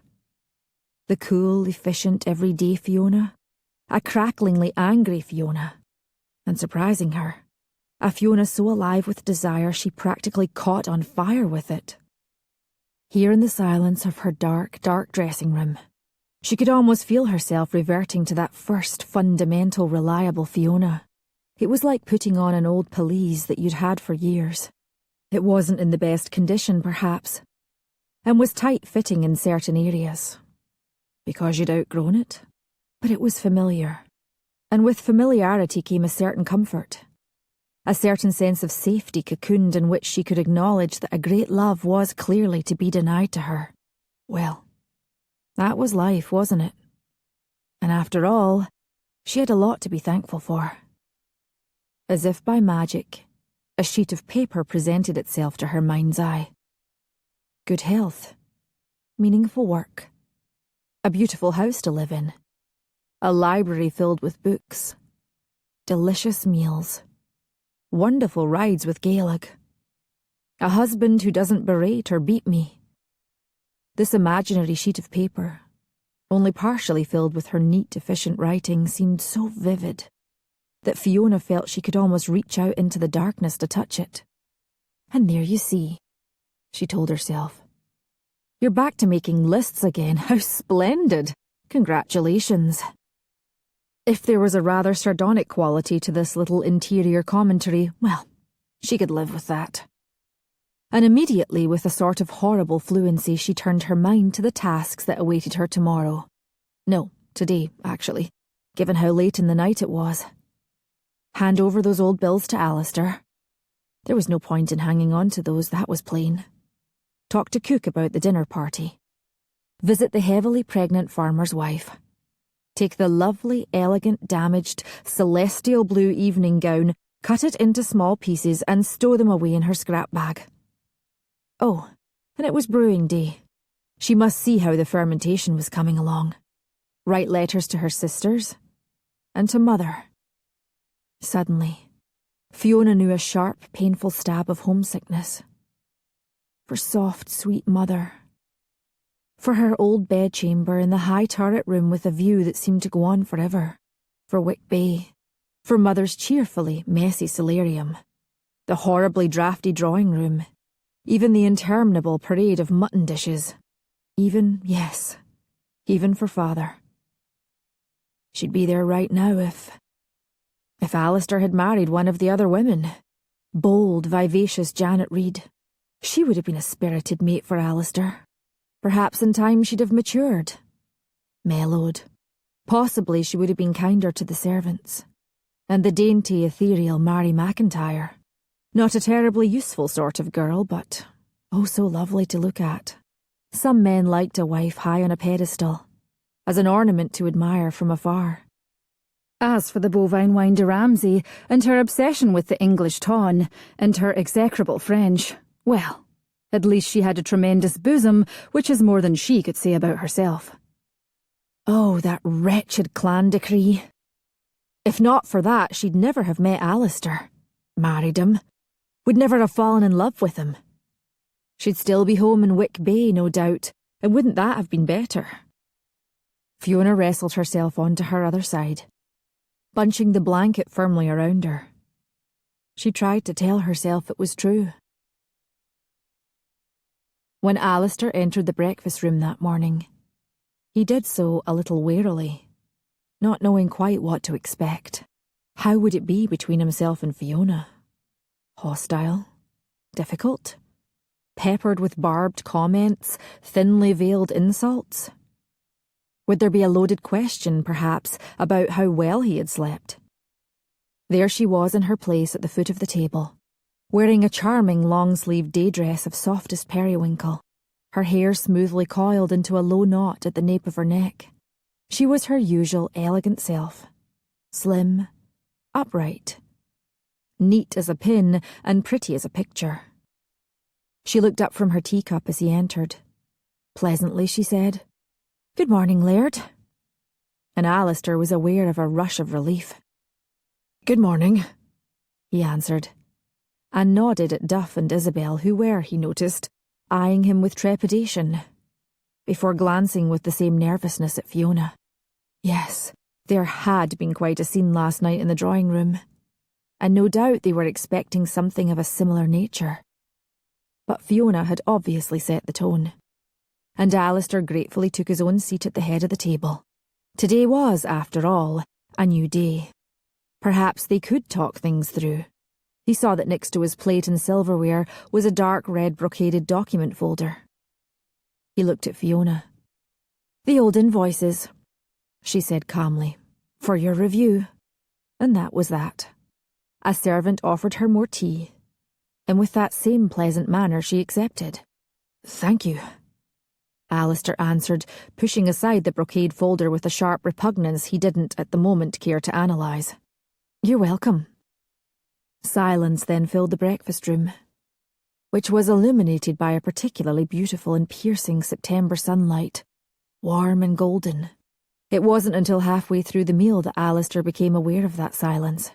Usually Isabel would be chattering about this or that. Duff might be mentioning his plans for the day and urging Alasdair to join him. Fiona would at least be saying something.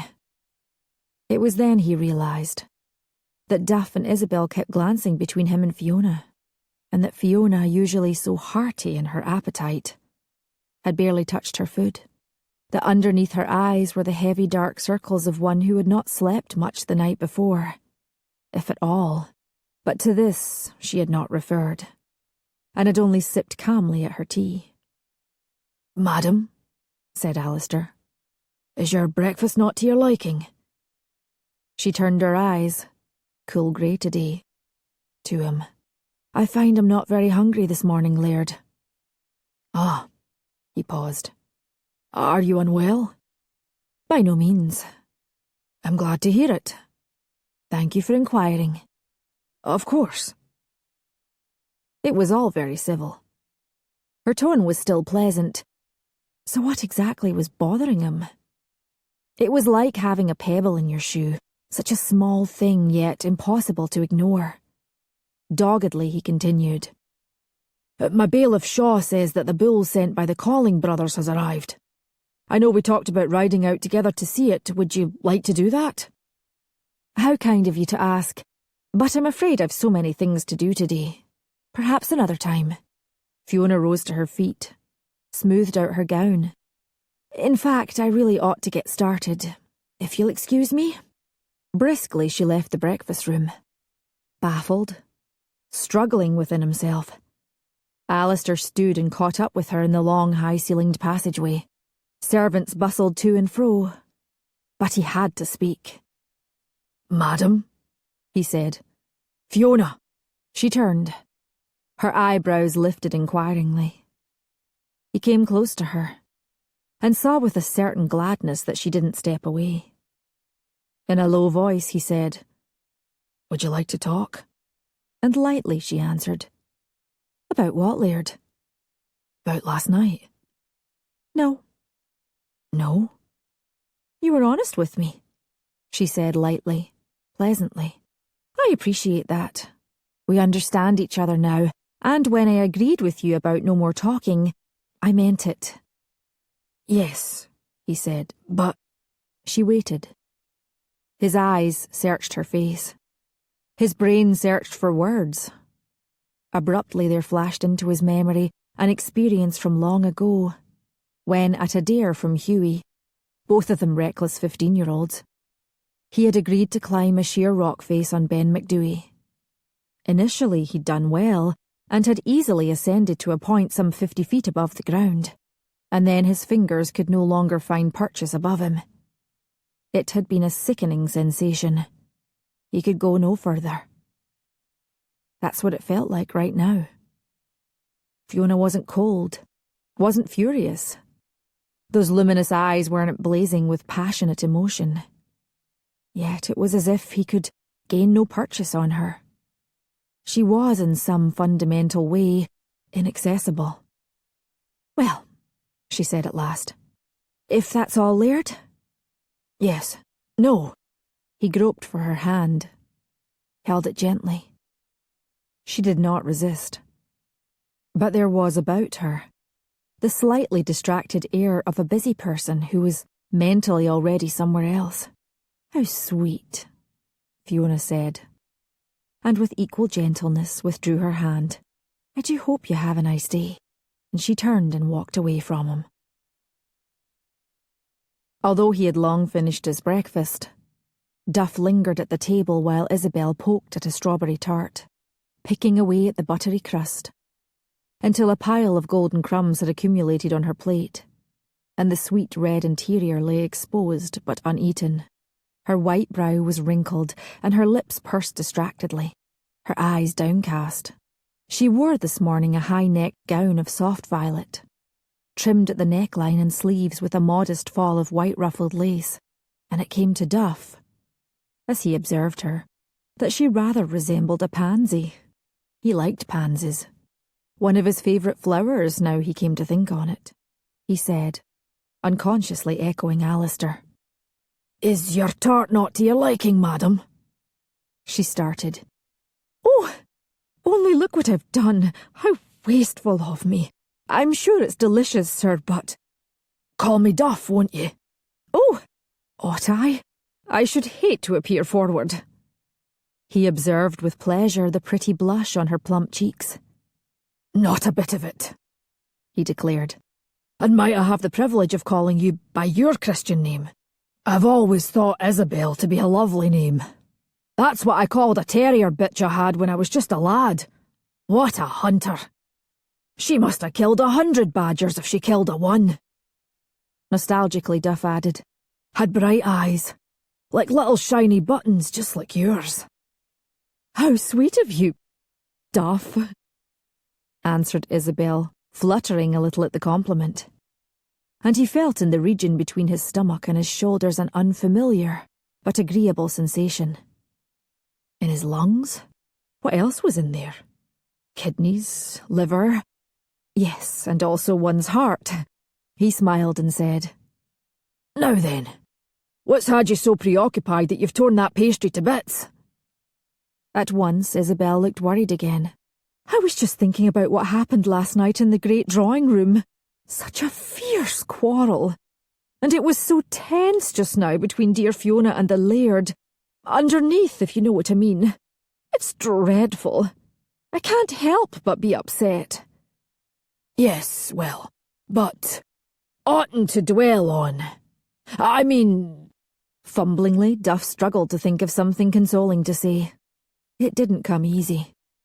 He hadn't been in the habit of paying much attention to the feelings of others. But there was something about Isabel that made him want to try. And then, in a stunning bolt of inspiration, it came to him. "Did you notice how, well, Snappish Fiona was last night. They say that in a certain, delicate state, ladies can be peevish. And consider how she didn't eat her breakfast this morning. Maybe she's, you know. Isabel's eyes were round. Goodness! Why, yes, of course it would be early days yet, but still, it certainly would explain. How terribly clever of you to think of it. It's nothing, really, he said modestly. God's eye teeth, but it was nice to bask in some womanly admiration, and from a lady, too. None of your silly little tavern wenches either. To be sure, Isabel's face did have some lines upon it, but so did his, truth to be told, and conferred upon them both, he thought, a fine sort of shared dignity. He was especially glad now that he'd lopped off that unruly beard of his, and that today he'd put on one of his better shirts. Which reminded him. He called to one of the servants. There's a basket of mine out in the hall. Bring it in. When the servant returned bearing the basket, he said, Place it by Dame Isabel. And added as if the words came to him a little rustily, Thank you. You're welcome, sir, said the servant. And Duff realised that it didn't feel so bad to acknowledge when people did you a service either. Isabel was staring in bewilderment at the brilliantly coloured heap of garments before her. Bright yellow, loud green, vibrant chartreuse, blazing red. Your waistcoats, Duff? Shall I mend them for you, as I did your shirt? No, you misunderstand me, he answered quickly. I'm discarding them. They are, perhaps, a trifle too, vivid for one of my age. What may have suited me most excellently in the past might not be quite so, comme il faut. I thought they might find new life as wee dresses for the dolls you make. Oh, Duff, how very kind of you, exclaimed Isabel, touched. And the fabric will make the most delightful little gowns. Thank you so much. She smiled at him, eyes shining with gratitude.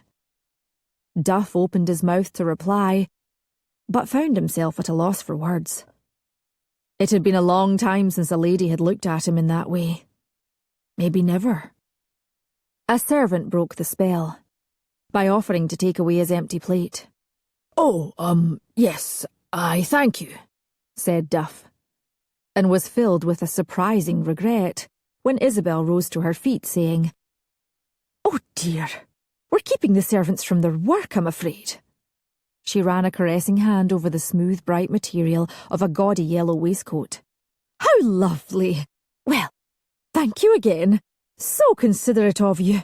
Good day to you, Duff. And to you, Isabel. I trust I'll see you at luncheon? Yes, she said, a little breathlessly, her face pink, and thus they went their separate ways.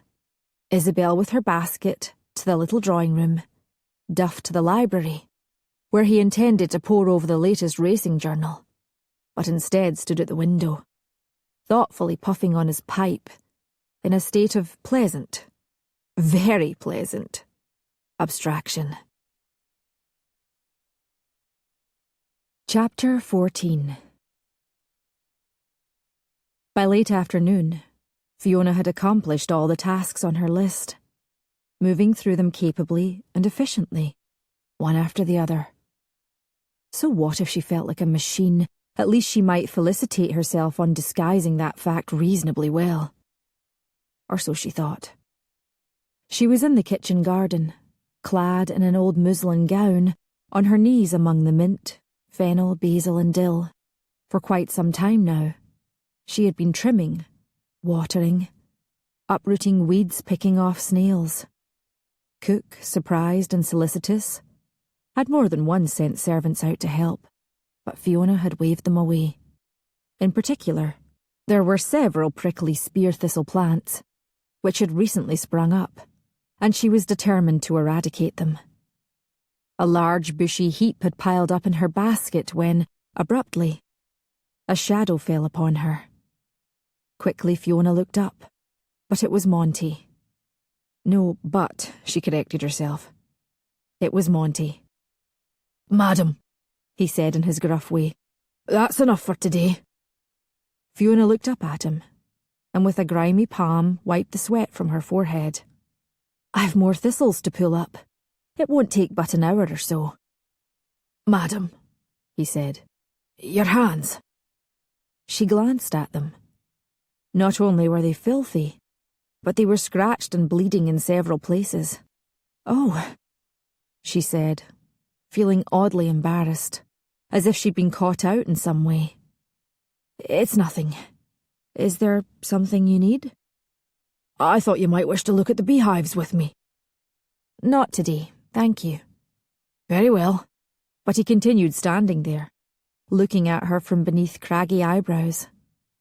Finally, she said, What is it, Monty? Only the bees, madam. Perhaps another time. Tomorrow, or the next day, or next week. Aye, madam, he answered stolidly, and left her. To her prickly spear thistles in her damaged hands. So relentlessly did Fiona attack the thistles, that by the time she'd bathed and changed for dinner, she was almost late. She smiled impartially at Alasdair, Isabel, Duff, and the servants ready to begin serving the meal. It wasn't so bad, she thought, as she lifted a spoonful of an exquisitely clear beef consommé. It wasn't so bad living on this plane of existence. Today, for example, had gone by fairly quickly. Why, the days and the months and the years would simply fly by. There was no excuse for the secret sadness that seemed to pervade every inch of her, and make her feel as if the sheer weight of it would cause the floor to collapse beneath her. Thank goodness for one's pride. A few spoonfuls of the consommé, she found, was enough. Her stomach felt full of the sadness. She managed a bite of the glazed ham, a nibble of the savoury jelly, half of an asparagus toast. None of it tasted particularly good either. After she had rejected the pork cutlets, a duck ragout, the cauliflower with a creamy velouté sauce, the apple loaf, and a lemon soufflé, she gradually became aware of the fact that she was being stared at by her table mates. She looked back at them.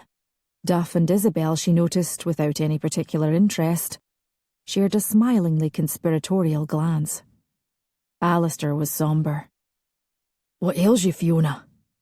He said gravely. Nothing, Laird, I assure you. You do not eat. 'Tis troubling to me. You needn't concern yourself. I am well. Shall I ask for something else to be brought? No, thank you. Fiona. Then he stopped, and he said, What happened to your hands? Nothing, a little work in the garden. But... He had that baffled look on his face again. She didn't care, wouldn't care. She was an automaton good enough to be liked, but not worthy to be loved. Everything was fine. You couldn't lose what you never had. Time marched on. She smiled pleasantly, looked away, had a sip of wine. And so the evening meal went by, as did the subsequent interval in the great drawing room. Quietly, with every appearance of placidity, she mended another torn altar cloth, and neither flung it to the floor nor shoved her workbox off the sofa. For the most part, she kept her eyes on her stitches, concentrating on making them uniformly tiny and even one after the other. The tiniest, most even stitches ever sewn. As if she were competing in the World Championship for best repair of an altar cloth. White linen of excellent quality. Origin likely dating to early 1800s. Several rips in fabric due to unknown causes. Possibly aging or neglect. She did not once look at those green velvet curtains. Not even for a second.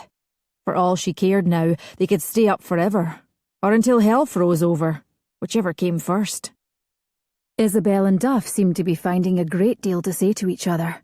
But she paid no attention to them, and very little to Alasdair either, who was up and down, pacing restlessly around the room, until finally Duff commented jovially, Lad, you're like a prisoner in a cell. Or perhaps an animal in a cage, put in Isabel, obviously meaning to frame things in a more positive light. You ought to get some exercise tomorrow, Duff added in a kindly way. Remember how, when I first came here, you used to go out and chop wood until the axe head would fly off? I nearly lost an eye one day. He laughed. Alasdair did not laugh or smile, and Duff's own smile faded. With concern he asked, What's the matter, lad? Alasdair finally came to a stop, opposite the sofa on which Fiona was sitting. She knew this but did not lift her head from her sewing. After all, she was busy competing for the best altarcloth repair award of 1811. I'm waiting for Fiona, said Alasdair. It's time for bed. Once, and quite recently too, Fiona mused. These words would have thrilled her to her very soul. But now they were just that. Words. Conveying information, but without evoking an answering response within her. I'm not quite finished, Laird. How affable and polite she sounded. How easy it was to manufacture the tone, too. Dreadfully easy. You needn't wait up for me. He sat. I'll wait, he replied grimly. As you wish. One stitch, another stitch, and another after that. She could feel him staring at her, but composedly she sewed on. The chatter between Isabel and Duff dried up, and altogether, she supposed, another rather awkward scene was being enacted here, in the great drawing-room. Oh well. The tea tray came and went. She had nothing. The moon rose or sank. She hardly cared. One stitch, another after that. Then, well, she said brightly. It's done, and quite nicely too, if I do say so myself. She folded the cloth, put away her sewing things, rose, daintily patted back a yawn. Good night, she said pleasantly to Duff and Isabel, whose expressions reminded her a little of blanched almonds, poor dears. And then she turned to Alasdair. I'm ready, Laird. He stood. Together with an odd ceremoniousness, they left the drawing-room, and without speaking made their way to their bedchamber. Alasdair ushered her inside, then shut the door behind them. Let's talk. Dear me, how chatty you've become, Fiona said lightly. In a moment then, Laird. And she whisked herself off to her dressing-room. When at length she emerged, in one of her ruffled high-neck nightgowns, he was already in the bed. Oh, not for her to run over there and wrench away the covers in a wild rush of passion. No. Sedately she went to her side of the bed and got in, plumped up her pillows, pulled the covers snugly around her armpits, fixed her eyes in the dimness on the canopy overhead. Just like old times. Could people die from sadness? She wondered. Just how much would it hurt? She feared it would hurt very badly indeed. Fiona? Alasdair's deep voice. Yes, Laird? Talk to me. Certainly. What would you like to talk about? About us. Well, as to that, Laird, you'll have to do all the talking. As I trust I've already made clear, I've nothing to contribute. I am, of course, happy to listen, as a good wife should. There was a silence, empty and vast. Fiona stared unblinkingly above her. Alasdair slid closer to her, in that immense bed. Fiona, he said. Yes, she answered politely. I want you. I want to finish what last night we began. In his voice she could hear the desperate urgency which she herself had experienced some 24 hours ago. She could feel the bewitching heat of his body. Could smell that fascinating scent which she'd come to associate with him alone.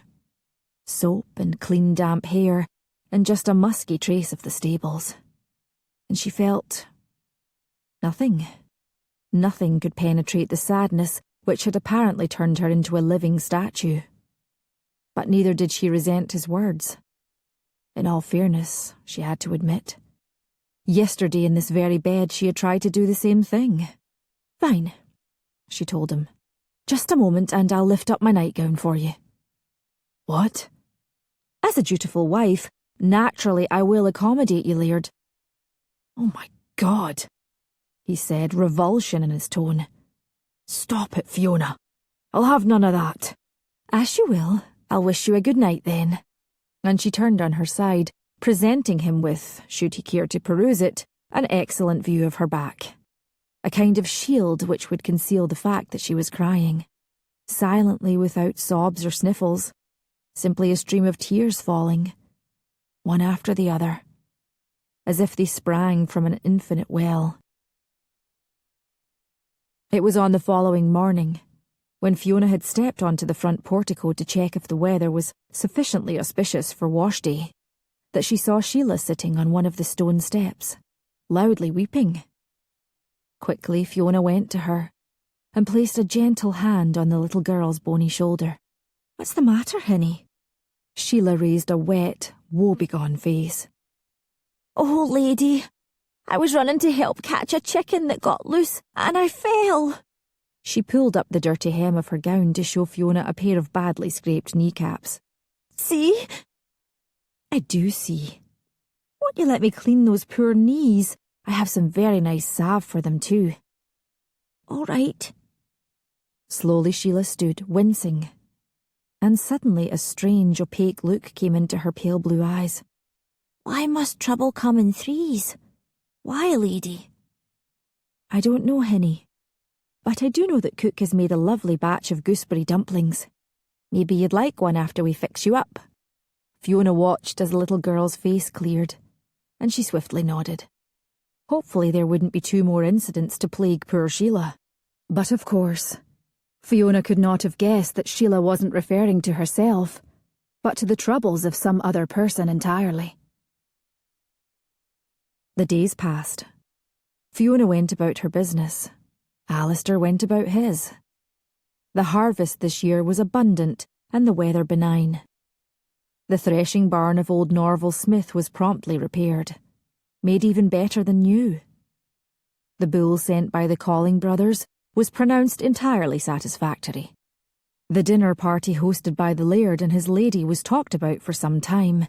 So elegant, so enjoyable an affair it was. The very pregnant farmer's wife was successfully delivered of healthy twin girls. Everyone marvelled over how nice the altar cloths were looking. Isabel's beautifully attired dolls were much clamoured for by the little ones of the clan. And Duff took to fashioning sticks into delightful little fishing rods that were equally sought after. In fact, everything really was going remarkably well. Somehow, though, in some mysterious way, somehow the atmosphere at Castle Tig, which had been brightening, dimmed bit by bit. It wasn't palpable. It wasn't anything you could touch or quantify, but there it was. Yet nobody could have suspected that despite his usual smiling, easygoing exterior, the Laird was greatly troubled, or that behind her calm, pleasant facade, their lady took refuge from her anguish in an inflexible pride. No one could have had any way of knowing that the Laird and lady lay far apart from each other in the night, so divided in their relations that they might as well have been in separate beds, separate rooms, separate countries. Isabel, perhaps, had some inkling of this deep estrangement, and more than once, as doggedly she read on through the tome, sad tears would drop onto the time-worn pages, and carefully, so carefully, would she dab at them with her cheap, lacy, ineffective handkerchiefs from Edinburgh. A fortnight after Sheila had fallen and hurt herself while pursuing an escaped chicken, she sat in a corner of the great hall, playing dolls with Lister's niece Erica. Abruptly, she froze, as if hearing a disturbing far-off sound. "That's one," she said mournfully, and hugged her doll close. The next afternoon, having been implacably ordered by her grandmother to climb into the wooden tub set before the crackling fire in their cottage, Sheila briefly interrupted her stream of complaints to say to Dame Marjorie's bewilderment, "That's 2. And then, "Oh, Granny, I hate taking baths. Everybody knows that bathing makes your skin fall off. Do I have to wash my hair? Soap gives you freckles, Granny, and I've got too many of those already. Why do I have to be clean for the feast tomorrow? I'll just get dirty all over again. Oh, Granny, the water's not hot enough. And also my fingers are getting all wrinkly.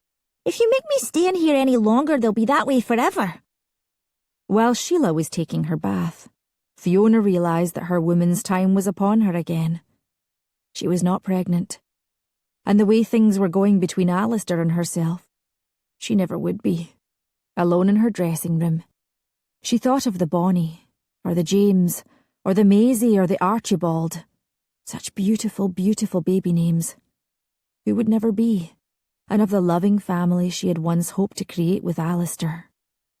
She was tired. There was a low cramping in her belly. She wanted to lie down, to sleep away the afternoon, forget about her cares for a little while, but there was so much to do. Cook had asked her to come taste the dishes she had already prepared.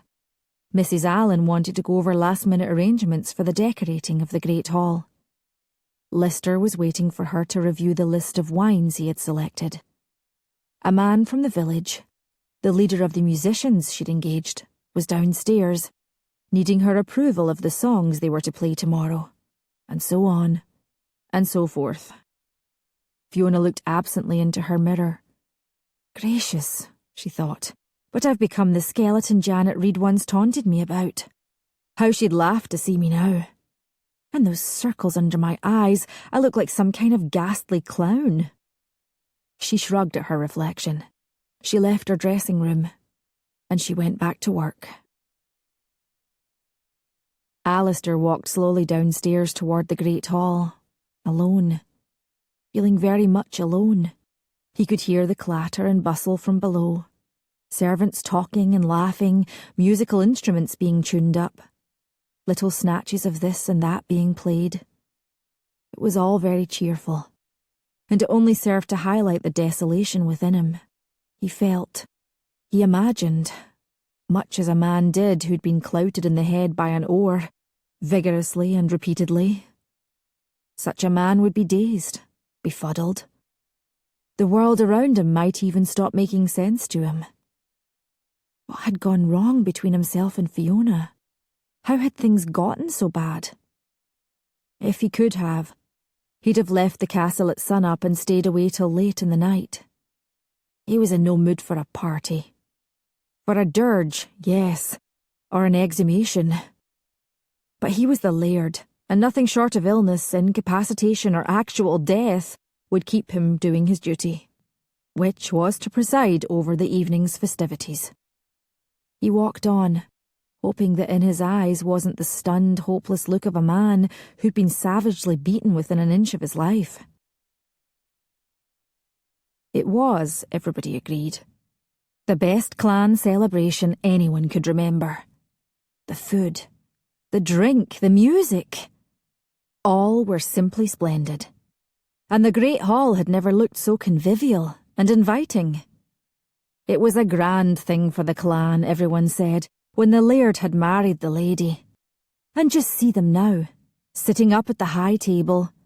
He so tall and handsome, she so lovely and kind, just like a king and queen, and so happy together. Oh yes, a grand thing for the clan. Here, have another ale, won't you? Fiona sincerely hoped her face wouldn't crack in two from all the smiling she'd been doing. The muscles in her cheeks had begun to pain her, but it was as nothing compared to the hurt in her heart, so she supposed she could keep on looking pleasant and gracious for as long as the celebration went on.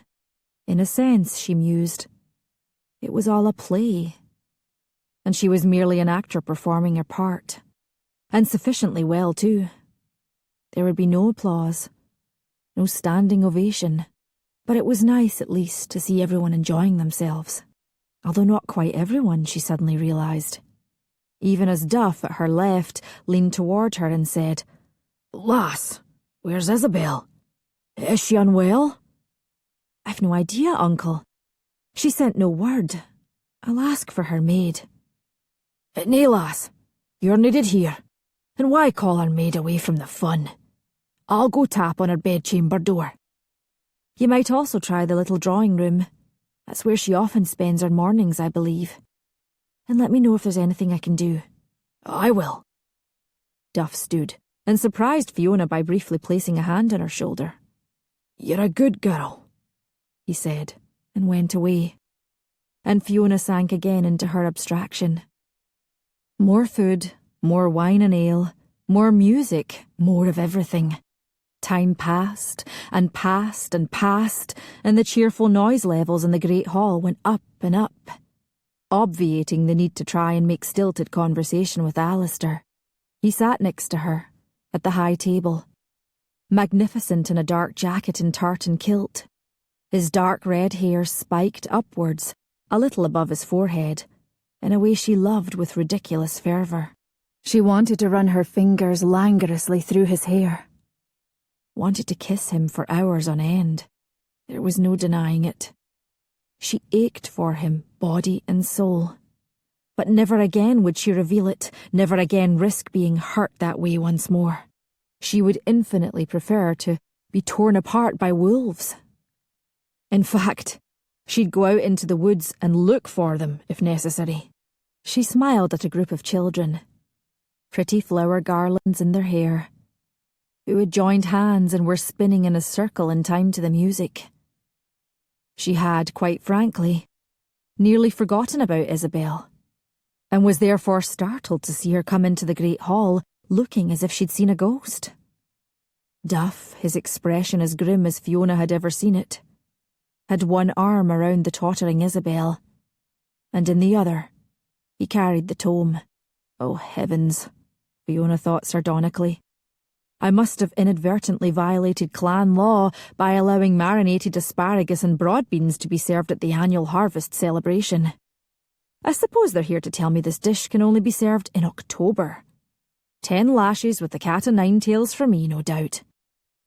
When finally they reached the high table, Duff first courteously helped Isabel to sit, pressed on her a glass of wine, then he moved aside a large platter to make room for the tome, which, with a strange precision, he had set at an equal distance between Alasdair and Fiona. "What's this all about?" asked Alasdair, frowning. Moving with an exaggerated slowness that didn't disguise the fact that his hands were trembling a little, Duff opened the tome to a place some 3/4 of the way through, and pointed to a small paragraph of text in the middle of the right-hand folio. "I'm sorry," Duff said heavily. "So sorry. For both of you." Fiona watched as Alasdair read the text. She watched as he read the paragraph over and over. She watched the muscles on his jaw tighten. 20 lashes with a cat o' nine tails, she thought flippantly. Then Alasdair pushed the tome closer to her. "Read this," he said. He stood up and scanned the great hall. Afterward, everyone agreed that the Laird hadn't shouted or thundered. He had spoken in only a slightly louder voice than usual. Yet it was strange, they later commented with awe, how effortlessly it had cut through all the noise and merriment like a knife slicing through a thread. "Where is Dame Marjorie?" Something about the way he said it made the musicians put down their instruments, the children pause in their games. Servants stopped serving, burying dishes, whisking here and there. "I am here, Laird." Marjorie got to her feet, stood leaning on her gnarled stick. "Come here, madam, if you please." "Aye, Laird." Fiona barely noticed all this, for now she was reading the text on page 758 over and over again. The ancient clan decree, specifying that any chieftain of Castle Tig who, having entered into his 35th birthday still in an unmarried state, must, on pain of death, cause to be brought into the castle all eligible maidens of noble birth among the 8 clans of Killally, and from among them select a bride within a span of 35 days, is hereby rendered null and void. Consequently, the obligation among such maidens to comply with this decree or else suffer ignominious death by drowning is also declared obsolete. Be it known that should any chieftain and any maiden have unwittingly obeyed said decree, the union between them is legally invalid and they are to immediately retrogress to their previously unmarried state. Be it also known that no disgrace is to come upon them. The lady is to be granted her original virgin status. All offspring from this specious union are to have their parentage acknowledged, but must formally be known as bastards henceforth. Fiona felt a crazy desire to laugh. At least I'm not going to be whipped for serving asparagus and broad beans.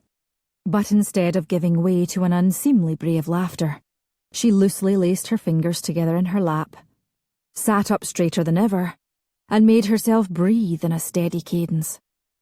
She dared not look at Alasdair, who had once again taken his seat but was very still.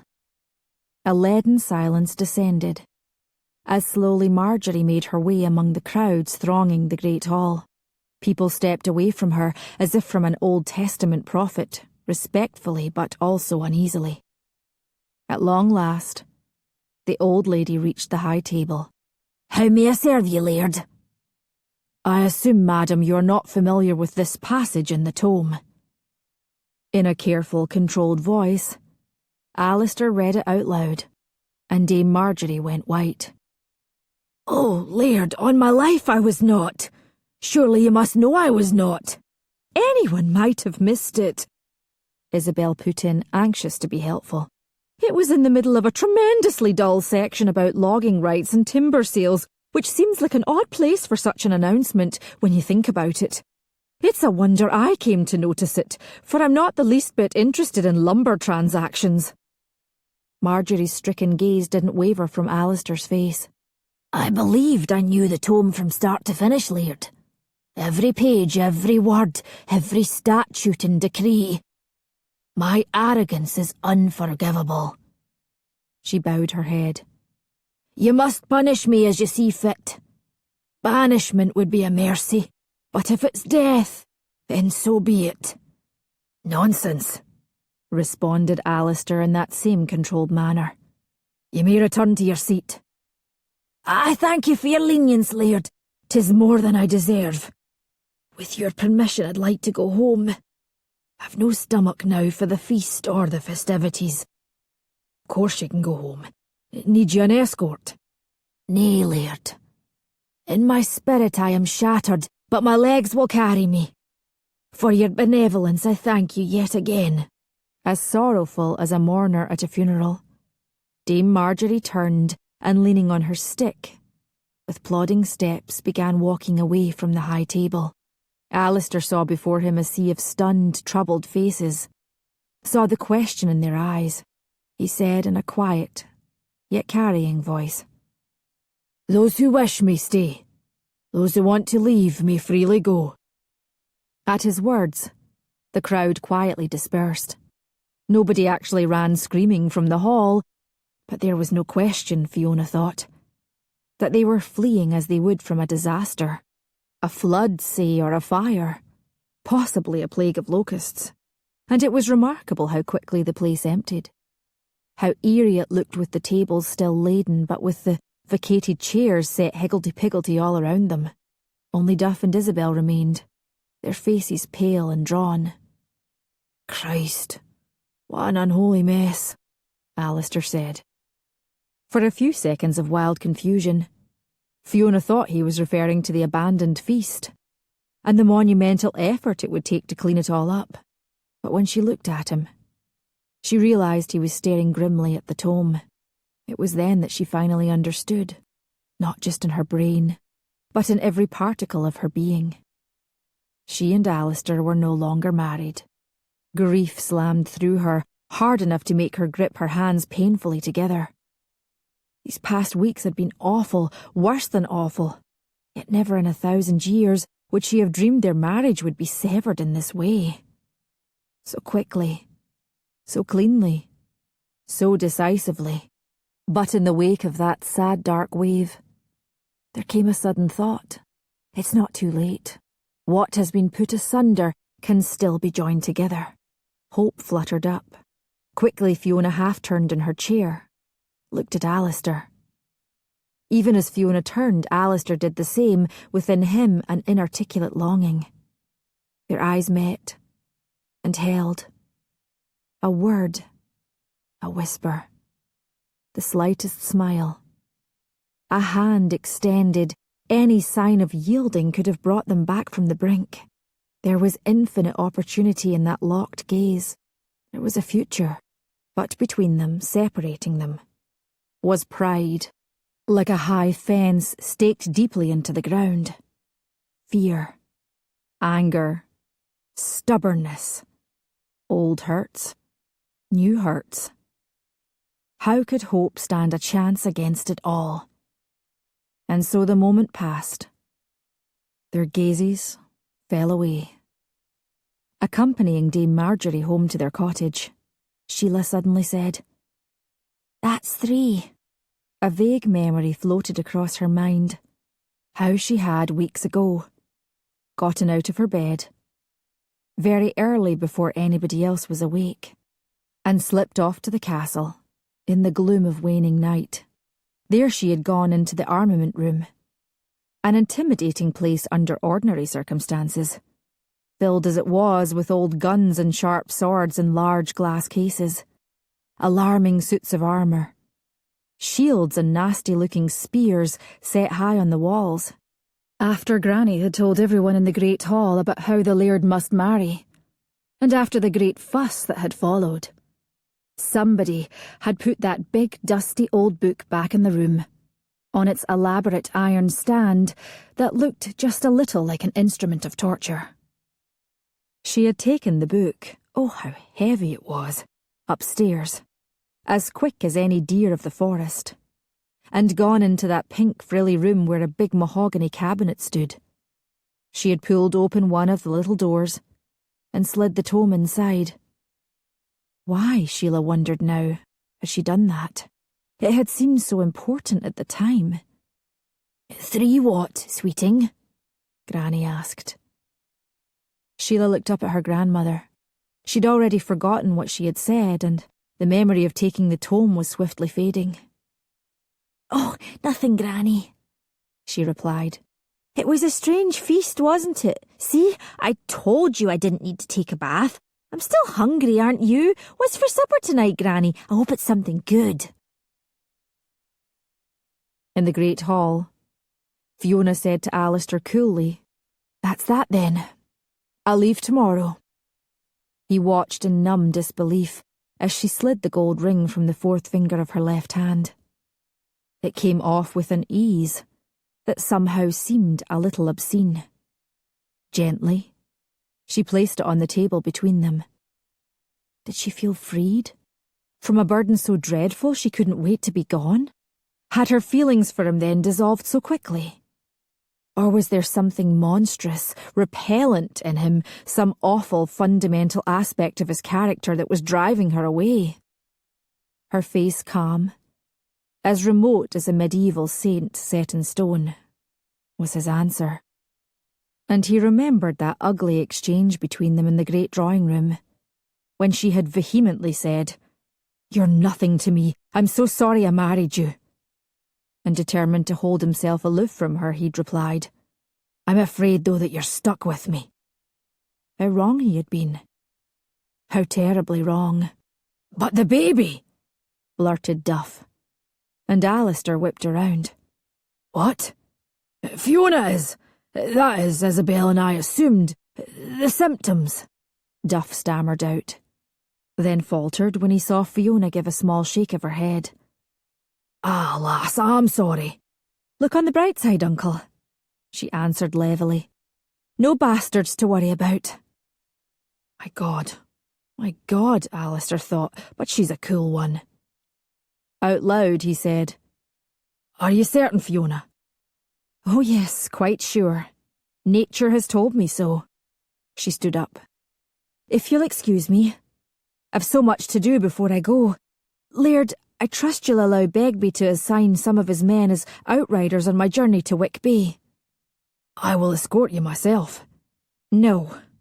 I'll go as I came, alone, a maiden. Her lip curled ever so slightly. A maiden of Clan Douglas. He stood up also, and looked deep into those big, long-lashed grey eyes. Fiona, he said quietly, urgently. There's no need to go in such haste. On the contrary, there's every need. I want to move forward with my life. You can do that here. You and I both know that's not true. Why is it not true? He asked, feeling like a schoolchild who has failed, and spectacularly too, at a lesson that should have been learned some time ago. Because I'm greedy, she said evenly. Because I'm greedy and I'm hungry. I'm ravenous, my God, I'm starving. But what I want, you don't have to give to me. It's not your fault. I don't blame you. It's just the way it is. And I don't want to fight against it anymore. That's why tomorrow I'm leaving here. But, he said, shouldn't we? And abruptly he ground to a halt. Not knowing what else to do, he reached out his hand for hers, hoping that his touch might accomplish what his inarticulate words couldn't. But she stepped back and away from him. No, she said. It's not proper. That's all over now.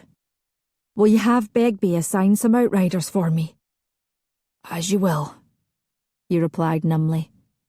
I'll speak to him myself. Thank you. And could ye have readied a carriage for myself, please, Laird? They all looked at Isabel, in whose trembling voice was none the less a firm resolution.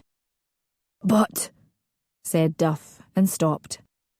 My place, Isabel said, is with Fiona. She too rose to her feet. How can I help you, Fiona, dear? If I may, I'll share your bedchamber tonight, cousin. And we'll need to get our things packed very quickly. Of course. Shall I send an express to your parents? No. We'll surprise them, said Fiona with a small sardonic smile. Very well. Distressfully, Isabel pressed a hand to her forehead. Oh dear, how dreadful this is. I can only imagine the reception we'll receive back in Wick Bay. Do you suppose your father will be very angry with us? With me, do you mean? I couldn't care less. I'm too big to be left on the shores of the bay to die, after all, and if he sends me off to a hut on the marsh, I'll have a very nice time there, away from his moods and his tempers. Well, Fiona added politely, good day to you, gentlemen. And briskly she left the great hall, an agitated Isabel following behind, doing her best to keep up on her shorter legs. Alone in the hall, Alasdair looked at Duff, who had slumped, miserable, in his chair. I'm sorry, Uncle, he said at last, his voice low and rough. I'm sorry too, lad, answered Duff. In a minute, Alasdair thought. He'd go off to the stables and find Begbie, do everything that was needful to ensure a safe, comfortable journey for Fiona and Isabel. He'd go in a minute, just until he could process the fact that his life had, in the blink of an eye, come crashing down around him with an irrevocability that seemed to turn his insides to a solid block of ice. Chapter 15. The next morning, under a bright blue sky filled with white hurrying clouds, it seemed as if every able-bodied member of Clan Penhallow had gathered in the courtyard to say farewell. Fiona couldn't help but be touched, and although it took everything she had to remain cool and calm amidst such a large crowd, a chieftain's daughter doesn't cry in front of people, she kept reminding herself. There was something to be said for a public goodbye to her former husband. Duff had already, with exquisite care, handed a white and trembling Isabel into the carriage. Now he came to Fiona. Well, lass, he said, and paused, awkward. Then, as if language failed him, swiftly he hugged her, and stepped back, his gaze going to Isabel, whose face was framed, as if in a portrait he would never forget, in the carriage window. "Goodbye, Uncle," Fiona said. Uncle that was, actually. But why bring it up now? Behind her, held by his leading rein by Begbie, Gaelic snorted, and she could hear the cheerful jingle of his harness as he tossed his great head, as if he were impatient to be off and on their way. Then Alasdair was there. Tall, grave, regal, his dark red hair glinting in the sun, his eyes pure amber and citrine. How odd it was, Fiona thought, when she first met him, and for some time thereafter, she had not found him particularly attractive. Now it occurred to her that she must have been blind. You look, but you do not see. So she studied his face, and allowed her gaze to sweep up and down the entire muscular length of him, memorizing every detail, for it would have to last her a long time. Forever. Yes, a very long time indeed. "Martian Lieb," Alasdair said to her. "Slán lot." Goodbye. May you be well. "You also." She was glad her voice was so steady, for in reality she didn't feel very sturdy. No, her legs felt a little shaky, and she could have sworn the ground beneath her feet was tilting ever so slightly. "May I?" asked Alasdair, as Begbie brought Gaelic forward. Yes. And for the last time, Alasdair was intimately close to her. For the last time he was touching her, his big hands about her waist. With his immense strength, he lifted her without apparent effort onto the saddle. He stepped back. "Thank you," Fiona said quietly. And just as quietly he said, "You're welcome." She gathered Gaelic's reins in her gloved hands. Gloved because today there was a distinct chill in the air. Summer was gone. Fiona looked at Alasdair for the very last time. Looked down upon him where he stood in the courtyard. Very still, very straight, his arms at his side. Into her mind came Juliet's anguished words to her Romeo when they parted for, as it would turn out for them also, forever. "Methinks I see thee now. Thou art so low as one dead in the bottom of a tomb. Either my eyesight fails, or thou look'st pale. And trust me, love, in my eyes so do you," answers Romeo. "Dry sorrow drinks our blood." Fiona shuddered. She clicked her tongue to Gaelic, and at once he broke into a playful trot. Together they led the way out of the courtyard, followed by the large handsome coach in which Isabel rode, and the dozen armed men who would bring her safely home. She did not look back. When the cavalcade had disappeared from sight, Alasdair went out beyond the kitchen garden and chopped wood for Cook's fires. Did it until blisters angry and painful had sprung up on both hands. Until Duff came, and with the soft voice of one approaching a vicious and unpredictable beast, finally managed to coax him away from the towering pile of wood which might well last Cook into and through a long harsh winter. Isabel managed to retain her composure until the third day of their journey. She and Fiona had finished their evening meal, alone in a capacious private parlour of the inn where they were to pass the night, and they were sitting before a large comfortable fire that helped chase away a threatening dampness. Rain had swept down upon them late in the afternoon, and now they could hear it drumming hard upon the roof, lashing furiously at the windows. Isabel drew her shawl more closely about her, and looked anxiously at Fiona. "Are you sure you're not catching cold from riding in the rain?" she asked, for the third or fourth time. Maybe the fifth time. "I'm sure," answered Fiona, staring as if transfixed into the leaping flames of the fire. "I'm afraid you were utterly soaked, positively dripping by the time we got here. How brave you are! No word of complaint has passed your lips even once. Oh, my dear Fiona, I must say I don't care for this weather at all. I believe it's made me feel, well, I must confess, I feel just a trifle low." And with that, Isabel burst into tears. She pulled from her reticule one of those absurd little handkerchiefs and, sobbing piteously, dabbed at her eyes. Then and there Fiona vowed to make Isabel a large set of handkerchiefs, big, absorbent handkerchiefs, lavishly embroidered and crafted from the finest linen money could buy. She stood, went to Isabel, gently patted her shoulder. Isabel covered Fiona's hand with her own. She cried for a long while, and Fiona simply stood patiently until she was done, saying nothing, but being there. Then Isabel said shakily, "Thank you, Fiona dear," and took away her hand to rub the back of it against her soft wet cheeks. "How silly of me to break down like that, when your troubles are so much greater than my own. Forgive me, please, won't you?" "There's nothing to apologise for, cousin, I assure you." Fiona went back to her seat before the fire. Isabel drew in a deep breath. "Oh, Fiona, I seem only to bring you bad luck in love. I should never have permitted Logan Munro's advances, I see that now. And to think how that turned out for you. I do need to apologise.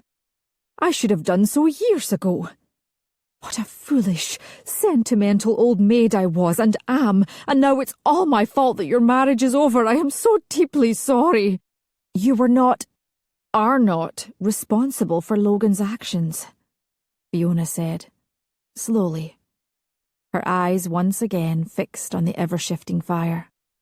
"Or for mine. My God, how long ago that was. A lifetime ago." All at once, the old resentment, the old stubborn grudge, which for so many years had been lodged in her heart like a thorn, finally fell away and was gone. Not that Fiona felt like hopping up and dancing a reel, but still, it felt better, was better. She continued, "It's not your fault either about discovering the other decree, it just happened." "That's how it seemed to me," replied Isabel, nodding vigorously. "There was something which seemed to compel me to read that boring old tome, as if I was somehow being pulled along. And when I saw how unhappy you'd become in your marriage, I just read more and more, as if by doing it I would somehow be helping you." "Helping me," Fiona murmured. A memory opened up. The morning after her wedding, she had agreed to allow Isabel to stay on with her at Castle Tig. A visibly relieved and grateful Isabel had declared, "I will make myself very useful to you, I promise." And so here she was, halfway back to Wick Bay. Isabel wasn't to blame, of course not. But there was no escaping the cold hard facts. No husband, no baby. No husband, no baby. No husband, no husband. It almost sounded like a child's refrain. She could almost hear little Sheila's voice chanting it, almost. But instead she seemed to hear again Sheila saying dejectedly, "Why must trouble come in threes? Why, lady?" It now occurred to Fiona uneasily that perhaps Sheila had not been tallying up her own misfortunes. Maybe it had been an oblique reference to herself. No baby. That was one. No husband. Love unrequited. That was two. Or was that three, according to the vagaries of cosmic accounting? If not, what then was the third? Her mind revolved uselessly. A broken carriage wheel tomorrow. Fleas in their beds. Father's fury when she arrived on his doorstep. News that Alasdair had, within hours of her departure, married someone else. Why did there have to be a third? Weren't things bad enough already? "And I do hope there will be ample room for both of us," Isabel was saying. "Although I cannot think the marsh air salubrious.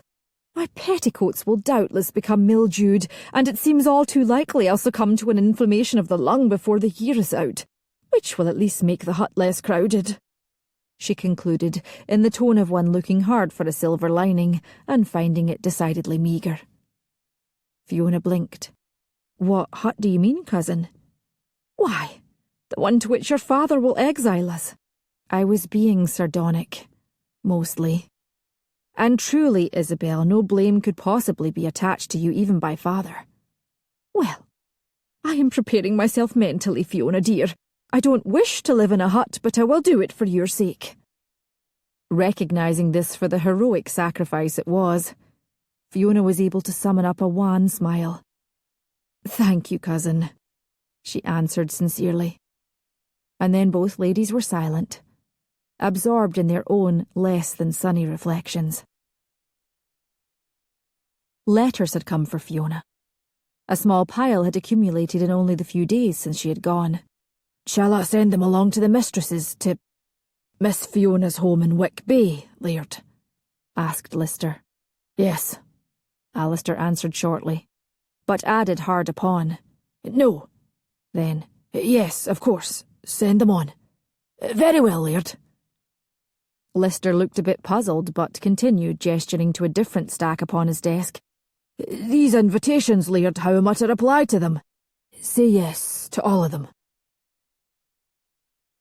Another day of travel, another inn, another night. After tossing and turning for several hours atop a mattress filled with, evidently, lumps of coal, Fiona finally fell asleep toward dawn. She dreamed of Alasdair. He was standing perfectly still on the deck of a boat, his arms at his side. The boat rocked wildly among the roiling waves of a storm-tossed loch. She watched him, helpless, from the distant shore. It was unclear whether he would survive or sink, and then underneath her feet the ground abruptly gave way and she woke up, for several panicky seconds having no idea where she was and groping futilely in the empty space next to her for Alasdair. It was at a glittering ball, hosted by one of his neighbours, that Alasdair realised that several of the young ladies in attendance, as well as their mothers, were eyeing him with hopeful speculation. He was, after all, a single man again. So he danced with all the young ladies. He smiled. He said all the right things. He laughed in all the right places. But he could not forget that he had never, not once, danced with Fiona. In truth, Fiona hadn't a particularly clear sense of how she would be greeted upon her return to the Douglas Keep, but nothing could have prepared her for what she found upon entering the great hall. Her mother, clad in black, weeping. Father, also in black, looking just a little bit stooped. A coffin, and Logan Munro, in black as well. A terrible fear clutched at Fiona. Why must trouble come in threes? "What has happened?" she demanded, more loudly than she had intended. They all swung around in surprise. "Fiona!" Mother gasped. "How did you know? How did you get here so quickly?"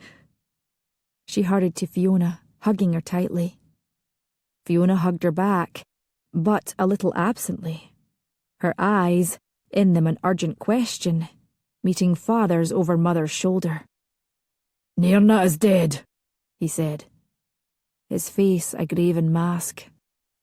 A blast of irrational anger now roared through Fiona as she pulled away from Mother and turned on Logan Munro, her hands clenched into fists. "I just had a letter from her," she said fiercely. "She was well. The wise woman had put her to bed, that's all. She was well." "The wise woman was wrong," replied Logan, his voice heavy and sombre. "She was a fool, an incompetent. There was no child. It was a tumour growing within her. It must have been just after Nairna wrote you that it all became clear." His voice shook. "By then she knew she was dying, and she asked that I bring her home." "You're the fool," snarled Fiona. You're the incompetent one! Fiona! Mother exclaimed, horrified. But Logan Munro only shook his head. You don't need to tell me that I failed her, Fiona. I know it. Empty words from an empty man. Fiona advanced toward him, hardly knowing in her rage what she intended, when her father intervened, catching her arm in a firm grip. Calm yourself, daughter. Munro is a guest in my house. I'll not have him dishonoured by your vitriol. Fiona looked up at her father with wild, blind eyes. He leaned close and said with a softness she would never have expected. In all likelihood, there was nothing that anyone could have done. My own mother was taken the same way. Oh, Father, she was so happy.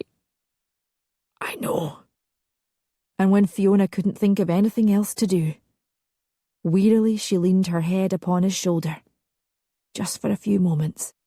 And just for a few moments, Father, the hardest and most undemonstrative of men, put his arm around her, their shared grief bringing them together in a way that was completely new. In a little while, Fiona was able to go to Mother and embrace her again, and Isabel too. She was able to make her way to the coffin and with tears streaming down her face, say her farewells to Nairna. Goodbye, my dearie. I'll love you always. I'll never forget you. She was able to say to Logan Munro in a civil and reasonably steady voice, I'm so sorry for your loss. And she was able to ask what needed to be done, what she could do to help, and to start on the Herculean task of organising a stunned and grieving household. After, Fiona was never able to fully piece together the details of the days that followed. It was all a grey, unreal blur. The clan gathering, her sisters Dallas and Rosalind arriving with their husbands, the funeral, the sad, interminable meals and the long, sleepless nights. More tears for Nairna. A sudden hole in the fabric of the universe. A little bright light winked out. Solitary prayers in the chapel. A quiet interval with Father, explaining her return and its permanence. Father only nodding, saying nothing, accepting.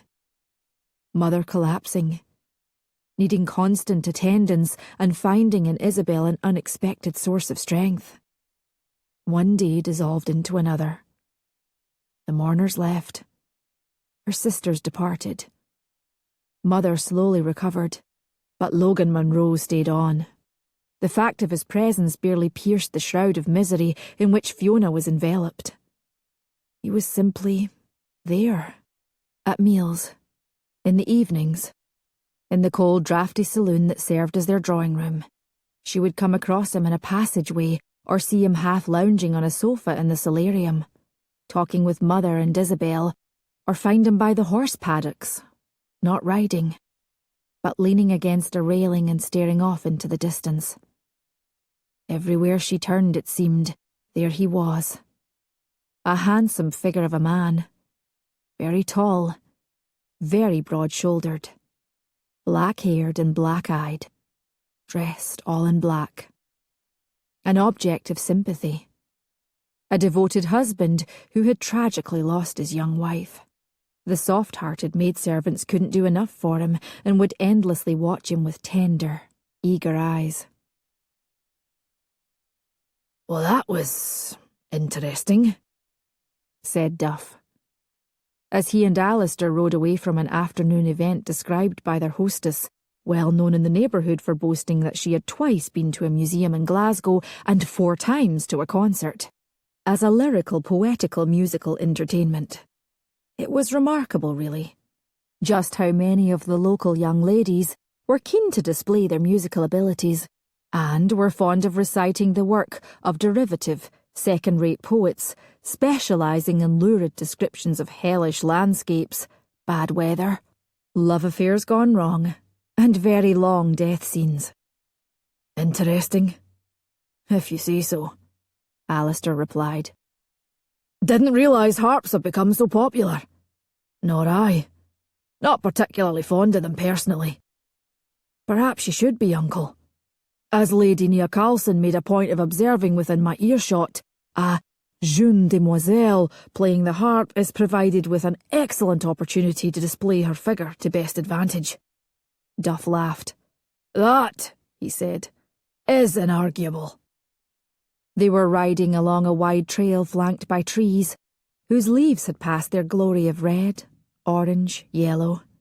Many had already fallen, littering the ground in a final display of brilliant but dimming colour. In the far distance, the high, craggy mountain top of Ben Macdui was dusted with snow, and a chill, nippy and invigorating, was in the air.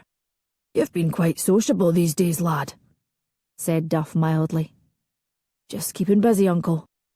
"Aye, and you're very much a favourite among the demoiselles, I notice." "You flatter me." "You know I don't. And I couldn't help but notice this afternoon that you seemed rather taken with young Miss Hamilton." "Did I?" "Yes. But I also could see at yesterday's grouse shoot that Miss Rattray was constantly by your side."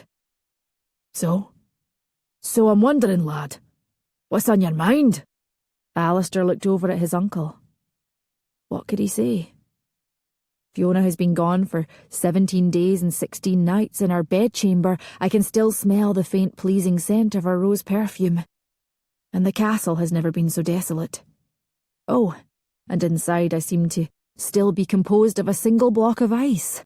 And also I wonder how precisely I'm going to get through this life. Other than that, my mind is as beatifically empty as that of an Eastern mystic. Aloud, he said, "I'm trying to move forward." "Ah, the need for an heir and all that. I see. Weren't you the one telling me that a wife is nothing but a broodmare?" Duff didn't respond at first. Their horses clopped along. Finally he replied pensively, "I may have altered my beliefs about that.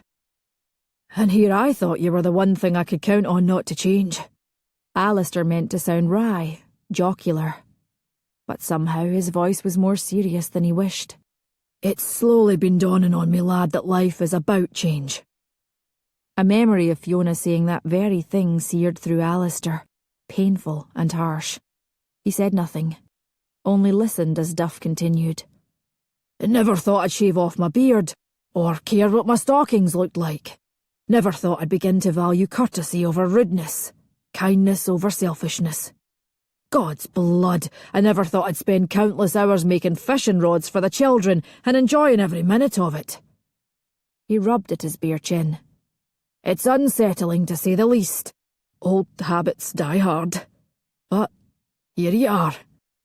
In a kind of despair, hoping to turn the subject, Alasdair said lightly, "If we're to talk of being a favourite among the ladies, I notice you're causing a stir among a certain set yourself." "What? Among the old tabbies? Well, I can't help it. There's no getting around the fact that I'm a good-looking fellow." Alasdair smiled. Success. A diversion. But then Duff added somberly, "I'm trying to move on too. I'll admit, though, that I'm not making much headway. I might flirt a little, but the truth is that my heart's not in it," he sighed. "I won't pry, lad. Not judging you either. But if you want to talk, I'm here." Alasdair met Duff's eyes, nodded his thanks. It was enough. It was all he could manage. They had come to a place where the trail gave way to a vast rolling meadow, in which the heather's violent bloom had quietly faded away. Alasdair pulled his horse to a halt. He looked around the meadow as if he had never seen it before. "Where to now?" asked Duff. "We've been invited to Hughie's. One of his mad dinner party, you know, the usual. Wine, women, song. Aye. It's up to you, lad." Alasdair thought about what the evening would predictably entail. The pattern of Hughie's parties had long been established. He could eat until he was ready to burst, get splendidly drunk, play billiards, dance reels. And, very likely, he could allow himself to be seduced by Hughie's widowed sister-in-law, the attractive and aggressive Nora. Old habits die hard. "I believe," he now answered Duff. "I'll pass."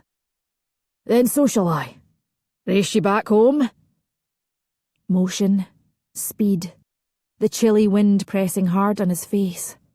A fast gallop in the gathering twilight. Yes, Alasdair nodded. They both dug their heels into their mounts and were off. Re-established at the Douglas Keep, Fiona seemed to have been seamlessly absorbed back into her old routine, in a way that was deeply unnerving, as if her time at Castle Tag had been collapsed into nothingness. Nobody asked her about it, whether out of sensitivity, respect, or lack of interest. It had been her hope that as the long days passed, the image of Alasdair would begin to fade from her mind and her heart, but it did not. After a while, it occurred to Fiona that she now had a better and more vivid understanding of that old Greek myth about Eurydice, the girl who'd stepped on a poisonous snake and been sent for all eternity to live in the ghastly underworld, a place of despondence and woe from which ordinary mortals could never escape. It felt a little like she was living in a sort of underworld too, invisible to everyone else, but evident to her, every minute, every hour. She did her best to tamp down a restless longing to be somewhere else. Anywhere else, perhaps. Alasdair stood in the great drawing room, staring at the window hangings. Even though no one came in here anymore, he and Duff now went to the library in the evenings. Apparently somebody had, at some point, drawn open the heavy tasselled lengths of dark green velvet to admit the sun. He remembered Fiona saying scornfully, £380 for the fabric alone, and £19 for the tassels. God's blood, but that was a lot of money. There was a tap on the door, and Alasdair turned. In the doorway stood Mrs. Allen, the housekeeper, in her tidy, spotless gown and ruffled cap. "You sent for me, Laird?" "Aye, come in." He gestured toward the curtains. "Could you have those taken down, please, and cleaned?" "Of course, Laird." "And afterwards, I want to give them away. To someone who'll find them useful. Any ideas?" Mrs. Allen looked thoughtful. "You ordered more wagons to go to the Sutherlands next week. Fabric is very thick and will help keep a room warm. There must be a dozen or more lengths to divide up, Laird." "Do it then." "I'll see to it at once." "Thank you, Mrs. Allen. By the way, what do you think of them?" "Of the Sutherlands, Laird?" "I was unclear. I mean those window hangings. What's your frank opinion?" Mrs. Allen hesitated. "Your frank opinion, please." "Well, Laird, they're a wee bit much for the room, aren't they? And with all those tassels, I can't help but think them rather busy, if you know what I mean." He looked at them again and nodded. "Aye," he said. "I do know what you mean. Change was coming. Change was coming. And it was good." It was Fiona's 72nd wedding. 73rd, she supposed, if she counted her own ephemeral one to Alasdair Penhallow. But she wasn't going to. So, her 72nd wedding. She sat once more in the very last pew of the church in Whitby, where, far to the front, her fourth cousin Boyd Iverach was marrying his fourth cousin, Effie Berne. It was a small local wedding, and the church was only half full. Several rows ahead of her sat father, mother, Isabel, and Logan Munro. Next to Logan, pretty Helen McNeely, yet another cousin, had placed herself just a little too close for respectability. And Fiona, observing them from behind, noticed what a striking pair they made. He so tall and broad and with his dark hair, Helen so plump and round, with curls of tawny gold. She herself had come just a tiny bit late, having ridden out past the bogs to visit old Osla Todd, and had to quickly scramble into nicer clothing for the wedding. Now she looked down at the charming kid ankle boots mother had let her borrow. Aquamarine. So beautiful. That liminal shade between green and blue. Once in a while. The loch near Castle Tag had been that colour. rendering it breathtakingly lovely. The minister was going on in his sonorous voice about the duties and obligations of marriage, and surreptitiously, Fiona loosened the silken cord of her reticule. She pulled from it a small pencil and a little piece of paper. As it happens, it was the very same piece on which, a few months back on that perfect summer's day, she had added to her list during Rosalind's wedding. Fiona turned over the paper. It was blank. Absolutely, totally blank. Slowly, secretly, she began to write. Things I like about myself. Intelligent, kind, capable, hard-working, good sense of humour, strong. Things I don't like about myself. Stubborn, too proud, insecure, a dull stick, greedy. She thought for a while. In the things I don't like category, she crossed out greedy. She also crossed out a dull stick. Then she looked up and to the front, where Boyd was kissing Effie with a boisterous smack that resonated sweetly throughout the church. She looked back down at her list, crossed out things I don't like about myself, and wrote instead, aspects to improve. Yes, that was better.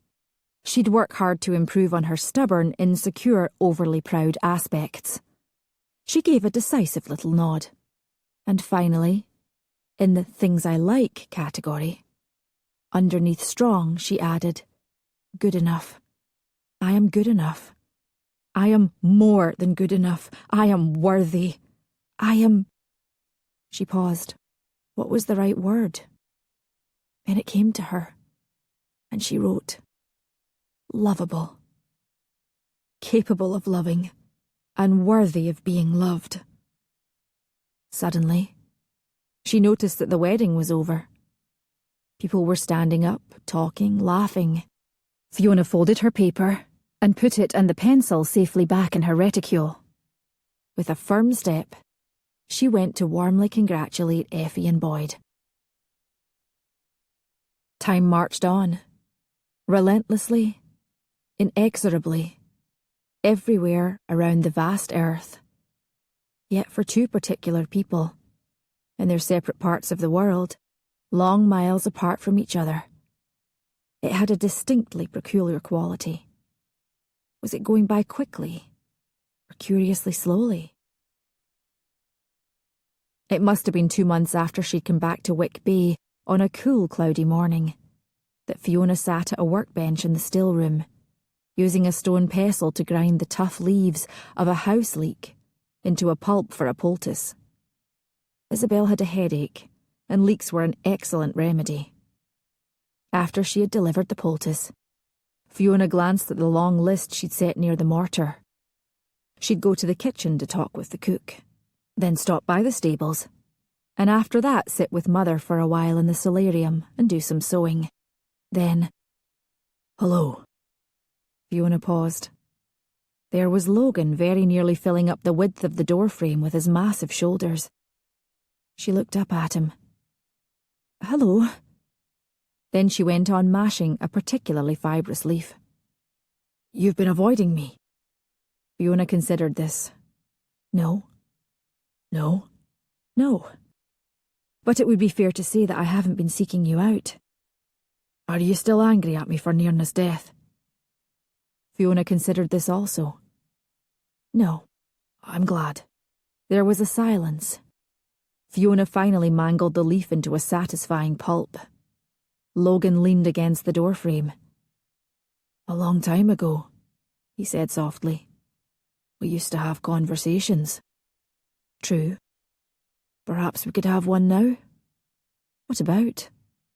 Whatever you like. Fiona looked up at him again. Goodness, but he was as handsome as ever. He really did have the most classically perfect nose she had ever seen. Like the bold prow of a ship. And how had he managed to have just one lock of his black hair lying across his forehead in that dashing way? Had he done it on purpose, or was it one of those lucky accidents in life? Very well, she said. I'll begin. Why are you still here, Logan? I have a reason for staying. I see. Don't you have an estate to run at home? Fields, a house, servants, and so on? I don't think you do see, in fact. And yes, I have an estate. But I also have a bailiff who spares me the boredom of having to think about, or worse, deal with, sheep and farmers and crops. And I have a mother and a sister to manage my house and my servants. What on earth do you do with yourself all day? A gentleman can always find ways to keep himself occupied. If you say so. Trust me. He smiled, and there it was. The fetching little dimple in his left cheek. She'd always found that dimple incredibly charming. The very first time she'd met Logan, when she was 18, he had smiled at her. In just the way he was right now. And she had badly wanted to touch her tongue to that intriguing hollow, and immediately had turned as red as a strawberry and made an inane, awkward remark about the weather, expecting him to turn on his heel and walk away in disgust at her maladroit manner. But he hadn't. He had agreed that the weather was fine, and stayed, and she'd been lost. So, she now said, what is your reason for staying on? You. I beg your pardon? You're the reason I'm still here. I don't understand. I want us to start over again. Fiona pushed away the mortar and pestle. Already the house leek pulp was losing its potency. She'd have to grind some more as soon as this absurd exchange was over. Because it was absurd, wasn't it? My, she said in an even tone. Moving rather quickly, aren't you? He took a step toward her. If life has taught me anything, Fiona, it's that anything can happen at any time. The past is gone. Right here, right now, is a second chance for us. We cared for each other once. Yes, but you jilted me for Nairna, as you'll recall. He took another step closer. I liked you. I liked you very much. His voice, his eyes, everything about Logan was eager earnestness. But I had debts, Fiona, large debts from foolish gambling while at university. And Nairna had a much bigger dowry. I'll not deny there was, in part, a mercenary incentive. I was desperate, in danger of losing my estate. I don't gamble anymore, at least not beyond my means. And I was a good husband to Nairna, you know I was. Yes, you made her very happy. So now let's look to the future, Fiona. You and I. If he had touched her, she would have shoved past him and left the still room. Poor Isabel's remedy be damned.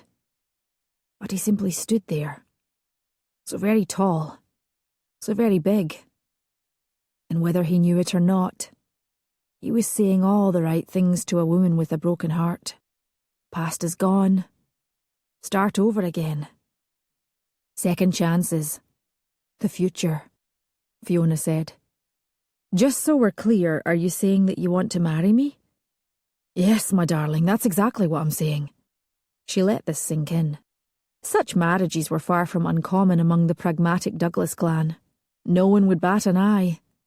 But more important, what would Nairna have said? It was an easy question. Fiona could almost hear her sweetest, kindest, most loving of sisters saying, "Of course, marry him with my blessing. Take good care of him, won't you?" "Well," Fiona said to Logan, "if you're looking to make money from marrying me, you'd better think again. Because you never know with father and his vagaries." "It's not about money. I have a very competent bailiff and my income is ample for my needs. Have you spoken to father?" "No. You're no green girl." "I need time to think about your proposal." "Of course. Take as much time as you need." "May I kiss you?" "No." "No?" "No." He smiled. Those black eyes of his flashing. "You disappoint me. But I can be patient. Good day, my sweet." "Where are you going?" "Somewhere there's a fire.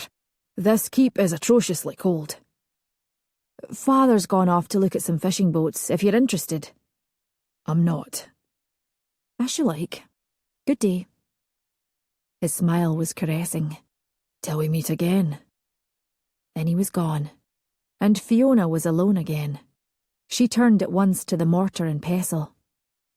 She threw out the old house leek and started on a new one.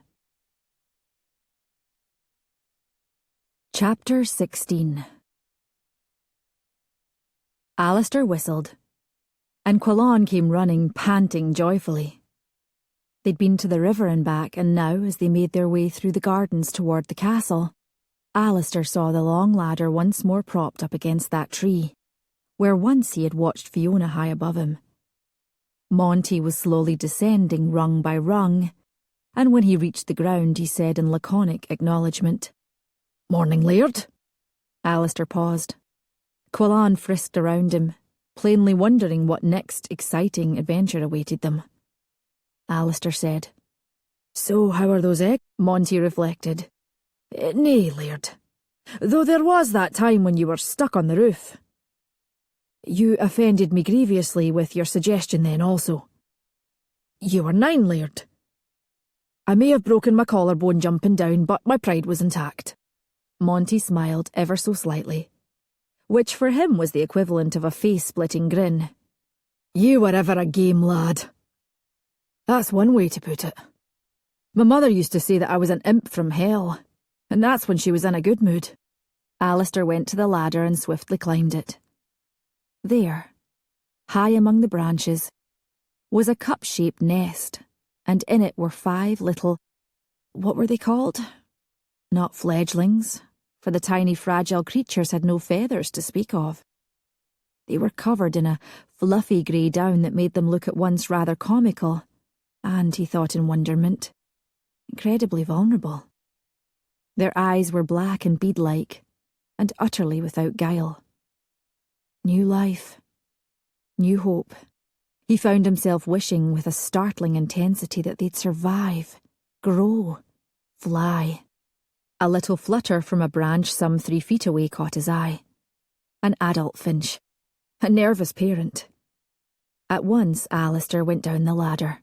Quillan greeted him with as much enthusiasm as if he'd just returned from a long sea voyage. And Alasdair reached down to affectionately rub that rough woolly head. Mayhap, said Monty, we'll see goldfinches more often now. Alasdair straightened. What are the odds of that? Time will tell. He nodded and was just about ready to move on when Monty added, Always felt... He stopped, looked meditatively up into the tree. Shame about that accident on the loch. Never had a chance to change and grow as a family. Hard for you being on your own. For Monty this was an epic speech, and Alasdair stared down at him amazed. Aye, he answered slowly. A shame. Thank you, Monty. The older man dipped his head a little and cleared his throat.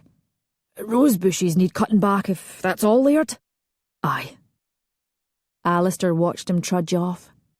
Quillan had gone to investigate an interesting smell underneath a hedge, but came instantly when Alasdair whistled, and followed obediently at his heel as he went into the castle, and, to Quillan's disappointment, not into the breakfast room, but up the stairs and eventually to the portrait gallery.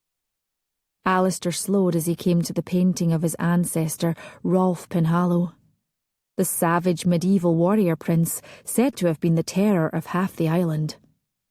Very fine he was here, in his handsome tunic and leggings, very arrogant and proud. There'd never been a need to wonder, Alasdair thought, how he had come by his dark red hair. Rolf was sporting a full head of it.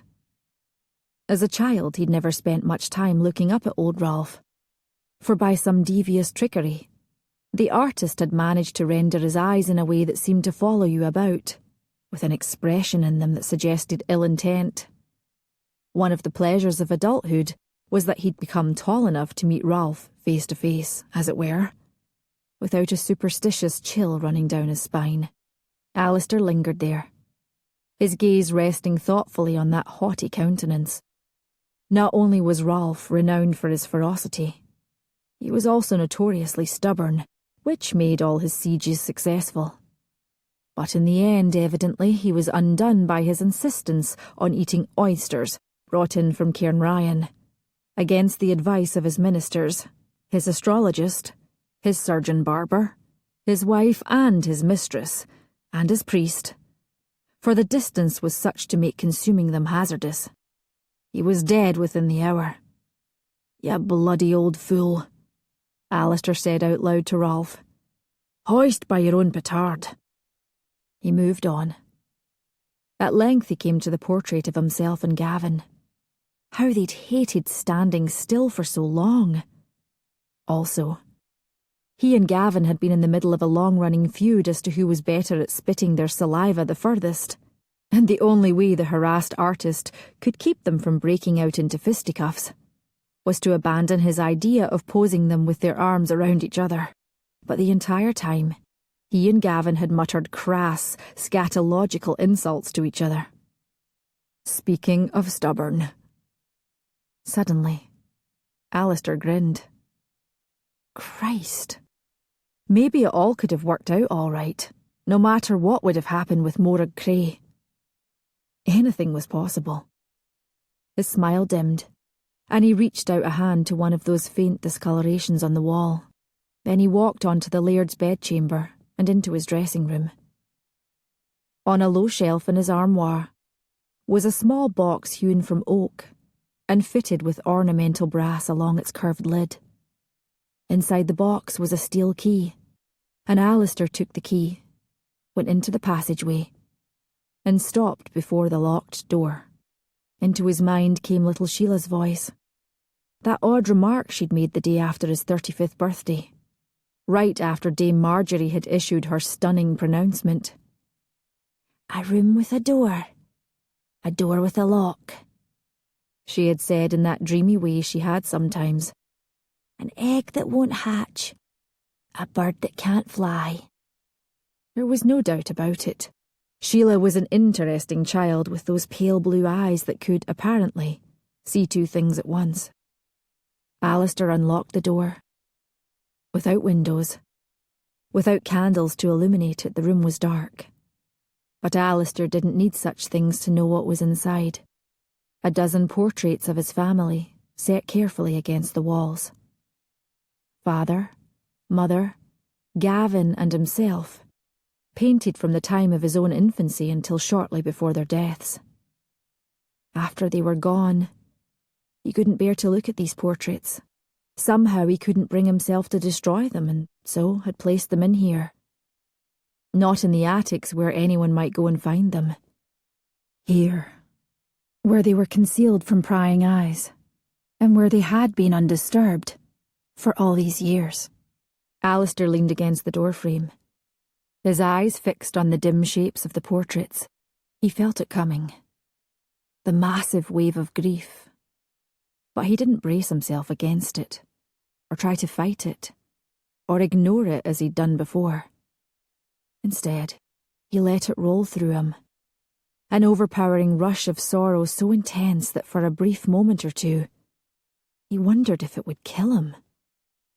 But it didn't. It rolled on and away, leaving him not empty but filled with... why? It was love. Love for Gavin.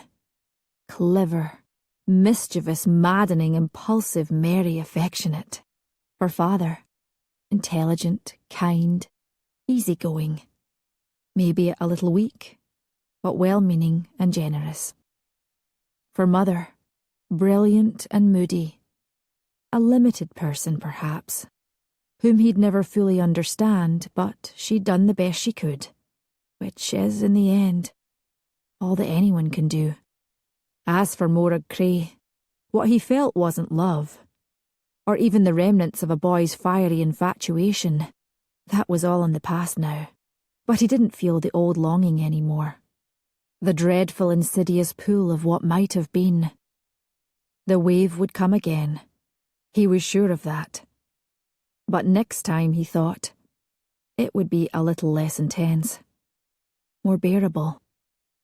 It was, he thought, possible, just possible, that he had begun to heal. Alasdair took in a breath and slowly let it out. Then he left the door open, put away the key, and went downstairs to the steward's office, Quillan trotting alongside him. "Lister?" he said. "Aye, Laird." Lister at his desk looked up, promptly set aside his quill. "You know the rooms off my bedchamber?" "Of course." "In one of those rooms are some portraits of my family." "Indeed, Laird." Alasdair smiled a little. "Haven't you been wondering all these years where they were?" "It's not my business to wonder, Laird," replied Lister piously. "I'd like you to have the portraits put back in their place, in the gallery." "To be sure, Laird. I'll see to it." "Good. Have you been able to pay those old invoices of my mother's?" "Oh yes, it's all been taken care of." "I'm glad." "Thank you, Lister," said Alasdair, and went on to the breakfast room. If Quillan had been able to form the words, he doubtless would have said, in a joyful voice, "At last." Late at night, wide awake in her bedchamber, Fiona took out paper, ink, and a quill. She sat at her old escritoire, wearing not only her thick flannel nightgown, but also 2 of her heaviest wool cloaks and 4 pairs of stockings. Logan Munro was right. The keep was atrociously cold. Not that it was news to her. Was she going to marry Logan?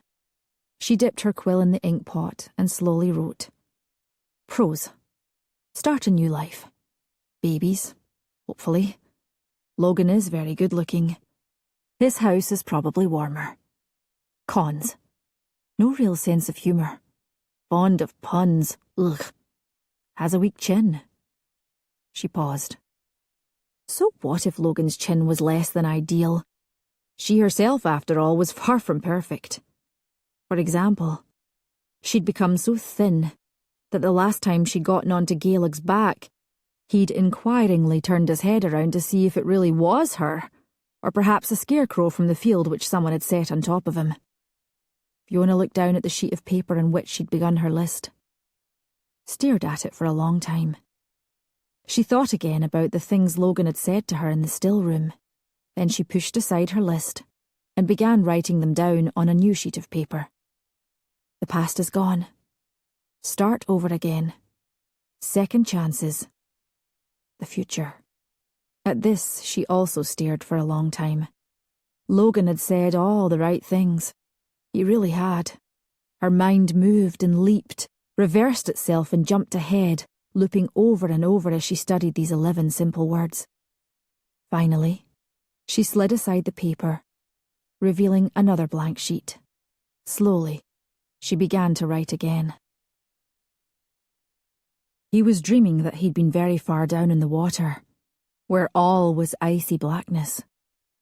He dreamed that he had at last figured out which way was up, where the surface was. With powerful strokes of his arms, powerful kicks of his legs, he swam up, the water around him gradually brightening, until, his lungs seeming about to burst, he broke through and out into the air and light of the world. He breathed. A few gentle strokes of his arms kept him buoyant. Not for him another descent into the watery, soundless gloom below. Radiance. Everywhere. And then, Alasdair woke up. It was morning. He turned from his side and lay on his back, looking around his bedchamber. Another morning. Hours ahead of him to fill as best he could. What next? He remembered suddenly the time he and Gavin and a group of schoolfellows had been taken to a zoo in Glasgow, one of the very first built upon modern scientific principles. He remembered standing in front of an enclosure, inside which a bear had been confined. It was a very large enclosure. It had obviously been carefully designed so as to provide a comfortable setting for the bear. There were trees, shrubs, a spacious pool of water. Still, the bear wasn't free, and Alasdair had been almost unendurably sad to see it. Nonsense, said one of the masters. The bear is safe. It's got no predators or hunters. It's fed every day. What's there to be melancholy about? But still he remembered wondering, at the age of 10, is it better to be safe or to be free? It occurred to him now that safety was perhaps overrated. And in the wake of that thought, his being was flooded again with the essence of his dream, radiance everywhere. It came to him all at once, with the ease of an obvious idea, what he needed to do today. It really was time to move forward. Yes. How simple it all was, simple, and yet risky. The outcome was uncertain, but he was going to try. That's all he could do. Alasdair got out of bed, pulled aside one of the heavy drapes, looked at the sky. There was snow in those low grey clouds. Well, it couldn't be helped. He wasn't about to let a little snow get in his way. It had been a tedious morning. After nearly a week of mild sunshine, the weather had turned nasty. The oatmeal served at breakfast had been burnt. The tea tasted worse than usual, and Father had been grumpy. Mother was nursing a cold. Isabel had been solicitous until Father had snapped at her, reducing her to a tremulous silence.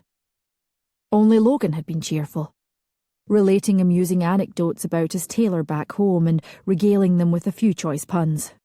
Fiona had finally stopped listening to him, given up on the execrable oatmeal, and simply looked at how beautifully put together Logan's features were, aside from his chin. She had never before noticed that his eyelashes were so long and lush that they actually curled. A woman might envy them.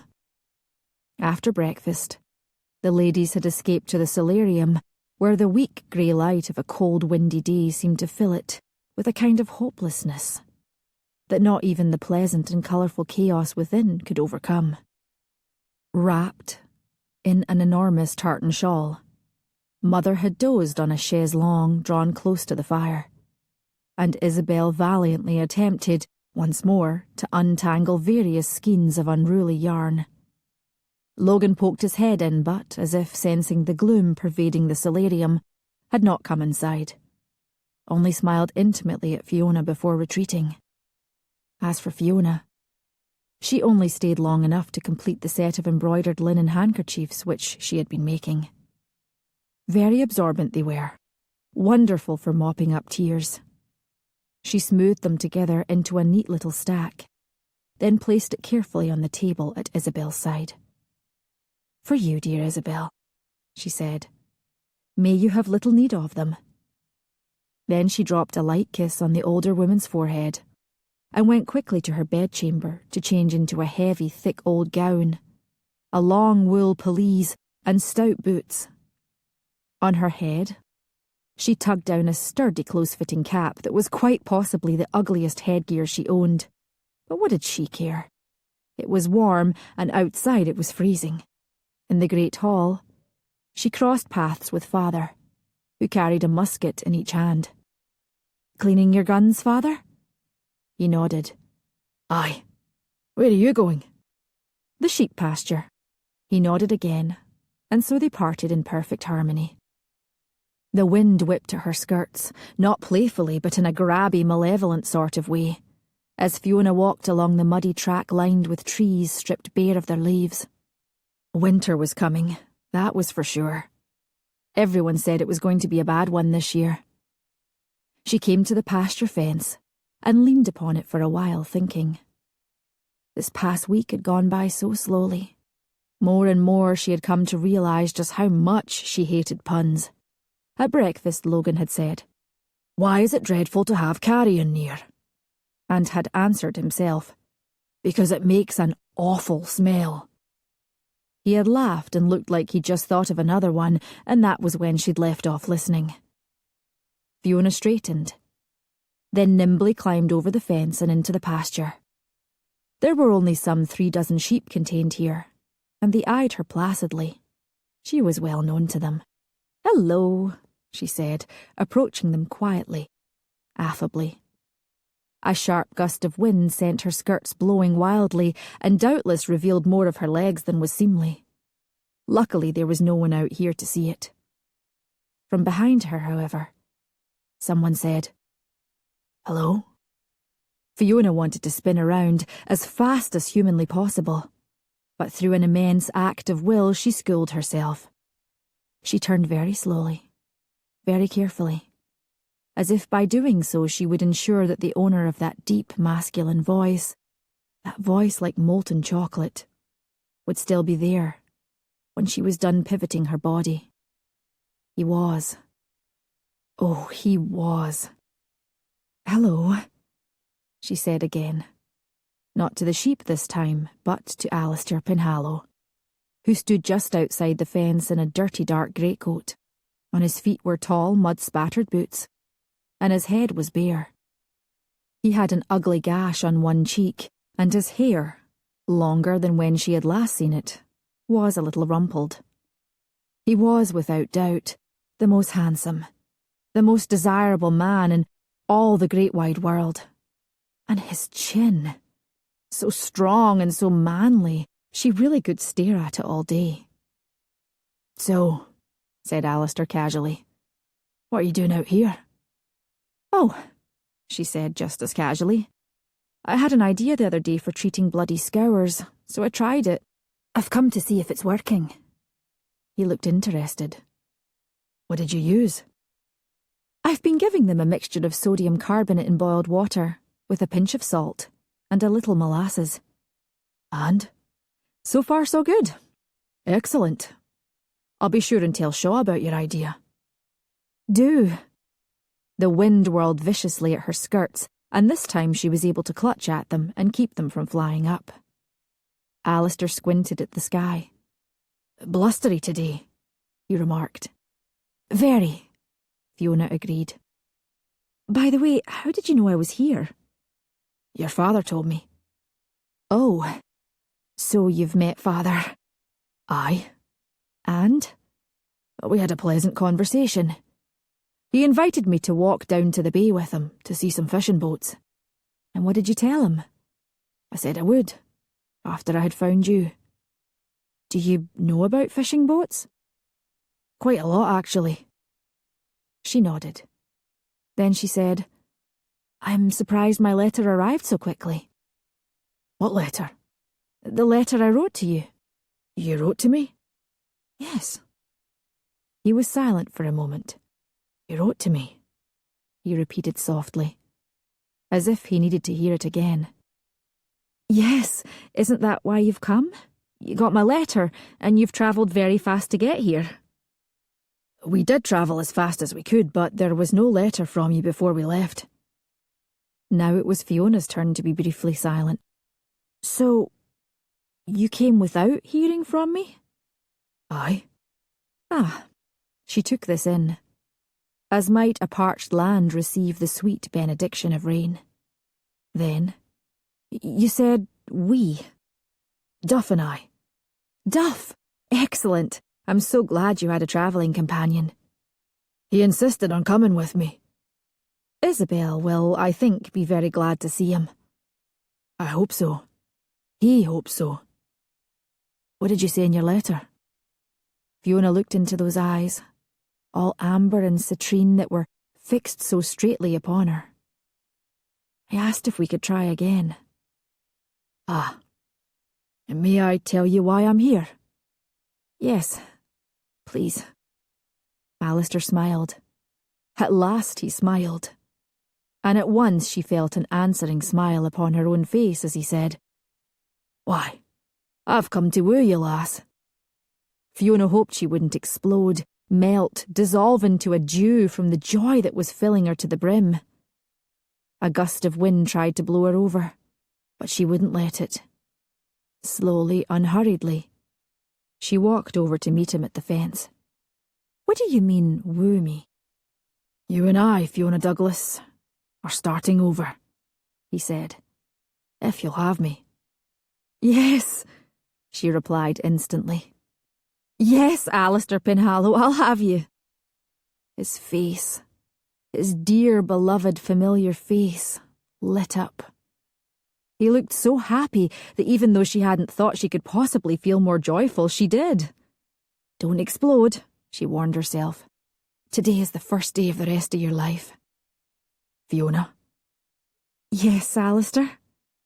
Must I kiss you with this fence between us? Nothing more between us, I say. I agree. He put one hand on the top rail, vaulted over the fence, and stood before her, the hem of his dark greatcoat rippling in the wind. You may get sheep dung on your boots. Think you I care about that? No, he wouldn't care. Of course he wouldn't care. Fiona lifted her face invitingly. Alasdair stepped close and gently set his big hands on her shoulders. You, he said softly, are so very, very beautiful. And then his lips were on hers, and he was kissing her in exactly the way a man might kiss a woman for the very first time, as if each sensation was new and wonderful, as if the taste of her was the most delicious thing in the universe. And he was hungry, so hungry, but he didn't want to rush through the meal. He kissed her, as if he never wanted to stop. It was only when a strange sensation of being intently watched came upon Fiona that she finally drew back a little. She turned her head, said, "Dear me," and laughed. The entire flock of sheep had drifted near, and together they had the rapt air of an audience at the theatre for whom an enthralling performance was being enacted. But not, Fiona thought, Romeo and Juliet. Rather, a play in which the lovers are to live happily ever after. Alasdair was laughing too. Then he turned to her and said, I almost forgot. Forgot what? He reached into an inside pocket of his greatcoat. To woo a maiden properly, gifts must be tendered. I like gifts as much as the next person, but they're really not necessary. Don't subvert the wooing process. I'll try not to. Good girl. Here. He gave her a small, tightly stoppered jar. In it was a thick golden substance. This is from Monty. It's... Honey! She exclaimed. From our hives! Aye, from our hives. You and Monty have worked miracles. Smiling, he reached into his pocket again. And this is from Sheila. It was a sampler, not entirely clean, but clearly the product of concerted effort. Around the edges had been embroidered a simple, pretty floral pattern, which framed these words in black thread. Thy wood is a lamp unto my foot. It's lovely. Absolutely lovely. Ignoring the misspellings, with great tenderness, Fiona folded the grubby square of linen and put it and the precious jar of honey into a pocket of her pelisse. What wonderful gifts! Did the whole clan know you were coming here? Aye. The word spread quickly. Cook would have sent you entire meals, had I not persuaded her of the impracticality of such a scheme. How kind. Fiona sighed happily. I've one last gift. I hope you like it. Give me your hand, please. Fiona obeyed. Alasdair gently turned it until her palm was revealed, and upon it he placed a ring. It was made of gold, and it was fashioned without ostentation, around a sapphire, square cut, beautifully faceted of a blue so exquisite, so pure, it made Fiona's breath catch in her throat. Sometimes your eyes are that colour, he said. Are they? Aye. What colour are they now, Alasdair? Like that sapphire, lass. She nodded. My cup runneth over. I've never really understood that expression before. Now I do. Don't explode, you, she told herself. Do you like it? The ring? She asked, a little dazedly. Aye, the ring. Yes, so very much. It was my mother's, given to her by my grandmother, who had it from her mother, and so on. I should have presented to you before all the Penhallow jewels, as was your right. But somehow it never happened. There were distractions. Too many. Let's have a simpler life from now on. I'd like that. Alasdair, is this a betrothal ring? What do you think? He smiled warmly at her. I think yes, but I need to know for sure. You can be sure. Will you say the words? Of course. Will you marry me, Fiona? This time for real. Forever. No matter what that damned tome might reveal tomorrow, next year or 50 years from now. Yes, Alasdair, I will. I'm glad, lass. Glad beyond words. With a reverence that brought a rush of happy tears to Fiona's eyes, Alasdair took the ring and slid it onto the fourth finger of her left hand. It fits, she said softly, admiring the sapphire's fiery sparkle. As we do. He leaned his head down to kiss her again, and eagerly did she return his kiss. He pulled her close, and she slid her arms tightly around his neck, and they stood there in the sheep pasture, body to body, heart to heart, soul to soul. Despite the cold, unfriendly winds buffeting them, Fiona was sure she'd never felt so warm before, so completely connected to another person, so safe. When at length he pulled away a little, he said, I love you, Fiona. I hoped you did, she answered, still a little breathless from that delightfully long kiss. I'm sorry for my blindness, for my stubbornness and my fear. I'm sorry for my own, and for my haste in leaving you, for running away. When Isabel and Duff found the second decree, I felt I had to go. Naturally you did. I'd hurt you. I was a fool. No, not a fool. But I think we both had to grow a little. Aye. Do you still love me, Fiona? Yes, I love you, Alasdair. More, I believe. She could feel his arms tightening around her again, and she smiled at him. She reached up a finger and lightly traced the firm curve of his chin and those delicious lines bracketing his mouth. What happened to your cheek? Oh, a mountain lion came at me near Golspie, he said, nonchalant. Well, how dreadful. Have you other injuries? Is Duff all right? No other injuries, lass, and Duff is fine. Although he did get soaked to the bone when the bridge on which he was riding collapsed, and he tumbled into a stream. I haven't seen him laugh so hard in years. He'll tell you, however, that he had more fun the day before last, when we were set upon by a pair of brigands in Brora, and that he whistled all the way through a snowstorm in the Grampian Pass. Gracious, what a journey, she said, twinkling up at him. It's all deeply romantic, and Isabel will be so pleased to think of the travails you and Duff overcame on our behalf. Knights in shining armour, that's what we are, Alasdair said, much struck. I wonder I didn't think of that before. How I shall puff myself about. I suppose I'll be completely insufferable by dinner time. Fiona laughed. Won't you come back to the keep and let me put some of my salve on that wound? If it'll make you feel better, lass. It will. Hand in hand they strolled along the muddy path, as if bathed in mild spring sunshine. Fiona told him about Nirna. Then, when her sadness lifted, she described her unavailing efforts to convince the cook to try some new recipes, and also about a harrowing birth in the stables at which Father had managed to save the lives of both the mare and her foal, now a healthy, promising colt, for which Father had great hopes. Alasdair, in turn, told her all about a fascinating book he'd been reading. The subject being an ingenious new plough he wanted to try in the spring. His suspicion that Quillan had sired a large and thriving litter of pups by one of Shaw's retrievers. Shaw had offered to give her one.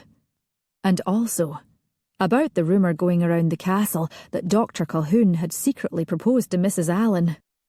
And of course he told her about the goldfinches. Oh, I can't wait to be home again, said Fiona fervently. When can we, Alasdair? Whenever you like, lass. Although I must admit I'm keen to have you there sooner rather than later, and feed you cooks good food myself if I have to. You need fattening up. Let's get married tomorrow then. I brought your wedding ring, just in case. a short betrothal, and a long marriage. They laughed. "Alasdair," Fiona said, "do you like puns?" "You'd have to tie me to a chair to make me listen to them. Why?" "I was just wondering." Fiona couldn't help it. She gave a little skip of joy, and together, hands still warmly clasped, they kept walking. In the great hall they found a scene of genial confusion. Duff had wasted no time in gaining the hand of his Isabel, who, weeping happily, was successfully deploying one of her large new handkerchiefs. Mother was fluttering about, still wrapped in her enormous shawl. Father had emerged from his gun-room, with one of the deadly-looking muskets grasped absent-mindedly in one hand. His dogs were taking advantage of the disorder and boldly licking crumbs off the table. And Logan Munro stood close to the roaring fire, slavishly attended by 2 eager housemaids, anxious to offer him tea or ale or whatever he liked. Alasdair was introduced. Wedding plans put forth. Father's assent given.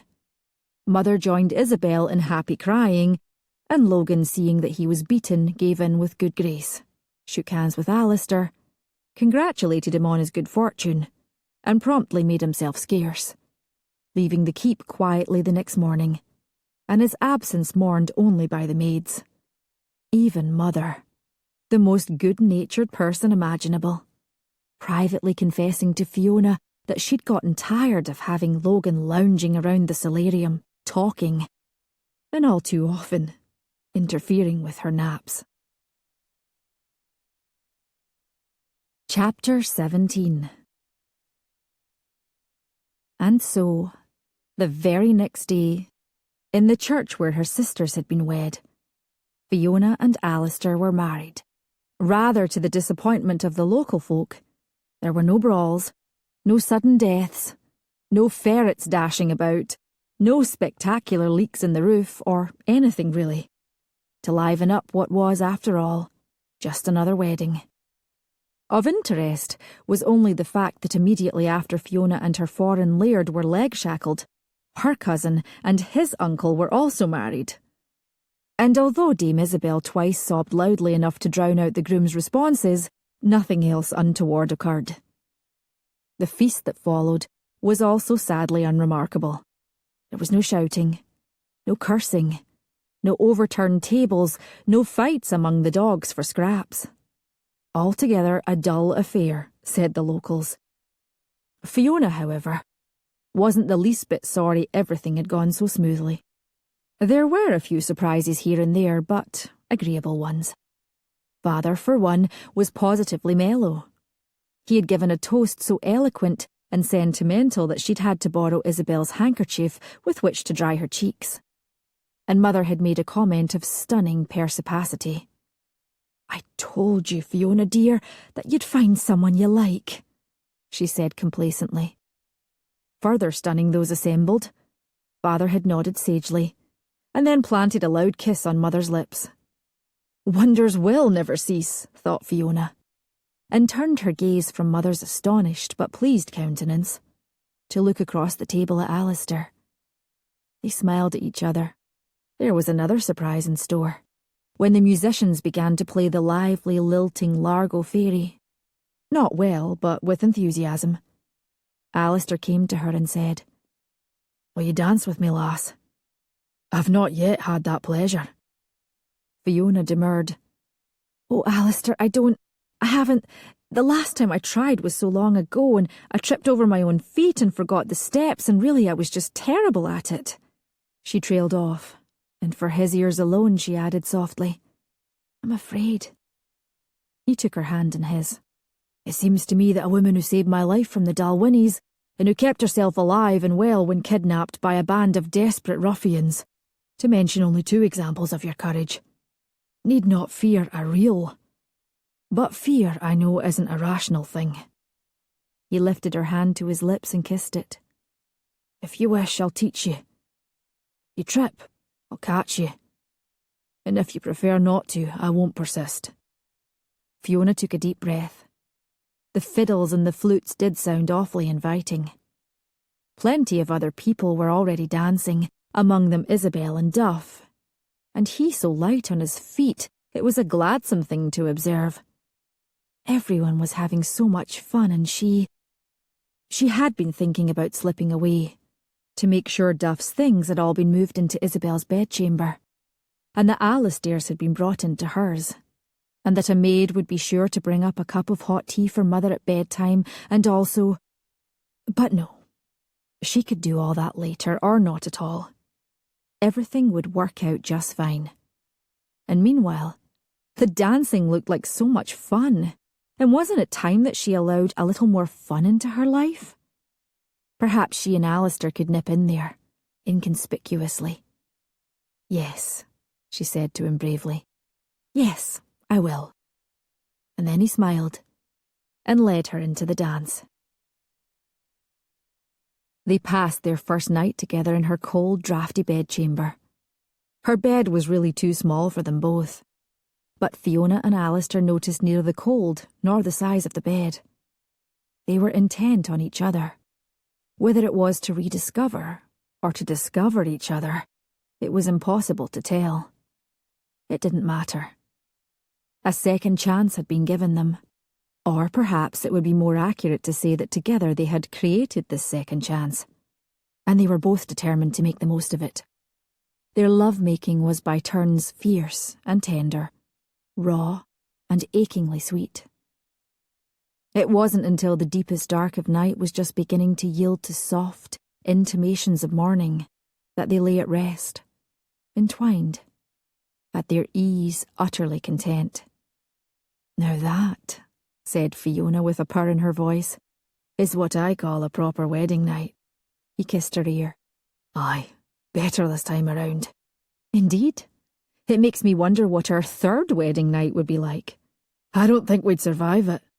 She laughed and snuggled her head a little more cosily into that wonderful hollow between Alasdair's shoulder and his neck. How good he felt, and smelled, and tasted. And how tired she was, but in a nice way. She yawned and lifted a hand, happily conscious of the rings upon it, to cover her mouth. "Alasdair?" "Aye, Fiona?" "I've just had the strangest thought." "Tell me it." It suddenly occurred to me that the discovery of that second decree, which seemed so dreadful at the time, actually helped bring us together again. Doesn't it seem that way? "Aye," he said thoughtfully. "It was a kind of impetus, wasn't it? It helped each of us realise we wanted to fight to find each other again." Lovingly, she pressed her lips to the warm, faintly salty skin of his neck. How wonderful, and how mysterious. "Life is, I think, filled with mysteries." "Yes," she agreed.